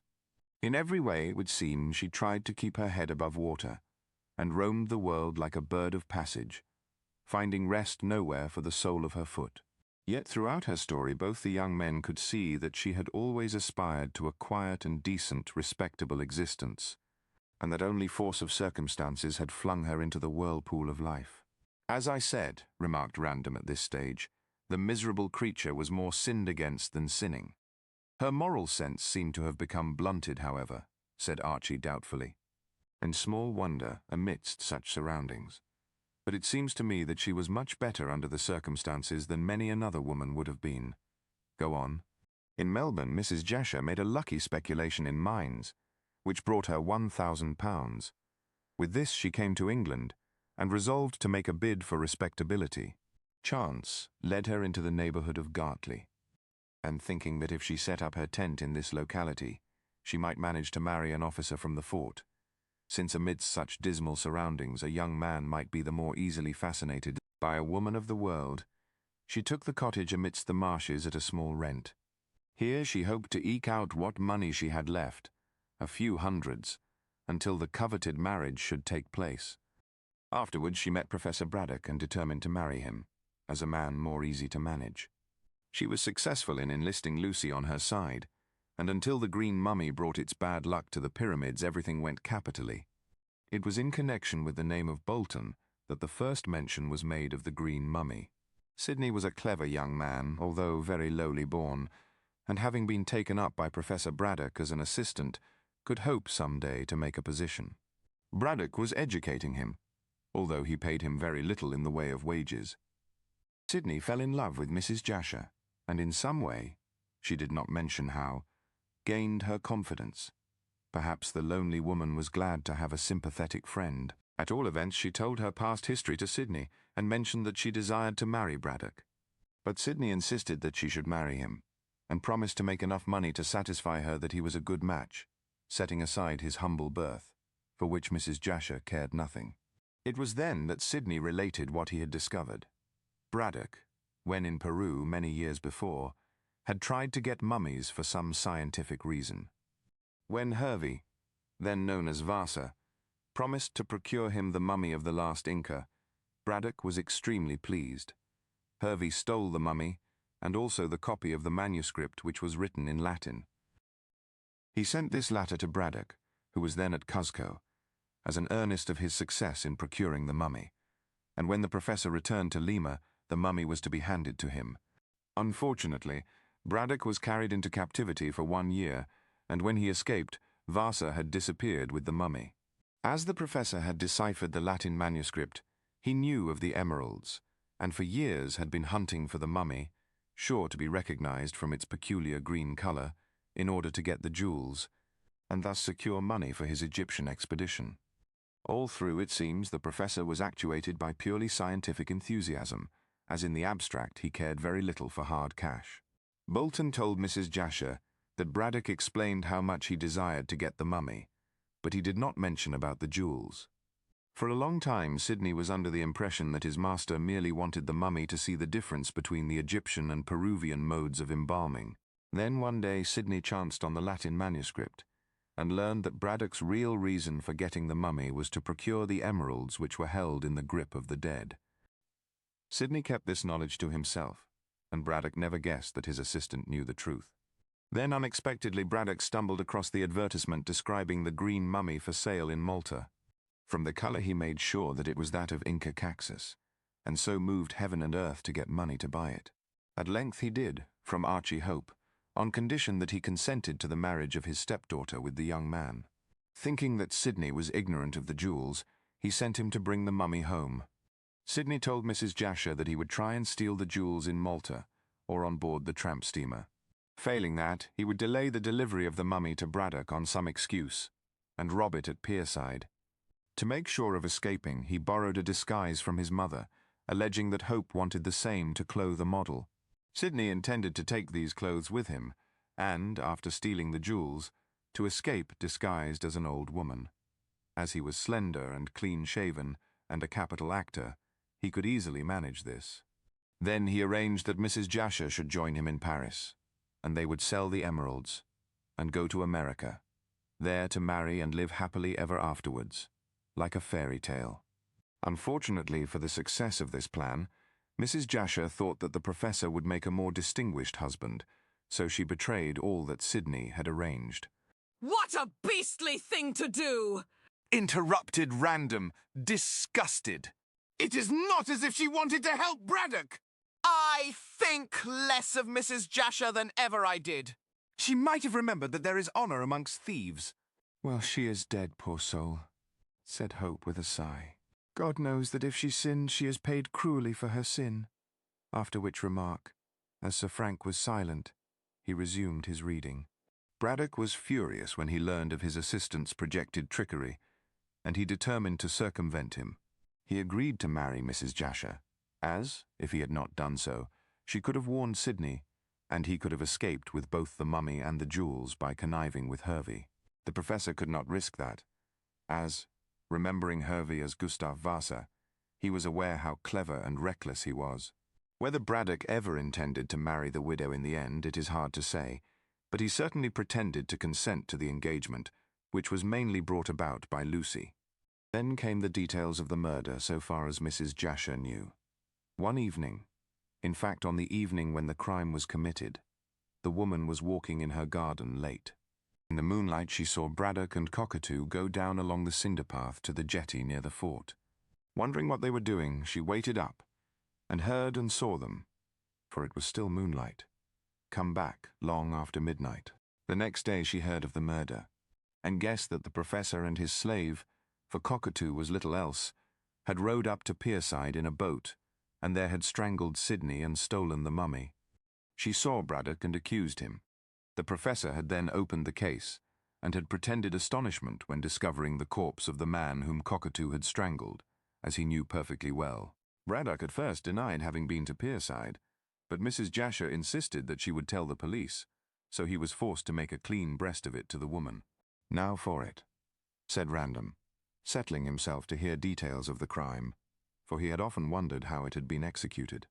"Braddock," read Archie from the confession. For Mrs. Jasher did not trouble herself with a polite prefix.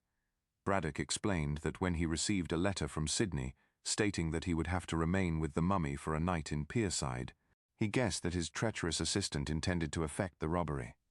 It seems that Sidney, by mistake, had left behind the disguise in which he intended to escape. Aware of this through me, Mrs. Jasher referred to herself, he made Cockatoo assume the dress and row up the river to the Sailor's Rest. The Kanaka easily could be mistaken for a woman, as he also, like Sidney, was slender and smooth-chinned. Also, he wore the shawl over his head to disguise his mop of frizzy hair as much as possible, and for the purpose of concealing his tattooed face. In the darkness, it was after 9 o'clock, he spoke to Sidney through the window, as he had seen him there earlier, when searching for him. Cockatoo said that Sidney was much afraid when he heard that his purpose had been discovered by the professor. He offered a share of the plunder to the Kanaka, and Cockatoo agreed, saying he would come back late, and that Sidney was to admit him into the bedroom so that they could open the mummy and steal the jewels. Sidney quite believed that Cockatoo was heart and soul with him, especially as the cunning Kanaka swore that he was weary of his master's tyranny. It was when Cockatoo was talking thus that he was seen by Eliza Flight, who mistook him, very naturally, for a woman. Cockatoo then returned by boat to the Gartley jetty and told his master. Afterwards, the professor, at a much later hour, went down to the jetty and was rowed up to Pierside by the Kanaka. That was when Mrs. Jasher saw them, said Random, much interested. Yes, said Archie. And then, if you remember, she watched for the return of the couple. It was nearly midnight when the boat was brought alongside the sloping stone bank of the alley which ran past the Sailor's Rest. No one was about at that hour, not even a policeman, and there was no light in Sidney Bolton's window. Braddock was much agitated as he thought that Sidney had already escaped. He waited in the boat and sent Cockatoo to knock at the window. Then a light appeared and the window was silently opened. The Kanaka slipped in and remained there for some 10 minutes after closing the window. When he returned, the light was extinguished. He whispered to his master that Sidney had opened the packing case and the mummy coffin, and had ripped the swathings to get the jewels. When Sidney would not hand over the jewels to the Kanaka, as the latter wanted him to, Cockatoo, already prepared with the window cord, which he had silently taken from the blind, sprang upon the unfortunate assistant and strangled him. Cockatoo told this to his horrified master, and wanted him to come back to hide the corpse in the packing case. Braddock refused, and then Cockatoo told him that he would throw the jewels, which he had taken from Sidney's body, into the river. The position of master and servant was reversed, and Braddock was forced to obey. The professor slipped silently ashore and into the room. The two men relighted the candle and pulled down the blind. They then placed the corpse of Sidney in the packing case and screwed the same down in silence. When this was completed, they were about to carry the mummy in its coffin, the lid of which they had replaced, to the boat, when they heard distant footsteps, probably those of a policeman on his beat. At once they extinguished the candle, and as Braddock told Mrs. Jasher, he, for one, sat trembling in the dark. But the policeman, if the footsteps were those of a policeman, passed up another street, and the two were safe. Without relighting the candle, they silently slipped the mummy through the window, Cockatoo within, and Braddock without. The case and its contents were not heavy, and it was not difficult for the two men to take it to the boat. When it was safely bestowed, Cockatoo, who was as cunning as the devil, according to his master, returned to the bedroom and unlocked the door. He afterwards passed a string through the joining of the upper and lower windows and managed to shut the snib. Afterwards he came to the boat and rowed it back to Gartley. On the way, Cockatoo told his master that Sydney had left instructions that the packing case should be taken next morning to the pyramids, so there was nothing to fear. The mummy was hidden in a hole under the jetty and covered with grass. "Why didn't they take it up to the house?" asked Random on hearing this. "That would have been dangerous," said Hope, looking up from the manuscript, seeing that the mummy was supposed to have been stolen by the murderer. "It was easier to hide it amongst the grasses under the jetty, as no one ever goes there." "Well," he turned over a few pages. "That is practically all. The rest is after events." "I want to hear them," said Random, taking another cup of coffee. Hope ran his eyes swiftly over the remaining portion of the paper and gave further details rapidly to his friend. "You know all that happened," he said. "The professor's pretended surprise when he found the corpse he had himself helped to pack and—" "Yes, yes. But why was the mummy placed in Mrs. JASHER'S garden?" "That was Braddock's idea. He fancied that the mummy might be found under the jetty, and that inconvenient inquiries might be made. Also, he wished, if possible, to implicate Mrs. Jasher, so as to keep her from telling to the police what he had told her. He and Cockatoo went down to the river one night and removed the mummy to the arbour silently. Afterwards, he pretended to be astonished when I found it." "I must say he acted his part very well," said Hope reflectively. "Even to accusing Mrs. Jasher. That was a bold stroke of genius. A very dangerous one." "Not at all. He swore to Mrs. Jasher that if she said anything, he would tell the police that she had taken the clothes provided by Sydney from the pyramids and had gone to speak through the window, in order to fly with Sydney and the emeralds. As the fact of the mummy being found in Mrs. Jasher's garden would lend colour to the lie, she was obliged to hold her tongue. And after all, as she says, she didn't mind, since she was engaged to the professor and possessed at least one of the emeralds." "Ah, the one she passed along to me. How did she get that?" Hope referred again to the manuscript. She insisted that Braddock should give it to her as a pledge of good faith. He had to do it, or risk her splitting. That was why he placed the mummy in her garden, so as to bring her into the matter and render it more difficult for her to speak. "What of the other emerald?" "Braddock took that to Amsterdam, when he went to London that time, if you remember, when Don Pedro arrived. Braddock sold the emerald for £3,000, and it is now on its way to an Indian Rajah. I fear Don Pedro will never set eyes on that again." "Where is the money?" "He banked it in a feigned name in Amsterdam, and intended to account for it when he married Mrs. Jasher by saying it was left to her by that mythical Pekin merchant brother of hers." "Savvy?" "Yes. What an infernal little villain, and I expect he sent Cockatoo down last night for the other emerald." "That is not related in the manuscript," said Archie, laying down the last sheet and taking up his coffee. "The confession ends abruptly. At the time Cockatoo tapped at the window, I expect. But she said, when dying, that the Kanaka asked for the second emerald. If she had not sent it to you in a fit of weakness, I expect she would have passed it along. I can't make out," added Archie musingly, "why Mrs. Jasher confessed when everything was so safe." "Well," said Random, nursing his chin and staring into the fire, "she made a mistake in trying to blackmail me, though why she did so I can't tell, seeing she had the whip hand of Braddock. Perhaps she wanted the 5,000 to spend herself, knowing that the professor's plunder would be wasted on his confounded expedition. At any rate, she gave herself away by the blackmail, and I expect she grew frightened. If the house had been searched, and it might have been searched by the police, had I arrested her for blackmail, the emerald would have been found, and she would have been incriminated. She therefore got rid of it cleverly, by passing it along to me as a wedding gift. Then she again grew afraid, and wrote out this confession to exonerate herself." "But it doesn't," insisted Hope. She makes herself out plainly as an accessory after the fact. A woman doesn't understand these legal niceties. She wrote that out to clear herself, in case she was arrested for the blackmail, and perhaps in case Braddock refused to help her, as he certainly did, if you remember.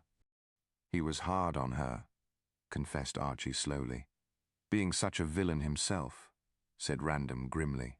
However, Cockatoo arrived unluckily on the scene, and when he found she had parted with the emerald and had written out the truth, he stabbed her. If we hadn't come just in the nick of time, he would have annexed that confession, and the truth would never have become known. No one, ended Random, rising and stretching himself, would connect Braddock or Cockatoo with the death of Mrs. Jasher. Or with the death of Sidney Bolton either, said Hope, also rising and putting on his cap.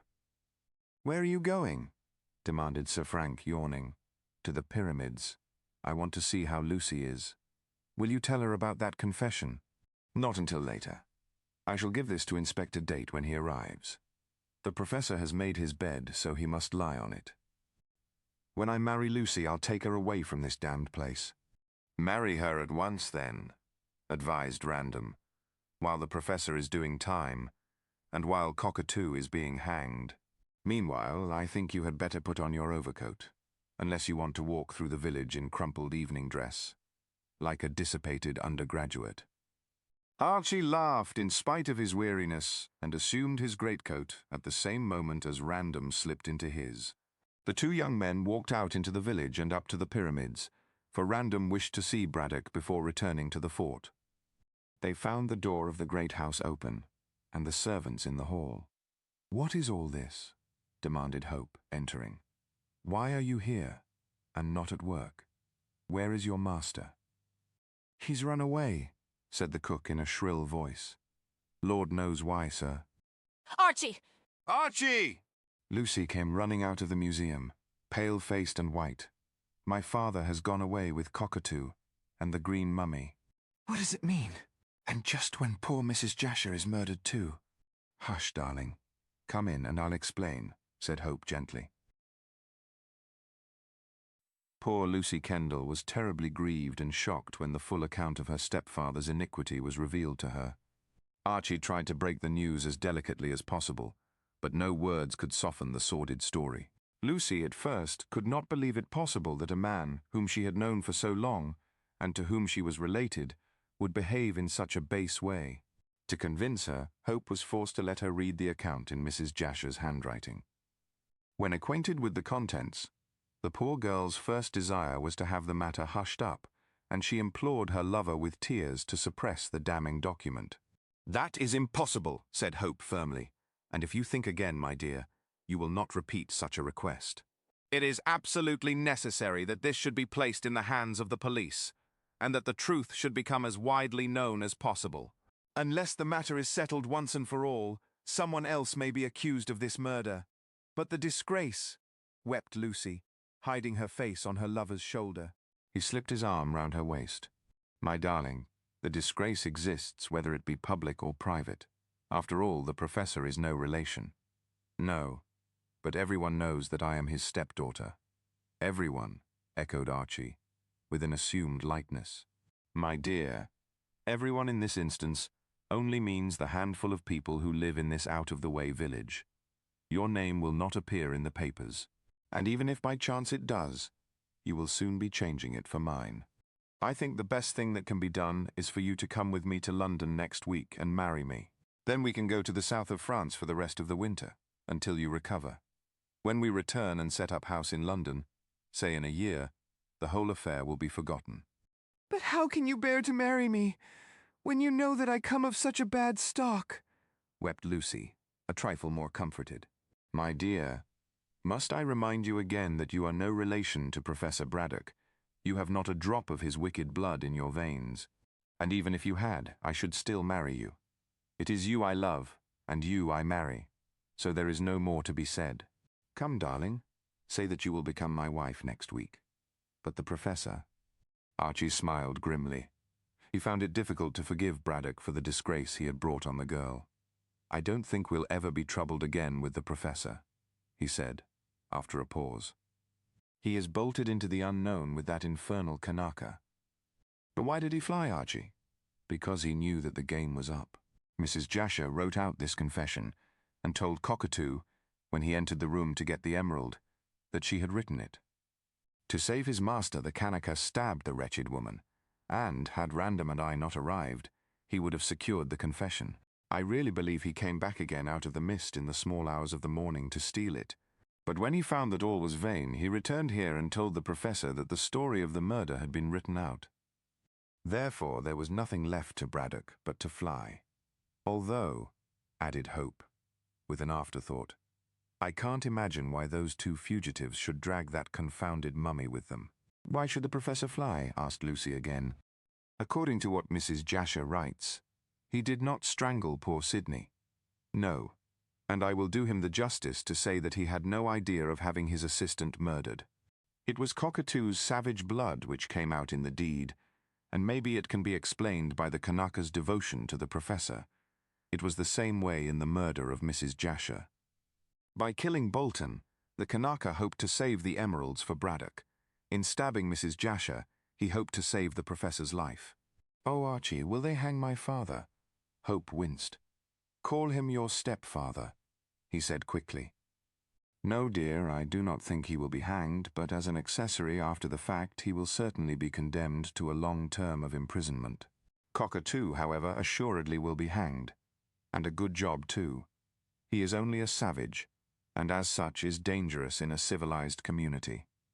I wonder where they have gone. Did anyone hear them going? No, said Lucy, unhesitatingly. Cook came up this morning to my room and said that my father, my stepfather, had gone away with Cockatoo and with the green mummy. I don't know why she should have said that, as the professor often went away unexpectedly. Perhaps she heard rumors in the village and put two and two together. I cannot tell. Some instinct must have told her. But I dare say Braddock and his accomplice fled under cover of the mist, and in the small hours of the morning. They must have known that the confession would bring the officers of the law to this house. I hope they will escape, murmured Lucy. Well, I am not sure, said Hope hesitatingly. Of course I should like to avoid a scandal for your sake, and yet it is only right that the two of them should be punished. Remember, Lucy dear, how Braddock has acted all along in deceiving us. He knew all, and yet not one of us suspected him. While Archie was thus comforting the poor girl, Gartley village was in an uproar. Everyone was talking about this new crime, and everyone was wondering who had stabbed the unlucky woman. As yet the confession of Mrs. Jasher had not been placed in the hands of the police, and everyone was ignorant that Cockatoo was the criminal who had escaped in the fog. Inspector Date speedily arrived with his myrmidons on the scene, and made the cottage his headquarters. Later in the day, Hope, having taken a cold bath to freshen himself up, came with the confession. This he gave to the officer, and explained the whole story of the previous night. Date was more than astonished. He was astounded. He read the confession and made notes. Then he sent for Sir Frank Random, and examined him in the same strict way as he had examined the artist. Jane was also questioned. Widow Anne was put in the witness box, so as to report about the clothes, and in every way Date gathered material for another inquest. At the former one he had only been able to place scanty evidence before the jury, and the verdict had been unsatisfactory to the public. But on this occasion, seeing that the witnesses he could bring forward would solve the mystery of the first death as well as the second, Inspector Date exulted greatly. He saw himself promoted, and his salary raised, and his name praised in the papers as a zealous and clever officer. By the time the inquest came to be held, the inspector had talked himself into believing that the whole mystery had been solved by himself. But before that time came another event happened which astonished everyone, and which made the final phase of the Green Mummy crime even more sensational than it had been. And heaven knows that from beginning to end there had been no lack of melodrama of the most lurid description. Don Pedro de Gallangos was exceedingly amazed at the unexpected turn which the case had taken. That he should have been trying to solve a deep mystery for so long, and that the solution all the time had been in the hands of the professor, startled him exceedingly. He admitted that he had never liked Braddock, but explained that he had not expected to hear that the fiery little scientist was such a scoundrel. But, as Don Pedro confessed, it was an ill wind which blew him some good, when the upshot of the whole mysterious tragic business was the restoration of at least one emerald.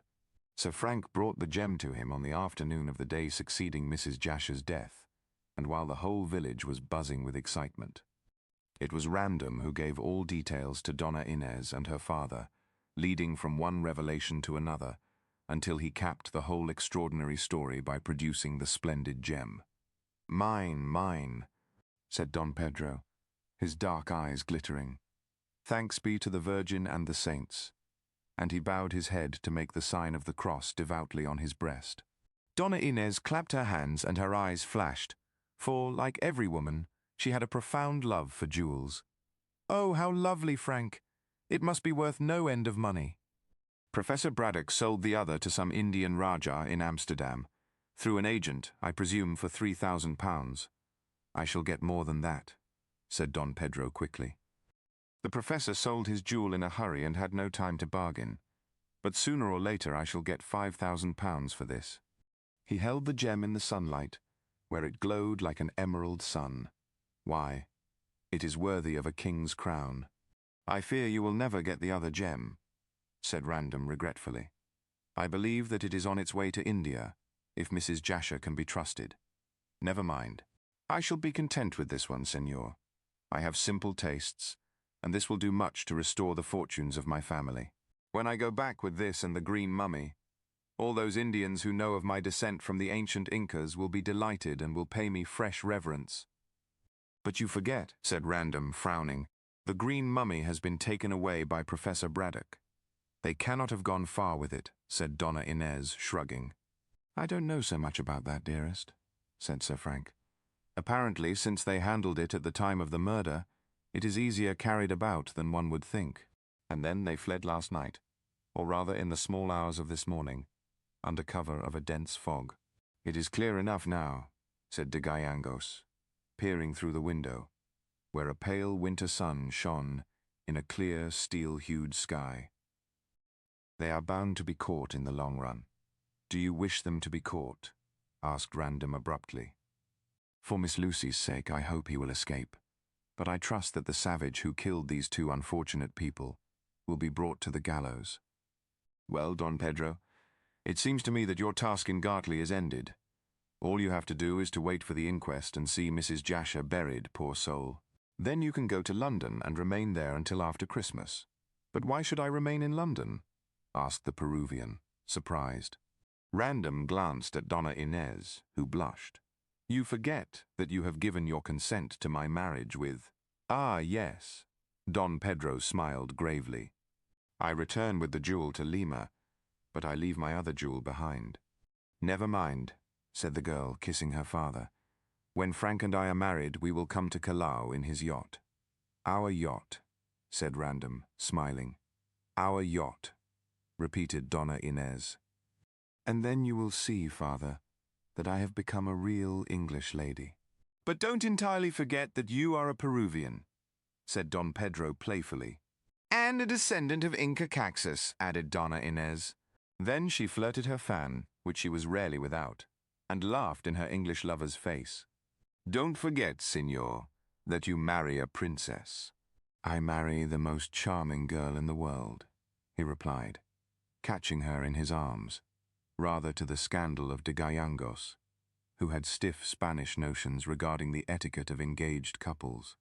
There is one thing you must do for me, senor, he said quietly, before we leave this most unhappy case of murder and theft forever, asked Sir Frank, turning with Inez in his arms. Tonight at 8 o'clock, Captain Hervey, the sailor Gustav Vasa, if you prefer the name, steams down the river in his new boat, the Firefly. I received a note from him. He displayed a letter, stating that he will pass the jetty of Gartley at that hour, and will burn a blue light. If I fire a pistol, he will send off a boat with a full account of the theft of the mummy of Inca Caxus, written by himself. Then I will hand his messenger 50 gold sovereigns which I have here, added Don Pedro, pointing to a canvas bag on the table, and we will return. I wish you to go with me, senor, And also I wish your friend Mr. Hope to come. Do you anticipate treachery from Captain Hervey? Asked Random. I should not be surprised if he tried to trick me in some way. And I wish you and your friend to stand by me. Were this man alone, I would go alone. But he will have a boat's crew with him. It is best to be safe. I agree with you, said Random quickly. Hope and I will come, and we will take revolvers with us. It doesn't do to trust this blackguard. Ho ho! I wonder if he knows of the professor's flight. No. Considering the terms upon which the professor stood with Hervey, I should think he would be the last person he would trust. I wonder what has become of the man. More people than Don Pedro wondered as to the whereabouts of Braddock and his servant, for everyone was inquiring and hunting. The marshes round the cottage were explored. The great house itself was searched, as well as many cottages in the village, and inquiries were made at all the local stations, but all in vain. Braddock and Cockatoo, along with the cumbersome mummy in its case, had vanished as completely as though the earth had swallowed them up. Inspector Date's idea was that the pair had taken the mummy to Gartley Pier, after the search made by the soldiers, and there had launched the boat, which Cockatoo, judging from his visit to Pierside, apparently kept hidden in some nook. It was probable, said Date, the two had rowed down the river, and had managed to get on board some outward-bound tramp. They could easily furbish up some story, and as Braddock doubtless had money, could easily buy a passage for a large sum. The tramp being outward bound, her captain and crew would know nothing of the crime, and even if the fugitives were suspected, they would be shipped out of England if the bribe was sufficiently large. So it was apparent that Inspector Date had not much opinion of tramp steamer skippers. However, as the day wore on to night, nothing was heard of Braddock or Cockatoo, or the mummy, and when night came, the village was filled with local reporters and with London journalists asking questions. The Warrior Inn did a great trade in drink and beds and meals, and the rustics reaped quite a harvest in answering questions about Mrs. Jasher and the Professor and the weird-looking Kanaka. Some reporters dared to invade the pyramids, where Lucy was weeping in sorrow and shame, but Archie, reinforced by 2 policemen, sent to his aid by Date, soon sent them to the right-about. Hope would have liked to remain with Lucy all the evening, but at 7:30 he was forced to meet Don Pedro and Random outside the fort, in order to go to Gartley Jetty. As the hunt for the fugitives had continued all day, everyone, police, villagers and soldiers, were weary and disheartened. Consequently, when the 3 men met near the fort, there seemed to be few people about. This was just as well, as they would have been followed to the jetty, and obviously it was best to keep the strange meeting with Captain Hervey as secret as possible. However, Don Pedro had taken Inspector Date into his confidence, as it was impossible to get past the cottage of the late Mrs. Jasher, in which the officer had taken up his quarters, without being discovered. Date was quite willing that the trio should go, but stipulated that he should come also. He had heard all about Captain Hervey in connection with the mummy, and thought that he would like to ask that sailor a few leading questions. And if I see fit, I shall detain him until the inquest is over, said Date, which was mere bluff, as the inspector had no warrant to stop the Firefly or arrest her skipper. The 3 men, therefore, were joined by Date when they came along the cinder path abreast of the cottage, and the quartet proceeded further immediately, walking amongst the bents and grasses to the rude old wooden jetty, near which Hervey intended to stop his ship. The night was quite clear of fog, strange to say, considering the late sea mist, but a strong wind had been blowing all day, and the fog wreaths were entirely dispersed. A full moon rode amongst a galaxy of stars, which twinkled like diamonds. The air was frosty, and their feet scrunched the earth and grasses and coarse herbage underfoot as they made rapidly for the embankment. When they reached the top, they could see the jetty clearly almost below their feet, and in the distance the glittering lights of Pierside. Vague forms of vessels at anchor loomed on the water, and there was a stream of light where the moon made a pathway of silver. After a casual glance, the 3 men proceeded down the slope to the jetty. 3 of them at least had revolvers, since Hervey was an ill man to tackle, but probably Date, who was too dense to consider consequences, was unarmed. Neither did Don Pedro think it necessary to tell the officer that he and his 2 companions were prepared to shoot if necessary. Inspector Date, being a prosy Englishman, would not have understood such lawless doings in his own sober, law-abiding country. When they reached the jetty, Don Pedro glanced at his watch, illuminating the dial by puffing his cigar to a ruddy glow. It was just after 8 o'clock, and even as he looked, an exclamation from Date made him raise his head. The inspector was pointing outstream to a large vessel which had steamed inshore as far as was safe. Probably Hervey was watching for them through a night glass, for a blue light suddenly flared on the bridge. Don Pedro, according to his promise, fired a pistol, and it was then that Date learned that his companions were armed.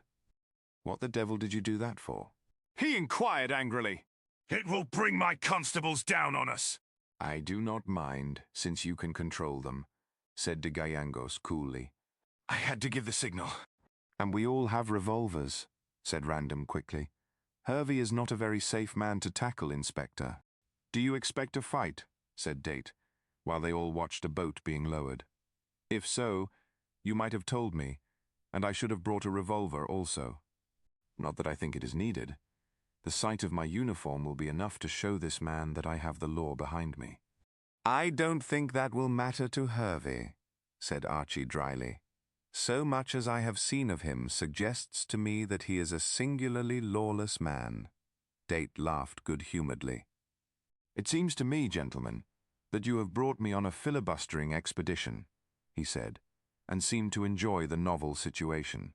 Date had been wrapped up in the cotton wool of civilization for a long time, but his primitive instincts rose to the surface, now that he had to face a probable rough-and-tumble fight. "But I don't expect there will be any scrap," he said regretfully. "My uniform will settle the matter." It certainly seemed to annoy Captain Hervey considerably, for, as the boat approached the shore and the moonlight revealed a distinctly official overcoat, he gave an order. The man stopped rowing, and the boat rocked gently, some distance from the jetty. "You've got a high old crowd with you, Don Pedro," sang out Hervey, in great displeasure. "Is that angel in the military togs, with the brass buttons, the almighty aristocrat?" "No." "I am here!" cried out Random, laughing at the description, which he recognized. "My friend Hope is with me, and Inspector Date. I suppose you have heard what has happened?"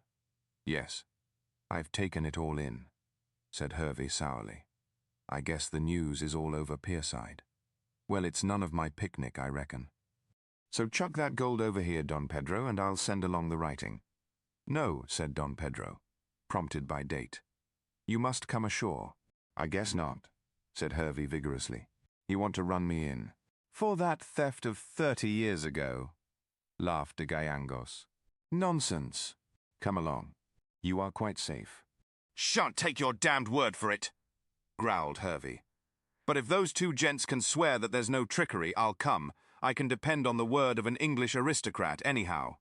"Come along, you are quite safe," said Sir Frank, and Hope echoed his words.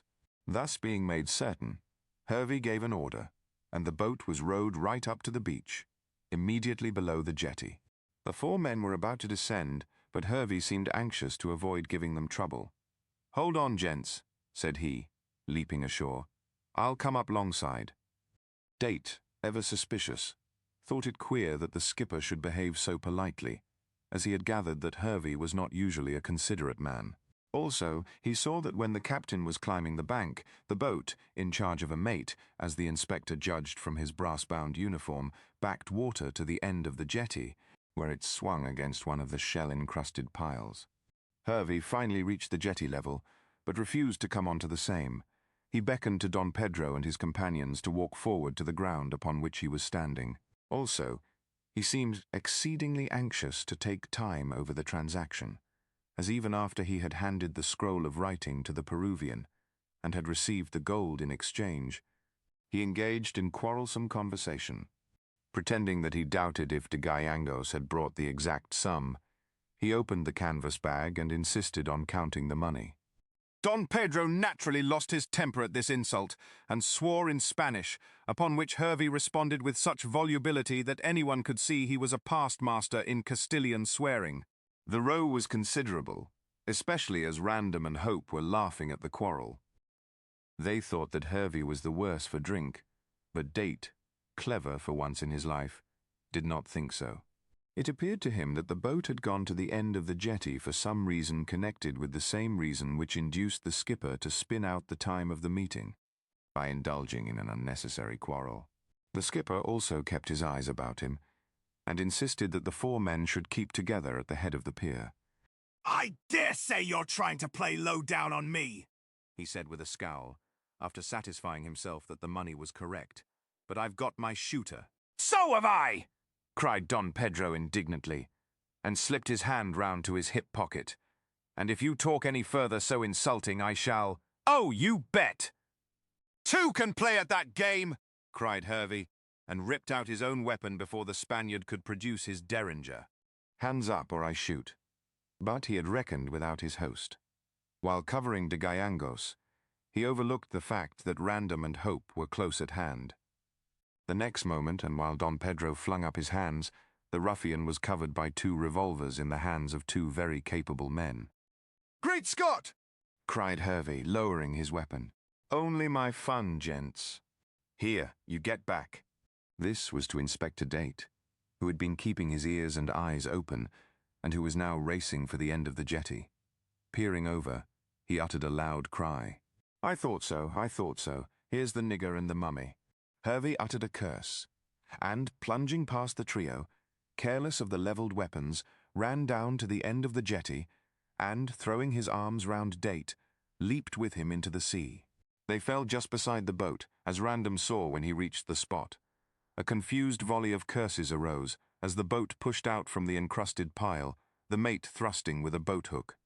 Hervey and Date were in the water, but as the boat shot into the moonlight, Random, and now Hope and de Gallegos, who had come up, saw a long green form in amongst the sailors. Also, very plainly, Cockatoo with his great mop of yellow hair. "Shoot! Shoot!" yelled Date, who was struggling with the skipper in the shallow water near shore. "Don't let them escape."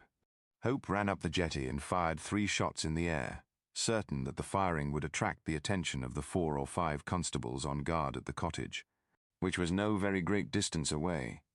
Random sent a bullet into the midst of the boatload, and immediately the mate fired also. The bullet whistled past his head, and, crazy with rage, he felt inclined to jump in amongst the ruffians and have a hand-to-hand fight. But de Gallegos stopped him, in a voice shrill with anger. Already the shouts and noise of the approaching policemen could be heard. Cockatoo gripped the green mummy case desperately, while the sailors tried to row towards the ship. Then de Gallegos gave a shout, and leaped as the boat swung past the jetty. He landed right on Cockatoo, and although a cloud drifted across the moon, Random heard the shots coming rapidly from his revolver. Meanwhile, Hervey got away from Date, as the constables came pounding down the jetty and onto the beach. "Chuck the mummy and nigger overboard and make for the ship," he yelled, swimming with long strokes towards the boat. This order was quite to the sailors' minds, as they had not reckoned on such a fight. Half a dozen willing hands clutched both Cockatoo and the case, and, in spite of the Kanaka's cries, both were hurled overboard. As the case swung overside, de Gallegos, balancing himself at the end of the boat, fired at Cockatoo. The shot missed the Kanaka and pierced the mummy case. Then from it came a piercing yell of agony and rage. "Great God!" shouted Hope, who was watching the battle. "I believe Braddock is in that damned thing." The next moment, de Gallegos was swung overboard also, and the sailors were lifting Hervey into the boat. It nearly upset, but he managed to get in, and the craft rowed for the vessel, which was again showing a flaring blue light. Random sent a shot after the boat, and then with the policeman ran down to help de Gallegos, who was struggling in the water. He managed to pull him out, and when he had him safe and breathless on shore, he saw that the boat was nearing the ship, and that Date, torn and wet and dishevelled, with 3 policemen, was up to his waist in water, struggling to bring ashore Cockatoo and the mummy case, to which he clung like a limpet. Hope ran down to give a hand, and in a few minutes they had the Kanaka ashore, fighting like the demon he was. Random and de Gallegos joined the breathless group, and Cockatoo was held in the grasp of 2 strong men, who required all their strength to hold him, while Date, warned by Hope's cry of what was in the case, tore at the lid. It was but lightly fastened, and soon came off. Then those present saw in the moonlight the dead face of Professor Braddock, who had been shot through the heart. As they looked at the sight, Cockatoo broke from those who held him, and, throwing himself on his master, howled and wept as though his heart would break. At the same moment there came a derisive whistle from the Firefly, and they saw the great tramp steamer slowly moving downstream, increasing her speed with almost every revolution of the screw. Braddock had been captured, but Hervey had escaped. At the inquest on the professor and on the body of Mrs. Jasher, it was proved that Cockatoo had warned his master that the game was up, and had suggested that Braddock should escape by hiding in the mummy case. The corpse of Inca was placed in an empty Egyptian sarcophagus, in which it was afterwards found, and Braddock, assisted by his faithful Kanaka, wheeled the case down to the old jetty. Here, in a nook where Cockatoo had formerly kept the boat, the professor concealed himself all that night and all next day. Cockatoo, having got rid of his boat long since, lest it might be used in evidence against him and his master, ran through the dense mist and the long night up to Pierside, where he saw Captain Hervey and bribed him with a promise of £1,000 to save his master. Hervey, having assured himself that the money was safe, since it was banked in a feigned name in Amsterdam, agreed, and arranged to ship the professor in the mummy case. Thus it was that Hervey kept the four men talking up the jetty, as he knew that Cockatoo with his own sailors was shipping the professor in the mummy case underneath, and well out of sight. Cockatoo had come downstream with the Firefly, and in this way had not been discovered. Throughout that long day the miserable Braddock had crouched like a toad in its hole, trembling at every sound of pursuit, as he knew that the whole of the village was looking for him. But Cockatoo had hidden him well in the case, in the lid of which holes had been bored. He had brandy to drink and food to eat, and he knew that he could depend upon the Kanaka. Had Date not been suspicious, the ruse might have been successful, but to save himself Hervey had to sacrifice the wretched professor, which he did without the slightest hesitation. Then came the unlucky shot from the revolver of de Gallegos, which had ended Braddock's wicked life. It was fate. At the inquest, a verdict of willful murder was brought against the Kanaka, but a verdict of justifiable homicide was given in favor of the Peruvian. Thus Cockatoo was hanged for the double murder, and Don Pedro went free. He remained long enough in London to see his daughter married to the man of her choice, and then returned to Lima. Of course, the affair caused more than a 9 days' wonder, and the newspapers were filled with accounts of the murder and the projected escape. But Lucy was saved from all this publicity, as, in the first place, her name was kept out of print as much as possible, and, in the second, Archie promptly married her, and within a fortnight of her stepfather's death, took her to the south of France, and afterwards to Italy. What with his own money and the money she inherited from her mother, in which Braddock had a life interest, the young couple had nearly £1,000 a year. 6 months later, Sir Frank came into the small San Remo where Mr. and Mrs. Hope lived, with his wife on his arm. Lady Random looked singularly charming, and was assuredly more conversational. This was the first time the two sets of lovers had met since the tragedy, and now each girl had married the man she loved. Therefore there was great joy. "My yacht is over at Monte Carlo," said Randon, "and I am going with Inez to South America. She wants to see her father." "Yes, I do," said Lady Random, "and we want you to come also, Lucy. You and your dear husband." Archie and his wife looked at one another, but declined unanimously. "We would rather stay here in San Remo," said Mrs. Hope, becoming slightly pale. "Don't think me unkind, Inez, but I could not bear to go to Peru. It is associated too much in my own mind with that terrible green mummy. Don Pedro has taken that back to the Andes," explained Sir Frank, "and it is now reposing in the sepulchre in which it was placed, hundreds of years ago, by the Indians." Faithful to Inca Caxus. Inez and I are going up to a kind of forbidden city, where Don Pedro reigns as Inca, and I expect we shall have a jolly time. I hear there is some big game shooting there. "What about your soldiering?" asked Hope, rather surprised at this extended tour being arranged. "Oh, my husband has left the army," pouted Inez. "His duties kept him away from me nearly all the day, and I grew weary of being left alone." "So you see, Mrs. Hope," laughed Random gaily, that I have had to succumb to my fireside tyrant. We shall go and see this fairy city, and then return to my home in Oxfordshire. There Inez will settle down as a real English wife, and I'll turn a country squire. So, after all our troubles, peace will come. And as you will not come to my country, said Lady Random to her hostess, you cannot refuse to visit Frank and myself at the Grange. We have had so much trouble together that we cannot lose sight of each other. No, said Lucy, kissing her. We will come to Oxfordshire. So it was arranged, and the next day Mr. and Mrs. Hope went over to Monte Carlo to see the last of Sir Frank and his wife. They stood on the heights watching the pretty little steamer making for South America.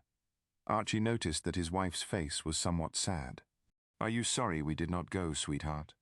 No, she replied, placing her arm within his own. I only want to be with you. That is all right. He patted her hand. Now that we have sold all the furniture in the pyramids and have got rid of the lease, there will be nothing to remind you of the green mummy. Yet I can't help thinking of my unfortunate stepfather, and of poor Mrs. Jasher, and of Sidney Bolton. Archie, little as we can afford it, I am glad that we allow Mrs. Bolton a small sum a year. After all, it was through my stepfather that her son met with his death. I don't quite agree with you, dear. Cockatoo's innate savagery was the cause, as Professor Braddock did not intend or desire murder. But there, dear, do not think any more about these dismal things. Dream of the time when I shall be the president of the Royal Academy, and you, my lady. I am your lady now. But, added Lucy, perhaps from an association of ideas of colour and the Academy, I shall hate green for the rest of my life. That's unlucky, considering it is nature's colour. My dear, in a year or two this tragedy, or rather the 3 tragedies, will seem like a dream. I won't listen to another word now. The green mummy has passed out of our lives and has taken its bad luck with it. Amen, so be it, said Lucy Hope, and the happy couple went home, leaving all their sorrows behind them, while the smoke of the steamer faded on the horizon. The Green Mummy by Fergus Hume. This AI-generated narration concludes. More illustrated classics await on this channel.